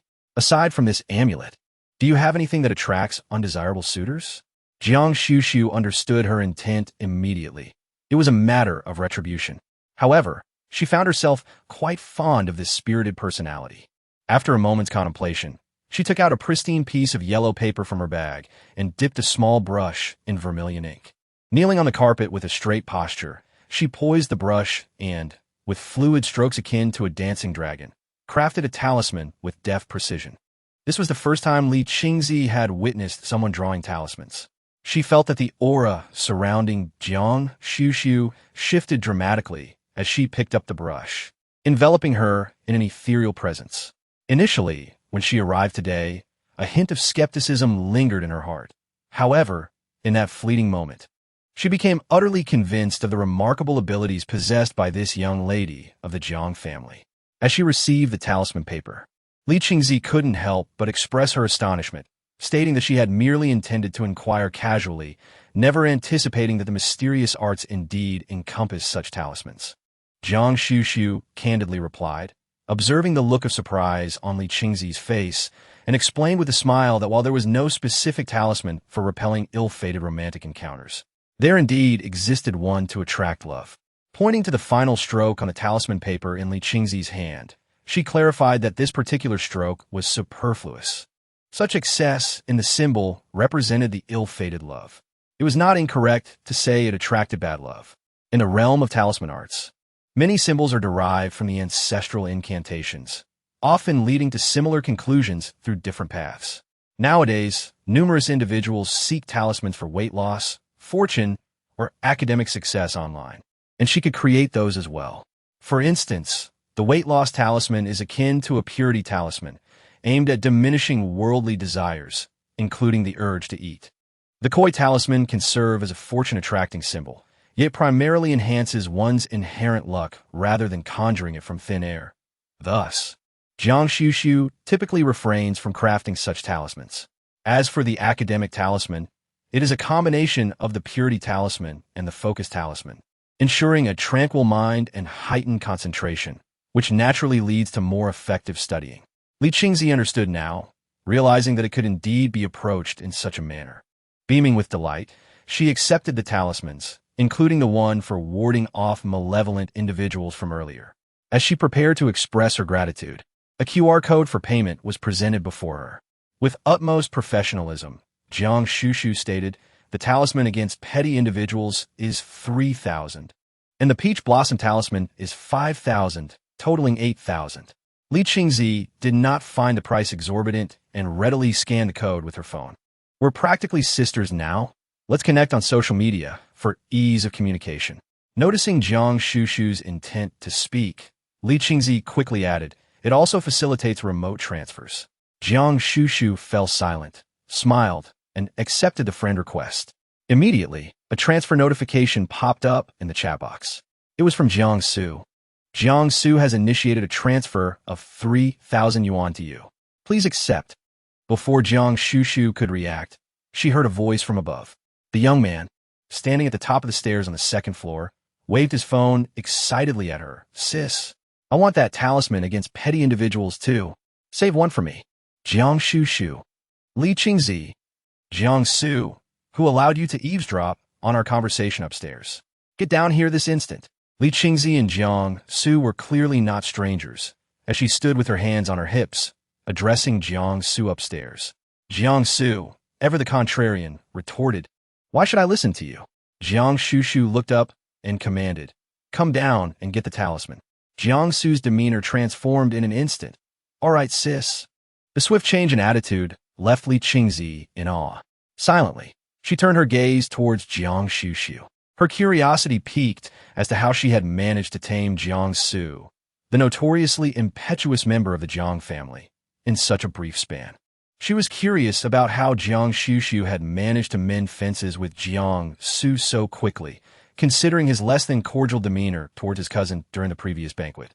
Despite his lack of overt antagonism, how did you accomplish that? Jiang Xuxu, aware of her reference to Jiang Su, responded candidly. He had a quarrel with Lu Xueshi. Despite Jiang Su's ostensible desire to sever ties with Lu Xueshi, Jiang Xuxu harbored doubts about his ability to elude her grasp so easily. Upon hearing Lu Xueshi's name, a subtle shift occurred in Li Qingzi's expression. Speaking of Lu Xueshi, she remarked, "There's an intriguing tidbit you're likely unaware of." Jiang Xuxu cast a glance at her. Li Qingzi's lips curled into a knowing smile. Lu Xueshi's name was initially written with the 11 meaning morning glow. However, prior to her arrival at the Jiang household, it was changed to the 11 signifying stream, purportedly in accordance with the Jiang family's tradition of bestowing names with a water radical upon their descendants. Jiang Xuxu raised an eyebrow, her attention drawn to Li Qingzi's deliberate emphasis on prior to her arrival at the Jiang household. It seems she harbored aspirations of becoming a member of the Jiang family. "Were you acquainted previously?" Li Qingzi scoffed. "We happen to be in the same class in elementary school." Jiang Xuxu refrained from further inquiry, as Jiang Su had already burst through the doors of the side hall with boisterous enthusiasm. "Sister, I'm here," Jiang Su exclaimed, as he eagerly approached Jiang Xuxu. Li Qingzi, visibly disapproving of Jiang Su's unreserved demeanor, chided, "Jiang Su, do you possess any semblance of decorum? I was engaged in a conversation with Xuxu, and you dared to eavesdrop from upstairs." Jiang Su held his ground against Li Qingzi, asserting, "This is my home. How could it be considered eavesdropping? It is clearly you who spoke too loudly. Furthermore, I have no interest in the trivial matters concerning your stepsister." Jiang Su's expression hardened, and he defiantly retorted, "You dare? Do you not believe that my sister could easily handle you with a mere flick of her hand?" Jiang Xuxu, unexpectedly drawn into the fray, met Li Qingzi's gaze and casually twisted her wrist, murmuring softly, "With too many talismans, my wrist aches," implying that she was unable to lift it. In Chapter 58, a notification appeared. Jiang Yuqing has transferred 10,000,000 yuan to you. Upon hearing this, Li Qingzi beamed brightly, her smile radiant. However, Jiang Su's expression fell as he stomped his feet in frustration, exclaiming, "My sister, you and I are on the same side." Noticing that Li Qingzi had risen and was approaching, Jiang Su hastily turned to flee, scurrying away in a hurry. Before departing, he called out to Jiang Xuxu, "Sister, don't forget my protective talisman. I'll come to collect it later." Li Qingzi had merely intended to intimidate, and now she picked up her bag, preparing to leave. As she spoke, she deliberately winked at Jiang Xuxu, her face betraying no disdain for the fact that Jiang Xuxu charged for her lessons in the arcane arts. Jiang Xuxu offered her a rare smile, generously providing a small tip. "The peach blossom talisman must be kept on your person to be effective. It is best placed within something you carry daily, such as your phone case." Li Qingzi suddenly understood, winking at her before turning on her heel, striding away in her high heels with an air of pride and flamboyance, akin to a haughty peacock. It was only later that Jiang Xuxu learned that this seemingly self-assured young lady of the Li family, the only daughter of the Li clan, had endured the tragic loss of her birth mother. Within 6 months, her father remarried.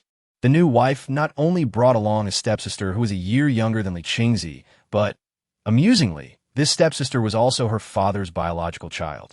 With the arrival of her stepmother and stepsister, her father transformed into a stepfather, and gradually, everything Li Qingzi once possessed was taken from her.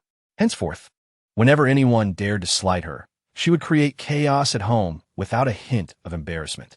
One particularly notorious incident involved her storming into the police station to report her father for domestic abuse, all while live-streaming the event online and tagging various uncles and relatives to witness the spectacle. Ultimately, her father, Li Shigao, compromised and catered to her every whim, daring not to neglect her, while ensuring that her stepmother and stepsister kept their distance. It could be said that in the Li household, Li Qingzi retained all the privileges befitting a young lady, except for paternal affection. Yet, Guan Xuxu mused that Li Qingzi perhaps had no need for such a thing. In such a dismal family environment, she exerted her utmost efforts to become the finest version of herself that she could be. That evening, Guan Xuxu showcased the jade pendant he had obtained from Guan Xuxu in front of Jiang Yuqing and his parents. It was unclear who had previously criticized Xuxu so harshly. Now, he not only called her sister directly, but had also secured a token of affection from her. While Jiang Yutong and her husband felt a sense of pride, they couldn't help but feel a twinge of envy. They had never received a jade pendant hand-carved by their niece. Previously, bestowing gifts upon one's own father and elder brother was met with no particular sentiment. However, the act of presenting such a gift to young Guan Xuxu somehow evoked a feeling of being treated differently. Thus, under the watchful gaze of Mr. and Mrs. Jiang, Guan Xuxu silently offered 2 more protective jade amulets. I generally refrain from wearing jade accoutrements, Jiang Han remarked. After all, when it comes to the artistry of carving inscriptions on jade, one must look to masters such as teacher Rusheng. Given your penchant for such artisanal pursuits, you must strive to emulate true masters. With that, Jiang Han reluctantly extended a hand toward her, unwilling to overtly slight her in the presence of his uncle. Guan Xuxu cast an odd glance at him before calmly spreading her hands. I have no more jade amulets to give as I didn't make many. Yang Han. Guan Xuxu. I only dabble in this as an amateur. I'm not a specialist. Jiang Han. Guan Xuxu was undoubtedly doing this on purpose. It was just as well that she didn't have any. He didn't particularly care for it. Jiang Han departed in a huff, but Guan Xuxu paid him no mind. She had never intended to present a gift to every member of the family. She would not be so foolish as to repeat the same mistake. Moreover, the ones she had just given away were indeed the last 2. Upon opening her phone, she was taken aback. Jiang Yuqing has transferred 10,000,000 yuan to you. Guan Xuxu turned her head to see Jiang Yuqing, who had followed her upstairs unnoticed. He looked at her with a hint of concealed pity in his eyes. Your Uncle Song has told me everything. Guan Xuxu. What did Song Yoming tell you? He said that you treated the Song family's daughter without accepting any payment because I had already paid a reward of 10 million. Jiang Yuqing spoke with a hint of helplessness. Xuxu, you are a sensible child. However, the 10 million previously mentioned was intended as funds for the Guan family. Along with your allowance, Jiang Yuqing had indeed planned to compensate the Song family, but he did not expect Xuxu to act ahead of him. Not only healing Song Yuli, but also taking the initiative to preserve the Jiang family's dignity. You have upheld our family's relationship with the Song family, but we cannot allow you to bear any loss. Jiang Yuqing continued, consider this 10 million as our payment to you for your efforts with the Song family. Accept it, and should you require more, feel free to come to me. Guan Xuxu replied. Ever since distancing herself from Guan Rurei, this money suddenly seemed easier to acquire. Although she felt no guilt about representing the Jiang family in alleviating the Song family's expenses, she was determined to accept the money that had been offered. Thank you, father. Guan Xuxu smiled gently, her icy demeanor melting away, appearing both obedient and understanding. Jiang Yuqing felt an inexplicable urge to pat her head, recalling how Jiang Huai had done the same. Yet just as he lifted his hand, it fell back down as if drained of strength. Meanwhile, in the hospital's VIP ward, Lu Xueshi lay with her eyes closed on the hospital bed, her pale face nestled in the pristine white pillow, rendering her appearance frail and vulnerable. Jiang Cheng stood nearby, observing her for an extended period, his eyes filled with compassion and sorrow. After a while, He could not resist reaching out, yearning to gently touch the girl's skin, which resembled white jade. His fingertips trembled, and just as he was about to make contact, the person on the bed suddenly fluttered her eyelashes and awakened. Lu Xuexi looked at him, her eyes filled with confusion. Jiang Qingge, what time is it? Why are you still here? You are alone in the hospital, and I am worried. Jiang Cheng spoke softly, merely saying, I am here watching over you. Thank you, brother Jiang Cheng, Lu Xuexi replied, her face brimming with joy as she lowered her eyelashes.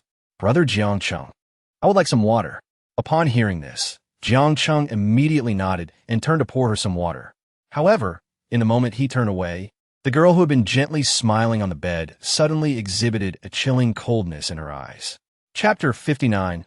Lu Xuexi's system. Lu Xuexi, feeling somewhat irritable, averted her gaze. The next moment, a voice suddenly echoed in her mind. Host, Jiangsu's affection level has currently dropped to near the passing line. To ensure the borrowing of fortune, please elevate Jiangsu's affection level at your earliest convenience. Understood, Lu Xuexi replied, a hint of impatience in her tone. If it weren't for your suggestion that lowering their yang energy would facilitate the extraction of fortune, I would never have taken Jiangsu there. If it weren't for those threads aimed at her, she wouldn't have been frightened and instinctively abandoned Jiangsu to flee. How could Jiangsu then become upset with her? To think that just after Jiangsu left, the system would issue a warning. Do you know how long it took me to raise Jiangsu's affection level above 85? It took a full 3 years, and now, with one fell swoop, it has plummeted by 20 points. I'm utterly exasperated. The system does not err. It assures that the host will not be harmed by negative energy. However, the threads are driven by resentment and do not fall within the realm of ghostly entities. The system replied in a formulaic tone, which only served to heighten Lu Xuexi's annoyance.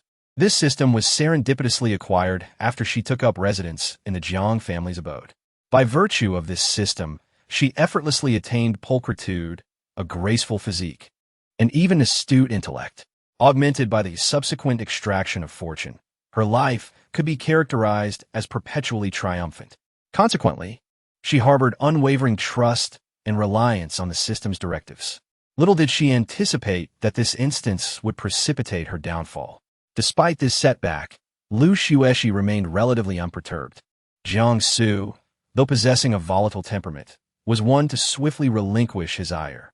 Over the years, Lu Xuexi had deftly manipulated the Jiang brothers, gaining profound insight into their dispositions. With this in mind, she retrieved her mobile device and dispatched another message to Jiangsu. Dear Su, are you still awake? You haven't visited me today. Are you still harboring resentment towards your sister? I've been finding it difficult to sleep in the hospital these past few nights. Merely contemplating that day fills me with sorrow and remorse. I've never encountered such a predicament, and I'm still feeling apprehensive. My abandonment of you that day was solely motivated by my desire to seek assistance. However, a minute, 5 minutes, then 10 minutes elapsed. Lu Xuexi's countenance betrayed a hint of displeasure. She refused to believe that Jiangsu had not perused her message. Jiangsu was an inveterate internet aficionado, seldom parting with his mobile device. Even his affection score remained static. Could it be that he genuinely harbored resentment towards her? In that particular situation, any rational individual would have made the same choice as she did. Even if he were incensed, 2 days had transpired, and she was now proactively extending an olive branch. He ought to have immediately dissipated his anger. Lu Xuexi deemed Jiangsu to be somewhat unappreciative. Noticing her somewhat troubled expression, Jiangchen couldn't help but inquire, Xuexi, what is the matter? Are you feeling unwell? His gaze was fixed upon her, filled with concern and tenderness. Lu Xuexi pressed her lips together, feigning a melancholic smile. Yet, a hint of worry crept in her voice as she continued. I'm also concerned that he might have been frightened that day, and perhaps he is not feeling well. He should be in the hospital for observation, just like me. How thoughtful of Xuexi to still be preoccupied with him, even while hospitalized. With this thought in mind, Jiang Cheng refrained from revealing the truth, lest it upset her further. Instead, he offered gentle reassurance, do not worry. Perhaps he is simply engrossed in a game and hasn't seen your messages. As he spoke, he tenderly grasped her hand, which lay upon the blanket. Lu Xueshi felt a twinge of discomfort from the warmth of his hand on her skin, yet she maintained a gentle smile as she replied, I am grateful for your company, Jiang Cheng, for otherwise I would surely overthink things.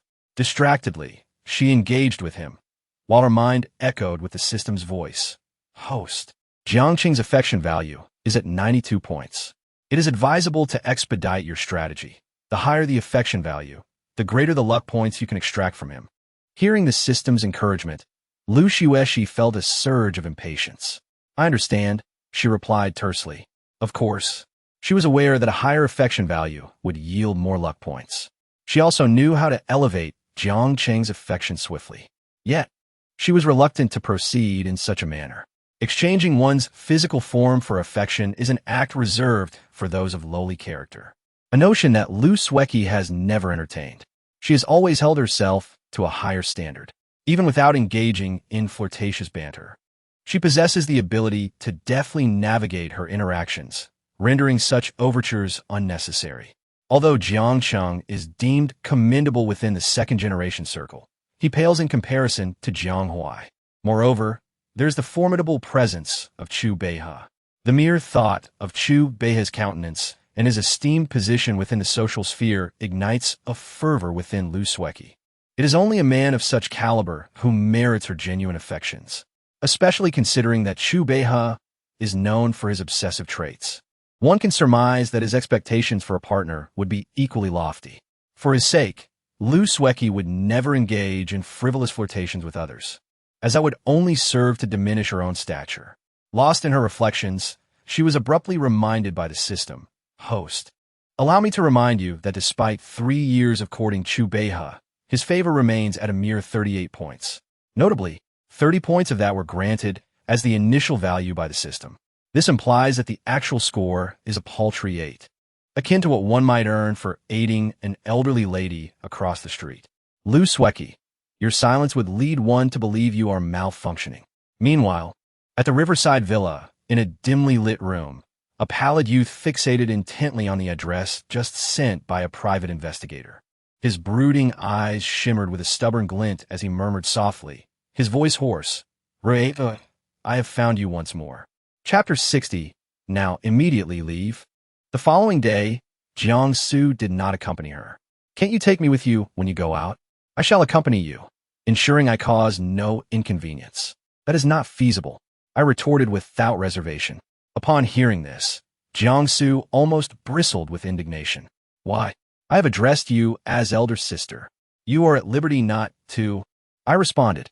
Jiang Su, though frustrated, persisted. I am, in any case, a significant client of yours. Is it not customary to escort a major patron on an outing? He had, after all, spent nearly 700,000 yuan, considering her previous earnings of 30,000 yuan per assignment. It would take an eternity to accumulate 700,000 yuan.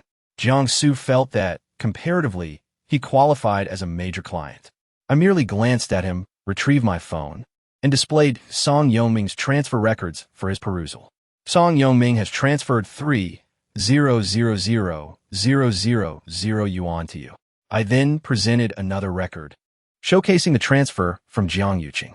Jiang Yuqing has transferred 10,000,000 yuan to you. Silence, in this instance, spoke volumes. Jiang Su was taken aback. What is the meaning of this? Is this profession so lucrative? No, my uncle's transfer should not be included.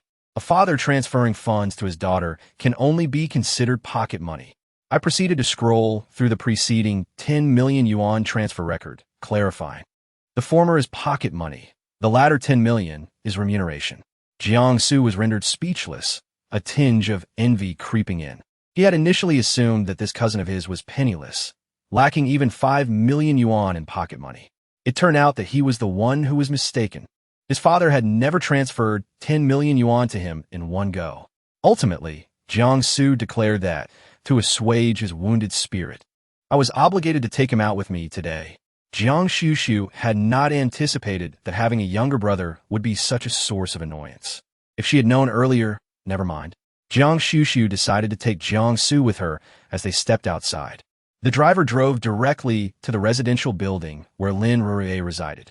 Upon exiting the vehicle, Jiang Xu's expression shifted dramatically as he beheld the dilapidated structure. "Why have you brought me to this run-down, soon-to-be-demolished building?" he wondered, mistaking it for a decrepit neighborhood slated for redevelopment. The environment here was even worse than the apartment Guan Xuxu had previously rented. Jiang Xu had never set foot in such a dismal place throughout his life. As they entered the building, he was further astonished to discover that it lacked an elevator. Is it possible that there are still buildings in Heiress without elevators? Jiang Xu gasped, covering his mouth. He realized he should refrain from commenting further. Upon finally ascending to the top floor and witnessing Lin Rui's modest one-bedroom apartment, Jiang Xu's understanding of poverty was profoundly challenged. Just as he was about to speak, he caught sight of Guan Xuxu casting a cold glare in his direction, prompting him to promptly fall silent. The Lin family did not receive guests, and the living room contained only a single bed for seating. However, Jiang Xu's upbringing forbade him from sitting on the host's bed without permission, so he pulled over a plastic stool and obediently took a seat. His tall frame and long legs made him appear rather cramped on the small stool. Although Guan Xuxu was initially surprised by his entrance, she refrained from exhibiting any contempt and found herself observing him with renewed interest. Perhaps this child was redeemable. Lin's mother, however, immediately recognized that Jiang Xu was no ordinary boy, as his attire clearly indicated a certain affluence. Standing in place, with a degree of trepidation and a hint of worry, she inquired, "Young master, your special visit today suggests there's something amiss with Rui. Her health is fine. I simply have something for her," Jiang Xuxu replied, instructing Jiang Xu to remain outside as she entered the room to converse with Lin Rui. Having resided there for over a year, Lin Rui, though improved, was still gradually recuperating. She lay in bed, observing Jiang Xuxu retrieve a familiar paper lantern from her backpack. As the paper lantern ascended in her palm, Lin Rui felt a surge of anxiety, wondering if the matter concerning the child was unfavorable. However, from within the small paper lantern, a familiar voice suddenly echoed. "Lin Rui, I'm sorry. I know I was wrong." Lin Rui instinctively shuddered, her hands gripping the quilt tightly. Initially unaware of the voice's origin, Lin's mother's eyes instantly reddened upon hearing more, her voice filled with fury. Is this the person who caused Rui's condition? She has ruined my Rui's life. Does she imagine we will forgive her with such a frivolous apology? Lin Rui's lips were devoid of color, yet she continued to bite them tightly, evidently unwilling to accept the apology. Moreover, knowing Guan Rui's character, she doubted the sincerity of her apology. Seeing this, Jiang Xuxu recounted Guan Rui's prior circumstances and her mistaken belief that Lin Rui's ghost was seeking retribution. Simultaneously, upon hearing her mention the internet, Lin Rui's face paled, evidently recalling the overwhelming insults and doubts directed at her a year prior. Having finally escaped that torrent of abuse, releasing Guan Rui's recording online might exonerate her and garner understanding. However, it would undoubtedly exhume the past, potentially inviting renewed skepticism and humiliation. Lin's mother, too, was clearly mindful of past events, her greater concern being whether Rui might once again succumb to a breakdown, leaving her vulnerable to some entity seizing a piece of her soul. Both mother and daughter exhibited simultaneous expressions of resistance, which did not surprise Jiang Xuxu. They had, after all, only just attained their current tranquility. This was precisely why Jiang Xuxu entrusted the decision to her. She could opt to live quietly from this point forward, or she could utilize the recording to safeguard her reputation. The recording merely presented her with an alternative. Without the recording, Lin Rui would be condemned to live under the weight of those doubts and insults. Yet, with the internet's ephemeral nature, she could still make a fresh start. This remained her singular path. However, the recording offered a second path, one she could choose not to tread, but one to which she was entitled. Jiang Xuxu would not presumptuously make the choice for her, for she was not directly involved and thus unqualified to choose on her behalf. Placing the paper lantern in Lin Rui's palm, Jiang Xuxu offered no further persuasion. Lin Rui, gazing at the paper lantern in her hand, continued to bite her lips, visibly caught in a quandary. Outside, Jiang Su could not hear any sounds from within, and he scanned the modest 10 square meter space before him with a sense of boredom. Although the area was small, it was cluttered with various items. Just as he was silently clicking his tongue in disapproval, a sudden knock echoed at the door. Instinctively, Jiang Su glanced toward the bedroom, noticing it was eerily quiet, seemingly unaware of the commotion. He contemplated calling out, but the knocking persisted, growing increasingly urgent. Deciding to take action, he strode to the entrance and swung the door open. Enough with the knocking. To his surprise, a boy of around 18 or 19 years stood outside, his eyes shadowed with dark circles, exuding a brooding aura. Upon meeting his gaze, Jiang Su sensed a fiery intensity, as if the boy were ready to devour him whole. Gritting his teeth, he enunciated each word carefully. "Who are you?" With a haughty demeanor. Jiang Su tilted his chin defiantly and countered. "And who might you be?" The boy fixed his gaze on him, his voice gravelly and cold as he uttered 2 words. "Qin Hao." Chapter 61. Qin Hao. You make me feel sick. Jiang Su instinctively wanted to inquire about Qin Hao's identity, but before he could, the boy stepped forward, attempting to force his way inside. "I'm here to find Rue. Unprepared for the sudden intrusion, Jiang Su found himself unable to stop him as the boy squeezed through the doorway. Inside, Jiang Su and the others heard the commotion.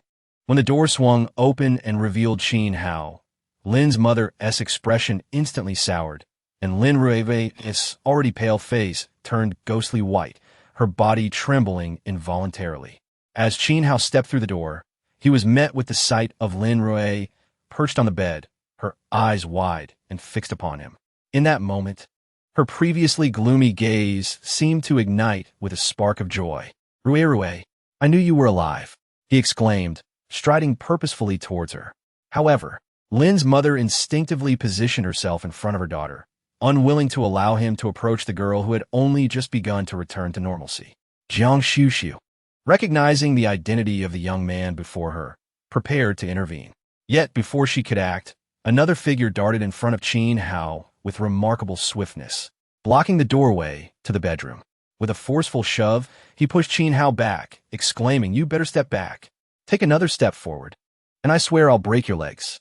Though still youthful, the boy's fierce demeanor was unmistakable. At 14, he already possessed a tall and somewhat imposing figure. Surprised by the sudden shove, Qin Hao's expression darkened with hostility. He glared at Jiang Su, demanding, "Who are you? This is between me and her." "Who am I? I am the righteous bystander," Jiang Su retorted without a moment's hesitation.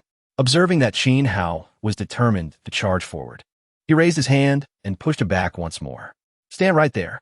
Did the owner of this house invite you in? Besides, my sister hasn't spoken yet. If she hasn't given you permission to pass, you better stay put." In that moment, Jiang Su firmly established himself in the role of his sister's protector, adopting an air that suggested everyone should kneel until she commanded otherwise. Qin Hao, intent on seeing Lin Rue, had no interest in entertaining his words. Witnessing the relentless rejections, a surge of anger ignited within him, and without a moment's hesitation, he swung his fist towards Jiang Su. Though young, Jiang Su had been trained at home and instinctively raised his hand to block the incoming blow. Yet, his reaction was a fraction too slow. Just as he braced himself for an impact, Guan Xuxu, standing behind him, deftly waved her hand.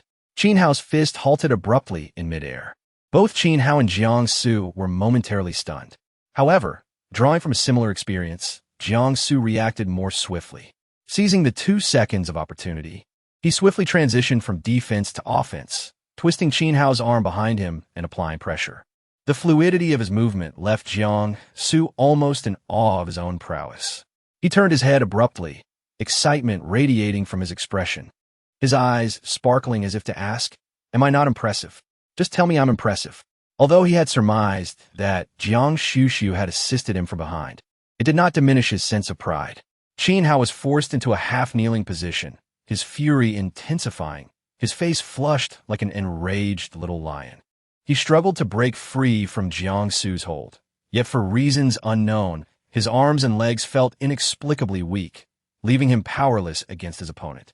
Lifting his gaze, he caught sight of Lin Rue through the bedroom door and could not restrain himself from exclaiming, "Rue, it's me, Qin Hao." Are you just going to walk away? I simply yearn to see you. Qin Hao continued. For over a year, you've been constantly on my mind. I longed to seek you out, but my family kept a close watch, forbidding me from visiting you. Rui, know that my affection for you remains steadfast. You are always in my thoughts. Lost in his own soliloquy, Qin Hao remained oblivious to the fact that each of his words echoed in Lin Rui's ears like the whispers of a demon, ultimately provoking her to interrupt him with a piercing cry. Silence. Just be quiet. Her eyes brimming with tears, Lin Rui glared intently at Qin Hao, her voice trembling with resolve. I have no desire to see you. Every word you utter fills me with utter revulsion. Qin Hao, why do you persist in tormenting me? What transgression have I committed? What have I done to deserve this? Since awakening the previous day, Lin Rui had been in a state of constant tension. Similar to her mother, she had deliberately sought to obliterate the events of the past year, even daring to envision a new life ahead. However, Qin Hao's arrival shattered her illusions, forcing her to confront the reality that she could never truly forget. Her voice hoarse, she cried out, as if to unleash the pain and despair that had consumed her for the past 2 years. Guan Xuxu remained silent, while Guan Xuxu, who was restraining Qin Hao, pursed his lips and wordlessly increased the force of his grip. The latter, however, seemed oblivious, his gaze fixated on Lin Rui within the room, unable to comprehend her reaction. In his perception, their reunion after a long separation, coupled with her knowledge of his unwavering struggle with his family for her sake and her miraculous escape from death, should have led her to a profound realization of her feelings for him. But why did she find him repulsive? Lin Rui, dare you say you have never harbored any affection for me? Qin Hao gritted his teeth, still unable to believe the words she had just uttered. Yes, he had initially bullied her, but he had since apologized. Indeed, he had coerced her, yet that was merely a momentary lapse in judgment. When he realized his feelings for her, he genuinely made her his girlfriend. Although there were elements of intimidation involved, it was solely because of his affection for her. He had always believed that once she became his girlfriend and spent more time with him, she would inevitably come to love him in return. Despite her outward displays of resistance, he firmly believed she harbored feelings for him. I have never liked you. It has always been you forcing me. You threatened me with my mother's job. You used my academic pursuits as leverage. How could I possibly like you? I do not like you at all. It is you who refuses to let me go. Lin Rui's voice trembled with despair. She was at a loss as to what she had done wrong, why she had to endure such treatment. He had cornered her in the girls' restroom, doused her with a hose, and, along with others, had mocked and humiliated her. He dumped his leftover food into her bowl, tore her books to shreds, and even forced her into the mud to recite passages. God knows, when he professed his feelings for her, she felt a wave of nausea. How could he believe that after all the atrocious acts he had committed against her, she could ever enter Chapter 62, the failure to dissipate resentment listening to Lin Rui's every word? Qin Hao's face was filled with disbelief. Impossible. He had always believed that she harbored feelings for him, although she never admitted it. But weren't girls always like that? Weren't the male and female protagonists in those campus idol dramas always like that? Qin Hao had always taken it for granted that their love was a campus idol drama. But in Lin Rui's eyes, it was merely a desperate case of school bullying. The so-called campus idol drama was nothing more than the glorification of crime. Only those who have truly experienced bullying know how despairing it is. Lin Rui looked at Qin Hao, who appeared to be greatly shocked, and found it utterly ridiculous. She lowered her head, tears streaming down her face. At this moment, she finally made a decision in her heart. I'm going to sue you. Lin Rui gritted her teeth, her voice hoarse but firm. What you did to me in the past, forcibly violating me against my will. I'm going to sue you. Qin Hao, whether it's you or Guan Rui, I'm going to make you pay the price for what you've done. This time, she would no longer be afraid. Lin's mother had long been in tears, and she turned around to embrace her daughter tightly. Rui, Mom supports you. No matter what you want to do, Mom will be with you. She was going to sue them. Those who had hurt her daughter should be punished by law. Guan Xuxu didn't know Lin Rui, and he didn't even know what Guan Xuxu was here for today. But that didn't stop him from enjoying the spectacle. The revelations gleaned from the exchanges between the two individuals left him utterly astounded, shaking the very foundations of his beliefs. even during his most unreasonable moments. He had never fathomed that one could possess such audacity. In a fit of rage, he delivered a forceful kick to the scoundrel's leg and turned to Lin Ruwei, declaring, "I stand with you. Sue him. If you lack funds, I shall assist you. If my resources are insufficient, my sister and brother will lend their support. Fear not. Dear lady, bring him to justice." For the first time, Jiang Su was filled with fervor, resolved to take charge of the situation, regardless of the fact that the lady was a complete stranger. With tears in her eyes, Lin Ruwei turned to Guan Xuxu, who had remained silent until now, and in a hushed tone reaffirmed, "Master Su, I wish to take legal action against them." Guan Xuxu met Lin Ruwei's unwavering gaze, recognizing that she had made her choice. A gentle smile graced her lips as she softly replied, "Proceed with your lawsuit. No one shall harm you again." For this time, she would ensure her protection. On that very day, Jiang Su contacted his father to obtain the contact details for the legal team of Jianghai Group. He diligently gathered evidence, initiated litigation, and even retrieved various derogatory comments from a year prior, when Lin Ruwei had been mercilessly attacked online, uncovering the orchestrators behind the harassment. Simultaneously, Guan Ruwei's confession was released online, accompanied by a legal notice. The case of the unmarried female student who had tragically taken her life a year ago was resurrected, inciting yet another wave of outrage across the internet. Following the exposure of the truth, Qin Hao and Guan Ruwei faced relentless scrutiny in the court of public opinion. However, the subsequent developments shall remain unspoken for now. Meanwhile, a minor incident unfolded on Jiang Xuxu's end. Standing before the entrance of the Jiang family's villa, Guan Xuxu gazed at the familiar figure clad in a black hat and trousers, expressionless as she accepted the well-known box from his hands. "You say the resentment cannot be dispelled?"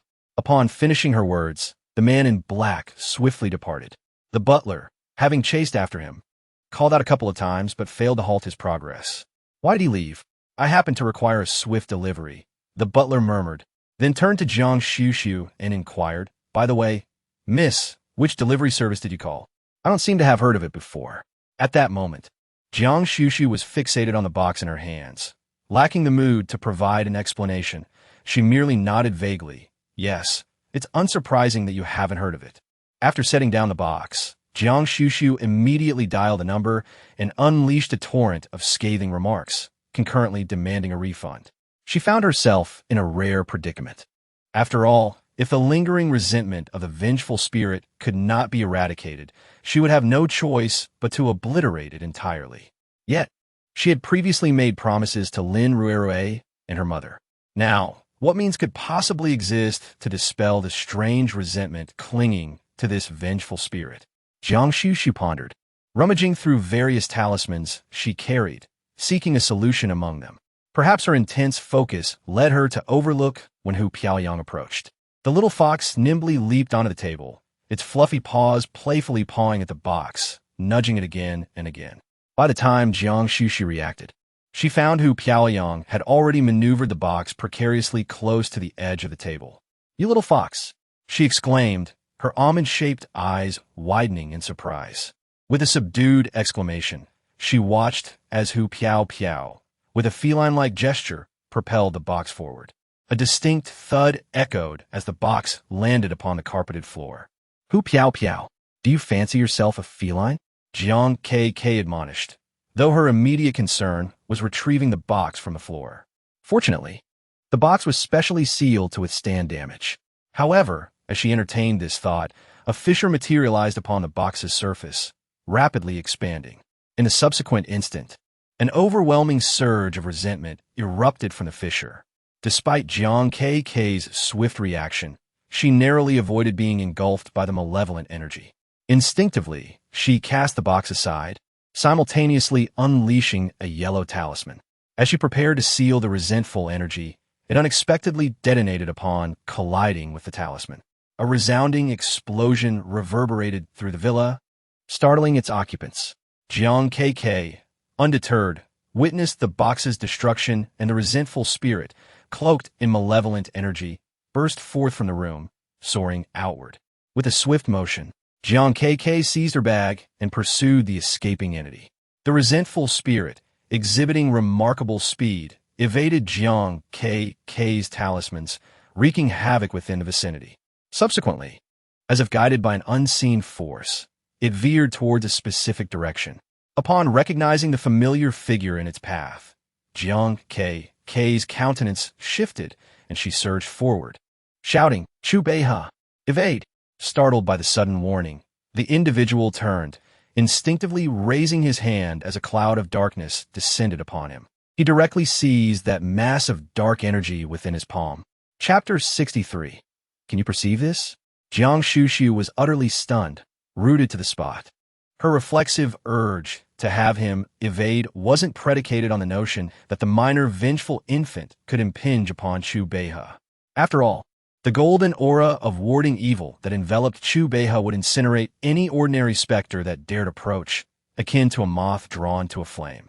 Rather than Chu Beiha being assailed by the minor vengeful infant, her concern was that the infant would be instantly annihilated. Yet the reality was, the minor vengeful infant hadn't been reduced to cinders. Instead, Chu Beiha had directly apprehended it in his hand. Apprehended? Guan Xuxu instinctively turned toward Chu Beiha, observing his furrowed brow and the stern gaze with which he regarded the struggling mass of dark energy in his palm. Guan Xuxu, you can perceive that thing? Guan Xuxu couldn't help but inquire, her brow furrowing in tandem. Chu Beiha turned his head, his expression enigmatic, his dark eyes profound, clearly questioning. What is this? His palm didn't register the sensation of grasping a tangible object. Rather, it felt as though he were clutching a condensed, writhing gas. Witnessing the black gas struggle incessantly, poised to escape his grasp, Chu Beiha instinctively tightened his grip. Guan Xuxu was on the verge of intervening when she abruptly noticed his action and reflexively exclaimed, "Don't." However, it was too late. Guan Xuxu watched as the golden aura surrounding the magnate instantly engulfed the vengeful infant within his palm. And a single thought pervaded her mind. The minor vengeful infant was destined to vanish into oblivion. Yet in the next instant, she witnessed the black resentment that had enveloped the minor vengeful infant dissipate entirely, as though dispelled by the golden light. In the palm of Chu Beiha's hand lay a plump, white creature resembling a ginseng doll. This diminutive ball of flesh was grasped tightly, its tiny limbs flailing in a desperate struggle. Even Guan Xuxu, who was accustomed to peculiarities, had never encountered such a scene. Her almond-shaped eyes widened slightly, revealing a rare blend of astonishment and confusion. Was this the little vengeful spirit? As the dark mist dissipated, Chu Beiha, too, discerned the ginseng doll in his grasp, his usually calm and indifferent black eyes momentarily flickering with incredulity, as if questioning the nature of this strange entity. Instinctively, he turned to Guan Xuxu, seeking an explanation from her. Noticing her fixed gaze upon the object in his palm, his brows knitted tighter, prompting him to softly remind her. Guan Xuxu. At the sound of his somewhat restrained and cold voice, Guan Xuxu snapped back to reality. Without hesitation, she stepped forward and produced a yellow talisman, wrapping it around the tiny creature in Chu Beiha's hand. The little being, sensing the impending escape was thwarted, was swiftly encircled by the talisman.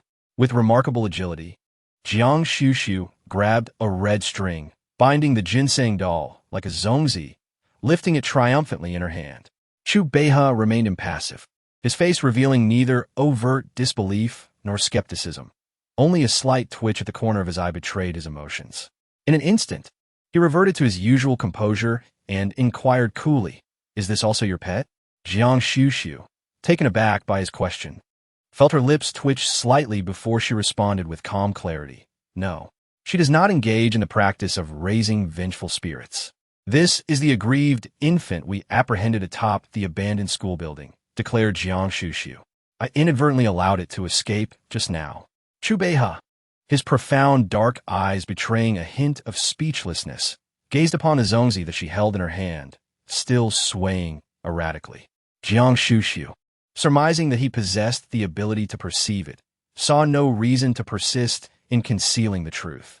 Furthermore, she had been seeking an opportune moment to probe the matter of the 3 bolts of violet lightning from before, and this presented itself as a rare chance. If you wouldn't mind, shall we discuss this indoors?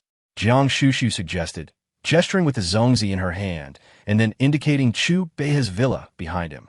Chu Beihe's countenance remained impassive. Under normal circumstances, he would not extend an invitation for anyone to enter his personal domain. However, his curiosity piqued.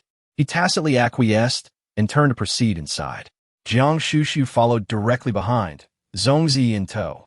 This was not Guan Xuxu's first visit to the Chu residence, but her previous two had been fleeting, affording her no opportunity to properly observe the interior of the villa.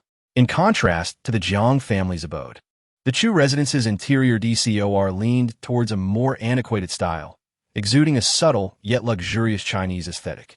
The overall ambience was one of dignified grandeur. It subtly evoked a sense of desolation. It was not until she followed him to the study on the second floor that Guan Xuxu abruptly realized the origin of this feeling of emptiness. The Chu family's villa was excessively spacious, while a palpable sense of human presence could be discerned. She had scarcely encountered a single soul from the moment she entered until she ascended the stairs. Considering Chu Beihe's peculiar obsessive-compulsive tendencies, it was not difficult to deduce that the magnate likely disliked the presence of others flitting about in his vicinity. The domestic staff in this residence appeared to have undergone specialized training, ensuring they remained discreetly out of sight. This is not entirely unexpected, as similar protocols exist within certain families. However, beyond the domestic help, I find it peculiar that I have yet to encounter any other members of the Chu family, either during my previous visit or this one. Have they passed away, or have they relocated? While contemplating this, I followed Chu Beiche into the study. Without haste, I first hung the rice dumplings I was carrying on the doorknob, before turning to enter and proceeding towards the sofa. Chu Beiche observed my actions, his eyes reflecting a moment of silence before he joined me on the sofa. "You may speak," he said, his deep voice devoid of emotion, as indifferent as if he had not just apprehended a vengeful infant spirit. Without hesitation, I succinctly explained my profession and the events that transpired at the abandoned school building. This included the matter of Lin Rui and the accidental loss of her child. Chu Beiche listened in silence, his expression remaining largely unchanged. Among aristocratic families, there is often a greater acceptance of metaphysics and geomancy, and given his own childhood experiences, he had a vague understanding of such matters. However, today marked the first time he had truly encountered them. Indeed, not only encountered, but also apprehended. Have you not seen them before? Although I pose a question, I was well aware that with his aura of golden light, it would be normal for him to be impervious to malevolent entities within a 10-meter radius. Ghosts would likely flee at the mere sight of him. As expected, Chu Beiche shook his head. "I have not." Guan Xuxu's eyes flickered as she suddenly reached out, rummaging around him. She then opened her palm, revealing two shimmering golden orbs that she had just extracted from his vicinity. Holding her hand out, she inquired, "Can you see this?" Chapter 64. The fiancé, she chose Chu Beihe, furrowed his brow slightly. This was not the first time he had witnessed Guan Xuxu perform such an action before him. However, her previous attempts had been relatively subtle. His dark eyes narrowed as he asked, "What is it that you hold in your hand?" Upon hearing his voice, Guan Xuxu realized he could not see them, which was to be expected. Since she began her engagement with the mystical arts, she had encountered numerous figures from the esoteric realm. Most could only perceive ghostly energies, unlike her, who could discern a multitude of colors. With the conversation already initiated, she had no intention of concealing the truth from him. Her delicate face slightly furrowed as she gazed at him, stating, "I have golden light in my hand." After a brief pause, she added, "It's what I took from you. Chu Beihe, you possess a great deal of golden light." Guan Xuxu remarked, "Thus, every time I see you, it is somewhat blinding." Chu Beihe. He began to understand why she had been squinting at him each time they met. What was this golden light? Typically, such radiance appeared only around those with significant merit. Yet, I have inquired, and aside from occasionally attending charity auctions, you have not exhibited any remarkable deeds. This golden light must be the result of the virtues you accumulated in your past life. You are enshrouded in a golden aura, impervious to all malevolence. In your previous existence, you were likely a person of immense virtue, you might construe it as a form of divine grace. As for the qualification of likely, it stemmed from the fact that Jiang only managed to discern his features through the resplendent light with considerable effort. Unbeknownst to Jiang, a fleeting sneer of derision flickered across Chu's eyes when she spoke of divine grace, concealed within the golden radiance, vanishing in an instant. When he turned his gaze back to Jiang, his eyes were once again filled with a composed and collected serenity. This golden aura will be a benefit to you. He stated it with certainty, his tone exuding conviction. Chu, the youngest patriarch of the Chu lineage, possessed a perspicacity far exceeding that of ordinary individuals. Based on their brief encounters, he did not perceive her as someone inclined to offer unsolicited explanations.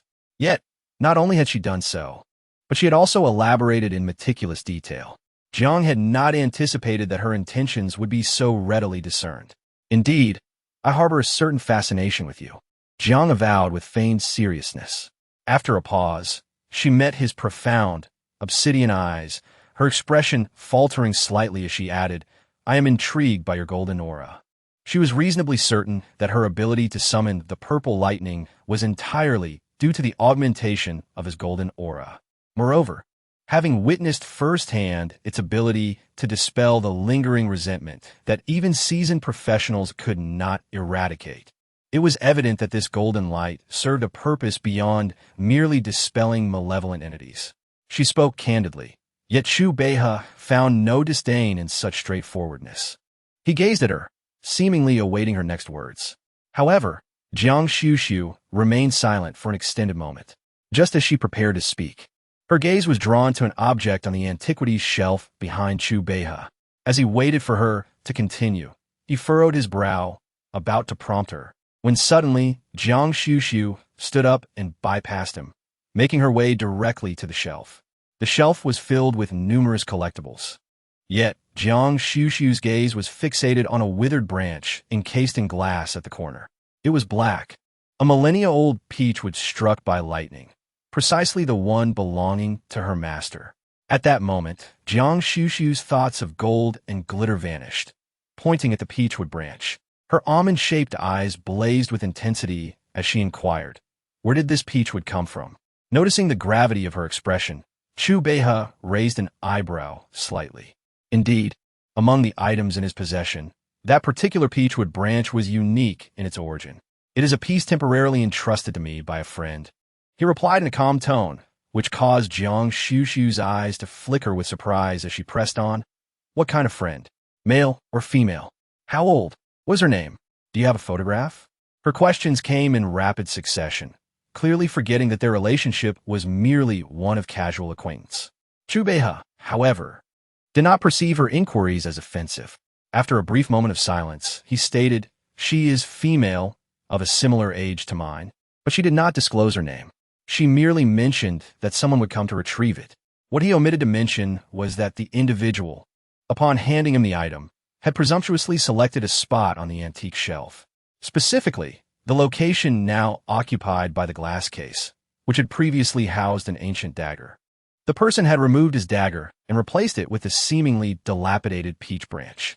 As a person afflicted with obsessive-compulsive tendencies, Chu Beihe naturally found it intolerable to have such an object in his study, particularly one that occupied a space on his antique shelf. However, he was unable to remove it. Despite being the same glass case, it remained steadfastly immovable, regardless of his efforts. Eventually, he resigned himself to the presence of the branch, and over time, he grew accustomed to it. Chu Beihe intended to inform Guan Xuxu that the item could not be removed. However, before he could speak, Guan Xuxu had already reached out. Chu Beihe observed that the glass case, which had been unyielding to his touch, was effortlessly lifted by Guan Xuxu. Subsequently, she removed the peach branch, grasping it in her palm with both ease and decisiveness. Chu Beihe. Upon witnessing this, Chu Beihe immediately understood. The person had mentioned that someone would come to retrieve it for her, and that person was undoubtedly Guan Xuxu. But how could the individual have known that Guan Xuxu would encounter this item in his study? What was it? Chu Beihe was actually aware of its nature. He had researched it online. Thunderstruck peach wood. Although rare, it possessed no significant collectible value. However, it seemed to be highly favored by those in the mystical arts. Then he heard Guan Xuxu say, "This is my master's millennium-old thunderstruck wood." She had it with her when she disappeared. It was also something she had mentioned she wished to leave to her. As Guan Xuxu gazed again at Chu Beihe, her eyes brimmed with confusion and scrutiny. What was the relationship between her master and Chu Beihe? Why had she entrusted this thunderstruck wood to him for safekeeping? And why had she instructed her to retrieve it? Could her master also perceive the golden aura surrounding Chu Beihe? Could her disappearance be linked to him? Apart from this piece of thunderstruck wood, had she left anything else for you? Chu Beihe shook his head, indicating otherwise. Guan Xuxu exhaled in relief, only to hear him continue. However, before she departed, she drew something in my palm that I have yet to wash away. As a person with obsessive tendencies, this mark had tormented him for quite some time.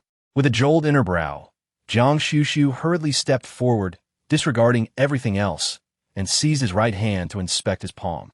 To her astonishment, within the breadth of his strong hand lay a vivid red peach wood mark. Guan Xuxu's lips twitched. Silently, she clenched her left hand's palm, for she bore an identical peach wood mark within her own. Her master had once said that if she were to encounter someone in the future with a mark precisely like the one imprinted in her palm, she should not doubt it. That person would be the fiancé chosen for her. Chapter 65. I have one. You should be silent. Perhaps Guan Xuxu's expression while regarding the mark was too peculiar, for Chu Beihe's gaze sharpened, locking onto her with intensity. What is this mark? Guan Xuxu steadied her thoughts, regaining her composure, and met Chu Beihe's gaze, explaining without a hint of guilt, "It is a protective mark, ensuring safety." Guan Xuxu spoke with a calm demeanor, her heart neither racing nor her cheeks flushed, fully intent on withholding any mention of her fiancé from him. Chu Beihe merely gazed at her, his dark eyes flickering like shattered light, ever so dim and elusive. "Oh," he responded softly, his tone subtly rising, resonating with a deep, melodic timbre reminiscent of a cello, yet laden with unspoken significance. Fearing his probing questions, Guan Xuxu pivoted the conversation, inquiring how he had come to know the other person. Chu Beihe replied, "When I first met her, she introduced herself as a guest lecturer at the Heiress Taoist Academy." Noticing a flicker of curiosity in Guan Xuxu's eyes as she seemed poised to ask further, he continued without allowing her to interject, "As for the reasons behind our acquaintance, that pertains to my private matters, which I cannot disclose." Guan Xuxu pressed her lips together, feeling as though her words had been stifled. Yet, she conceded that it was not an entirely fruitless endeavor. The name Heiress Taoist Academy echoed in her mind, stirring a sense of inexplicable intrigue. Her master had never mentioned that she was a lecturer at the academy. Nevertheless, this presented a lead of sorts. Upon reflection, today had yielded considerable insights. She had located the thunderstruck wood left by her master, uncovered a clue regarding him, and, additionally, had acquired an unexpected fiancé. Unable to resist, Guan Xuxu cast another glance at Chu Beihe. The man before her remained enveloped in a golden aura, his striking features illuminated by the light, as if adorned with a halo of sanctity, an embodiment of ethereal beauty often spoken of online. Yet beneath this divine radiance, his brows and eyes conveyed an air of aloofness and coldness, evoking an impression of unapproachability. Given that Master was willing to entrust the esteemed thunderstruck wood to Chu Beihe and mark him with the peachwood sigil, it suggests that Chu Beihe himself is a person of considerable significance. She even harbored a premonition that by remaining close to him, she would eventually be reunited with her master. As for the matter of the betrothed, Guan Xuxu resolved to postpone its disclosure, opting to await her master's reappearance. Guan Xuxu expressed her gratitude to Chu Beihe, gathered her zongzi, and with the thunderstruck peach wood in hand, departed from the Chu family's estate. Chu Beihe, observing her departure from the second story, regarded her with dark eyes tinged with a hint of coldness. He raised his hand, examining the mark upon his palm, and considering Guan Xuxu's earlier explanation, his countenance remained inscrutable, save for a subtle upturn of his lips that betrayed a hint of derision. A protective sigil? Verily, a fabrication. Xuxu, where have you been? We heard a considerable commotion emanating from your room earlier, and everyone was terribly concerned. Why did you venture out? Yao Lin, the second mistress, approached her, her tone laced with urgency and solicitude, her gaze meticulously scanning Guan Xuxu's person before settling upon the objects in her hands, her expression enigmatic. And you've acquired a twig? Guan Xuxu, unperturbed by her designation of the object as a mere twig, for to the uninitiated it would indeed appear as ordinary wood, simply elucidated. I was conducting an air cannon experiment in my room, which unfortunately resulted in a mishap. Xuening Yu, the third mistress, who happened to be at home that day, upon hearing this, stepped forward with concern. Why are you still conducting experiments in your room? That's exceedingly perilous. Were you injured? Guan Xuxu shook her head, pausing momentarily before adding, I will be more mindful next time. Xuening Yu smiled at her, but beside them, Jiang Han spoke up in discontent. Are you conducting experiments at home? Are you unaware of how perilous that can be? What if something were to explode? You're not the only one living here. Although Jiang Han had tempered his demeanor since the last incident, seizing the opportunity to find fault with Guan Xuxu and with Jiang Yuqing and Jiang Huai absent, he felt no need to hold back. Upon hearing his words, Guan Xuxu turned her head, but before she could respond, Jiang Su leaped forward. Isn't it trivial? My sister knows what she's doing. It's not like she would cause an explosion. He hadn't even gone to pick up Xuexi after her discharge from the hospital, and yesterday, when Xuexi spoke to him, he had been indifferent, leaving one to wonder if he had fallen under someone's spell. The memory of Xuexi's sorrowful expression deepened Jiang Han's frown. Just because you say it's fine, does that make it so? Can you guarantee her safety? He then turned directly to Guan Xuxu, his words nearly accusing her of selfishness and lack of decorum. Jiang Su was about to step forward to confront him, but unexpectedly, Guan Xuxu raised a hand, the charred, withered branch obstructing him. She regarded Jiang Han with a calm demeanor, devoid of any confrontational tone, yet it only served to darken Jiang Han's expression further. Who are you calling noisy? Jiang Su was unafraid to stir up trouble, gleefully adding fuel to the fire, teasing whoever responded. Jiang Han's countenance darkened further, and he stepped forward as if to strike. Yao Lin, seeing this, quickly intervened. Enough, we're all family. Why speak so rashly? Jiang Han, you two, stop talking. After all, there were two elders present, and Jiang Han couldn't truly act out. He scoffed and turned to leave, but Guan Xuxu called out to him. If I can prove that it won't affect anyone in this villa, would you dare to make a bet with me? Jiang Han paused at her words, turning his head to look at Guan Xuxu, his expression full of disdain. How can you prove it? Guan Xuxu, as long as you dare to accept. I have a way to prove it. Jiang Han immediately laughed, a cold laugh.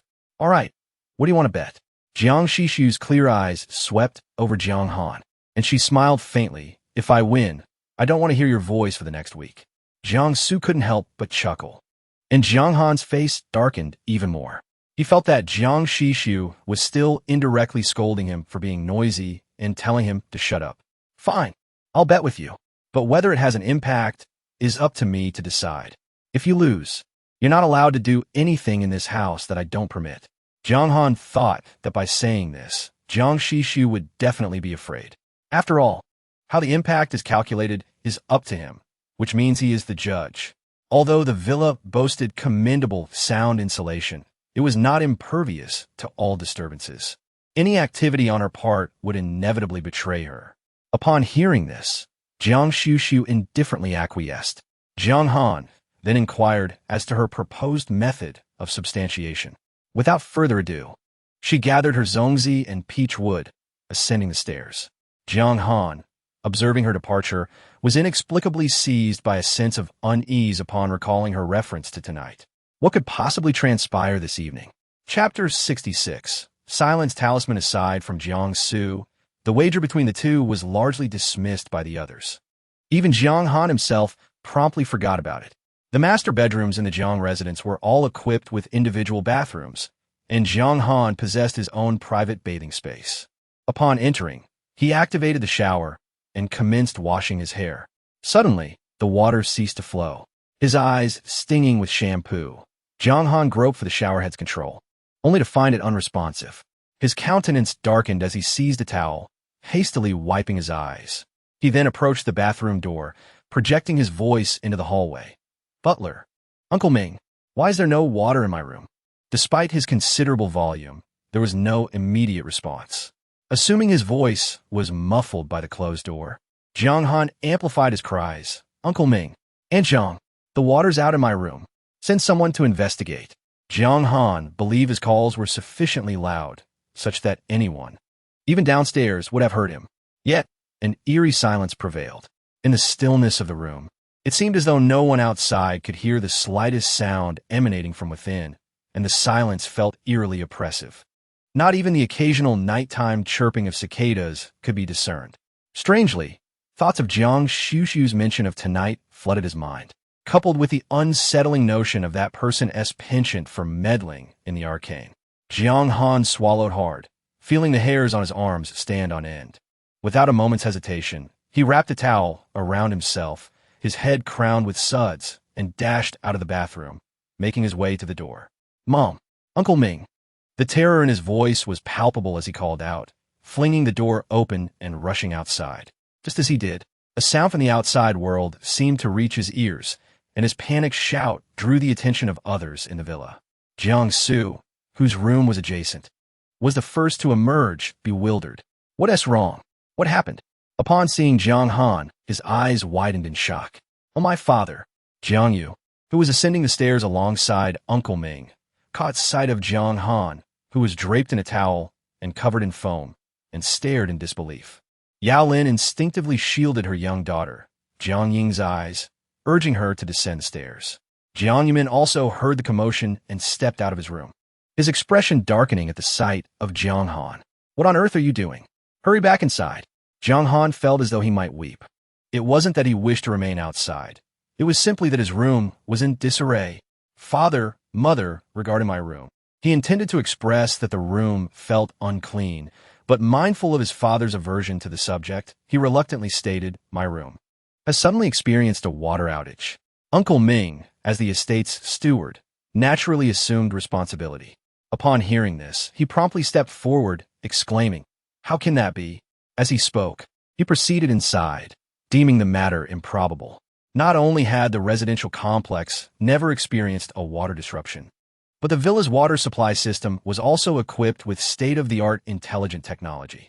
Even in the event of a burst pipe, it would automatically issue a warning and shut off the water valve. With these thoughts in mind, Uncle Ming entered the bathroom and reached out to activate the shower head. Instantly, a cascade of water droplets gushed forth, accompanied by wisps of rising heat, nearly drenching him entirely. "But there is water," he remarked, momentarily stunned. "And the water temperature is quite normal."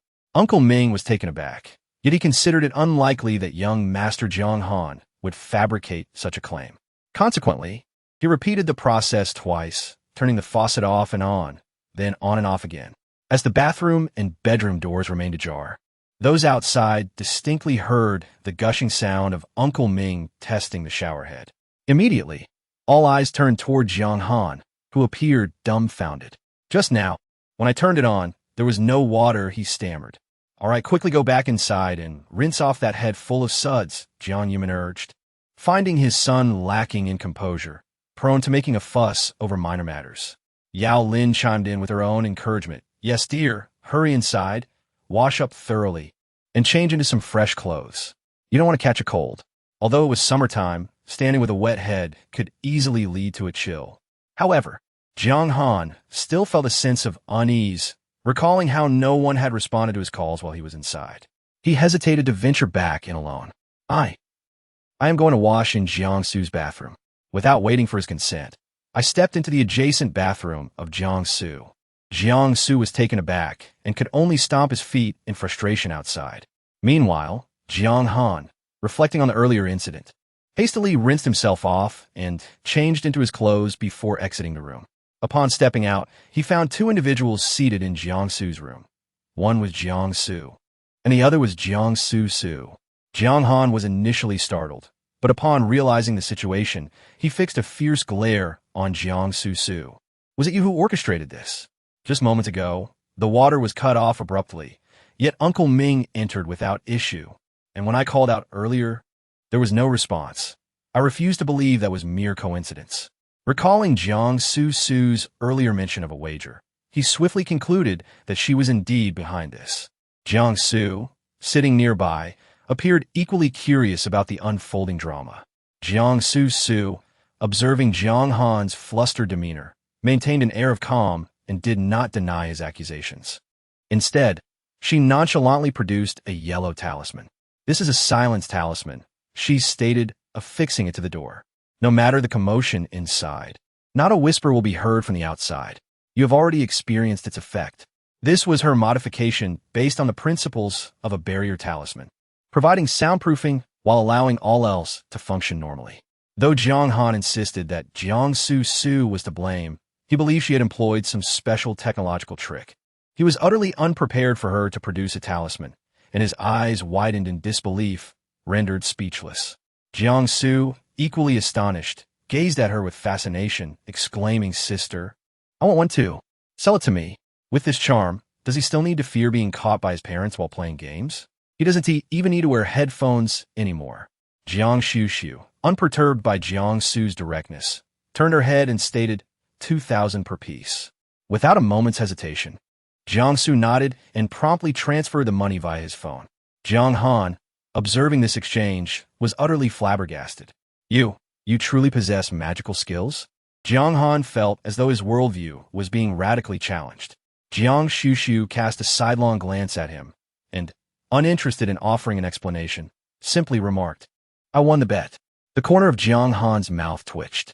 He had considered intentionally letting her lose, but the previous incident had been so vivid, witnessed by the entire household, that denial was futile. Suddenly, a thought struck him. He looked at Jiang Xuxu, his expression darkening. Jiang Han imagined whether Jiang Xuxu had sent a little ghost to turn off the water while he was halfway through a shower. How else could it have happened so perfectly? The mere thought of a ghost watching him during his bath sent chills down his spine, making him regard Jiang Xuxu as though she were a creature of the night. Jiang Xuxu, observing his reaction, offered a different explanation. The water control system at home can monitor usage in real time for each room. Yamhan. Not a ghost?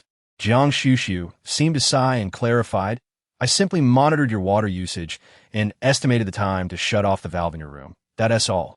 At her words, Jiang Han's mouth twitched violently. Just that? Chapter 67. If only I'd said a month straight. Jiang Han felt an unprecedented sense of frustration. Beside him, Jiang Xu had completed the transaction and successfully obtained the desired silence charm. Reflecting on Jiang Han's earlier demeanor in their wager, she suddenly seemed to grasp something. "Brother Han, so you were halfway through washing when the water ran out, and you shouted for help, but no one heard you, so you ran out." Before she could finish her sentence, Jiang Xu swiftly placed a hand over Jiang Han's mouth. "Be quiet." Jiang Xuxu leisurely turned her gaze to Jiang Han, reiterating, "In our wager, I have triumphed." Jiang Han's expression was one of deep vexation. Though reluctant, he indeed had lost. Jiang Xuxu did not engage in further banter. She simply stood up and stated, "For the next week, do not let me hear your voice." Pausing for effect, she added, "I trust that the fourth young master of the Jiang family possesses at least this much integrity. Does he not? If not, I can certainly instill it in you." Despite the dark cloud hanging over his face, Jiang Han begrudgingly acquiesced. "Rest assured, I shall keep my word." Jiang Xuxu immediately appeared satisfied, nodding as she exited Jiang Xu's room. As she departed, both of them faintly heard her mutter, "If only I'd said a month straight." Jiang Han. Snorts. Jiang Xu could not suppress a laugh. Upon hearing this, Jiang Xu straightened her neck indignantly. "What do you mean, outsider? She is my cousin, and also your direct cousin. Speak such words again, and I shall inform uncle." Jiang Han found himself both exasperated and amused by Jiang Xu's antics. Only children resort to tattling. Furthermore, who was it that vehemently opposed this cousin in the first place? Have you already forgotten your own actions? Brother Han, you've witnessed it yourself. My sister possesses genuine abilities. Refrain from antagonizing her in the future, or one day. If she truly becomes incensed, dealing with you would be a mere flick of her wrist. Jiang Xu earnestly advised with rare sincerity. Jiang Han inexplicably recalled the tricks of esoteric practitioners employing vengeful spirits against others, causing a prickling sensation. Yet he refused to show any weakness. She She wouldn't dare. I'll report her to our uncle. Jiang Xuxu. Weren't you just saying that only children resort to tattling? The little spirit, now devoid of resentment, resembled a chubby, ginseng-like sprite, its tiny legs kicking as it floated, appearing utterly adorable. Though its resentment had dissipated, the little spirit instinctively sought its mother. Startled, the little spirit hastily floated upwards. Despite their brief acquaintance, it clearly understood that this human would not harm it. Moreover, as long as it perched on her shoulder, that little fox wouldn't dare to snatch it again. Guan Xuxu's expression softened slightly as she gazed at the palm-sized, chubby radish on her shoulder. Nevertheless, she instructed it. The chubby radish seemed to comprehend her words, its stubby arms reaching out as if to embrace her. Guan Xuxu ignored it. Approaching the table, she meticulously examined her master's millennium-old thunderstruck wood once more. The wood was charred, its branches bearing scorched, meandering patterns from the lightning strike. Guan Xuxu had previously inquired of her master why her thunderstruck wood wasn't fashioned into a magical artifact. Master once said that this piece of thunderstruck wood was originally sought for you, but it cannot be given to you yet. Only when you break free from the shackles of the Guan family's destiny can this item be crafted into a magical artifact according to your desires. The Guan family nurtured her for 18 years, exploiting her destiny to ward off calamities for Guan Xuxu, entangling their lifelines in a way that cannot be easily undone. Therefore, she can only sever her connection with the Guan family step by step. Bearing the brunt of the car accident calamity for Guan Xuxu is repaying kindness. Compensating the Guan family for 18 years of upbringing is repaying debt. Publicly ending the relationship with the Guan family is severing affection. Now that kindness and debt have been settled, she has obtained the thunderstruck wood prepared for her, just as her master said. Jiang Xuxu pondered for a moment, then took out a cinnabar brush to draw the desired shape on the wooden branch. Crafting a magical artifact is not a simple task. The artifact's runes must follow the flow of the thunder patterns. Carving runes, polishing, and consecrating all require spiritual power and cannot be accomplished overnight. Jiang Xuxu glanced at her simple desk again. Initially, it was to facilitate the care of the child by the nanny, and a bed was also placed outside. Although they moved away later, it was mainly used to store toys. But none of this is urgent. After tidying up the items, Jiang Xuxu ordered some things from the Spirit Affairs Network before going to sleep with Xiao Piao Liang and Xiao Peng Luobu. The next day, she went downstairs. Although it was still a holiday, the Jiang family did not allow their children to sleep in. As soon as Jiang Xuxu came downstairs, she saw Jiang Han sitting next to Lu Xueshi talking to her. When he caught sight of her out of the corner of his eye, he suddenly seemed to remember something and abruptly stopped talking. Observing the scene, Jiang Cheng felt perplexed. Following his gaze towards the staircase, he noticed Jiang Xuxu. He offered a curt nod, devoid of any obvious displeasure, before averting his eyes. Lu Xueshi, on the other hand, approached her with a smile. Xuxu, she began. I heard it was you who led the rescue at the teaching building. I haven't had the chance to express my gratitude. Since you're home today, how about I prepare lunch as a token of my appreciation? What would you like to eat? Jiang Xuxu's brow arched slightly as she glanced at Lu Xueshi and her entourage, her eyes remaining indifferent. There's no need, she replied. Lu Xueshi's face fell slightly, but she persisted. Don't be so polite. I've studied culinary arts, and while I'm no master chef, my food is palatable. Just tell me what you'd like. I said, there's no need, Jiang Xuxu interjected, her expression unchanged. Lu Xueshi's voice was tinged with a hint of sadness, but before she could speak again, Jiang Cheng and Jiang Han, standing nearby, both frowned in unison. Jiang Cheng, particularly displeased, exclaimed, Jiang Xuxu, Xueshi is offering to cook for you out of gratitude. What kind of attitude is that? Jiang Han was about to join the reprimand when he suddenly met Jiang Xuxu's dark eyes. Chapter 68. How about you make a bet with me too? Jiang Cheng had been waiting for Jiang Han to join him in condemning their impolite cousin. But after waiting for a while, he saw Jiang Han holding back, his lips pursed. But he couldn't ask any more questions at the moment, turned his head, and continued to educate Jiang Xuxu. He saw her suddenly turn her head and ask him coldly, how about you make a bet with me too? Startled, Jiang Cheng paused momentarily. Jiang Han, standing beside him, wore a dark expression.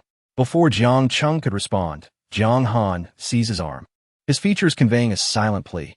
Do not accept. He knew Guan Xuxu was not to be trifled with. Guan Xuxu's inquiry was earnest. She had anticipated Lu Xueshi's intervention the moment she spoke up. It seemed she should have waited for Jiang Cheng yesterday and wagered with him. Jiang Cheng had remained in his room the previous day, yet Lu Xueshi was privy to the events. Observing Jiang Han's demeanor, it was evident he had lost. However, she was puzzled as to when Jiang Han had conceded. Despite her mental calculations, she interjected, Jiang Cheng, do not address Xuxu in such a manner. Should uncle hear you, he will be displeased. Turning to Guan Xuxu, she added, if Xuxu does not wish to partake in the meal I prepared, it is of no consequence. It was merely a suggestion, and I would not wish to impose. If there is anything you desire, please inform me. I genuinely wish to express my gratitude. Guan Xuxu glanced at her, then stated, then remit the funds. Her words caused astonishment not only in Lu Xueshi, but also in the Jiang brothers, Jiang Han and Jiang Cheng. Undeterred, Guan Xuxu produced her cellular device and displayed the payment QR code. 300,000. Instinctively, Jiang Han wanted to accuse her of extortion.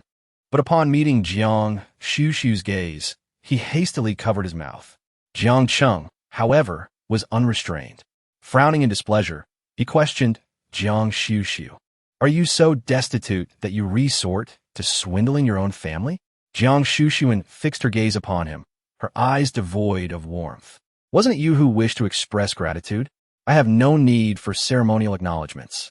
If you truly wish to thank me, a direct monetary transfer will suffice. 300,000 is not an arbitrary sum. A single thunder talisman is valued at 100,000, and that is one she crafted herself. On the spiritual marketplace, an intermediate thunder talisman commands a price exceeding 800,000. Guan Xuxu considered her valuation to be quite modest. Lu Xueshi, observing Guan Xuxu's earnest solicitation, her eyes flickered momentarily before she responded with a smile. Xuxu is quite right. It is insufficient for me to merely offer verbal gratitude. 300,000, you say? I shall remit it to you forthwith. She reached for her mobile phone. Jiang Cheng, however, swiftly restrained her hand. Xueshi, refrain. Is it merely funds she requires? I shall provide them. He attempted to retrieve his own device, only to realize he was without it, unwilling for Guan Xuxu to perceive his actions as evasive. Jiang Cheng turned to Jiang Han. I am without my mobile. Jiang Han, would you be so kind as to effect the transfer on my behalf? Jiang Han, his eyes widening at the request, retorted, would I be intimidated by her? Preposterous. He produced his mobile and transferred 500,000 directly to Guan Xuxu. The surplus of 200,000 was his gratuity. Jiang Cheng, noting the transaction, nodded approvingly and cast a provocative glance at Guan Xuxu. An additional 200,000 for your discretionary use. Refrain from soliciting funds from others with such avarice. Lu Xueshi, hearing these words, lowered her gaze, her fringe obscuring the smile that played upon her lips. Guan Xuxu gazed at the 50,000 that had just arrived in her account, then turned her attention to Jiang Cheng and Jiang Han, who bore expressions reminiscent of those who dispense charity. Abruptly, she inquired of Jiang Han, has anyone ever informed you not to transfer money casually to a metaphysical practitioner? Jiang Han was taken aback, while Jiang Cheng looked at Guan Xuxu in bewilderment. Jiang Xuxu, with her clear, apricot-colored eyes fixed intently on Jiang Han, continued in a measured tone. The additional 20,000 shall be regarded as your advance payment for the divination services I offer. I shall endeavor to ensure you utilize it sooner than expected. Her voice was steady and serious. Jiang Cheng remained perplexed, yet Jiang Han felt an unexpected chill race down his spine. While Jiang Cheng was unaware of the truth, Jiang Han had experienced the veracity of Guan Xuxu's abilities firsthand the previous night. Her words, suggesting he might encounter some metaphysical event sooner than anticipated, filled him with trepidation. Why was this his concern? He had merely assisted in transferring the funds. Regret washed over Jiang Han as he pondered why he had felt compelled to transfer that extra 20,000. Meanwhile, Jiang Cheng began to grasp the implications of Guan Xuxu's statement, his expression darkening as he concluded that she was merely attempting to intimidate them. Guan Xuxu, please refrain from employing your esoteric antics to frighten us at home. No one is swayed by your theatrics. Though Jiang Han felt a sense of dread, he refused to show any sign of fear in front of Guan Xuxu. Instead, he feigned composure and nodded in agreement with Jiang Cheng. Do as you please.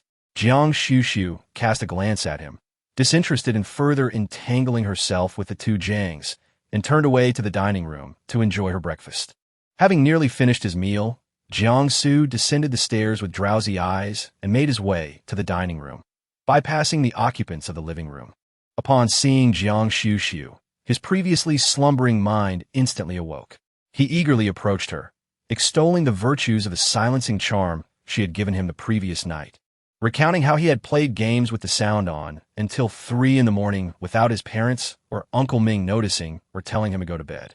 Observing his dark circles, Guan Xuxu silently resolved to place more restrictions on selling charms to minors in the future, as this particular one seemed capable of self-destruction. Without offering any admonishments, she finished her porridge. Undeterred by her silence, Jiangsu inquired about her plans for the day, wondering if she intended to go out. He relished the feeling of dispensing justice alongside Guan Xuxu and hoped to accompany her. I'm not going out today, Guan Xuxu shattered his hopes. I'm staying home to receive a package. Jiangsu was perplexed. Receiving a package requires staying home specifically?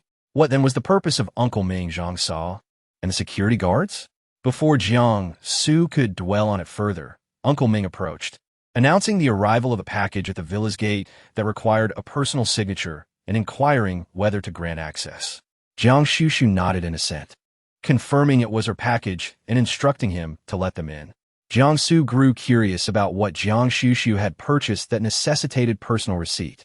Though not outwardly displaying it, Lu Xueshi and the others in the living room shared his curiosity, silently awaiting the delivery. Before long, the villa's grand entrance swung open, revealing 3 individuals clad in black hats. Jiangsu recalled that the courier who had delivered a package to Jiangsu the previous day bore a strikingly similar appearance. However, he did not recognize the uniform they wore. Which courier service did they represent? With their identical black attire, masks, and demeanor, they seemed less like delivery personnel and more akin to members of a clandestine organization. Jiangsu stepped forward, producing her phone as if to verify their identities. Subsequently, each of the 3 men hoisted a sizable box, nearly half their height, and effortlessly followed her upstairs. Jiangsu promptly trailed behind them. Just as he was about to enter Jiangsu's room after the 3 men, she unexpectedly approached and closed the door firmly in his face. Jiangsu was left in a state of disbelief. Was it really necessary to cloak such a simple delivery in mystery? How could she deny him a glimpse? Was he not her beloved cousin? Chapter 69. You do not meet our company's client standards regardless of Jiangsu's mounting curiosity.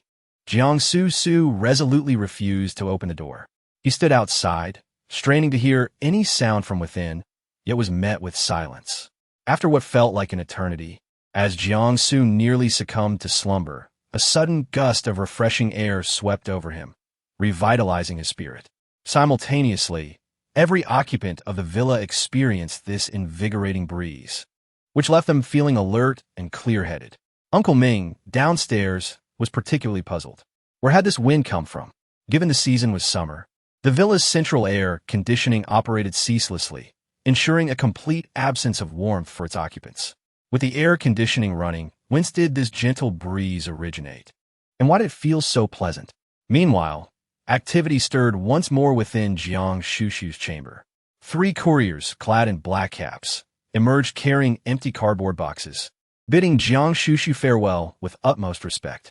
Jiangsu couldn't shake the impression that the trio's gazes held a newfound admiration for his sister. Eagerly entering the room, Jiangsu observed only a toolbox upon the table, with no other apparent additions. Sister, where are the 3 large boxes you acquired? Only the toolbox remains? Although the toolbox appeared substantial, resembling a small suitcase, the couriers had carried boxes of considerably larger proportions. Guan Xuxu merely glanced at the floor beneath his feet, offering no explanation. Unbeknownst to Jiangsu, the flooring had been entirely replaced. A discerning Xianmen practitioner would recognize the ground beneath Jiang Xu's feet as a spirit-gathering array, meticulously constructed with spirit stones. Such arrays typically serve to amass spiritual energy for cultivation purposes. As a talisman crafter, Guan Xuxu requires ample spiritual energy to aid in her craft. The spirit-gathering array serves to better concentrate the ambient spiritual energy within the room. As the spiritual energy converges, not only Guan Xuxu's chamber, but the entire villa benefits from its cleansing influence. The refreshing breeze that everyone in the villa felt a moment ago was the result of Guan Xuxu activating the formation. Without explanation from Guan Xuxu, Jiang Su could only guess, reluctant to leave his sister's room. How should he express it? He found the air conditioning in his sister's room to be remarkably different. It did not impart a chilling sensation, but rather felt perfectly balanced. Standing there, he experienced a serene clarity, quite pleasant indeed. Downstairs, Jiang Cheng and others were also attentive to the happenings above. Upon seeing the three men in black hats descending the stairs in an orderly fashion, an idea seemed to strike him. He stood up and approached them. Which company do you represent? Not only Jiang Su, but Jiang Cheng also noticed that Guan Xuxu appeared to have a particular fondness for this delivery service. However, seeing that the trio bore no logos whatsoever, they hardly resembled typical couriers at first glance. Jiang Cheng felt a twinge of concern that Guan Xuxu might have unwittingly involved herself with some peculiar cult. Her well-being aside, she could not afford to tarnish the Jiang family's reputation.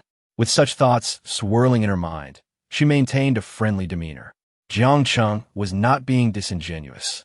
Having graduated from university this year, he was preparing to embark on his entrepreneurial journey and indeed require collaboration with logistics companies.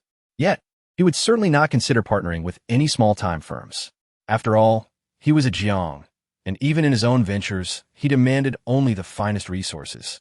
Jiang Cheng assumed that with such a statement, the three delivery men would instantly become apprehensive and eagerly present their business cards, for this was the Jiang family.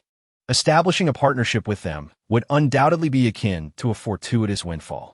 Unexpectedly, the three couriers before him merely stared blankly. One of them, with only a pair of eyes visible above a black mask, scrutinized him from head to toe. Then, as if amused, he remarked, regrettably, "You do not meet our firm's client criteria. A mere mortal devoid of any spiritual energy. We must decline service." Jiang Cheng was taken aback, as were Jiang Han and Lu Xueshi, who were listening nearby. What did this signify? They had only ever heard of clients choosing courier companies, not the other way around. It wasn't as if they were a firm dealing exclusively with large-scale logistics. What grounds did they have to discriminate? Moreover, if Guan Xuxu could avail herself of their services, why couldn't he? Jiang Cheng felt as though the courier was looking down on him. However, the black-capped courier had no intention of elaborating further. After speaking, he turned and headed towards the gate. Jiang Cheng felt as though he had been publicly humiliated and refrained from further demeaning himself by trying to reason with them. A nameless, obscure courier service was beneath his notice. He wouldn't deign to acknowledge them. Harboring resentment, he directed his ire towards Guan Xuxu for using such a second-rate courier service. Meanwhile, in a VIP hospital suite, due to the intervention of the Jiang family's legal team, the news of Lin Rui's lawsuit against Qin Hao and Guan Rui for bullying was causing a stir online. As Guan Rui watched the recording of Lin Rui recounting her experience of being bullied before another camera, her once delicate face was now ashen. Her lips trembled, and she couldn't help but smash her iPad onto the floor. The force of the action aggravated her waist injury, bringing tears to her eyes. "Rui, what's happened now?" Bai Shuqin gazed at her daughter's distress, her heart aching with compassion. However, Guan Rui was in tears, consumed by anger, even forgetting her usual facade. Her voice, tinged with a piercing sharpness, exclaimed, "It was Guan Xuxu who harmed me. She actually recorded me in secret." She explicitly stated that the recording would never be heard by anyone. And what of Lin Rui? That wretched girl is alive. They have conspired together to deceive me. She is not dead. Heaven knows the terror that gripped Guan Rui when she unexpectedly came across Lin Rui online. She thought she was seeing a ghost. Yet, She quickly realized it was not a specter haunting her, but rather a cruel trick played upon her by Guan Xuxu and Lin Ruruei in collusion. They must have deliberately set a trap to elicit those words from her. In that moment, Guan Ruruei could hardly contain her desire to leave the hospital immediately and confront Guan Xuxu, delivering a resounding slap to her face. How dare she treat her this way? Ruruei, do not be afraid. Mother has already engaged a lawyer to address this matter. Since Lin Ruruei is alive, there is nothing to fear. Bai Xuqin learned of her daughter's involvement in bullying only after the events unfolded online. Though reluctant to believe that her obedient and kind daughter could engage in such behavior, the recording undeniably bore Ruruei's voice, and she had admitted to it herself. Children will inevitably squabble and engage in minor conflicts at school. Lin Ruruei, lacking self-respect, became pregnant before reaching adulthood, yet she dares to blame their family. This entire scene is merely a ploy for money alone. Your father has plenty, and let us not forget the Qins. With the financial clout and influence wielded by both families, how could a mere Lin Ruruei dare to challenge them? Chapter 70. You have been removed from the group by the group owner. Bai Xuqin spoke with unwavering confidence, yet Guan Ruruei felt no sense of relief whatsoever. Even if she were to use money to silence Lin Ruruei, her reputation would still be irrevocably tarnished.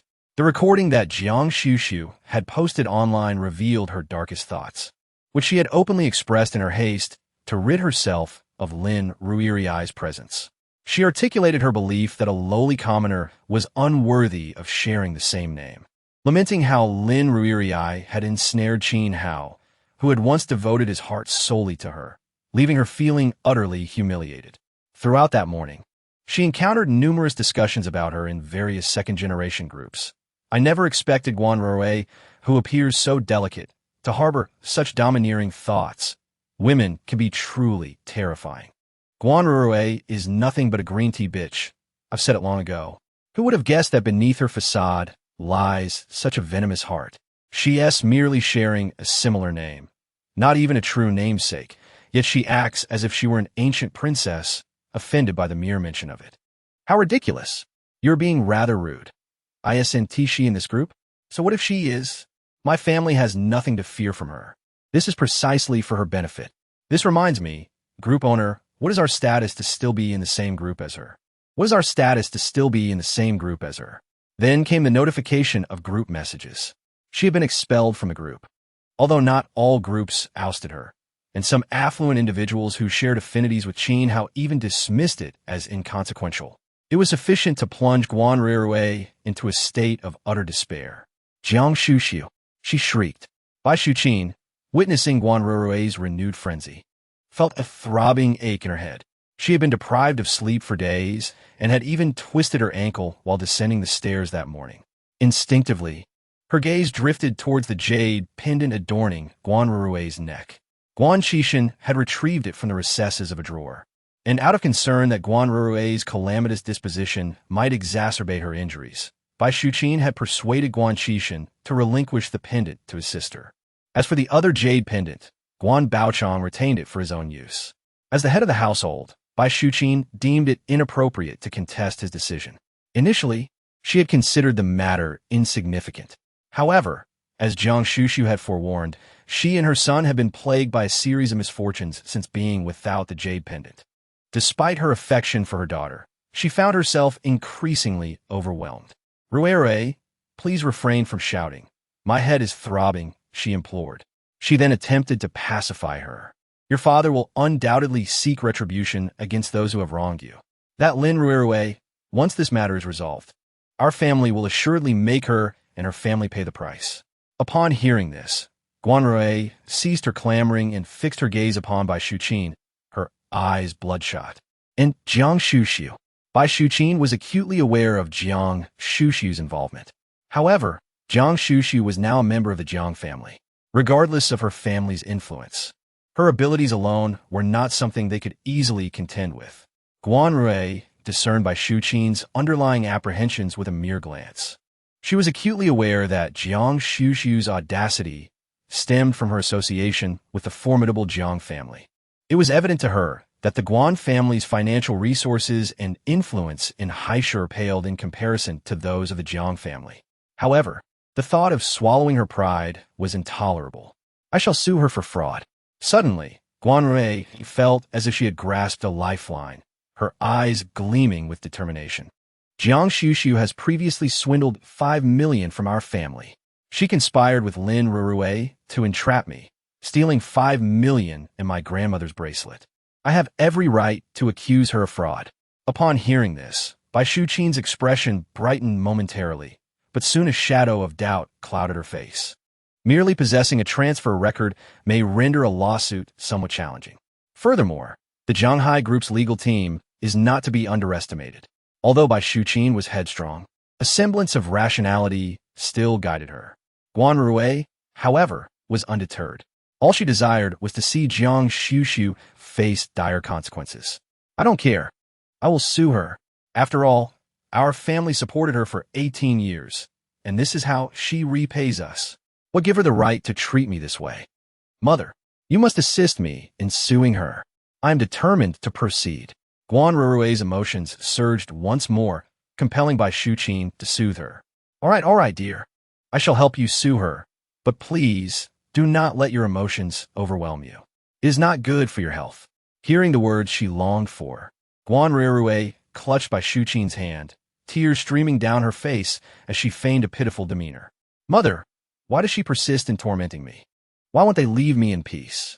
Her lamentations pierced the air, a raw expression of her profound anguish. If her previous outburst had merely swayed Bai Shuqin, her current display of vulnerability and pitiable demeanor completely eclipsed Bai Shuqin's rationality. A surge of compassion and indignation welled up within her. Rue, don't cry, Bai Shuqin consoled, her voice laced with protective ferocity. That thankless wretch, I won't let her get away with it. How dare she mistreat my daughter? I won't allow her to prosper. No matter what. With those words, Bai Shuqin released Guan Rue and stormed out of the hospital room, her anger palpable. Guan Rue, her eyes still brimming with tears, watched her depart, a subtle, triumphant smile gracing her lips. Meanwhile, at the Guan residence, Guan Xuxu was consulting with a feng shui master, seeking to restore harmony to his home. Since Guan Xuxu's departure from the hospital, Guan Xuxu had been plagued by an unsettling feeling that something was amiss within his abode. He, too, had begun to experience nightmares. In these dreams, he would awaken to find a woman lying beside him in bed. Initially, she would be on the far side of the mattress, but as he startled awake, only to realize he was still dreaming, he would find her inexplicably closer. This unsettling phenomenon recurred for several nights. His terror was indescribable. The thought of awakening to find this woman pressed against him filled him with dread, sending shivers down his spine. He even ventured to sleep in a hotel, yet the woman, or rather the female specter from his dreams, seemed to have singled him out. Each night, he would dream of her drawing ever nearer. He wondered if this was what Guan Xuxu had foretold, a consequence of drawing too close to the calamitous fate clinging to Guan Rurue. Left with no recourse, he sought the counsel of another master to examine his home. If only he could exorcise the female specter, he would no longer be plagued by nightly terrors. Master, what do you make of it? Due to Guan Rue's destiny, Guan Xuxu held profound trust in matters of metaphysics and feng shui. The master before him had been procured at great expense from afar. The master first circumambulated the villa, then his room, before finally nodding. Indeed, there are some unclean entities within this room. Chapter 71.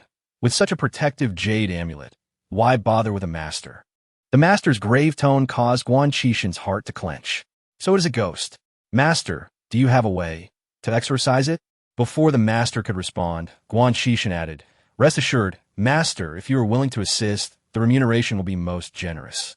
The middle-aged master, clad in a Taoist robe, smiled faintly upon hearing this. If that is the case, I shall endeavor to try. With that, he arranged an altar, performed incantations, and cast spells with considerable flair. Guan Xuxu was not unacquainted with genuine masters. He had sensed Guan Xuxu's true abilities the day he witnessed her actions at the hospital. However, after the exposure of the recording, he could not possibly seek her out again. As he observed the master initiate the talisman, The paper soared towards the very center of the bed. A surge of elation coursed through him, convinced that the female specter would soon be vanquished. Yet, in the ensuing instant, he perceived an abrupt descent in the room's temperature. The talisman, mid-flight, spontaneously combusted. Before he could inquire, the master, visibly shaken, hastily cast forth 2 more talismans. Alas, these 2 were swiftly reduced to ashes in midair. The once serene and composed master now wore a countenance of dismay. Even directing his ire towards Guan Xuxu, "There is more than one malevolent entity in this villa," he exclaimed. "Why did you not disclose this sooner?" Had he known the extent of the peril, he would not have willingly involved himself. Now, his actions had incensed the vengeful spirits dwelling within the villa. "Quickly, we must depart," the master urged, attempting to pull Guan Xuxu away. Though bewildered, Guan Xuxu realized that the master was of no further assistance. They hastened towards the door, but as they neared, it slammed shut with a resounding thud. Concurrently, Guan Xuxu felt an unseen force gripping his feet, rendering him immobile. In his periphery, he glimpsed a familiar figure emerging once more by the bedside. The figure slowly turned, seemingly advancing towards him. Guan Xuxu's heart leaped into his throat, his breath coming in rapid, shallow gasps. As the female specter drew closer, her pallid hand reaching towards his neck, Guan Xuxu's eyes widened. A chilling premonition washed over him, the sense that his end was near. At that juncture, an abrupt knock resonated upon the chamber door, succeeded by Guan Baoqing's voice from beyond. "Xuxu, are you within?" Guan Xuxu's heart leaped with a sudden surge of hope, instinctively poised to cry out for succor. Yet, in the ensuing instant, he felt an icy hand emerge from behind his head, effectively stifling his vocal cords. A chilling, pervasive coldness surged from the soles of his feet, rendering him immobile and muting any utterance. Never before had Guan Xuxu experienced such profound terror. His eyes were bloodshot, yet his features remained starkly defined. He sensed the presence of an icy entity in close proximity. Trembling uncontrollably, tears streamed down his face as he desperately sought to call for aid, yet found himself incapable of uttering a single word. In this critical moment, the master abruptly lacerated his fingertip. With a swift gesture, he flicked droplets of blood into the air, 2 of which landed upon Guan Xuxu's face. A piercing shriek seemed to echo in Guan Xuxu's ears. "Father, save me!" Turning his gaze, he observed the master seated upon the floor, clutching his injured finger, muttering, "Too malevolent, far too malevolent. This endeavor has proven to be my undoing." Upon reassessing the atmosphere within the room, he discerned that the malevolent spirit, which had previously wreaked havoc, had seemingly vanished without a trace. However, the master found no solace in this development, for he did not believe that the entity had been driven away by his blood. His gaze then shifted towards Guan Baoqing, fixating upon the jade pendant adorning his neck, and his eyes widened in astonishment. Subsequently, his countenance contorted with indignation. "President Guan, I initially believed you sincerely invited me here, yet not a single truth has been uttered." Guan Xuxu, having narrowly escaped death, felt a wave of discomfort wash over him upon hearing the master's words. What could this master possibly mean? The master then pointed at the jade talisman around Guan Baoqing's neck, saying, "Since you are acquainted with a master capable of crafting such a protective amulet, why seek me? Even in my absence, this jade talisman can safeguard you from malevolent spirits." Upon hearing the master's declaration, both Guan Xuxu and Guan Baoqing were taken aback, their gazes instinctively shifting to the jade talisman adorning Guan Baoqing's neck. This was indeed the same jade talisman that Guan Xuxu had presented to the Guan family. However, there were only 2 talismans, and Guan Baoqing could not accompany Guan Xuxu at all times, which is why he had expended a considerable sum to summon this master. To their astonishment, the master's abilities seemed to pale in comparison to those of the talisman crafted by Guan Xuxu. Could it be that this girl truly possesses such formidable talent? "Master, do you imply that if I wear this talisman, the female ghost will no longer seek me as she did earlier?" Guan Xuxu's expression darkened. The harrowing experience he had just endured was one he wished never to relive. "I observe that the spiritual energy within the talisman indeed holds such power." The master, Having initially lost his temper, now reflected on the situation, realizing that such protective amulets were not commonplace.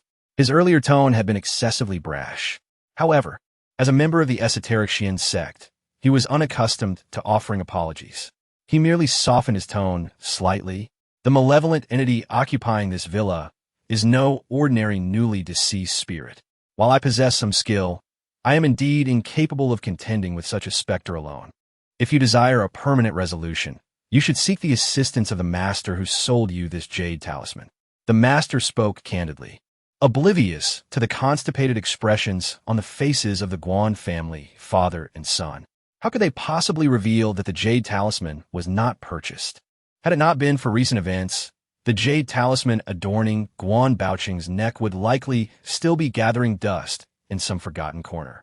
Guan Baocheng was aware that his son had been plagued by nightmares and did not object to him seeking a master to perform rituals at their home. But were they left with no alternative but to seek out Guan Xuxu once more? Guan Xuxu remained silent, contemplating the same dilemma. However, after the last encounter, he was uncertain whether Guan Xuxu would be willing to assist him again. Moreover, he suspected that Rui would disapprove of him seeking Xuxu's help once more. If he could not find another reliable master to intervene, he would be left with only one recourse. Chapter 72. The Guan family's disaffection. Guan Xuxu had truly reached his limit. If previously he had only suffered mental torment in his dreams, this time he had undeniably experienced intimate contact with the entity. With this in mind, Guan Xuxu finally made his decision. Hospital, VIP ward. Guan Rui stared at Guan Xuxu in disbelief. Brother, do you intend to take away this jade talisman? On the once handsome face of Guan Xuxu, signs of exhaustion were now evident. Yet, upon meeting Guan Rui's wounded gaze, he endeavored to soften his tone. Guan Rui furrowed her brow. Yet before she could utter a word, Bai Shuqin interjected, Xuxu, you cannot possibly be unaware of how unfortunate Rui is at this moment. She relies entirely on this jade pendant for protection. If you take it away now, are you not endangering your sister's life? Guan Xuxu replied, Mother, how could I possibly disregard Rui? However, I am currently facing significant troubles, as you are well aware. Bai Shuqin, however, did not comprehend his plight. Do we not invite a master to our home to exorcise the spirits? If one fails, we shall seek another. Surely we can find someone truly capable. But with your sister in her current state, she cannot endure any further misfortune. Xuxu, please take care of your sister. Listening to Bai Shuqin's words, Guan Rui cast a pitiful glance at Guan Xuxu. Brother, do you no longer care for me? Guan Xuxu felt a surge of irritation. Were the circumstances different, he would have yielded without hesitation, as he had always cherished his sister since childhood. Yet, this was a matter of his own life. Frustration gnawed at him, robbing his voice of its usual patience. Guan Rui immediately lowered her head, wearing an expression of hurt and grievance. Bai Shuqin's heart ached even more. Guan Baocheng, as the head of the company, was pivotal to both their home and business. He could not afford to falter, which meant that the jade pendant must remain. Yet, as a mother, she was torn. Both her son and daughter were equally precious to her. But at this moment, her daughter's situation was far more dire. Far be it from her to criticize her son's less-than-stellar condition, as her own spirits had been equally subdued of late. Were it within the realm of possibility, she too would have coveted the protective amulet. Alas, it was not to be. Xuxu, might you contemplate alternative solutions? Perhaps a sojourn to a Taoist temple for a few days to beseech a talisman of safety? If all else fails, perhaps implore that wretched girl, Guan Xuxu, for a couple more jade amulets?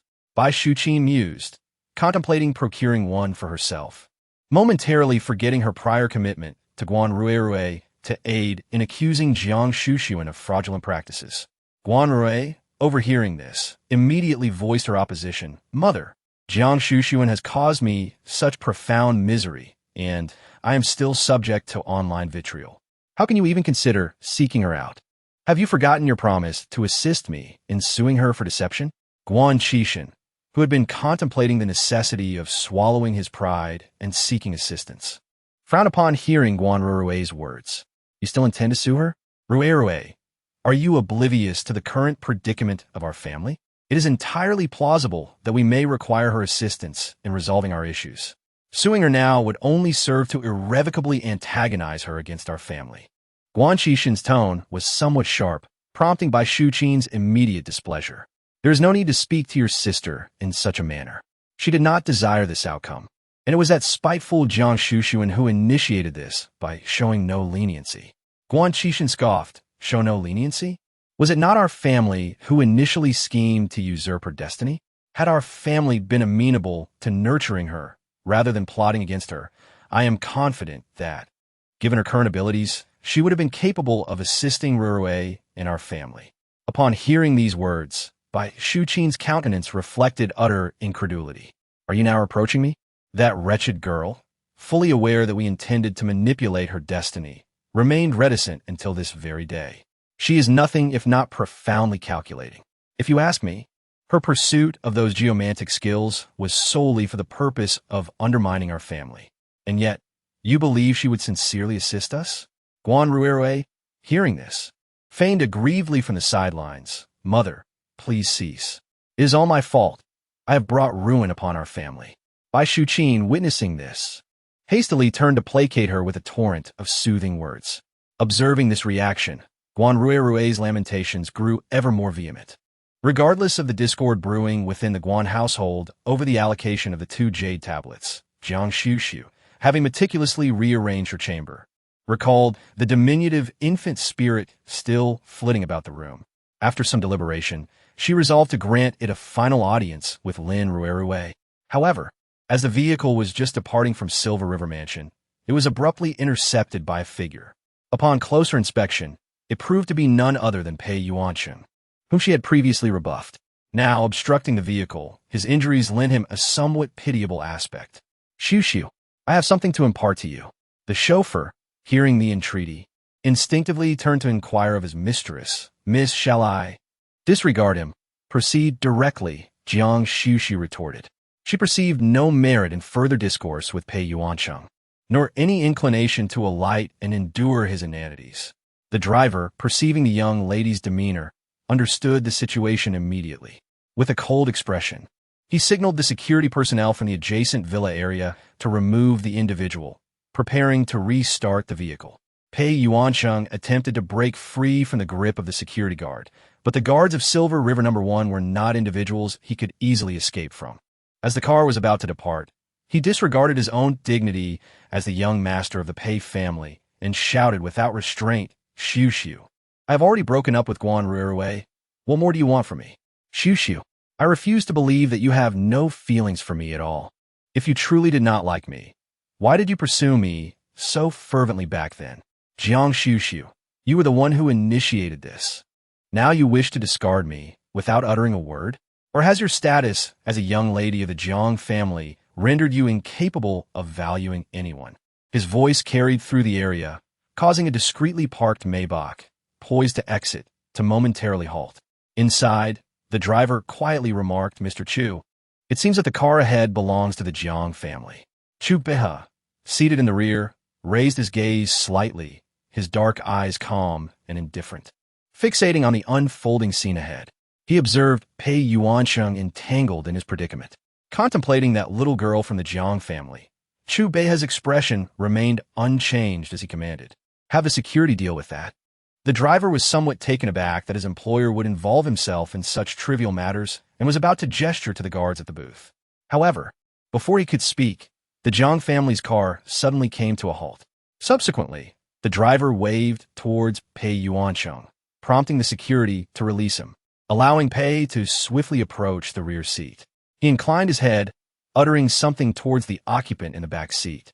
Subsequently, a complacent smile graced the young man's countenance as he slipped into the vehicle. The car then sped off.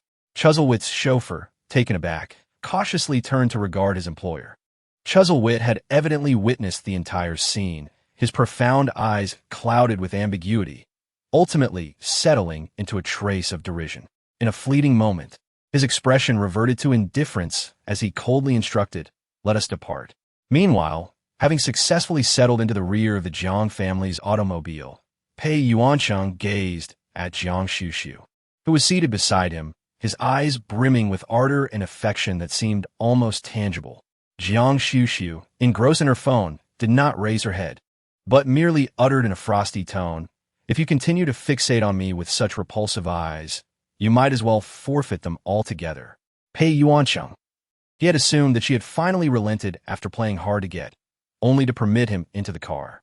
Yet, her attitude remained unchanged. Could it be that she had genuinely never harbored feelings for him? The mere prospect sent him into a frenzy of denial. Impossible. If she did not care for him, why had she pursued him relentlessly in the past? And why would she have allowed him into the car now? Pei Yuancheng still believed that she was incensed by his engagement to Guan Xuxu. With this in mind, he softened his tone once more, Xuxu. Upon hearing his tone, Guan Xuxu finally relented and turned her head. "Didn't you wish to know why I used to follow you around incessantly? I shall now take you to witness the truth." She genuinely lacked the patience to continue engaging with this foolish scumbag. Hearing her proposition to unveil some semblance of truth, Pei Yuancheng remained deeply skeptical. What truth could there be, other than affection, when a woman pursues a man? He simply perceived her as unwilling to confront her own feelings. Observing his evident disbelief, masked by a pretense of compliance, Jiang simply ceased further discourse, silently allowing the chauffeur to proceed. As their destination drew nearer, Pei Yuancheng's countenance grew increasingly peculiar. Finally, as the vehicle halted before a villa, he turned towards Jiang, a wry amusement in his eyes. Indeed, Jiang had directed the driver to the Pei family residence. Upon recognizing their destination, a triumphant smile illuminated Pei Yuancheng's face, his demeanor radiating an air of self-assured control. Without further ado, Jiang alighted from the car and proceeded towards the entrance. The Pei family's caretaker, recognizing the young master following her, promptly opened the door. Jiang entered without hesitation, displaying none of the diffidence typically associated with a first-time visitor.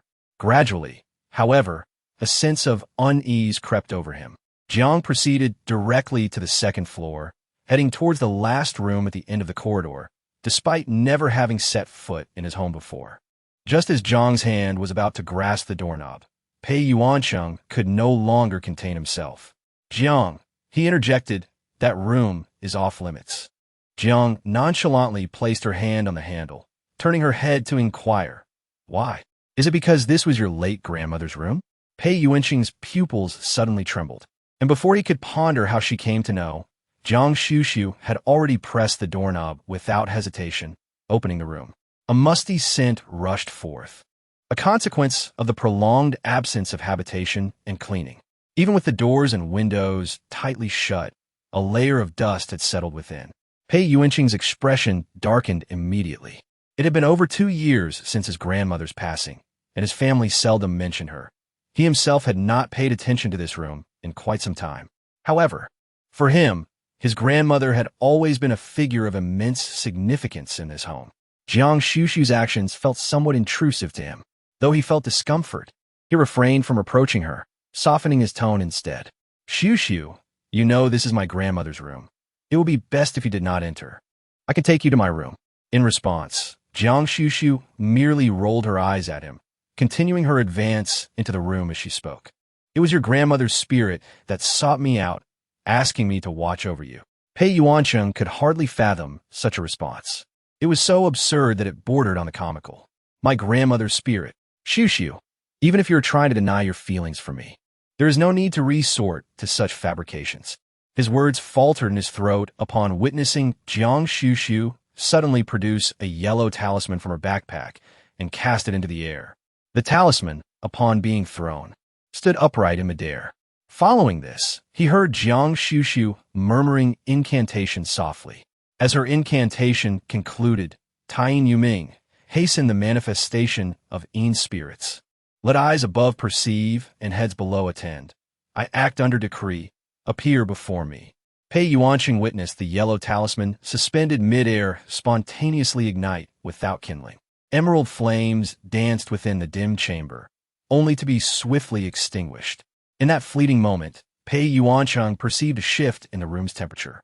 The next instant, Guan Xuxu whirled around, seemingly casting the ashes of the talisman toward his eyes. "Guan Xuxu, what is this?" Pei Yuancheng exclaimed, shielding his eyes. As he rubbed his eyes, struggling to regain his sight, the scene that unfolded before him caused his pupils to dilate in astonishment. Within the once vacant room, a familiar, stout figure gradually materialized, none other than his grandmother, who had passed away 2 years prior. The slightly plump, elderly woman appeared with a bewildered expression. Soon, she surveyed her surroundings. Recognizing the room she found herself in, and couldn't help but exclaim in vexation. Turning her head, she saw Guan Xuxu standing before her, and her eldest grandson at the door. Her eyes widened with a hint of surprise. "Oh, my dearest grandson, and the girl from the Guan family? Guan girl, did you summon me? Why seek me out so suddenly? Surely my grandson hasn't been ensnared by something again." Despite being in a spectral state, the old woman was remarkably spirited. Her expression even carried a hint of indignation as she spoke the last sentence. Pei Yuancheng, standing at the doorway, was utterly stunned. What exactly was transpiring? Moreover, what did she mean by being ensnared by something? Guan Xuxu, without further ado, pointed directly at Pei Yuancheng by the door and addressed the elderly lady. "Your grandson has been persistently troubling me due to previous matters. I have brought him here now, hoping you can clarify the circumstances of the past for him." The face, etched with lines of affection, suddenly displayed a look of surprise.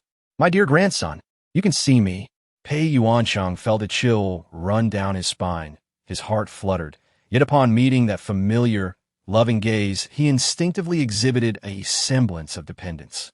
Softly calling out, "Grandma," upon hearing her beloved grandson's voice again, the elderly lady was overwhelmed with emotion and floated towards him.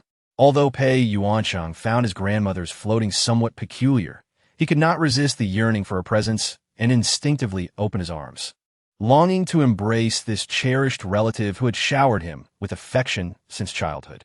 However, just as the old lady approached him, she suddenly averted her face. And a gust of cold wind struck directly at her grandson's face, accompanied by a pointed inquiry. Chapter 74. Almost becoming a servant to the evil deity, Pei Yuancheng, caught off guard by the chilling gust, was momentarily bewildered. It was not the pain of the wind that left him disoriented. Rather, it was the abrupt shift in his grandmother's demeanor that startled him. Xuxu, she likes me. She followed me every day."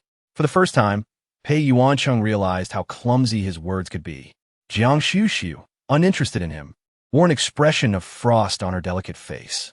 Observing her grandson's demeanor and recalling Guan Xuxu's earlier words, the old woman comprehended the situation, feeling a sense of disappointment. "The Guan family's girl was only looking after you out of respect for me and my relationship with her grandmother. It wasn't out of affection for you," the old woman stated bluntly, leaving Pei Yuancheng bewildered once more. "Looking after me? You requested her to?" Despite his desire to deny it, Pei Yuancheng couldn't doubt his grandmother's words. It was unlikely that Guan Xuxu would involve his grandmother in a charade to deny her own feelings. His heart sank. He couldn't fathom why his grandmother, who should have passed on, hadn't, and instead sought someone to watch over him. Moreover, judging by Guan Xuxu's abilities, she clearly possessed knowledge of arcane arts.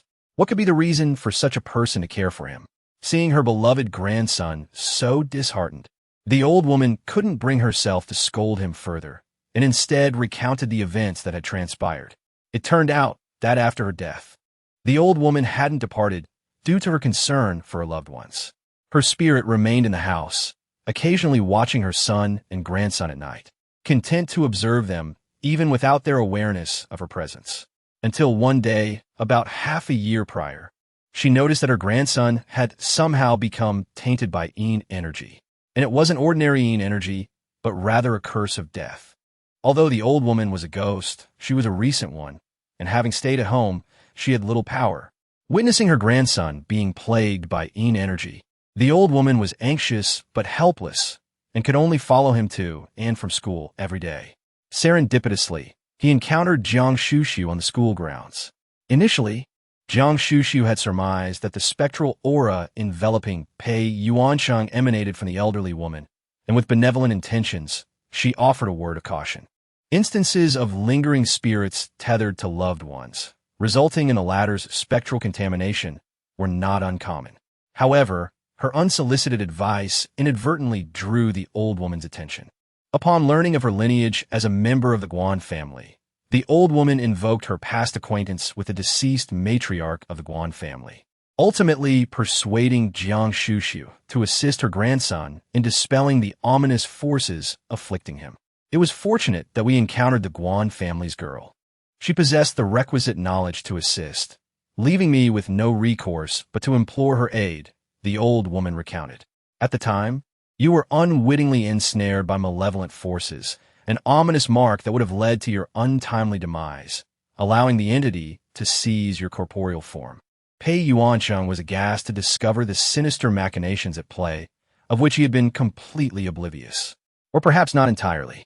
He recalled a period of malaise, characterized by persistent insomnia and inexplicable chills. The realization that he had been targeted by malevolent entities sent shivers down his spine. What manner of entity was it? He inquired, his voice tinged with trepidation. Does it still linger? The elderly lady gazed affectionately at her grandson, her eyes brimming with compassion. At this juncture, Guan Xuxu noticed that Pei Yuancheng had clearly begun to believe, and thus he continued, what you encountered was not an ordinary spirit, but rather an evil deity. Such deities typically inhabit sculptures or small effigies dedicated to them. They do not usually seek to take lives directly. Instead, they desire offerings. However, unlike benevolent gods, the demands of these malevolent entities are far more stringent. Initially, they may only request offerings of small, lifeless creatures such as chickens or ducks. Gradually, their demands escalate to require living beings, as they crave the flesh and blood of their devotees. As their power grows, they will then demand larger animals, such as pigs or sheep. With the increasing desires of their patrons, the evil deity's requirements will also intensify, ultimately leading to the taking of human lives. Unfortunately, Pei Yuancheng had unwittingly provoked an evil deity that had already claimed several lives through previous offerings. At that moment, I speculated that the malevolent deity you encountered had been abandoned by its original worshippers due to the countless lives it had claimed, leaving it to linger in the shadows. Filled with wrath, Guan Xuxu spoke with a distant gaze directed towards Pei Yuancheng, coincidentally colliding with you, and it is quite possible that you left behind your own blood in that encounter. Upon hearing this, Pei Yuancheng's complexion turned ashen, clearly grasping the implications. His voice trembled slightly as he recounted, previously, while climbing a mountain with classmates, I inadvertently fell onto a stone sculpture and injured my palm. The thought that he might have stumbled upon a malevolent deity, despite knowing the situation had been resolved, still filled him with dread. Guan Xuxu nodded, explaining that the deity, already consumed by its ferocity, had accepted him as its offering, thus marking him with a sigil. As she spoke, she cast a glance at the elderly woman nearby. It was due to the woman's earnest plea to conceal any signs that Guan Xuxu had overlooked the whispers circulating within the school. Little did she realize that this would lead to her entanglement with the malevolent entity. Had she known, she would have disregarded the woman's request, allowing her to fully experience the deity's fervent attention. The elderly woman, observing Guan Xuxu's expression, revealed a mixture of embarrassment and a desire to appease. Once again, the grandmother reprimanded her grandson, admonishing him that the youth often harbor an inflated sense of self-importance, mistakenly believing that others secretly harbor affections for them. Hurry and apologize to Master Guan. She is, after all, the benefactor who saved your life. As Pei Yuancheng absorbed his grandmother's words, it felt akin to a stinging slap across his face. Was it not an instance of misplaced sentimentality? Su, ain't it?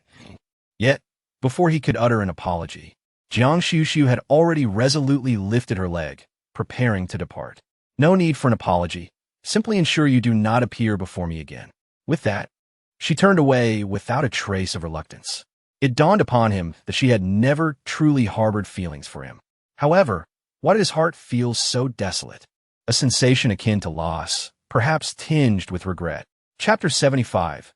Officer, please save me after leaving the Pei residence. Guan Xuxu returned with her little ginseng doll to Lin Ruirui's home. Upon reaching the upper floor, she encountered two ruffians blocking the doorway of the Lin household, aggressively banging on the door. You two little girls think hiding at home will spare you? Who gave you the audacity to take this to court? You'd best withdraw your complaint post-haste, or I shall ensure your lives are anything but pleasant. It was evident that these thugs were dispatched by the Qin family. Although Guan Xuxu was implicated in the bullying, given her age, no one could have anticipated that this individual, having lost his senses for an entire year, would eventually regain his normalcy, and the first action he undertook upon recovery was to file a lawsuit against him. The Qin family harbored intense resentment towards Lin Ruirui. It was said that they publicly denounced her online, branding her as cold-hearted and ruthless.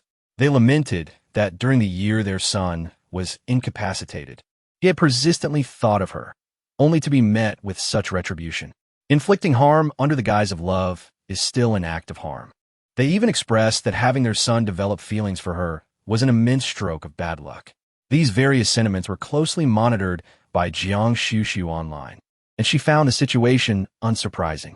The two ruffians stood at the entrance, hurling insults for a while, when they suddenly turned to notice a stunningly beautiful young girl, resembling a celestial being, standing behind them. Their eyes momentarily lit up, only to soon narrow with a malicious glint. "Sister, how do you know this family?" Guan Xuxu cast a cold glance at the two, affirming, "I do know them." The amusement in their eyes deepened instantly. They had encountered Lin Ruirui before. The girl was indeed pure and charming, which explained why she could incite such primal instincts in the young master of the Qin family. Their employer had previously instructed that if the young girl proved resistant, they should let her experience the affections of other men, hoping that once she had tasted it, she would lose the will to cause trouble. The ruffians had come with this very intention, and upon seeing Guan Xuxu, their wicked thoughts intensified. If this angelic girl was also acquainted with the family, all the better. They could confine her and indulge in their mischief together. One of them mused this to himself and, with a grin, approached Guan Xuxu.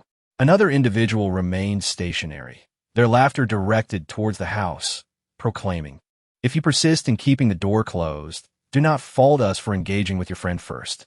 The tone was saturated with malicious jest, inducing revulsion merely upon hearing it.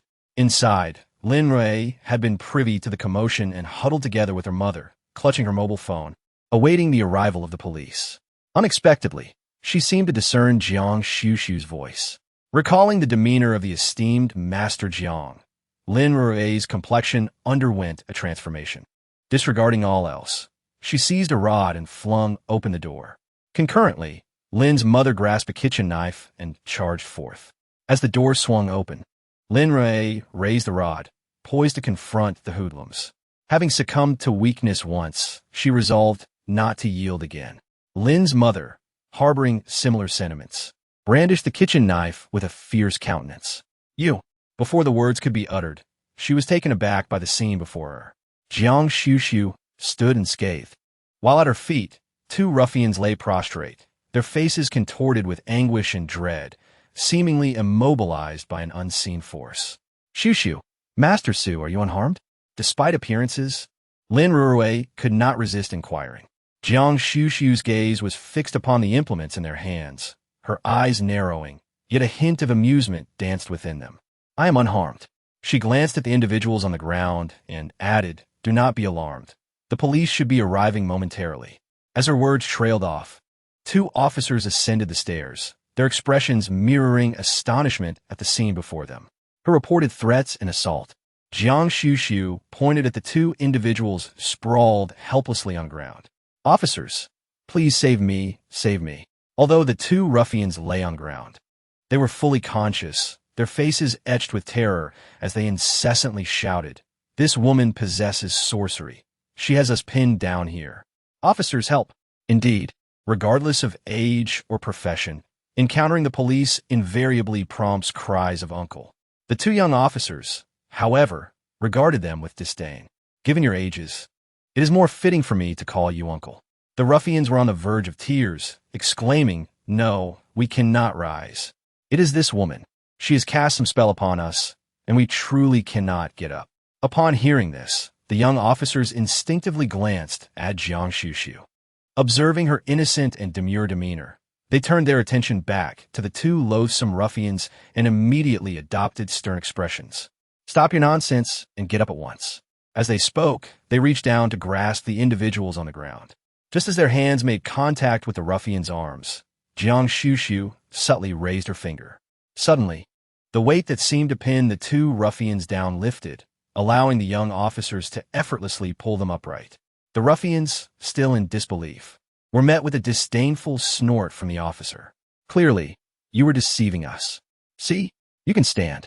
Without further ado, they seized the ruffians and led them away.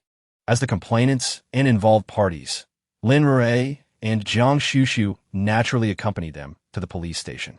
In addition to securing convictions for the two thugs, it is crucial to indirectly uncover the mastermind behind them, ensuring the complete safety of the Lin mother and daughter. Guan Xuxu believes she can handle the situation alone and will subsequently inform the Jiang family's legal counsel. It would be preferable to involve the Qin family to avert any future complications. However, unbeknownst to her, as she descended the stairs with the police towards the station, the driver swiftly dialed Jiang Huai's number. Within the Jianghai group, Jiang Yuqing, the company president, was engaged in discussions regarding the progress of upcoming projects with several members from the research and development departments. Jiang Huai, one of the heads of the R&D department, was in the midst of delivering a report when suddenly his phone on the table began to ring. The gaze of everyone in the conference room instinctively shifted towards the device, and Jiang Yuqing frowned, his irritation palpable. He detested distractions during meetings. Even his own son would face reprimand for failing to silence his phone. Yet, in the midst of Jiang Yuqing's stern demeanor, Jiang Huai remained composed, choosing not to dismiss the call. Instead, he answered it right in front of everyone. Jiang Yuqing's expression darkened further, while Jiang Yutong prepared for damage control. In an instant, the previously serene demeanor of Jiang Huai transformed as he listened to the reports on the other end of the line. His charming eyes narrowed into a dangerous arc. Chapter 76. Do not blame them for the Jiang family's bullying of the weak. Jiang Huai swiftly ended the call and turned to Jiang Yuqing, stating, "General Jiang, I have a matter that requires my immediate attention. Let Director Chun take over today's report." Having uttered those words, he promptly tossed the laser pointer he was holding to the person seated next to him and made as if to depart the conference room.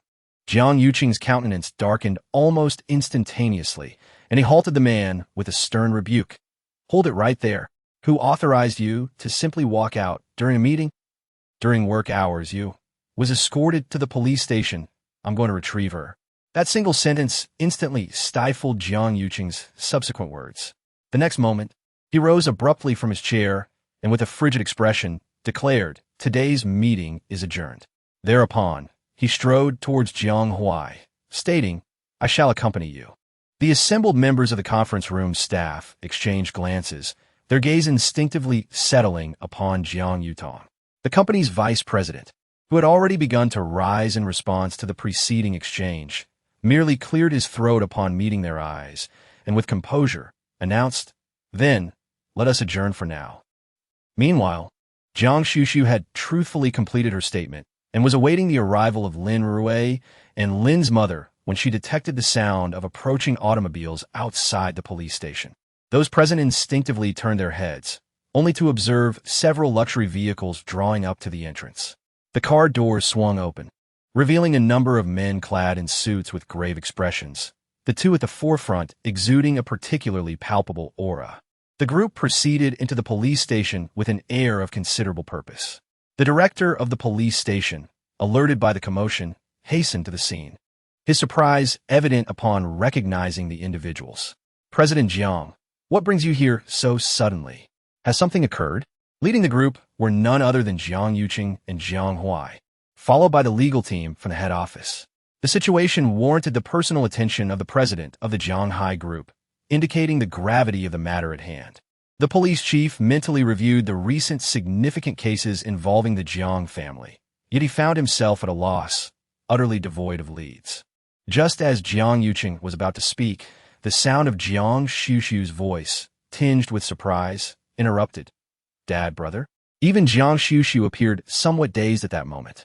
However, upon catching sight of Guan Xuxu, Jiang Yuqing's gaze flickered momentarily before he swiftly approached her, with Jiang Huai following closely behind. "Are you all right? Have you been bullied?" They inquired in unison, their eyes brimming with unmasked concern. Guan Xuxu's heart softened, and she obediently shook her head, assuring them she was fine. The police chief, observing the siblings' display of care, immediately deduced that this young lady was indeed a member of the Jiang family. He discreetly signaled to a nearby officer, seeking clarification. Guan Xuxu explained, "I encountered a couple of thugs and came here to provide my statement." Thugs. The expressions of Jiang Yuqing and Jiang Huai instantly hardened, their eyes narrowing into dangerous slits. What audacious ruffians dared to provoke their Xuxu? The police chief's demeanor grew grave as well. "This is outrageous.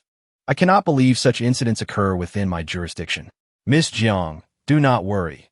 We will ensure that those two thugs are dealt with severely." Upon hearing this, Guan Xuxu turned to the police chief, saying, "Your assurance brings me peace of mind, especially since those two were acting under orders and may retaliate in the future."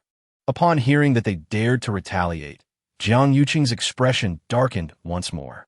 At that moment, a junior officer conveniently brought over the incident file, prompting the station chief to gesture for an explanation. The officer succinctly recounted the events. Lin Ruirai had filed a lawsuit against the young master of the Qin family, in an effort to coerce her into withdrawing her complaint, had resorted to employing thugs for intimidation.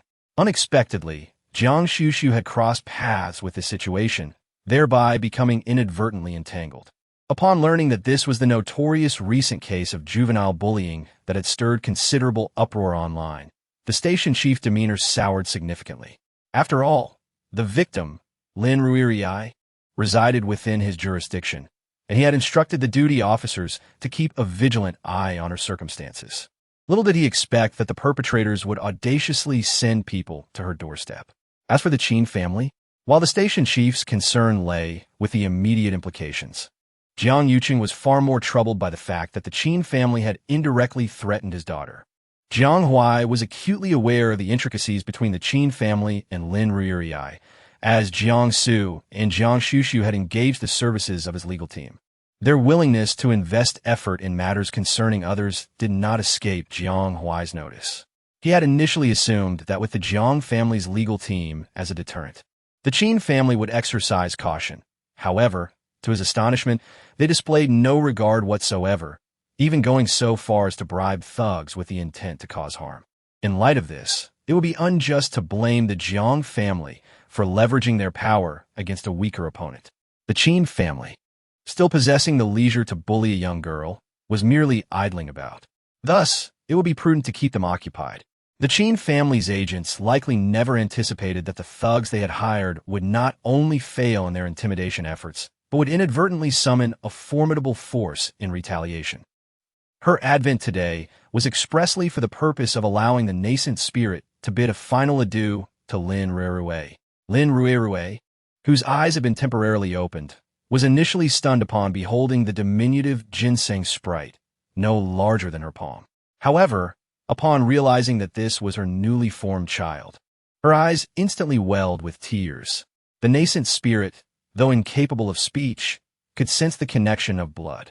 The instant Guan Xuxu released it, it propelled its tiny legs to float before Lin Ruirai, nuzzling her cheek with its small head, devoid of the obscuration of resentment. The joy on the child's face was palpable. Lin Ruirai gingerly attempted to cradle the nascent spirit before her, and feeling its attachment to her, tears uncontrollably streamed down her face. Lin Ruirai had once loathed the existence of this child, even rejoicing in its absence, but that stemmed from her abhorrence of Qin Hao. In her heart, she had always felt indebted to the child. "Xuxu, thank you. Thank you for bringing it to see me." Guan Xuxu, observing her, merely stated. This was a matter that Guan Xuxu only recognized after seeing its ginseng sprite form. Ordinary nascent spirits are at least formed in appearance. Then what is to be done? If you are willing, you could nurture it in the manner of raising a common thong, with sufficient offerings and guidance. Its presence by your side may safeguard your future prosperity. Upon hearing Guan Xuxu's words, Lin Ruirai was visibly taken aback. The nascent spirit, as if understanding, immediately spun around joyously, then happily snuggled against Lin Ruirai. Seeing Lin Rui's silence, Jiang gently pursed her lips and continued, there are still two choices, depending on which one you prefer. Lin Rue lowered her gaze slightly, observing the small ginseng doll fluttering before her. After a long silence, she finally gritted her teeth, her voice trembling slightly. I choose the second one. Having uttered these words, Lin Rue seemed to lose all strength, her body swaying slightly. Gazing at the bewildered little spirit before her, tears streamed uncontrollably down her face once more. I'm sorry. It's not that I don't want you. But she was only 18 years old. If she were to raise this little ghost, she would never be able to forget the pain Qin Hao had inflicted upon her. She longed for a fresh start, a life without Qin Hao. Baby, I'm sorry. Mommy can't keep you. I'm sorry. Wah. By the end, Lin Rue was sobbing uncontrollably. The little spirit, who had begun to float in midair at some point, seemed lost and helpless as it looked at its mother, its small face filled with confusion. It wasn't until Lin Rue choked out the final words, I don't want you anymore, you go, that the little spirit seemed to shudder abruptly. Jiang lowered her gaze slightly, her eyes fixed on the invisible thread connecting the little spirit and Lin Rue. With Lin Rue's words, the thread seemed to snap in the middle. The thread broke and vanished without a trace. Jiang raised her hand. An array of spiritual light flew from her palm, enveloping the little spirit within. This time, the infant spirit offered no further resistance. I escorted away. Guan Xuxu uttered a soft farewell, refraining from further comforting Lin Rue, and turned to depart. Upon descending, Guan Xuxu was taken aback to find Jiang Yuqing and Jiang Huai still waiting in the car. Are you both still here? She inquired, genuinely surprised. After all, Jiang Yuqing and Jiang Huai had their own affairs to attend to, and their visit to the police station today was already a rare occurrence. She hadn't anticipated they would remain. Jiang Yuqing pursed his lips, seemingly at a loss for words. Fortunately, Jiang Huai was more loquacious. He remained in the front seat, making room for Guan Xuxu. Once she was seated, he inquired, Is everything resolved? Guan Xuxu nodded. Jiang Huai had personally witnessed her capabilities and was aware of her daily endeavors, but Jiang Yuqing remained uninformed. Had he not inadvertently overheard about her involvement with the police station today, he would have been oblivious to her and Jiang Su's participation in the online underage bullying case. Nevertheless, he was gladdened to observe the improved rapport between her and Jiang Su. He had always believed that his daughter was destined to be universally adored. Despite these thoughts, Jiang Yuqing maintained a composed demeanor. Jiang Huai further inquired, Do you have any other matters to attend to? Guan Xuxu pondered for a moment. At present, aside from the infant spirit's affairs, she was essentially free. As for escorting the infant spirit away, there was no immediate urgency, so she shook her head. Jiang Huai responded with a smile, his tone gentle and refined. Jiang Yuqing cast a sidelong glance at his son, inwardly questioning how he could claim to be unoccupied. Without mentioning the time constraints of his department's project, Jiang Yuqing had originally planned to attend 3 meetings today, all of which he promptly canceled at the behest of his assistant. After some contemplation, he deemed this decision reasonable and instructed the assistant to also reschedule a business dinner for the evening. Clearing his throat, he turned his gaze toward Guan Xuxu, a rare display of gentleness gracing his countenance. Indeed, father has some free time today. Is there anything you would like to do? Although Guan Xuxu was unsure of the sudden enthusiasm from the two men, she had never ventured out with her father and brother throughout her life, leaving her at a loss for what activities might be enjoyable. Observing the confusion in her eyes, Jiang Huai felt a twinge of softness in his heart and promptly instructed the driver to begin their journey. It seems Xuxu is not particularly fond of the dresses prepared by Aunt Air. Let's first visit them all. You can select your own clothes. Jiang Yuqing nodded in agreement, finding merit in this suggestion. A trip to the mall would allow him to indulge his daughter. Although he had previously transferred money to her, he felt she had not spent it sufficiently. Seeing the enthusiasm radiating from both men, Guan Xuxu refrained from voicing any objections. The trio made their way to the largest shopping center in Heiress, where Jiang Huai led them directly to the women's designer clothing section. Having never selected clothing for his daughter before, Jiang Yuqing stood at the entrance like a guardian deity, while Jiang Huai displayed a fervent enthusiasm, showing no signs of embarrassment. He picked out garments he deemed suitable and asked the sales assistants to coordinate complementary pieces. Guan Xuxu, not particularly adept at shopping, reluctantly tried on more than 20 outfits. With her striking appearance and tall stature, she was not choosy about her attire, and Jiang Huai found each ensemble to be quite appealing. Initially, Jiang Yuqing stood idly by, acting as an invisible ATM, but upon seeing Jiang Huai's enthusiastic efforts to dress up, he couldn't resist joining in. This ensemble is quite becoming. We'll take it. This one exudes sophistication. It's perfect. Eventually, he began selecting items for himself, disregarding the prices and instructing the sales assistant to wrap up anything that caught his eye. The attendant could barely contain her delight. Seeing this, Guan Xuxu decided against changing outfits and unconsciously glanced outside the mall, where she spotted two girls strolling by, smiling with milk tea cups in hand. Previously, she had been so engrossed in learning talisman techniques from her master that she had little time for herself, let alone for leisurely activities like shopping and drinking milk tea with her close friends. Jiang Huai, ever astute, promptly ordered 3 milk teas on his phone. Soon, they were delivered. While Guan Xuxu had tasted milk tea before, her eyes still lit up as she received it, and she took small sips. Jiang Yuqing, on the other hand, had genuinely never tried it and held the drink with a hint of disdain. However, seeing Xuxu's joyful expression as she sipped, a tenderness welled up within him, and he joined her in drinking it. After providing the address, they proceeded to the next store. The incongruous sight of 3 exceptionally attractive and clearly affluent individuals walking along the street, each holding a cup of milk tea, inevitably drew attention, with some people even surreptitiously taking photos. Guan Xuxu, keenly aware of the gazes, quickly recognized the issue. She glanced at Jiang Yuqing and Jiang Huai's haute couture suits, her expression slightly serious. You're clearly not dressed for a casual shopping trip.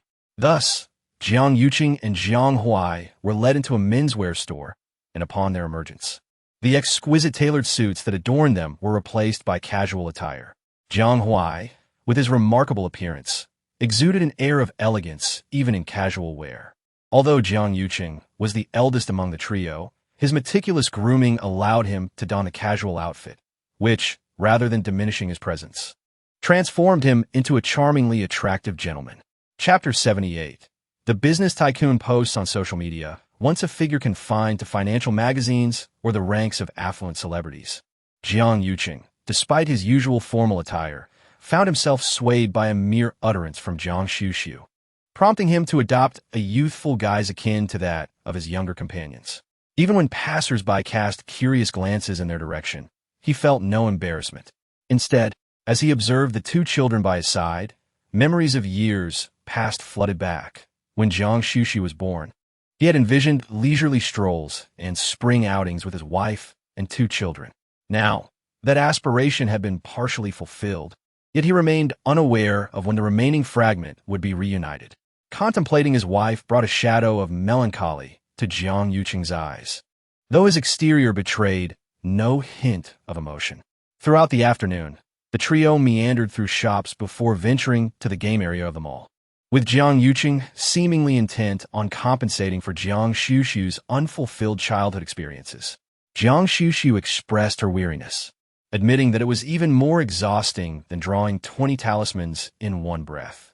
Nevertheless, a subtle sense of relief and enjoyment lingered within her.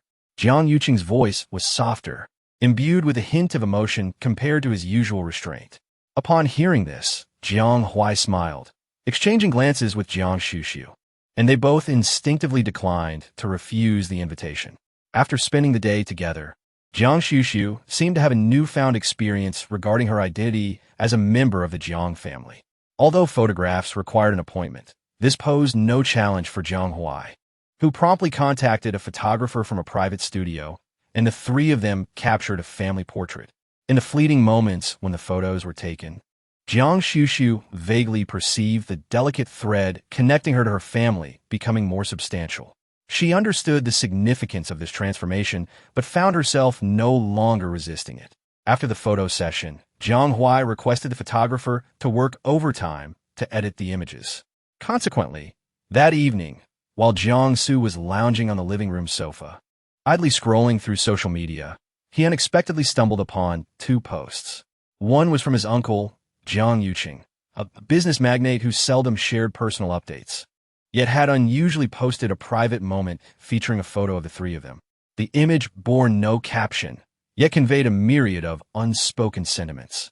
The other post was from Jiang Huai, which was considerably more lively than his uncle's. In addition to the formal family portrait, he shared a playful collage of the three of them enjoying a shopping spree and sipping milk tea, accompanied by the caption, "Father insisted on taking me and my sister out to shop." Though Guan Xuxu did not post anything on her own, she dutifully liked both of their posts in order. Jiang Su, upon glimpsing the images, leaped up from the sofa in disbelief, exclaiming, "My father! How can my sister go shopping without me?" His sudden outburst startled his father, who had just returned home from work, prompting him to ask instinctively, "Which sister are you referring to?" Jiang Su, still indignant, retorted, "Which other sister would I mean? My dear cousin, Sister Xuxu." As he spoke, he captured screenshots and promptly shared them in the family group chat. Apart from a few of the younger generation, most of the Jiang family members rarely use social media, and thus were not always up to date. Upon viewing Jiang Su's screenshots, the Jiang family members were momentarily taken aback. Even Jiang Yutong and Jiang Yumin, the two brothers, found it difficult to express their surprise. Their usually stern and intimidating eldest brother was accompanying a child on a shopping trip. Not only that, but he was also drinking bubble tea. A man who rarely drank coffee and preferred tea was now indulging in bubble tea, and he was dressed like a young man. The two elder Jiang brothers felt that they may not have fully understood their eldest brother. Even the younger members of the Jiang family were incredulous. However, Jiang Han astutely discerned something else, pointing at Jiang Su and asking, "You can see Jiang Xuxu's likes, so you've added her as a friend." Lu Xuexi's gaze was fixed on the family of three in the photo. Upon hearing this, her eyes turned to Jiang Su, a hint of reproach in her gaze. Jiang Su, sensing her gaze, felt a sense of unease, but not wanting to engage with her, turned to Jiang Han and retorted, "I've always had her as a friend. She's my sister. Shouldn't I add her?" Jiang Han then recalled that Jiang Su had previously transferred money to her to purchase talismans, and looked at Jiang Su as if he had betrayed them. However, there was also a hint of resentment. Why had Jiang Xuxu only added Jiang Su and not them? Did she look down on them? Xuening Yu, the mother of Jiang Su, paid no heed to the children's petty squabbles. Instead, she wore a gentle smile, appreciating the rare moment of her elder brother's cheerful demeanor. Observing the harmonious interaction among the three of them filled her heart with warmth. Both she and Jiang Yu were often preoccupied with their own affairs, seldom finding the time to accompany Jiang Su and Jiang Cheng on leisurely outings. As she noticed Jiang Su's envious gaze fixed on his phone, a pang of guilt washed over her for neglecting the child. Meanwhile, Yao Lin remained silent, her enchanting eyes intently focused on the family portrait, her long hair cascading slightly to conceal the icy intensity lurking within her gaze. Each member of the Jiang family exhibited a distinct reaction to the photograph, yet none of this concerned Jiang Xuxu. After taking the small spirit baby to the back of the flower room downstairs, Jiang Xuxu calculated the time and retrieved a talisman. She first swept the talisman over the little spirit, confirming its affinity with the child's energy. Then, with her fingertips grasping the yellow talisman and reciting incantations from Taoist scripture, she flicked her wrist, sending the talisman soaring into the air. Before the talisman could ignite, however, the previously docile spirit baby suddenly sprang to life, disregarding Jiang Xuxu entirely, and dashed off with its tiny legs towards an unknown direction. Jiang Xuxu felt a sense of foreboding creeping in. Indeed, as she chased after the spirited child out of the Jiang family's villa, she caught sight of a gleaming Maybach passing by, its rear seat shimmering with golden light. Inside, Chu Beihe was casually scrolling through his phone when he stumbled upon Jiang Huai's boastful post on social media. Compelled by an inexplicable urge, he clicked to open it, his dark eyes suddenly fixating on a particular detail within the photograph. As he was about to scrutinize further, Jun Mei felt an indistinct presence swiftly approaching him. Chu Beihe's heart tightened instinctively, and he turned his gaze toward the source of the sensation. To his astonishment, a familiar little ginseng doll came hurtling through the air, passing through the partially open car window. With a plop, it landed directly in the palm of his hand. Chapter 79. The little one has fallen into his hands. Chu Beihe's hand, which held the phone, trembled slightly. His dark eyes lowered as he regarded the little ginseng doll in his palm with an impassive expression, unperturbed by his cold demeanor. The doll gazed up at him with its small, green bean-like eyes, its tiny face faintly adorned with a smile that seemed to seek his approval. It then rolled over playfully in his hand, still smiling. A vein twitched at Chu Beihe's temple as he finally confirmed that this was indeed the same doll he had encountered a couple of days prior. Thus, Chu Beihe raised his head indifferently, just in time to see someone rushing over from a distance, halting the car with a firm grip. He had anticipated this. Holding the small creature, Chu Beihe stepped out of the vehicle. Guan Xuxu almost immediately approached, drawn by the dazzling golden light. Upon closer inspection, she noticed that her little spirit was tumbling delightfully in the hands of another. Guan Xuxu was somewhat astonished.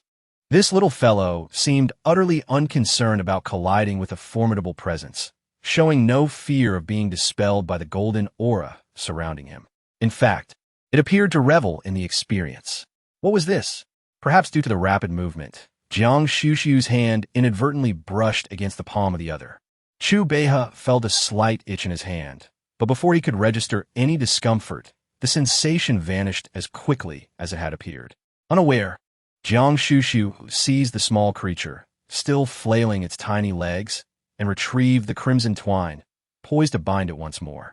Observing her actions, Chu Beihe was abruptly reminded of what he had glimpsed in Jiang Huai's photograph.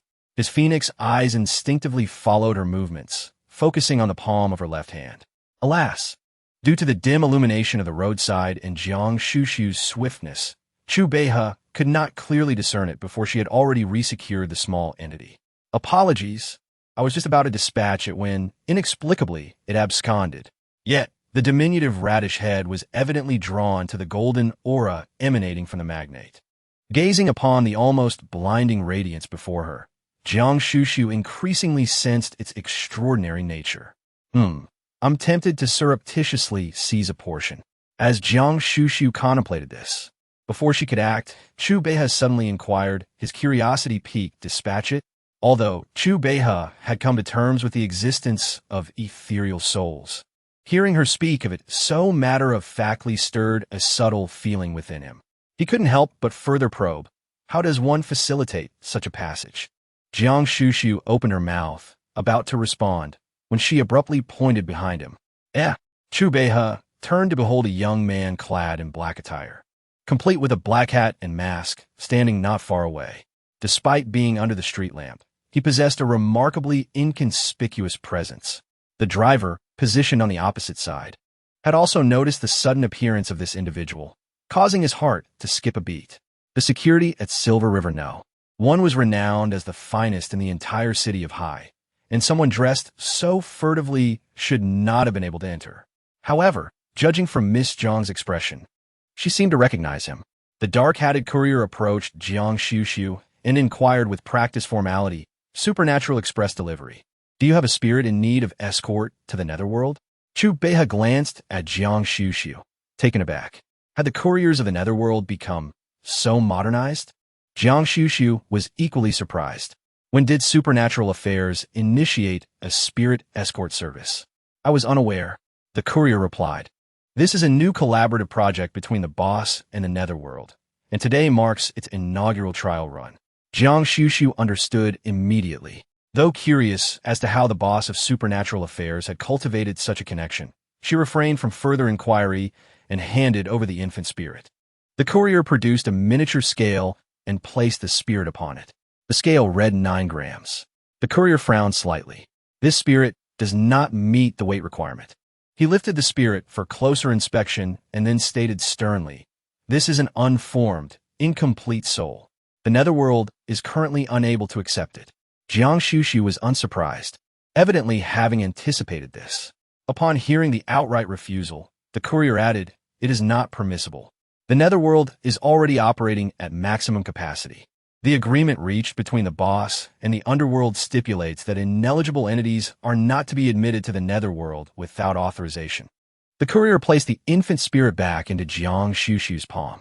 My apologies, but this delivery has failed. With that, he turned to leave. Guan Xuxu was momentarily bewildered. Wait, can't you make an exception? I'll pay extra. The clandestine individual remained impervious to persuasion, offering a terse apology before promptly departing. Observing his figure swiftly vanish into the obscurity, Guan Xuxu experienced a fleeting moment of vexation. Her prior encounters with psychopomps had not been so unyielding. Typically, the exchange of spectral currency would suffice to expedite the passage of even incomplete souls. What predicament was this? She was now burdened with this responsibility? Guan Xuxu glanced down at the innocent-looking infant spirit in her grasp, her lips pursing slightly. Chu Beihe, standing nearby, remained taciturn, finding a peculiar fascination in this supernatural delivery service. Adherence to corporate policy, it seemed, was paramount. In this regard, the proprietor of this enterprise exhibited a commendable grasp of organizational management. Noticing the young Miss Zhang's expression of profound consternation, a rare sight indeed, he raised an eyebrow in amusement, venturing a rare expression of solicitude. If the spirit cannot be escorted, what recourse remains? Guan Xuxu pursed her lips, a hint of annoyance in her voice. If it cannot be escorted, I suppose I shall have to rear this diminutive imp myself, nurturing it until it is ready to be delivered. Although not an insurmountable task, I harbor no inclination towards raising a homunculus. Despite having encountered numerous practitioners of this esoteric art, she had always regarded it as somewhat unorthodox, particularly given her own affiliation with a lineage of talismanic arts. Despite her reservations, she had no other course of action, given the psychopomp's refusal. Observing her movements, Chu Beihe's dark eyes deepened, and as she turned, he abruptly halted her. What did you say previously regarding the mark upon my palm? Abruptly hearing his inquiry about the marking, Guan Xuxu was taken aback, yet she earnestly elucidated a protective sigil. What about it? Nothing. Chu Beihe responded in a detached tone, seemingly nonchalant. Chu Beihe watched her receding figure as she hastened away, his gaze inscrutable, ultimately resolving into a sardonic smile. Another fabrication. Chapter 80. Predestined Mrs. Chu? The night was as dark as ink. Chu Beihe stood before the bathroom mirror. The man reflected therein had slightly damp hair, a few droplets trickling from his locks, landing precisely upon his fair and taut chest. The muscular contours were sleek, robust, yet understated, devoid of any superfluous flesh, save for a towel girding his waist, concealing the greater part of his long legs. He regarded his reflection, his handsome, chiseled features revealing little emotion. After a moment, he slowly turned. As he pivoted, one could vaguely discern amidst the misty vapor the dragon-shaped golden birthmark upon his back, nearly encompassing its entirety. The Jiang family's young lady had mentioned a golden aura about him. He surmised that this so-called golden aura might be related to the birthmark he bore. Upon the desk in the room lay a document. It contained the information he had commissioned regarding the peach with marking in his palm. Knowing that this object was connected to the esoteric arts, Chu Beihe found the investigation significantly easier. The document displayed a printed page from an ancient tome. Accompanying, it was a hand-drawn sigil, antiquated and identical to the one in his palm, with a simple annotation beneath. Peachwood sigil, with Millennium peach stamen as ink. Those bearing the sigil are destined soulmates in this life. A somewhat whimsical annotation, which an uninformed individual might mistake for a deliberate fabrication from a pirated book, intended to deceive. Had it been before, Chu Beihe would have merely chuckled at such an explanation.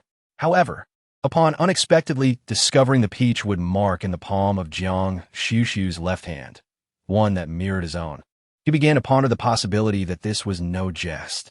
The fact that she had left the peach branch behind and inscribed such a mark upon him seemed deliberate, as if to convey a message. Guan Xuxu could very well be his future Mrs. Chu. Yet, considering that the young girl was barely 18, Chu Beihe couldn't help but furrow his brow. This was certainly not an amusing jest. Nevertheless, he found himself inexplicably concerned.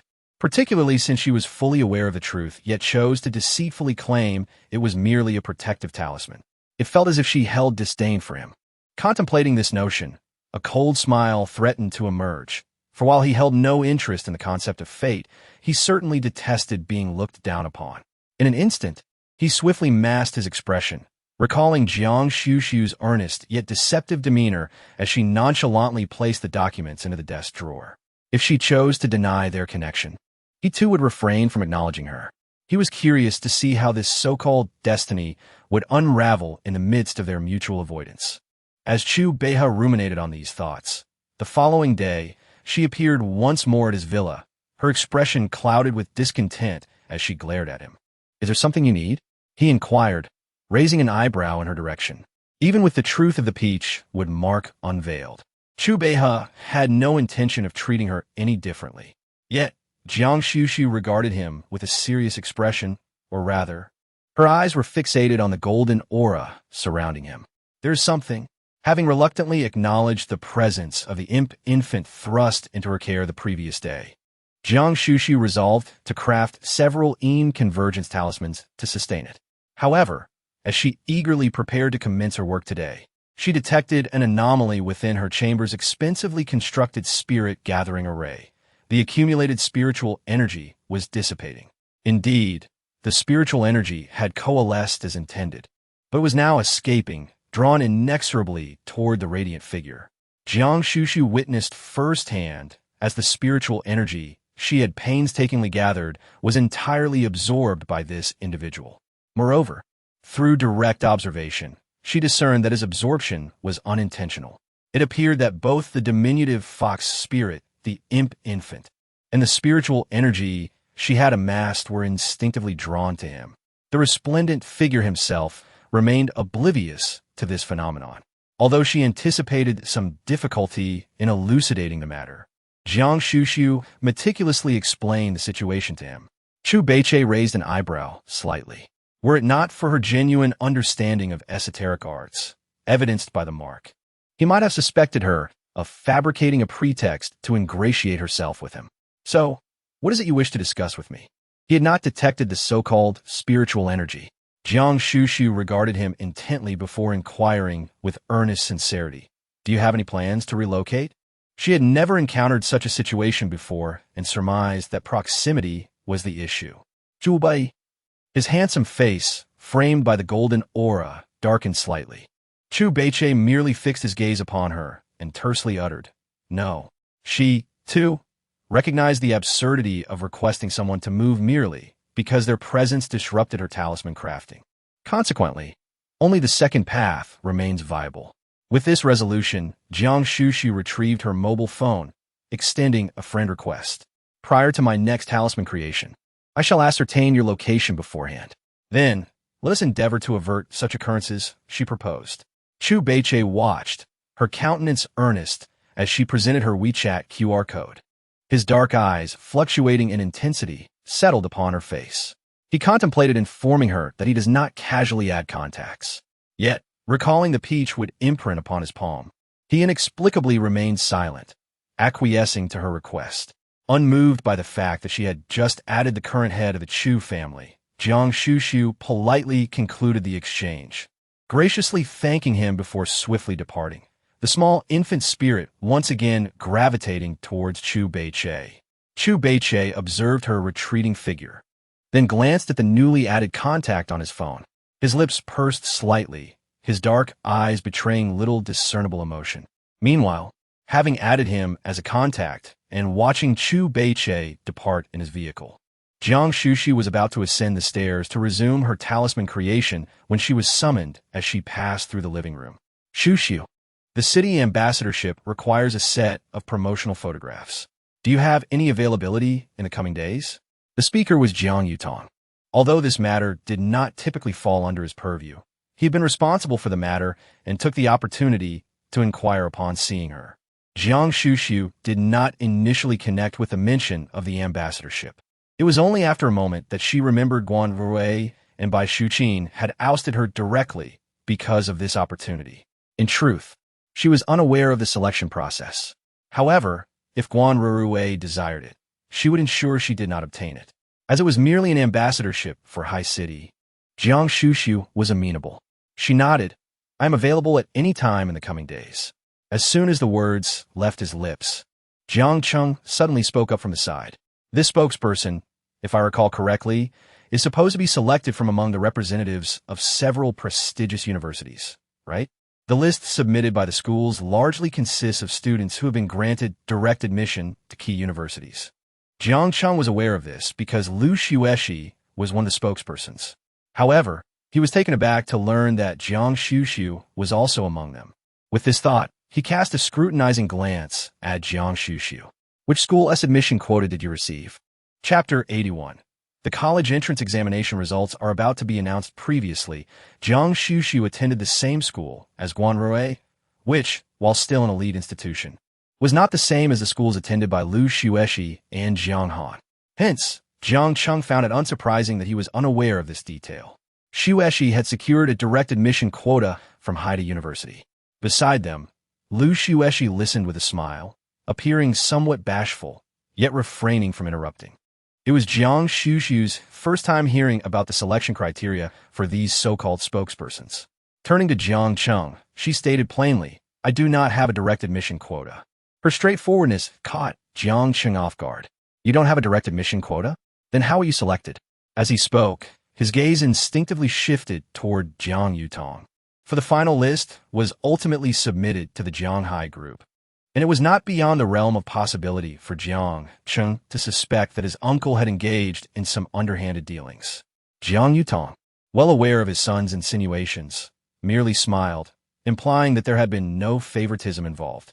Jiang Cheng then turned his attention back to Guan Xuxu, clearly possessing a greater understanding of the underlying circumstances than she did. The representative of the city image was originally designated as the top-performing student of this academic year. Upon hearing that she had no guaranteed admission slots, I inquired, "You perform well in school, don't you?" She replied nonchalantly, "It's all right." Jiang Han, unable to contain himself, chimed in, "Is all right a euphemism for better than average?" Just as the words left his mouth, he felt the icy glare of Guan Xuxu upon him.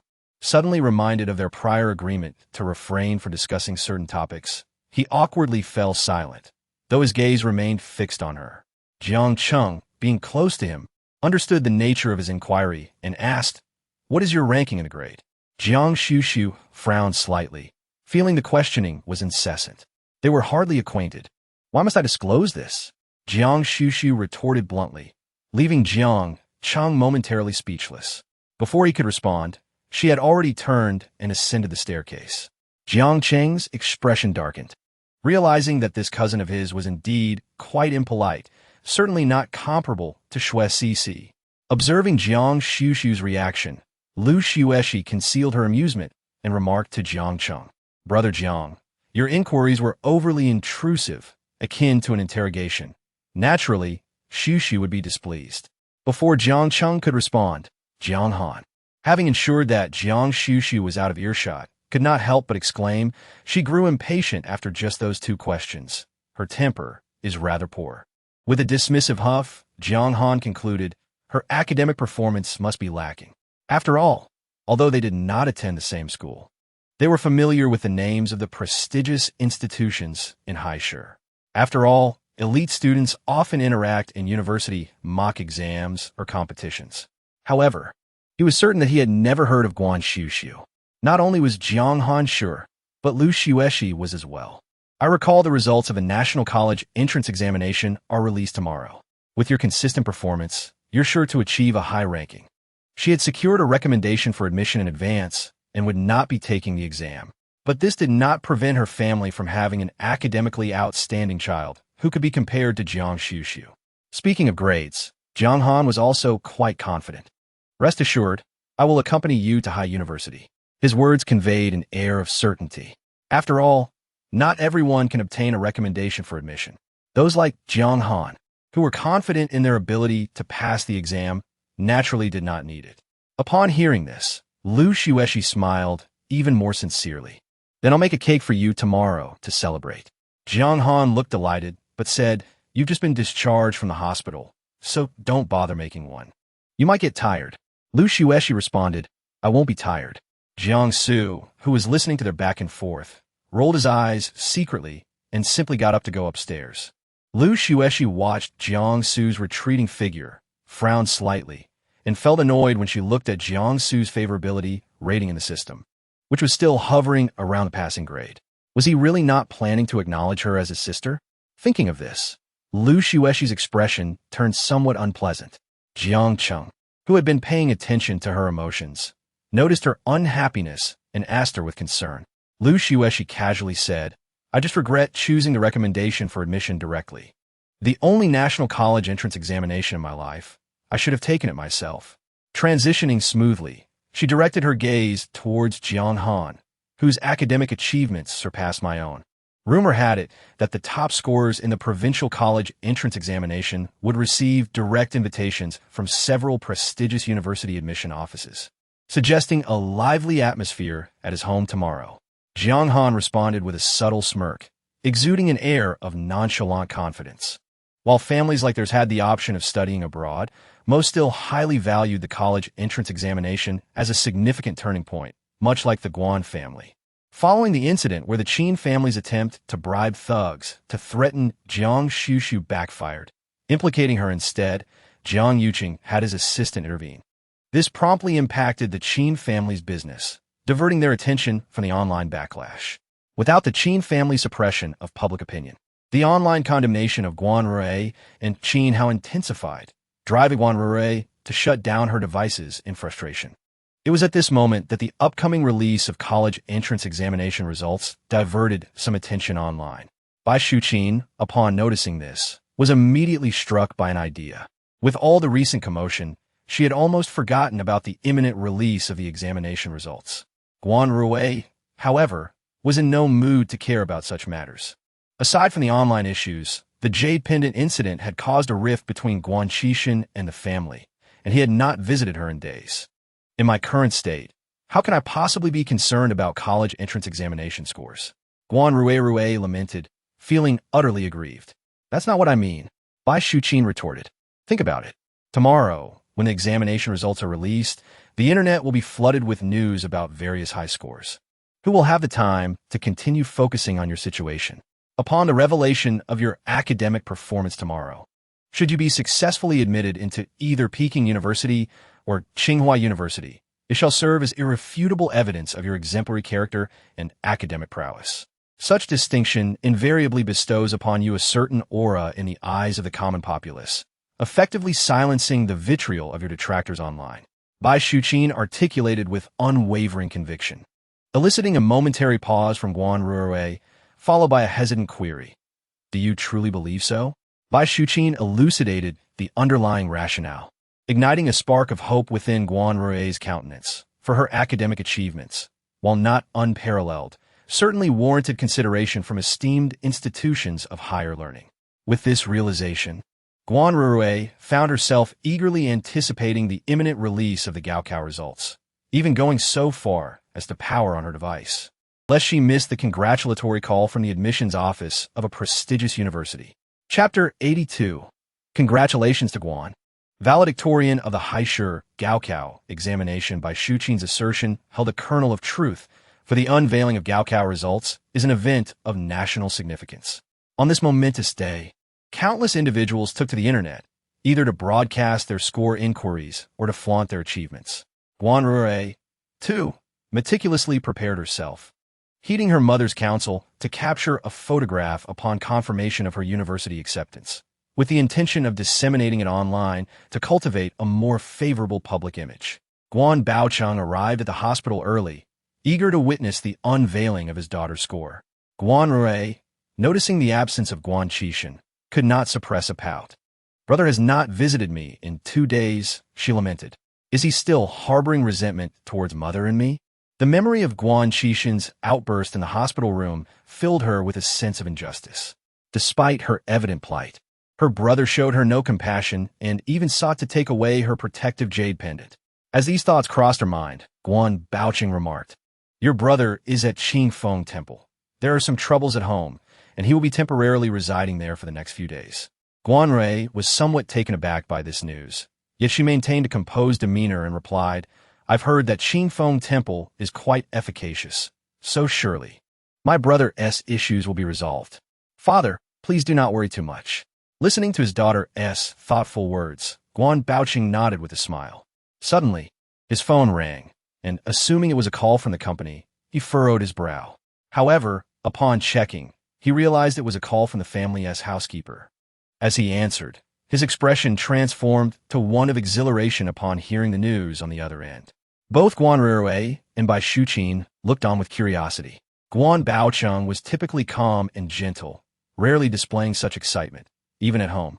The last time he had exhibited such emotion was when he received the news of a proactive collaboration from Jiang Group, which made Guan Ruirui and Bai Shuqin feel somewhat uneasy as they recalled Guan Xuxu.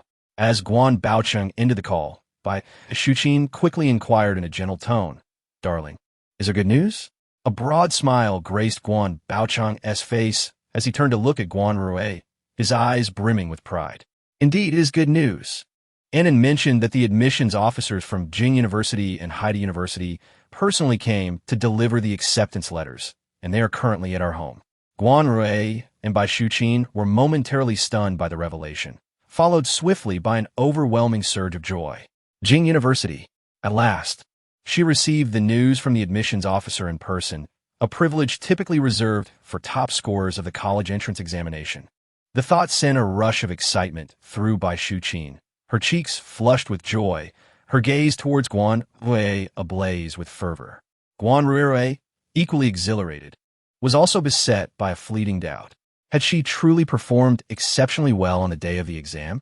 Although she consistently ranked within the top 20 of her class, making it to the top 3 had always eluded her. Could it be that she had surpassed herself?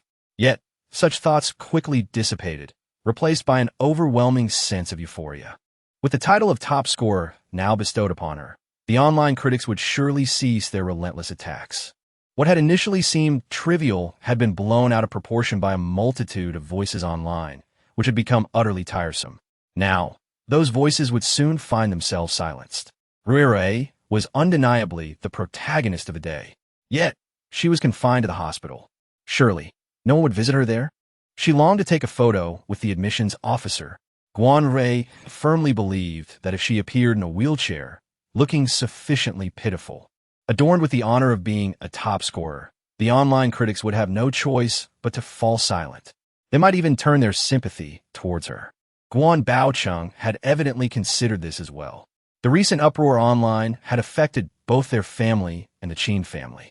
Following the Jiang family's banquet, their company had already suffered significant losses, and now the bullying incident involving his daughter had compounded their troubles, leaving him overwhelmed with worry. Their family was in dire need of a prestigious accolade to redeem their tarnished reputation. "I will seek out the doctor. Ruirui's fractured area has been stabilized, and she should be able to spend an hour or two in a wheelchair without issue." Despite Ruirui's continued misfortune due to the backlash from her destiny, she fortunately possesses the jade pendant. Otherwise, Guan Baoqiang would not have dared to take her out so casually. Guan Baoqiang acted promptly, and soon several nurses entered to assist Guan Ruirui onto a wheelchair and carefully instructed her. However, Guan Baoqiang underestimated the combined calamitous power of the three of them together. Not to mention that approaching Guan Ruirui would expose one to her ill-fated destiny. Guan's residence was also filled with heavy yin energy, and Guan's parents were already tainted by it. First, a car malfunctioned and veered towards them, and then a road sign suddenly collapsed in their direction. Guan Ruirui was completely stunned, instinctively clutching the jade pendant around her neck. Guan Baoqiang also instinctively grasped the jade pendant around his neck. Bai Shuqin, lacking a jade pendant, was on the verge of tears, holding onto their hands on either side. The wheel of Guan Ruirui's wheelchair even inexplicably fell off, but fortunately, the driver nearby supported her in time, preventing her from falling. By the time they finally stood in front of the villa, all three were more or less disheveled. The Guan family members straightened their clothes, while Guan Ruirui was carried inside on her wheelchair by 2 security guards. This spectacle immediately astonished the admissions officers waiting in the living room. This is Miss Guan? What happened to her?" Guan Baoqiang wiped the sweat from his forehead. "She was in a car accident recently and was originally recuperating in the hospital. When she heard you were coming, she insisted on coming in person. The admissions officers from Kyoto University were taken aback by the words spoken. It was indeed unexpected, given the severity of Guo's injuries. It would be more appropriate for her to recuperate in the hospital or simply inform us so that we might visit her. At this moment, Guo had composed herself, her demeanor sincere yet delicate. The college entrance examination results are a pivotal moment in one's life, a testament to the efforts of the past 3 years. I wish to receive the acceptance letter with my own hands. The admissions officers from both Kyoto University and Heiress University were moved, recognizing the resilience of this student. They became more earnest in their demeanor. Let's be succinct, Ms. Guo. Congratulations on achieving a remarkable score of 738 in this year's college entrance examination, making you the top student in Heiress. We at Kyoto University sincerely invite you to join us. The admissions officer from Heiress University promptly added, as a prestigious institution in Heiress, we also extend a heartfelt invitation to Ms. Guan Xuxu to become part of our community. The Guo family, upon hearing the words of the Kyoto University officer, was filled with excitement. Guo was even poised to accept the invitation. However, she was suddenly startled by the words from the Heiress officer. The smiles on the faces of the three was froze in unison, their eyes widening in disbelief. Did he just say who? Guo Baocheng's expression turned grim in an instant. Bai Shuqin appeared incredulous, while in the center, Guo Ruirui's initial confusion gave way to a desperate inquiry. Clenching her teeth, her voice trembled as she asked, "Teacher, who did you just mention?" The admissions officer, sensing the family's peculiar demeanor, reiterated with practiced courtesy, "Ms. Guan Xuxu. Are you not Ms. Guan?" Upon hearing the name Guan Xuxu again, Guan Rui's facial muscles twitched almost imperceptibly, her once gentle countenance now bordering on the grotesque. Incredulous, she snatched the acceptance letter from the Peking University representative. Unfolding it, she beheld the name Guan Xuxu penned in elegant calligraphy. Bai Shuqin, equally incredulous, exclaimed in a piercing tone, "How can it be Guan Xuxu? There must be some mistake." Guan Rui, her eyes ablaze with fury, fixated on the name emblazoned on the letter, her grip tightening with each passing moment, threatening to tear the parchment asunder. Observing the scene, the admissions officer began to discern the truth. Had they perhaps sought the wrong individual? Indeed, the valedictorian of this year's National College Entrance Examination is Ms. Guan Xuxu, whose score was a mere point shy of the national champion. We have come specifically to seek her out. The Ocean University representative interjected, seeking clarification, is this not Ms. Guan Xuxu's residence? They had followed the address provided by the school. The unexpected encounter with the Peking University representative confirmed the accuracy of the address. Yet, the family's reaction suggested otherwise. At that moment, the nanny received a call from the gatekeeper, approaching cautiously to say, "Mr. Guan, there is someone from the Huada admissions office outside, seeking Miss Su. However, the young lady had already been expelled. The admissions officers from both Jingda and Haida exchanged glances, realizing yet another visitor had arrived. The Guan family felt no joy, but rather a rising sense of frustration. Why was there yet another individual seeking Guan Xuxu? Hadn't it been established that their daughter, Rui, was the one who excelled in the college entrance examinations? At that instant, Guan Rui was engulfed in humiliation and rage, all of which stemmed from Guan Xuxu's actions. Why couldn't Jiang Su let her be, despite her already pitiable situation? She had moved away. The teachers exchanged puzzled looks once more before inquiring. Might we inquire where Guan Xuxu has relocated? How would we know? That ingrate is no longer associated with our family. White Shuqin's voice was excessively sharp, causing the faces of the admissions officers to darken. After many years in admissions, they had always been welcomed with joy, but this was the first time encountering such a family. Seeing that this family was unwilling to divulge information, they promptly decided to take their leave. While the college entrance scores had not yet been officially announced, it was imperative to locate Guan Xuxu herself. The few teachers hurriedly gathered their belongings and departed, leaving the Guan family standing in a gloomy silence.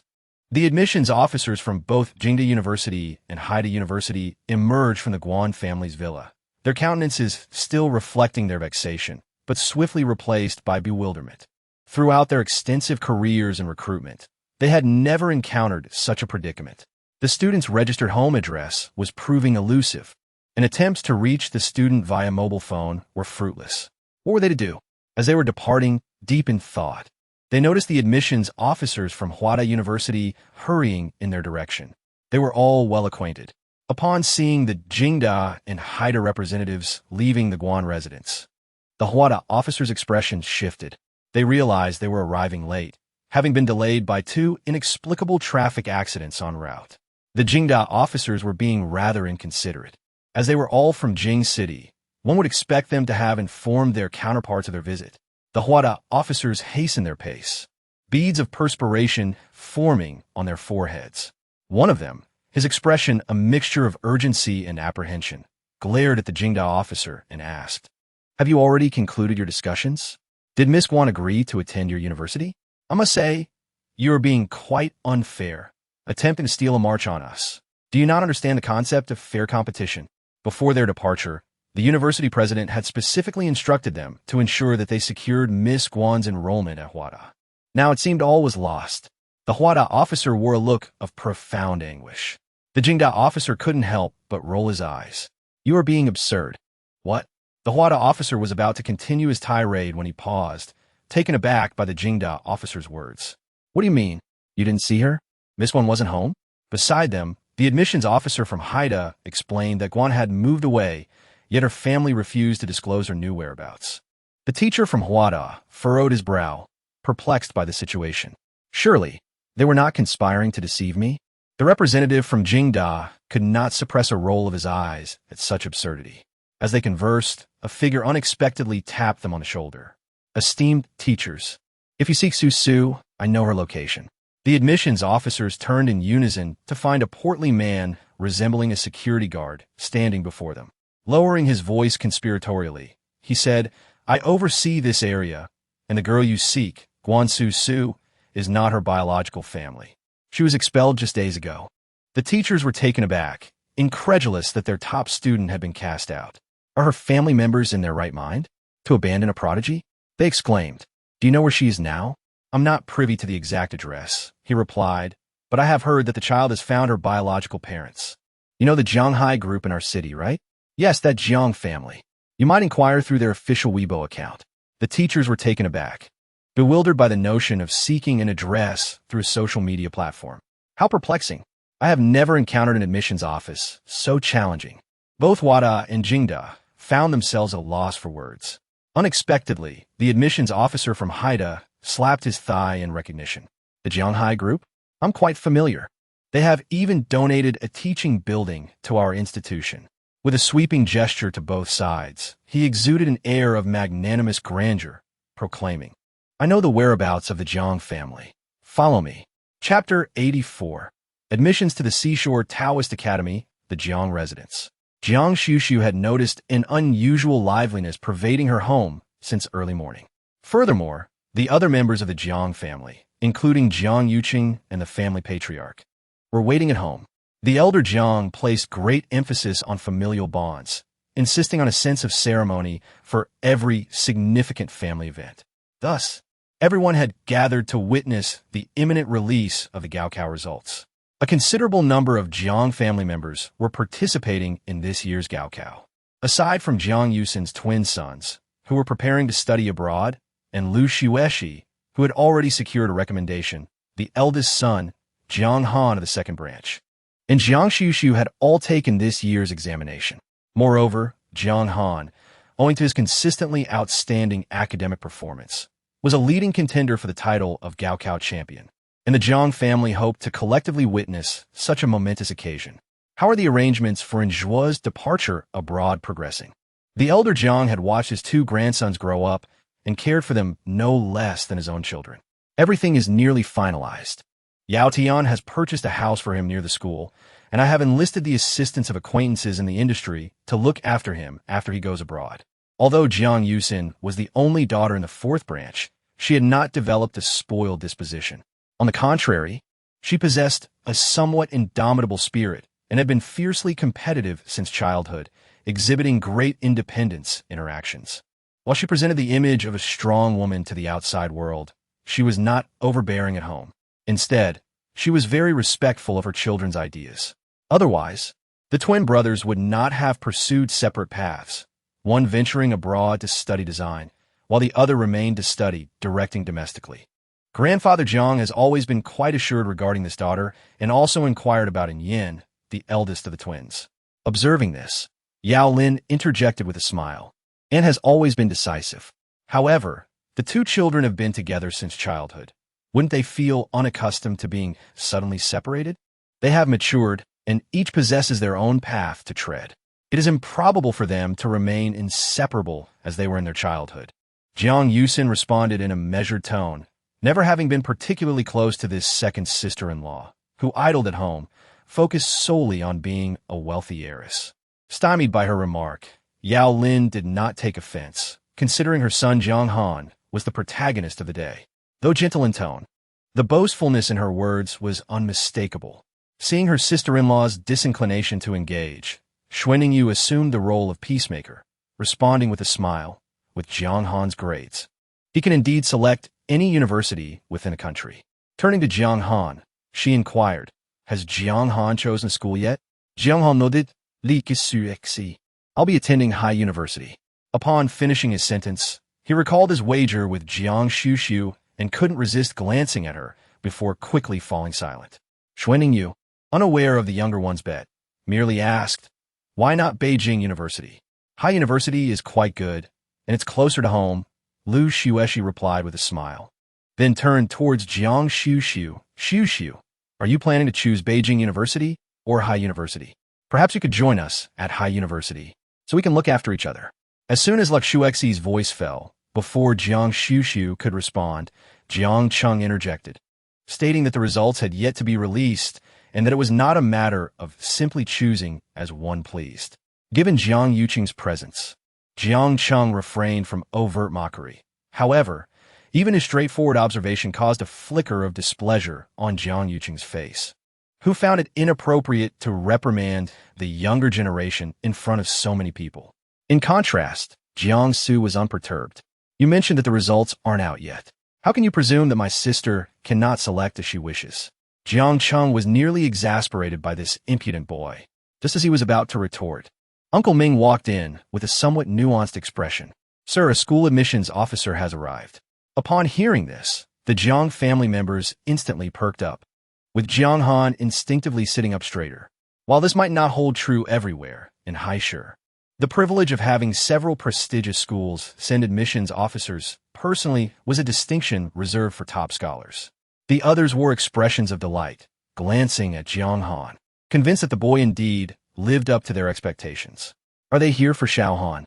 Yao Lin's voice trembled with excitement. Uncle Ming glanced at Jiang Xuxu, appearing somewhat awkward, and clarified, "They're here for Miss Xuxu." The Jiang family fell silent in astonishment. Jiang Han's face stiffened abruptly. Everyone instinctively turned their gaze towards Jiang Xuxu, whose expression remained composed, betraying no surprise.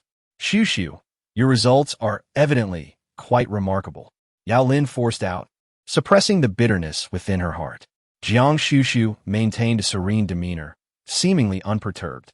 In contrast, Jiang Huai raised an eyebrow, observing the evident complexity of Ming Shu's expression, and inquired, "Which school does the admissions officer represent?" The crowd instinctively turned their gaze toward Ming Shu.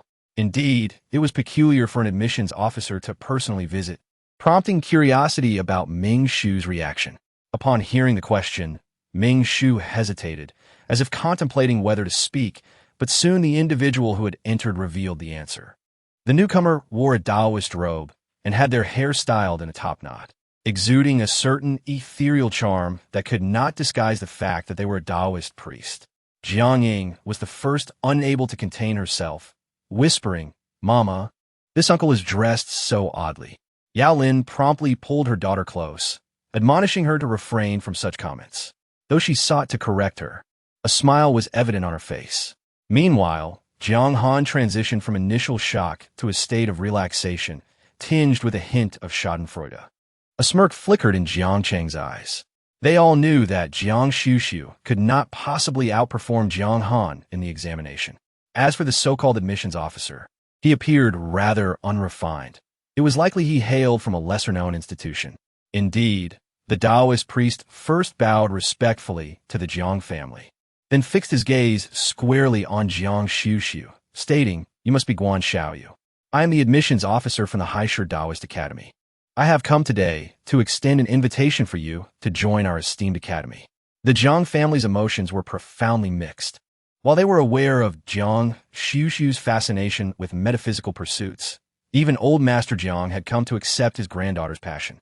However, witnessing a Taoist priest come to recruit students evokes a rather absurd sensation. A Taoist academy is a name I have never encountered before. Can such an institution truly be regarded as a legitimate university? Jiang Yuman has always held skepticism towards such matters, and at this moment, he cannot help but frown. "Xuxu, my dear niece, I understand your fondness for these pursuits, but you are not permitted to attend this academy. No matter how poor your grades may be, you cannot attend a school that sounds devoid of even the basic qualifications of a university.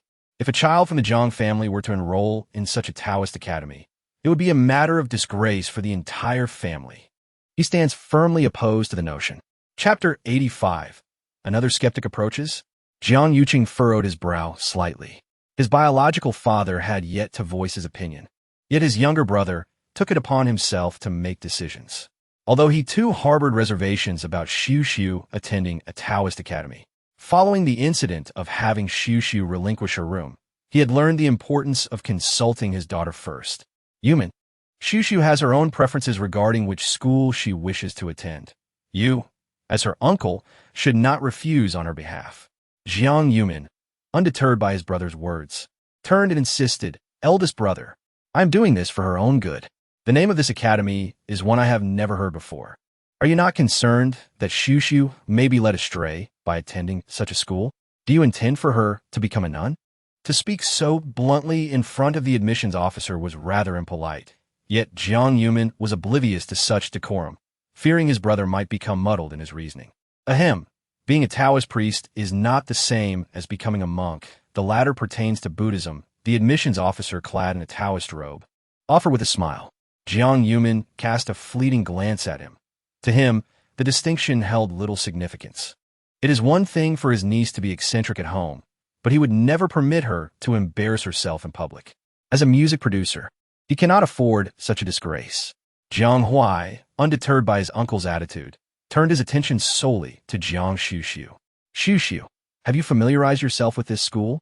Unlike the rest of his family, he had witnessed Jiang Xuxu's talents firsthand and did not oppose her pursuit of a specialized education, provided that the institution was reputable and not a fraudulent establishment. After all, there are numerous schools that engage in deceptive practices these days. Jiang Xuxu had remained silent until now.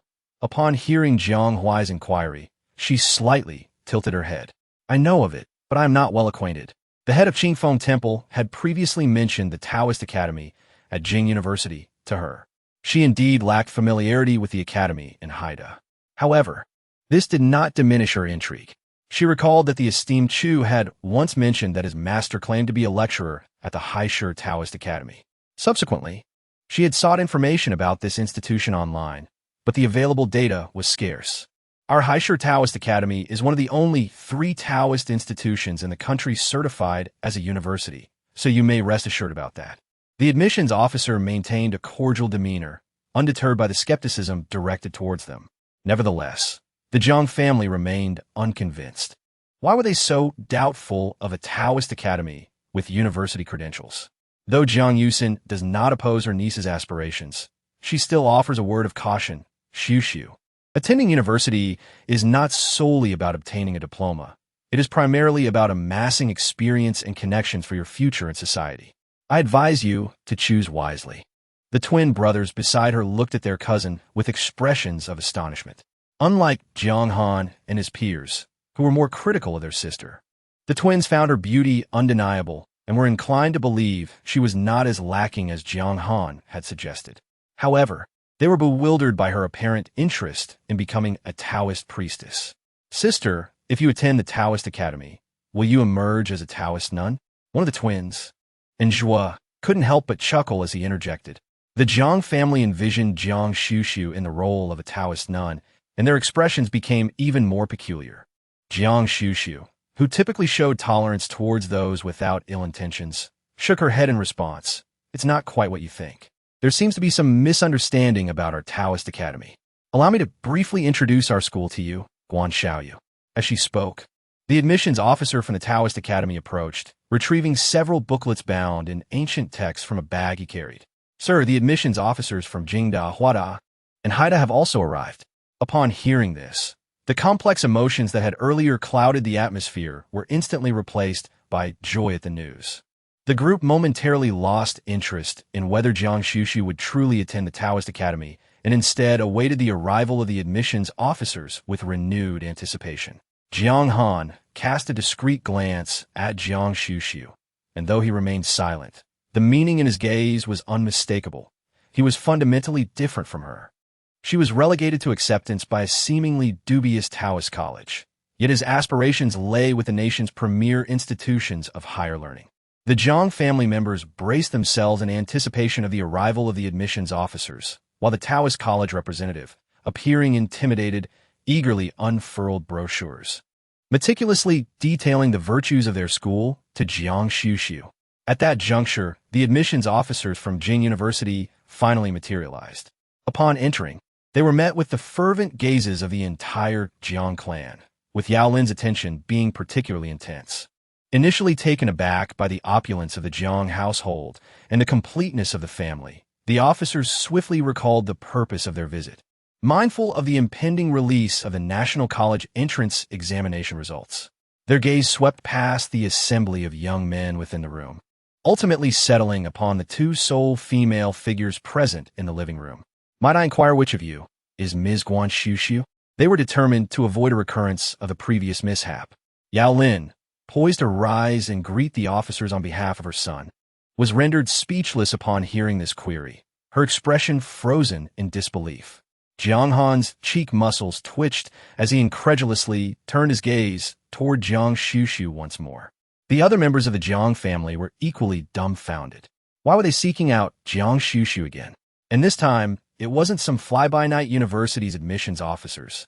However, the elder Mr. Jiang maintained his composure, signaling to Uncle Ming to invite the visitors to be seated, while simultaneously introducing Guan Xuxu to them. In truth, the admissions officers had already discerned which of the individuals was Guan Xuxu upon their arrival, for she had several brochures spread out before her at that very moment. Moreover, a peculiar man clad in Taoist robes was present, seemingly engaged in some form of introduction. Could it be that someone had stolen a march on them? The admission tutors instantly galvanized into action. Jiang Yuqing, ascertaining that these individuals were indeed seeking Xuxu, now wore an uncharacteristic expression of elation on his usually composed face. Xuxu is my daughter. Esteemed sirs, have you come regarding my daughter's Gaokao results? The Ocean University representative, familiar with Jiang Yuqing as the sole individual with tenuous connections to the Jiang family, spoke first, offering a congratulatory smile. Indeed, Miss Xuxu achieved a total score of 738 in this year's Gaokao, making her the valedictorian of Heiress. We are here to extend a sincere invitation for Miss Xuxu to enroll at Ocean University. The Tsinghua University and Peking University representatives, unwilling to be outdone, hastily interjected. Peking University also extends a heartfelt invitation to Guan Xuxu. Tsinghua University echoes that invitation to Guan Xuxu. The admission tutors, their gazes ardent, left the Jiang family utterly dumbfounded. Jiang Han, in particular, upon hearing the score of 738, was incredulous. Jiang Cheng even exclaimed, "Impossible! Are you mistaken? How could Guan Xuxu be the valedictorian? She doesn't seem the type." The university representatives frowned, another skeptic. As they prepared to reiterate their statement with gravity, Jiang Xuxu suddenly spoke, his tone earnest and resolute, tinged with excitement. It's true. Chapter 86. Admission tutors vie for her. The youth's exuberant exclamation drew everyone's attention. He beheld the notebook clutched in his hands, his eyes gleaming with anticipation. It then dawned upon the assembly that the hour of revelation had arrived, when the names and scores of the province's top scholars would be unveiled directly on the platform, obviating the need for student identification numbers.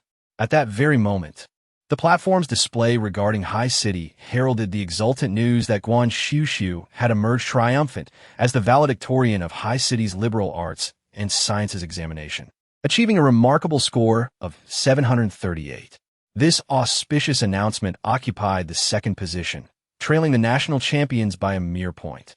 A sense of despondency washed over Jiang Han, his heart sinking within him.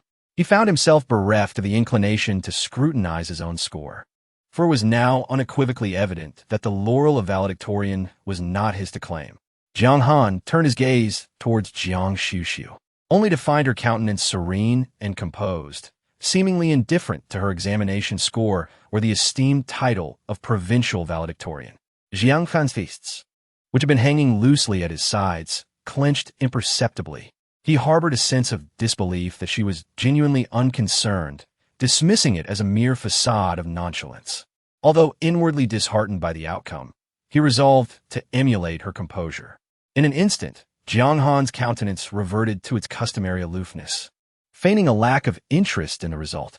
Suddenly, a delicate hand, as soft as boneless flesh, reached out and gently patted the back of his hand in a gesture of silent solace. Jiang Han raised his head, meeting the encouraging gaze of Lu Xueshi. However, instead of feeling comforted, he experienced a sense of embarrassment, as if his mortification had been witnessed. Lu Xueshi was taken aback. What had she done? She had merely offered a gesture of comfort. Shouldn't that have increased his affection for her? Why had it decreased instead? For a moment, Lu Xueshi's expression betrayed her awkwardness, realizing that her understanding of him was not as profound as she had believed. Since solace is unwelcome, let it be. Merely because he did not attain the top score, Lu Xueshi's pupils contracted involuntarily. A sudden decrement of 1 point in Jiang Han's favorability rating, currently at 86, nearly drove her to distraction. What is one to do? This is impermissible. That is impermissible. Yet, constrained by the present circumstances, Lu Xueshi dared not betray her agitation, maintaining instead a decorous and heartfelt smile of felicitation. While Jiang Han demurred from inquiring about his score, and Yin harbored no such reservations. Following his initial astonishment at Guan Xuxu's prowess, he eagerly pressed forward, reciting his student identification number to Guan Xuxu for a score inquiry. Guan Xuxu complied, inputting the data. An Yan score of 687, while commendable on a national scale, paled in comparison to Guan Xuxu's. Nevertheless, An Yin evinced no disappointment, grinning broadly, steady as she goes. Jiang Yuxin, upon learning of her son's commendable performance, permitted herself a rare smile of approval. She eschewed the practice of comparing her child to others, lest it undermine his self-assurance. Yao Lin, observing An Yan's results, promptly sought to ascertain Jiang Han's score.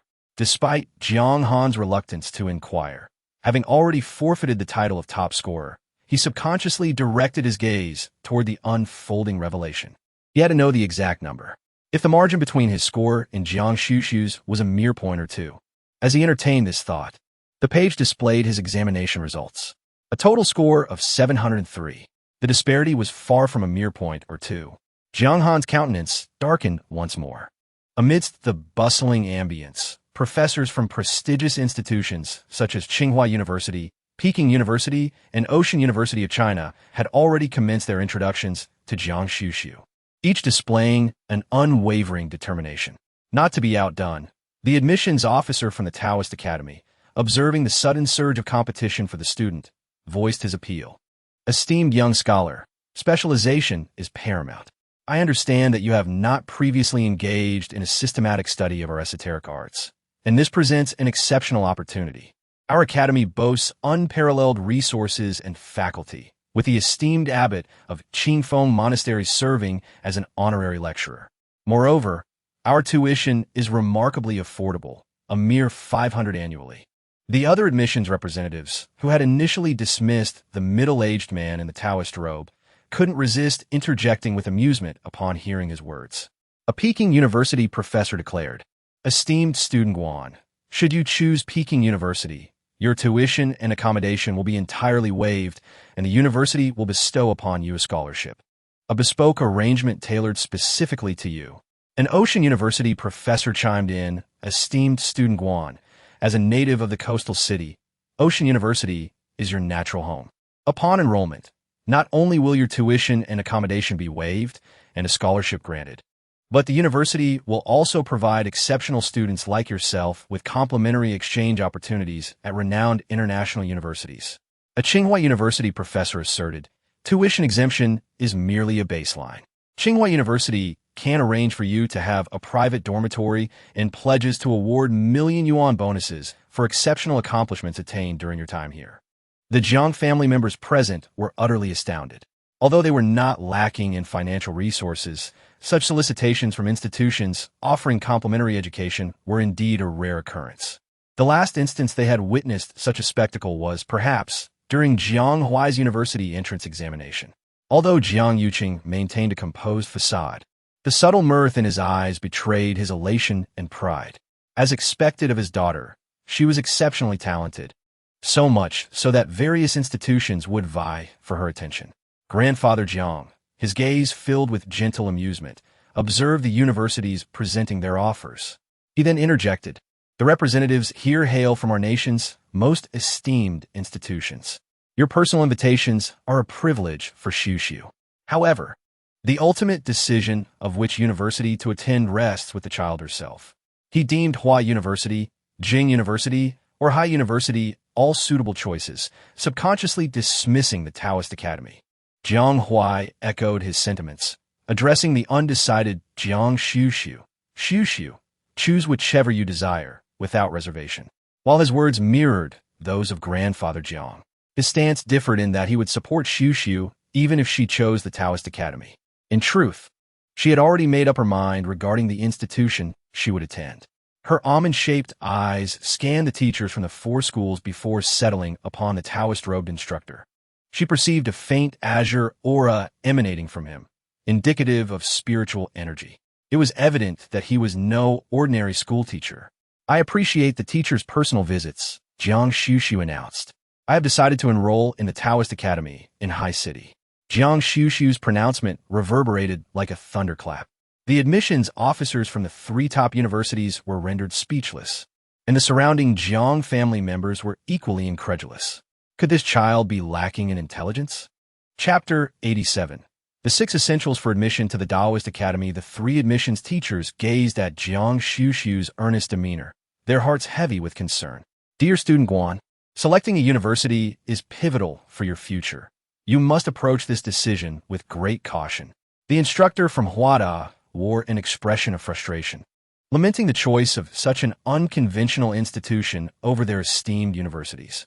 Even choosing Haida would be preferable. The representative from Jingda, aware of the collaboration between their institution and the Taoist Academy, did not share the same reservations as his colleagues. Rather, he held a vague understanding of the significance of the 3 Taoist academies in the country, acknowledging that they were not places for just anyone to enter. Student Guan, are you particularly interested in Taoism? In fact, we offer specialized courses on religion at Jingda. Not to be outdone, the teacher from Haida interjected. While we may not currently offer such a course, we can establish one immediately. The Jiang family, upon hearing this, displayed their disapproval, urging her to reconsider. Xuxu, you must think this through carefully. Do not make a hasty decision. What is this Taoist Academy? It lacks prospects. Perhaps you should refrain from making a decision today. The teachers will surely allow you time to ponder. Ah, yes, indeed. A chorus of voices clamored in persuasion. Even Jiang Han felt compelled to clench his fists, yearning to interject. This Jiang Xuxu, bearing the title of the province's top scorer, was choosing such an obscure institution, a choice that seemed to slap the faces of all her competitors, especially his own. Jiang Xuxu, facing the persuasion of those around her, remained utterly unmoved, her gaze clear and resolute as she simply stated, I have made my choice. With that, her almond-shaped eyes turned towards the patriarchs of the Jiang family, Elder Jiang and Jiang Yuqing, as she earnestly added, I hope you will respect my decision. After a brief pause, she further remarked, though it matters not if you do not, I shall not waver regardless. Elder Jiang's lips twitched slightly, clearly perceiving the underlying tone in his granddaughter's words. Although Jiang Yuqing believed that his daughter's choice of school was rather impulsive, he resolved not to impose his will upon her. Since you have made your choice, let it be as you wish, he declared, his voice carrying the weight of a father's finality. The teachers from the 3 prominent schools exchanged looks of disappointment, while the representative from the Taoist Academy beamed with satisfaction, retrieving a beautifully crafted wooden box from his bag and presenting it to Guan Xuxu. Welcome to the Heiress Taoist Academy, Guan Xuxu. This is a token of our welcome for new students, which includes an admission invitation bearing your name. The enrollment officers from the 3 prestigious institutions wore expressions of bewilderment. They had never anticipated that the Taoist Academy's instructor would be so cunning as to bring along an admission gift. Could it be that they were so certain that Guan would ultimately choose their institution? Such a notion seemed far-fetched. It was inconceivable for anyone with sound judgment to forsake 3 renowned universities in favor of a Taoist academy. The teachers were baffled, unable to comprehend where they had faltered. Yet, regardless of their confusion, the reality remained unchanged. Despite the unsuccessful recruitment of students, Elder Master Jiang presented each visiting instructor with a red envelope as a token of gratitude for their dedicated trip to deliver auspicious news. Jiang Yuqing and Guan Xuxu personally escorted the admissions officers as they departed. Upon their leave, Guan Xuxu discreetly detained Instructor Yan from the Taoist Academy, inquiring, "Excuse me, instructor, is there a lecturer at the academy by the name of Wenren Chichi?" Instructor Yan, in high spirits due to the successful enrollment, responded with a cheerful demeanor. "I haven't come across that particular name. Such a distinctive name would surely be memorable. Is this someone you know?" "She's my mentor," Guan Xuxu disclosed candidly. Yin Fong found this unsurprising, as many students at the academy had received prior tutelage before entering the institution, which was not considered unusual. "Thank you, instructor."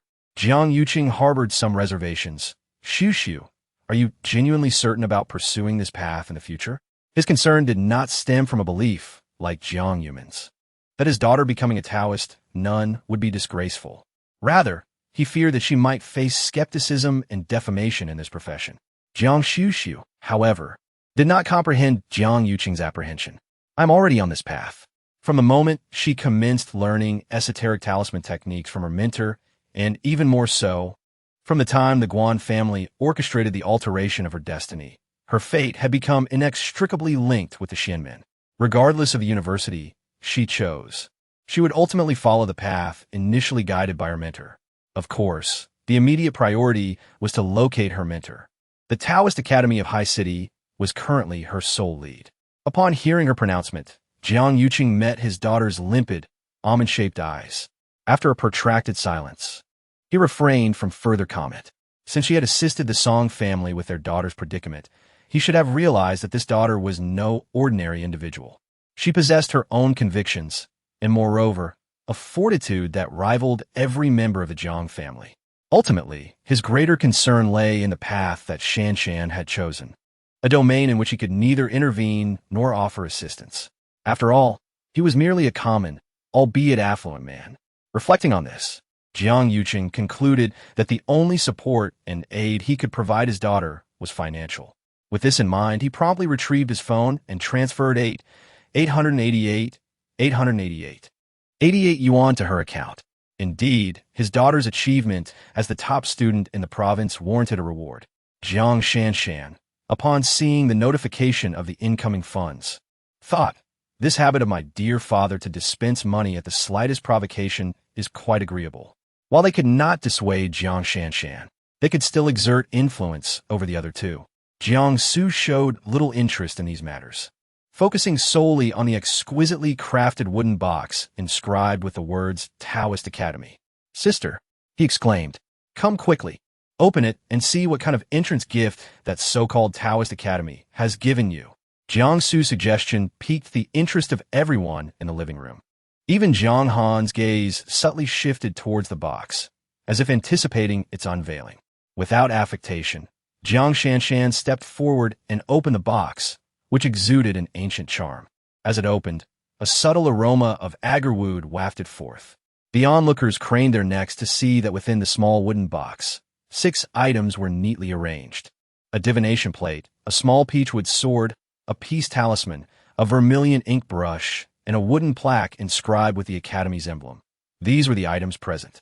Apart from these, the only thing that could be deemed conventional was the admission invitation elegantly crafted on gold paper.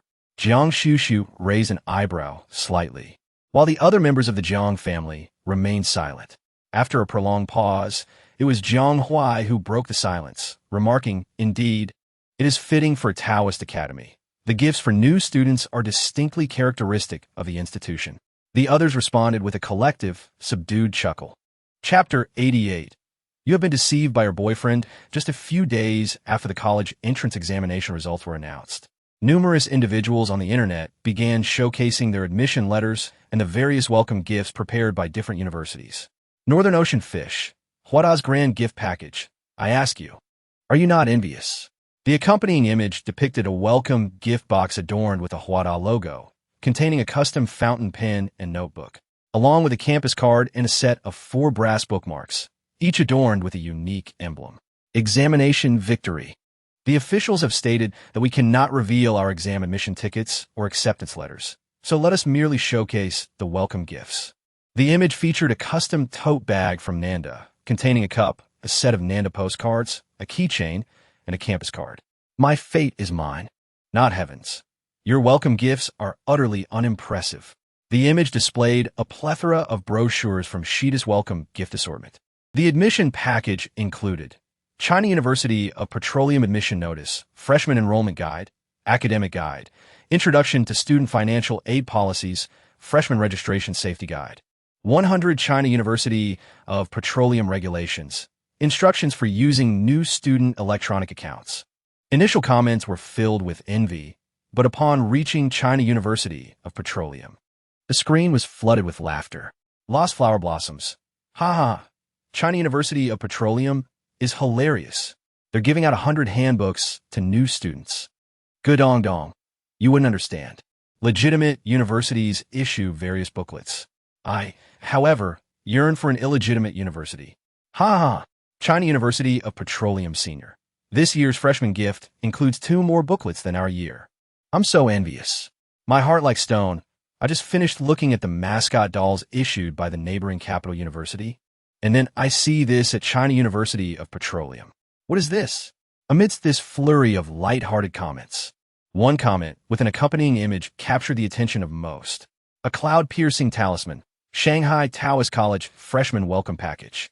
The image was of the 6-piece set that Guan Xuxu had received, which then sparked another wave of secondary comments, with people inquiring about what kind of peculiar university the Shanghai Taoist College was, as it was the first time they had seen a school issuing bagua compasses and talisman papers. Wasn't this blatant superstition? Rhino Nyonyo. Can someone please enlighten me about the Shanghai Taoist College? Capital University's little cutie. I don't know about the Shanghai Taoist College, but I've heard of the Capital University Taoist College. It's said to be a closed-door teaching environment, and outsiders are not allowed in. Suddenly, I heard peach blossoms bloom overnight. Shouldn't these types of schools be similar to Buddhist academies? The announcement regarding the Shanghai Taoist Academy failed to create significant buzz online, primarily because the institution is virtually untraceable on the internet. Some individuals even suggested that the purported 6-piece enrollment set for the Taoist Academy was merely a publicity stunt. Such skepticism persisted until the official Shanghai government account unexpectedly released a poster featuring the city's ambassadors, thereby propelling public curiosity to new heights. The selection of Shanghai's city ambassadors was an initiative spearheaded by the government and sponsored by the Jianghai Group, aimed at showcasing the city's image. 8 outstanding student representatives from 7 universities in Shanghai were chosen to represent the city's 8 districts, including Guan Xuxu and Lu Xueshi. Whether intentionally orchestrated by the Shanghai government or not, the released poster included a note beneath each individual's photograph, detailing their scores in the recent college entrance examination and the prestigious university they ultimately chose to attend. Guan Xuxu, as the top scorer in Shanghai's college entrance examination, successfully secured the central position owing to her refined and attractive appearance, coupled with her impressive academic achievements. Upon viewing the poster, nearly everyone was immediately drawn to Guan Xuxu in the middle, followed by the conspicuous title of Shanghai's top scorer beneath her. However, as people eagerly sought to discover which university this beautiful academic prodigy had chosen, they were taken aback to find Shanghai Taoist Academy prominently displayed. The initial reaction among netizens was one of bewilderment, followed by utter perplexity. Thus, the question arose, what exactly is the Shanghai Taoist Academy?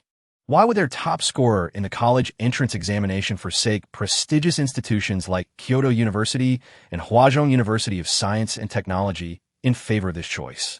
It is indeed perplexing.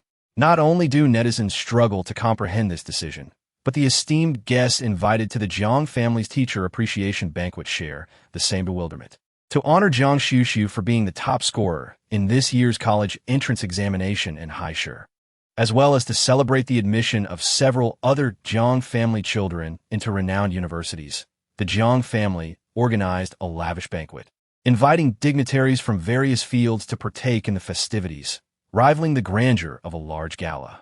The timing coincided perfectly with the evening the Heiress government released a public announcement. As the daughters from Lu Xuexi's social circle entered the venue, they could not contain their curiosity and immediately sought out Lu Xuexi for gossip and clarification. Clearly, the official poster released by the Heiress government earlier that day had piqued everyone's interest to an unprecedented height. As one of the representatives of the evening's gathering, Lu Xuexi felt a twinge of dissatisfaction, overshadowed as she was by Guan Xuxu's prominence as the spokesperson and the star of the appreciation banquet. Consequently, when her friends approached her solely to inquire about Guan Xuxu, her mood dimmed slightly. Although Lu Xuexi harbored a certain impatience towards the metaphysical and feng shui interests that her family had encouraged her to embrace, she remained nonchalant outwardly, maintaining an air of grace and poise, though tinged with a hint of resignation. The onlookers, upon hearing her words, could not suppress their intrigue. After all, she was the daughter of the Jiang family. How could she possibly harbor such interests? It would be one thing to indulge in such pursuits, but to choose a Taoist academy as her school seemed to cast a shadow on her family's reputation. Lu Xuexi discerned the disdain in the other's tone and offered only a faint smile, refraining from joining in the mockery. She remarked, "Do not speak so lightly. I have heard that this school is quite commendable, offering direct placement in Taoist temples upon graduation." Upon her utterance, several individuals around could not contain their laughter, for the notion of immediately becoming a Taoist nun post-graduation was indeed absurdly amusing.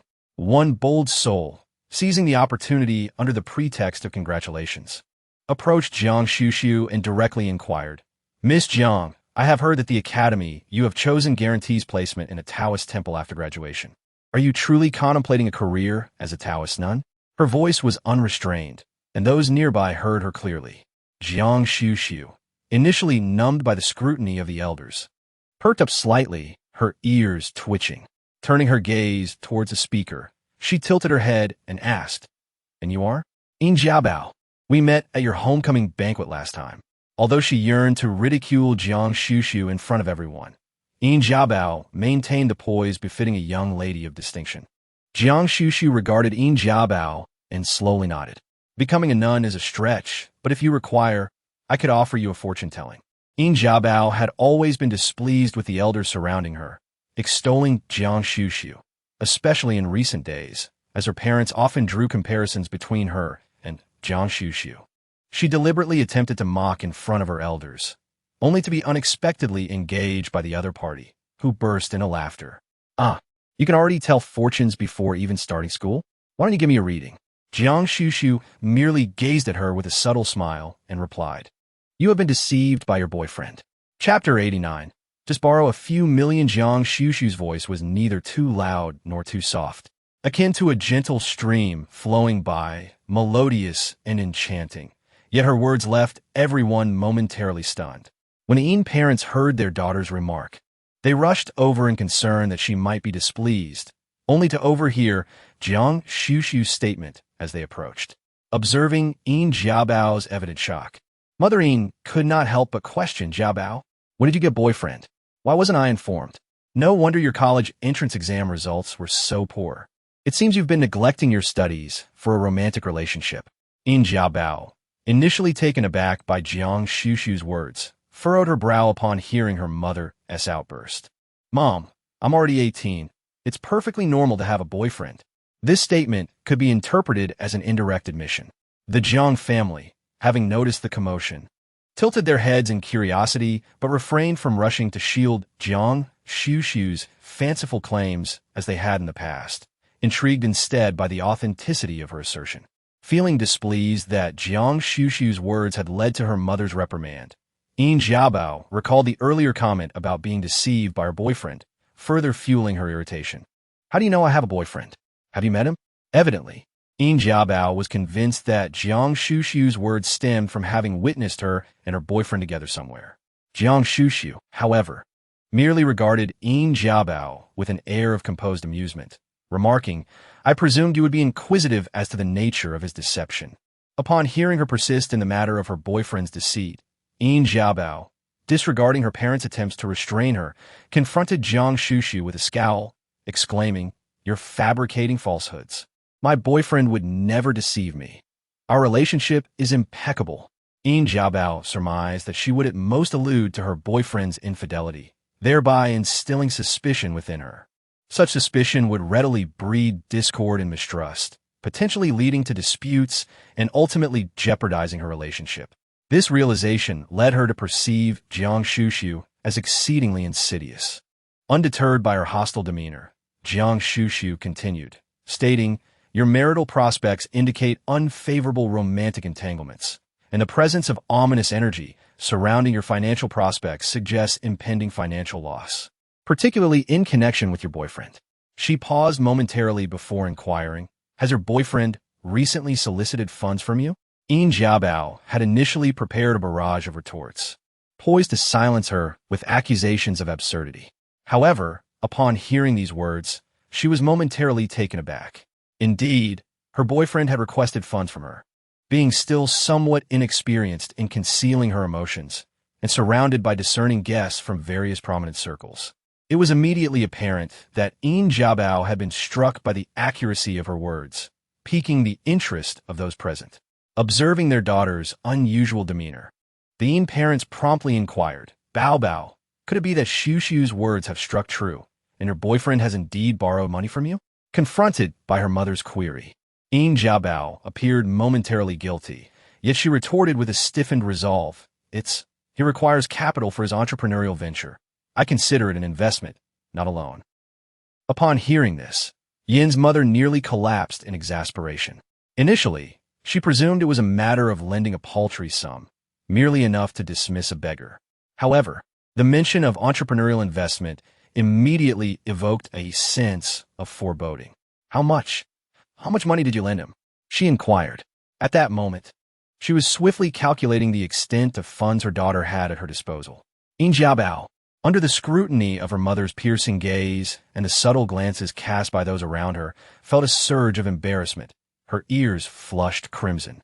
Not much, she murmured. Her voice was noticeably fainter than before. Yin's mother, however, remained unconvinced. How much is not much? She pressed, sensing an unfavorable turn. And loath to provide amusement for the surrounding guests, Yin's father promptly clasped his wife's arm. Then, addressing Yin Jiabao, adopted a stern countenance, signaling, Come with me. He then offered an apologetic smile to Guan Xuxu and the assembled guests. Jiabao is impetuous. Niece, please do not hold it against her. I shall take her aside for a discussion. With that, he led Yin Jiabao and Yin's mother away. Subsequently, they had also inquired, and it was said that the Song family's affairs were also resolved by this eldest daughter of the Jiang family. It said that the simpleton of the Song family was nearly ensnared in a scheme to siphon off her life force. This child from the Jiang family not only alleviated the calamity, but also, it's rumored, aided in the betterment of the Song child.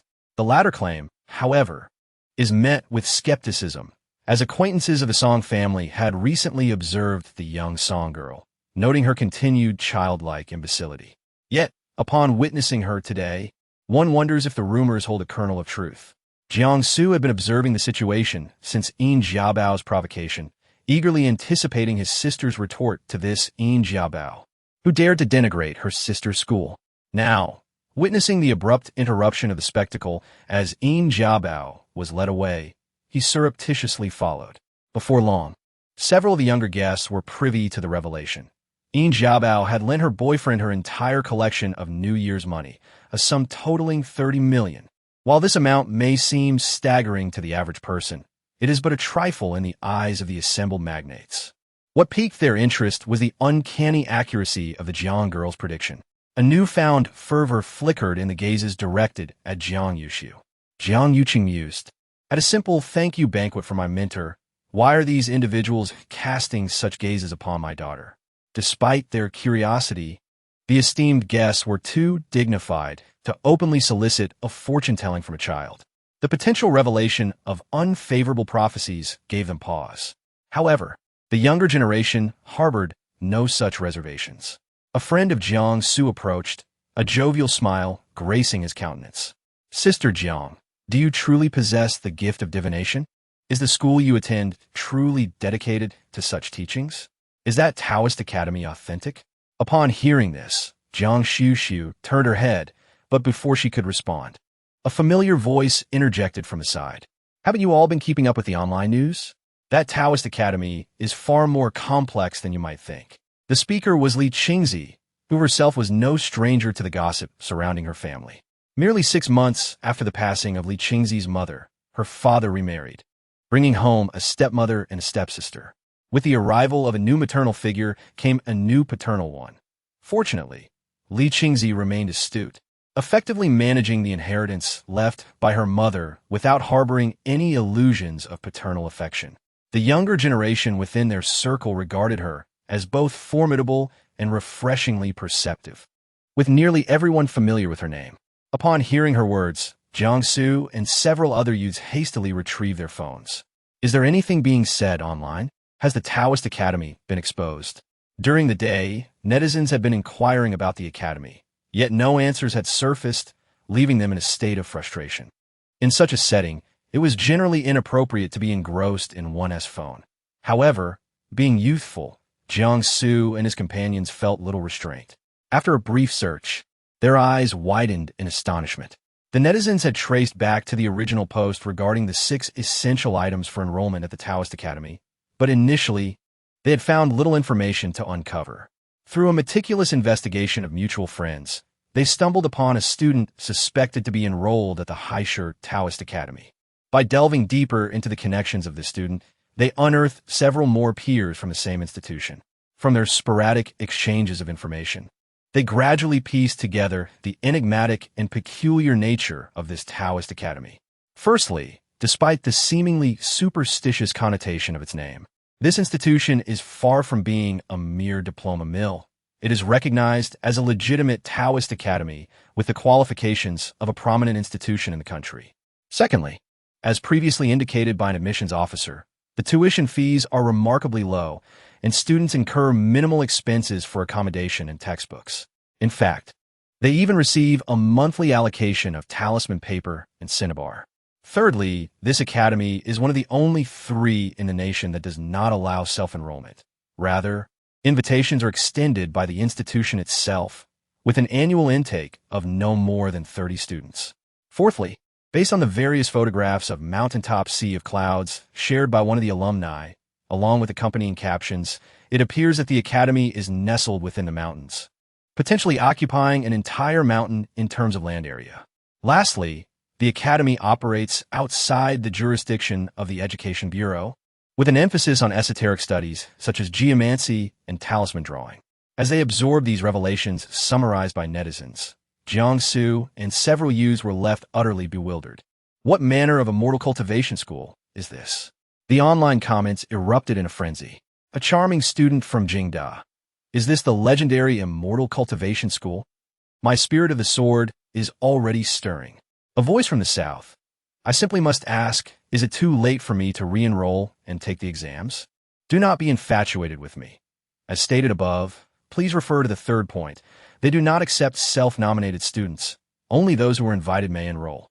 My Apollo milk tea. Is this not the legendary school only accessible to the chosen ones? Indeed, the world seems to harbor its own mysteries. Rhino Nyo, this is simply my dream school. If I cling to the leg of the top scholar, can she take me along to attend classes? I am willing to pay my own way. Don't get too close. Please take me along too. Does the esteemed Jiang need a leg pendant? I am robust and can eat. It matters not. I was previously pondering what sort of individual would be so desperate as to attend such a school. But upon closer inspection, it appears that it is not that they are desperate, but rather I am unworthy. Perhaps the reactions of Guan Xuxu and several youths were too exuberant, as the younger guests could not resist sneaking a glimpse at their phones.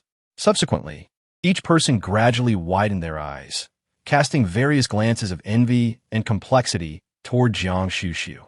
Their admiration was not primarily for the school's environment or its enticing fees, but rather for the exclusivity that only the chosen few could penetrate. In their circle, everything is predicated on being exceptional. Otherwise, there would be no exorbitant clubs demanding membership fees in the millions. Are those clubs genuinely unique? Not necessarily. It is simply that ordinary individuals cannot gain entry. Furthermore, although many profess disbelief in metaphysics and geomancy, they often secretly yearn for such beliefs to hold truth. Not to mention, the magnates present were even more convinced of the existence of feng shui metaphysics, and they would subconsciously think highly of those with genuine abilities. Now, Guan Xuxu was clearly the kind of person who made them think highly of her. Grandpa Jiang never imagined that one day their Jiang family's child would be esteemed by others for such a thing. Not because she was a child of the Jiang family, but because of her own capabilities. Grandpa Jiang's expression was subtle, seeing that the guests attending the banquet were focusing their attention on Guan Xuxu, Lu Xueshi, Jiang Han, and even the few protagonists of Yin were almost reduced to mere foils. Lu Xueshi's hand on her knee tightened secretly. She didn't understand why a Taoist college that everyone had previously disdained had suddenly become so rare. Even the way people looked at her had begun to change. Wasn't it just feng shui metaphysics? Was it really that remarkable? No one expressed envy that she had received a direct recommendation, and no one inquired about Jiang Han and Yin, who were admitted to first-class universities based on their own abilities. One would think that Guan Xuxu was the only protagonist of today's thank you banquet. What she didn't know was that initially, everyone disdained it because they thought it was a fraudulent school of feudal superstition. However, when people on the internet began to confirm that this school was not only not a fraudulent school, but might even be a state-certified academy that genuinely involved metaphysics and feng shui, everyone naturally looked at it differently. After all, no one could be sure that they would never need to use this kind of ability in the future. No one could refuse to befriend a true metaphysician who might grow up to have real skills in the future. Lu Xueshi suppressed the gloom that lingered in her heart and feigned a light-hearted demeanor as she glanced at Jiang Han. Initially, they had considered Su Su's choice of the Taoist Academy rather frivolous, but now it seemed that institution might surpass the schools chosen by the rest of them. Yang Han, who had been discontent ever since his scores were overshadowed by Guan Xuxu's, felt as though this farewell banquet, despite being one of the main events, was a public execution of sorts for him. After all, as a proper member of the Jiang family, he was widely regarded as a promising individual. How could he accept being outperformed by someone who dabbled in the esoteric and soul talismans? Not only did she sell charms, but she also opted for such a school, effectively trampling on the aspirations of those who initially set their sights on the nation's top universities. Thus, even if the Taoist Academy might not be the unworthy institution they presumed, Jiang Han remained unconvinced of its merit. A school promoting superstitions could hardly rival prestigious universities. The current fervor was merely a facade.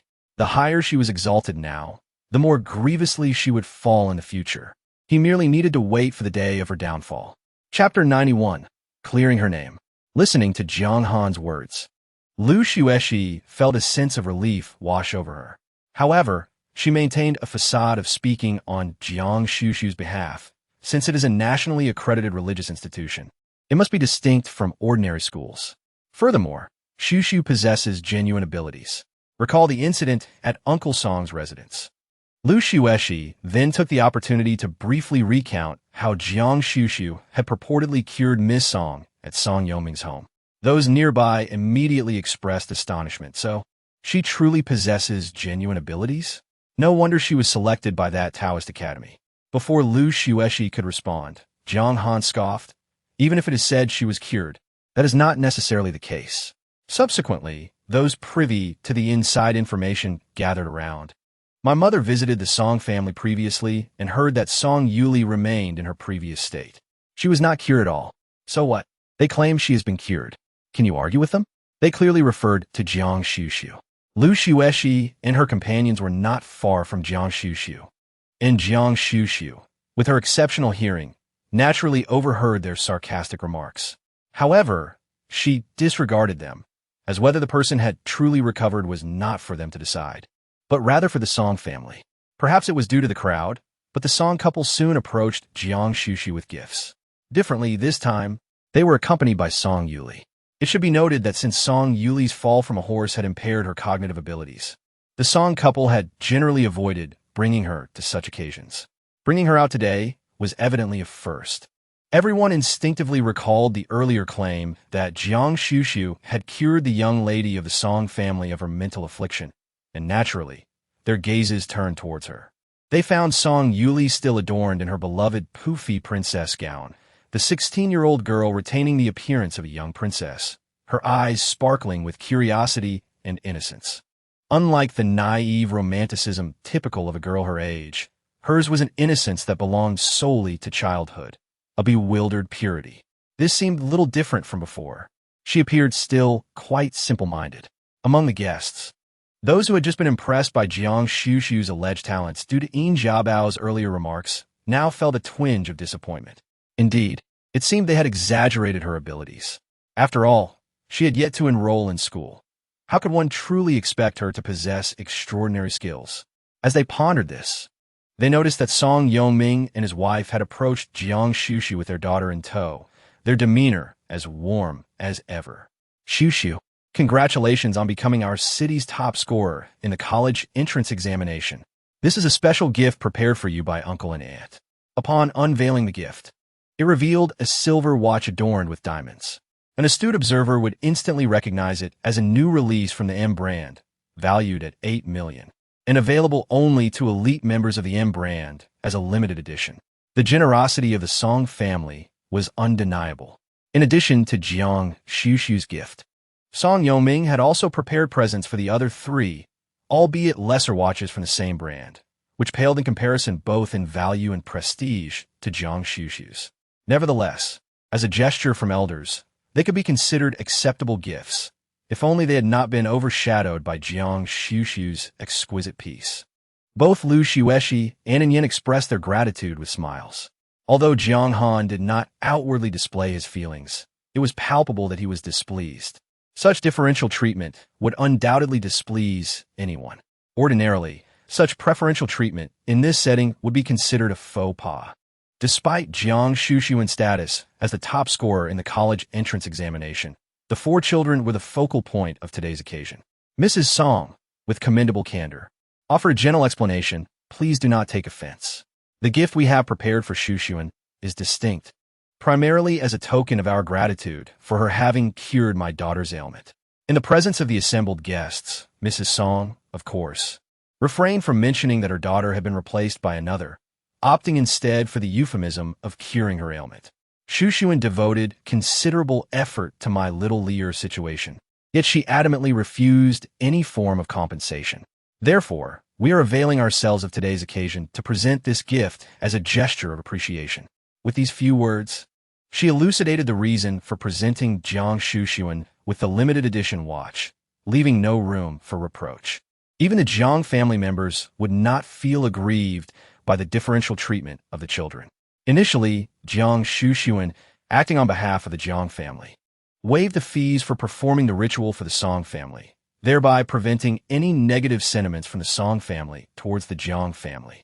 However, this matter was unknown to both Jiang Yicheng and the Jiang family beforehand. It was only when Song Yongming contacted Jiang Yicheng that he learned that Guan Xuxuan, in the interest of the relationship between the two families, had presented the 1 million yuan allowance and compensation that Jiang Yicheng had given her as the remuneration for this undertaking, thereby securing the amicable relations between the two families. Consequently, Jiang Yicheng, in order to compensate Guan Xuxu, transferred an additional 10 million yuan to her and subsequently made a point of explaining this matter within the family. It was then that everyone realized the Song family's continued association with the Jiang family, despite learning that it was sister-in-law Jiang who had caused their daughter's 8-year intellectual disability, was due to Guan Xuxu's influence. This single act was enough to silence even Jiang Han and Jiang Cheng, who were usually critical of Guan Xuxu. The Jiang family possessed a sense of discernment. Mrs. Song's candid explanation dispelled Jiang Han's discontent. Her purpose in mentioning this was for another reason. The Song couple's late arrival allowed them to observe the online discourse surrounding the endorsement poster in the Taoist Academy. They anticipated that someone would criticize Guan Xuxu's decision to attend the Taoist Academy instead of Peking or Tsinghua University. Their intention was to demonstrate to everyone that Guan Xuxu had good reason for choosing such an institution, because she was truly capable. As if to further convince everyone of Guan Xuxu's abilities, Mrs. Song smiled and said, "On such a joyous occasion, my Xiaolier wants to express her congratulations to her sister." Xiaolier come. Hearing her nickname, Xiaolier obediently stepped forward, her bright eyes filled with affection for Guan Xuxu. She opened her mouth, her voice crisp and sweet. "Sister, I have prepared a piece of music for you. Would you like to hear it?" Her voice was clear, and although it still carried a childishness incongruous with her age, there was no trace of her previous mental impairment. Furthermore, she claimed to be able to play a piece of music. Could a mentally disabled person play the piano? The answer had to be no. The surrounding guests were incredulous, casting scrutinizing glances at the young girl. Regardless of their scrutiny, the little girl's eyes retained an innocence and naivete uncharacteristic of her age. Consequently, the guests harbored doubts about her recovery until the arrival of the piano, courtesy of elder Master Jiang. Beneath the gaze of all present, Song Yuli assumed her position before the piano, her demeanor undergoing a transformation. As her fingers graced the keys, a cascade of melodious piano music emanated forth. Children nurtured within esteemed families are often proficient in languages and artistic pursuits like piano from a tender age. Despite possessing the mental age of an 8-year-old, Song Yuli encountered no difficulty in rendering a fluid piano composition. As the piano's strains resonated throughout the banquet hall, the attendees realized that the Song family's young scion was no longer the simpleton she once was. While her countenance bore traces of childlike innocence, her former imbecility had indeed vanished. Upon the conclusion of her performance, the young girl curtsied gracefully before the assembled guests, before skipping over to Guan Xuxu. Her vivacity akin to a butterfly. "Elder sister, did I play well?" Guan Xuxu, possessing a certain leniency towards children, nodded in approval. "Not bad," she remarked. Only 2 notes were amiss. Upon observing the interaction between the two individuals, the surrounding guests seemed to awaken from a dream, finally grasping the reality that the claim about Guan Xuxu having cured Song Yuli was indeed true. In that moment, the gazes directed towards Guan Xuxu brimmed with newfound fervor. It appeared that the Jiang family was destined to produce an extraordinary figure. However, those who had previously cast veiled remarks now found themselves silenced. Noticing the support she received, Guan Xuxu felt disinclined to engage with the naysayers, yet she found the atmosphere rather dull. Perhaps it was her earlier mention of obsessive-compulsive tendencies that summoned a certain esteemed individual. Guan Xuxu felt her phone vibrate within her handbag. Upon checking, it was indeed Chu Beiha. Although they had added each other as friends previously, their exchanges had been limited to just 2 messages. Guan Xuxu, "Sure, I can draw through the night." Curious as to why the notable figure would reach out to her, she opened the message, only to be greeted by a photograph. A chubby little fox was being held by a hand, its grape-like eyes eagerly gazing at someone radiating a golden light. Accompanying the image were succinct words from the esteemed individual. "Come and collect. Guan Xuxu. My little fox has escaped to steal someone."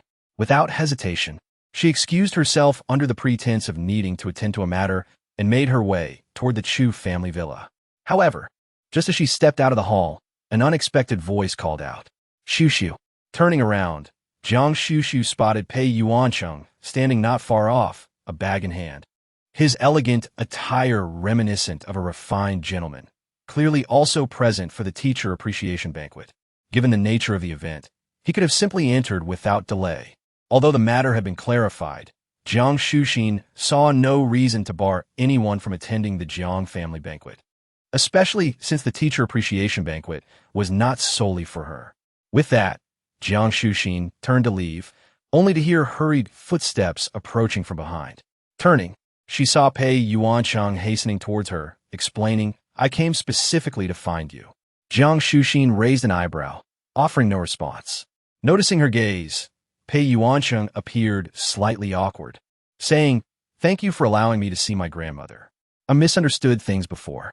Guan Xuxu nodded, her silence conveying, "It's good that you realize it." However, just as Guan Xuxu thought she had finally rid herself of the nuisance that was Pei Yuancheng, she heard him continue, "I know you never had feelings for me, but I think I may have genuinely fallen for you. Rest assured, I have completely broken up with Guan Ruruwei. This time, I want to wholeheartedly pursue you." Guan Xuxu was speechless, realizing she had overestimated Pei Yuancheng's intelligence. It seemed he was incapable of understanding plain language. "I assumed that after clarifying things, you would maintain a distance from me, perhaps even act as if we were strangers. But your presence here, uttering such cloying words, suggests you have resolved not to let me go." Guan Xuxu stared at Pei Yuancheng, her tone tinged with coldness. Pei Yuancheng frowned slightly, feeling her description was overly severe. He merely harbored affection for her and wished to court her. How could that be construed as not letting her go? Setting aside past incidents, does he not even possess the right to court a woman? Pei Yuancheng felt that she had misunderstood him. "Xuxu, it is not my intention to harass you. But surely you cannot deny me the opportunity to pursue you?" His tone carried a sense of helplessness, adopting a humble posture. However, Guan Xuxu's patience with this man had evidently run out. "I dislike repeating myself when reasoning with others." As she spoke, Guan Xuxu suddenly produced a miniature charm, about the size of a fingertip, from her handbag. Unlike her usual yellow charms, this one was gray. Her slender, alabaster fingers delicately held the tiny charm, the rounded tips tinged with a touch of pink, creating a captivating sight. Yet, inexplicably, Pei Yuancheng felt a sense of unease. Guan Xuxu cast a cool glance at his face, her voice neither warm nor cold. "Since you have made up your mind, it seems that even if I explicitly reject you, you would not heed my words. In that case, perhaps you should experience it firsthand." As she finished speaking, she raised her arm, and the miniature charm at her fingertips instantly flew towards Pei Yuancheng's face. Startled, Pei Yuancheng had personally witnessed her ability to summon his grandmother's spirit with a wave of her hand. Instinctively, he raised his hands to shield his head.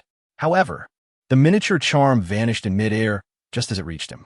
Pei Yuancheng was taken aback. Before he could react, Guan Xuxu had already bypassed him and walked out of the Jiang family's gate. Relieved, Pei Yuancheng instinctively patted himself down and glanced around, confirming that nothing was amiss with himself or his surroundings. It appeared that Xuxu was merely teasing him. He knew she wouldn't casually attack him. Pei Yuancheng chuckled, his smile a mixture of helplessness and fondness. Just as Guan Xuxu, who had barely stepped out of the main gate, felt a chill run down her spine, causing goosebumps to erupt, a brilliant golden light caught her attention. Turning, she saw Chu Beijiao standing nearby, a well-behaved, plump fox perched obediently at his feet. The two of them simply gazed at her. Guan Xuxu blinked, her initial thought being, did the big boss see everything just now?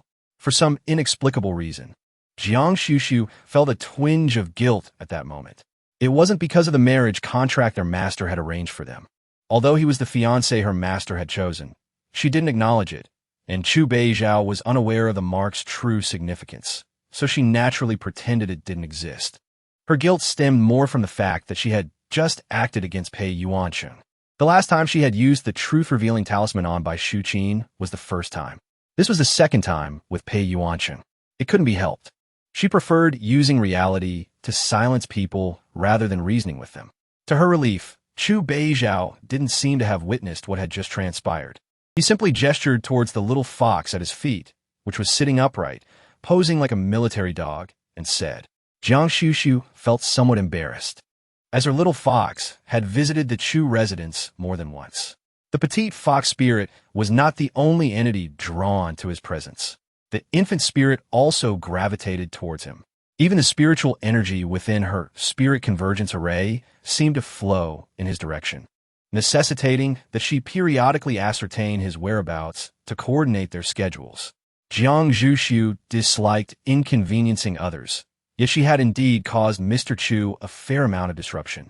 I was just about to retrieve it, Guan Xuxu remarked, pausing slightly before adding, I will endeavor to restrain them, ensuring they do not disturb you. Chu Bei's countenance betrayed little emotion as he simply murmured an acknowledgement. Guan Xuxu, as if struck by a sudden thought, continued, I'm due to commence my studies in a month and a half, at which point it will no longer be necessary to coordinate our schedules. Upon hearing this, Chu Bei's brow seemed to furrow imperceptibly. After a brief interlude, he produced a box from his pocket, presenting it to her. I am unable to attend the Jiang family's appreciation banquet today. Consider this a token for your matriculation. He was mindful that a predestined connection bound them. Despite his reluctance to acknowledge it, the mark on his palm served as an undeniable testament, and Chu Beihe felt compelled to fulfill his obligations, particularly as she embarked on the significant milestone of entering university. Guan Xuxu, though somewhat surprised by Mr. Chu's gesture of an enrollment gift, graciously accepted it. Upon opening the box, she discovered a nine-tailed brooch. The petite and exquisite design evoked the image of a nine-tailed fox, with diamonds encrusted at the tip of each tail, showcasing its refined and distinctive craftsmanship. Guan Xuxu's gaze instinctively followed the brooch to the small fox at Chu Bei's feet. Alas, her own fox was but a common pet. It is not merely a nine-tailed fox. Thank you, Mr. Chu.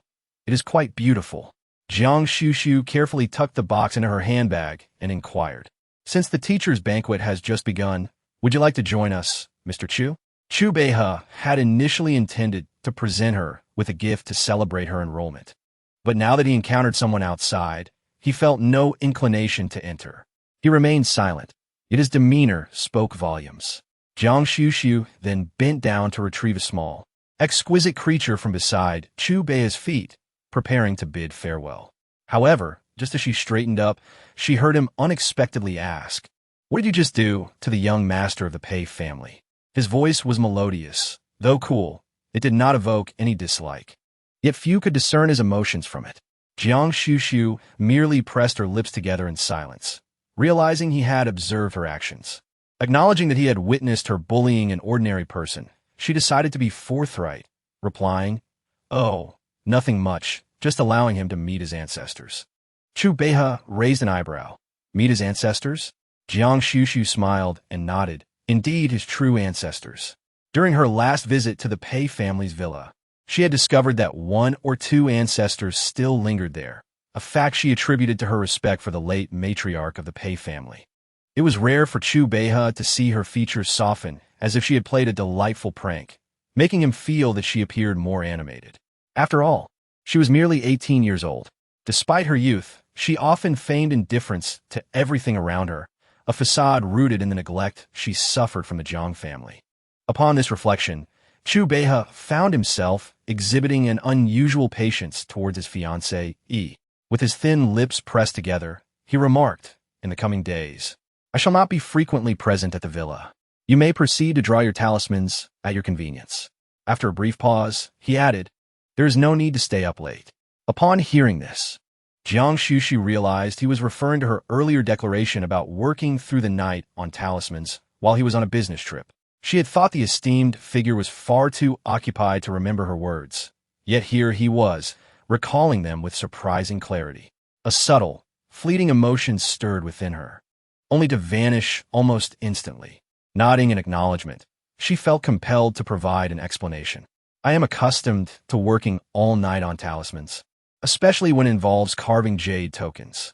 Often, I find myself engrossed for 4 to 5 hours a stretch. Various distractions plague me during the day, making the night a more peaceful time for my work. Her intention was to convey that her nocturnal endeavors were not specifically chosen to coincide with his business trips. However, she noticed a slight furrow in Chu Bei's brow as he regarded her, his dark eyes briefly scanning beneath her eyelids, seemingly checking for any signs of dark circles. He harbored a dislike for such blemishes. He contemplated advising her that staying up late was detrimental to her health, yet he remembered their unspoken agreement, as even though they were betrothed, they existed in a tacit state of mutual denial. He felt he lacked the authority to comment on her habits. Her almond-shaped eyes reflected a hint of confusion. Had she misspoken? Pondering this inscrutable matter, Guan Xuxu decided against overthinking it. Perhaps it would be best to set up a formation at home, encircling the entire villa, not only to prevent the spiritual energy from escaping, but also to deter the occasional disturbances from the little beauty and the mischievous rascal who sometimes intruded upon the esteemed figure's solitude. However, such thoughts were swiftly dispelled upon witnessing the expansive grounds of the Jiang family. It was not as if one possessed an inexhaustible reservoir of spiritual energy. Should she truly establish such a formation, she feared she would be utterly exhausted by the end of each day. Guan Xuxu turned her head, casting aside this notion along with the matters concerning Pei Yuansheng. As Pei Yuansheng entered the room, rubbing his weary brow, he was greeted by the enthusiastic visage of an elderly gentleman clad in traditional Tang attire. The motion of Pei Yuansheng's brow furrowing abruptly froze, as if turned to stone. In Chapter 94, titled Her Overripe Affections, despite having encountered a ghostly experience once before, the unexpected confrontation with a person presumed dead momentarily halted the flow of blood within Pei Yuansheng's veins. Yet, the gentleman in the Tang suit remained blissfully unaware, floating over to his eldest grandson, swaying joyfully. I heard your mother was bragging again among her friends today. Truly, you are my esteemed grandson, having gained admission to the prestigious Jing University solely through your own merit. This is how it should be. You ought not to heed your father's words about studying abroad. Our nation's top-tier institutions are every bit as commendable as those foreign schools. Pei Yuansheng's brow twitched. He sensed an unusual difference in the elderly gentleman compared to the stern grandfather he once knew. Before he could fully grasp the situation, two more elderly ladies glided over. If his memory served him correctly, one of them appeared to be his great-grandmother. Without hesitation, she seized the gentleman in Tang attire, exclaiming, "What are you doing blocking the child at the entrance? Do you not feel the heavy aura surrounding you? At your age, you should be hastening towards reincarnation. Not long ago, when Nji visited, you hid away in fear. Once someone has reincarnated, you shall never see them again." Grandma Zeng observed that the elderly gentleman in the Tang suit was only a few years her junior, yet he instinctively bent forward. "Mother, you departed this world before I did. Why do you always urge me to join you? Oh, dear mother, it has been quite some time, and yet you still dwell on it. Besides, our family is thriving in Heiress, and my grandson is doing exceptionally well." As the two elderly individuals exchanged words, another elderly lady suddenly interjected, "Sister-in-law, why does it seem to me that Xiao Cheng is acting rather strangely, standing motionless at the entrance?" This lady was none other than their family's great-aunt. Although Pei Yuansheng did not recall her, he was aware of her existence. The great-aunt had lost her husband early on and had lived with her elder brother and sister-in-law. However, when the Pei family branch had arrived in Heiress, the great-aunt had already passed away. Pei Yuansheng never anticipated that Grandma Zeng and this great-aunt had followed them all along. Perhaps his reaction was too stiff, for the speaking great-aunt suddenly squinted her eyes and leaned in closer. "I have the impression that Xiao Cheng can see us." Her words instantly caused the two debating elderly individuals to turn their heads and fixate on Pei Yuansheng. His expression froze in that moment. Yet it was precisely this expression, along with the sudden exchange of glances with the three elderly individuals before him, that piqued their interest. "Oh my, Xiao Cheng can truly see us. Indeed, just like Anji last time. Grandson, I am your grandfather. Can you see your grandfather?" At that juncture, Pei Yuansheng was fully cognizant of the reason for his sudden encounter with his ancestors. It could only be the machinations of Guan Xuxu. Pei Yuancheng genuinely did not anticipate such discourtesy from Guan Xuxu. Despite his resolute intention to court her sincerely, she not only dismissed his advances but also subjected him to a ghostly visitation, albeit by his own venerable forebears. As Li Qingzi recounted the events, a hint of elation permeated her tone. Guan Xuxu, upon hearing this, inquired which one took effect. Both talismans proved efficacious. Li Qingzi responded, unable to suppress her amusement. You cannot fathom the state he was in when he was rescued. Guan Xuxu harbored no surprise regarding the efficacy of her talismans, nor did she possess any semblance of sympathy. After all, the efficacy of the anti-villain talisman hinged upon the malevolence harbored within the target's heart. Li Qingzi, evidently aware of this, felt no compassion for the man's misfortune. Nevertheless, she assisted in summoning emergency services to retrieve him. After transporting him to the hospital, I made a point of following him, she continued. As anticipated, he contacted my sister from the hospital, claiming it was a work-related injury and demanding that she cover his medical expenses and emotional distress. Although Li Qingyuan did not personally deliver funds to the hospital, she recorded his phone call. These recordings would later serve as ammunition against Li Qingyuan, details she did not elaborate upon to Guan Xuxu. She merely shifted the topic back to the bad romance talisman. Previously, she had exerted considerable effort to place the talisman on Li Qingyuan and had subsequently instructed others to monitor its effects. Indeed, it did not take long for Li Qingyuan to attract the attention of a wealthy heir within their circle. Li Qingzi was familiar with this individual. He was known for his extravagant lifestyle and a tendency to change girlfriends more frequently than one might change clothes. It was perplexing how he became infatuated with Li Qingyuan and persistently pursued her for several days. The only regret Li Qingzi had was that Li Qingyuan, being quite protective of her reputation, categorically rejected the wealthy heir's advances. Observing that he had not shown up in recent days, it seemed he had finally relinquished his pursuit. Although she did not witness her dear stepsister entangled in a web of undesirable romantic interests, the sight of her discomfort during those days of pursuit made Li Qingzi feel that the 5,000 yuan spent was well worth it. Guan Xuxu listened to Li Qingzi recount the saga of her stepsister's unfortunate romantic entanglement without any sense of disapproval regarding Li Qingzi's amusement. After all, everything is relative.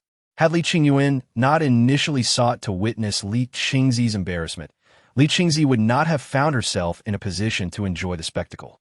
However, as Guan Xuxu's gaze casually swept across the guests, it suddenly landed on a young lady speaking with Lu Xueshi in the distance. Is that your stepsister? Guan Xuxu inquired, tilting her chin towards Li Qingzi. In such gatherings, where Li Qingzi was present, it was only natural for Li Qingyuan to accompany her. Yet in the past, Li Qingyuan often played the obedient child, remaining close to her parents. Li Qingzi, noticing that Guan Xuxu had instantly recognized her unfortunate sister, felt a surge of admiration. Yes, how did you know? Was it through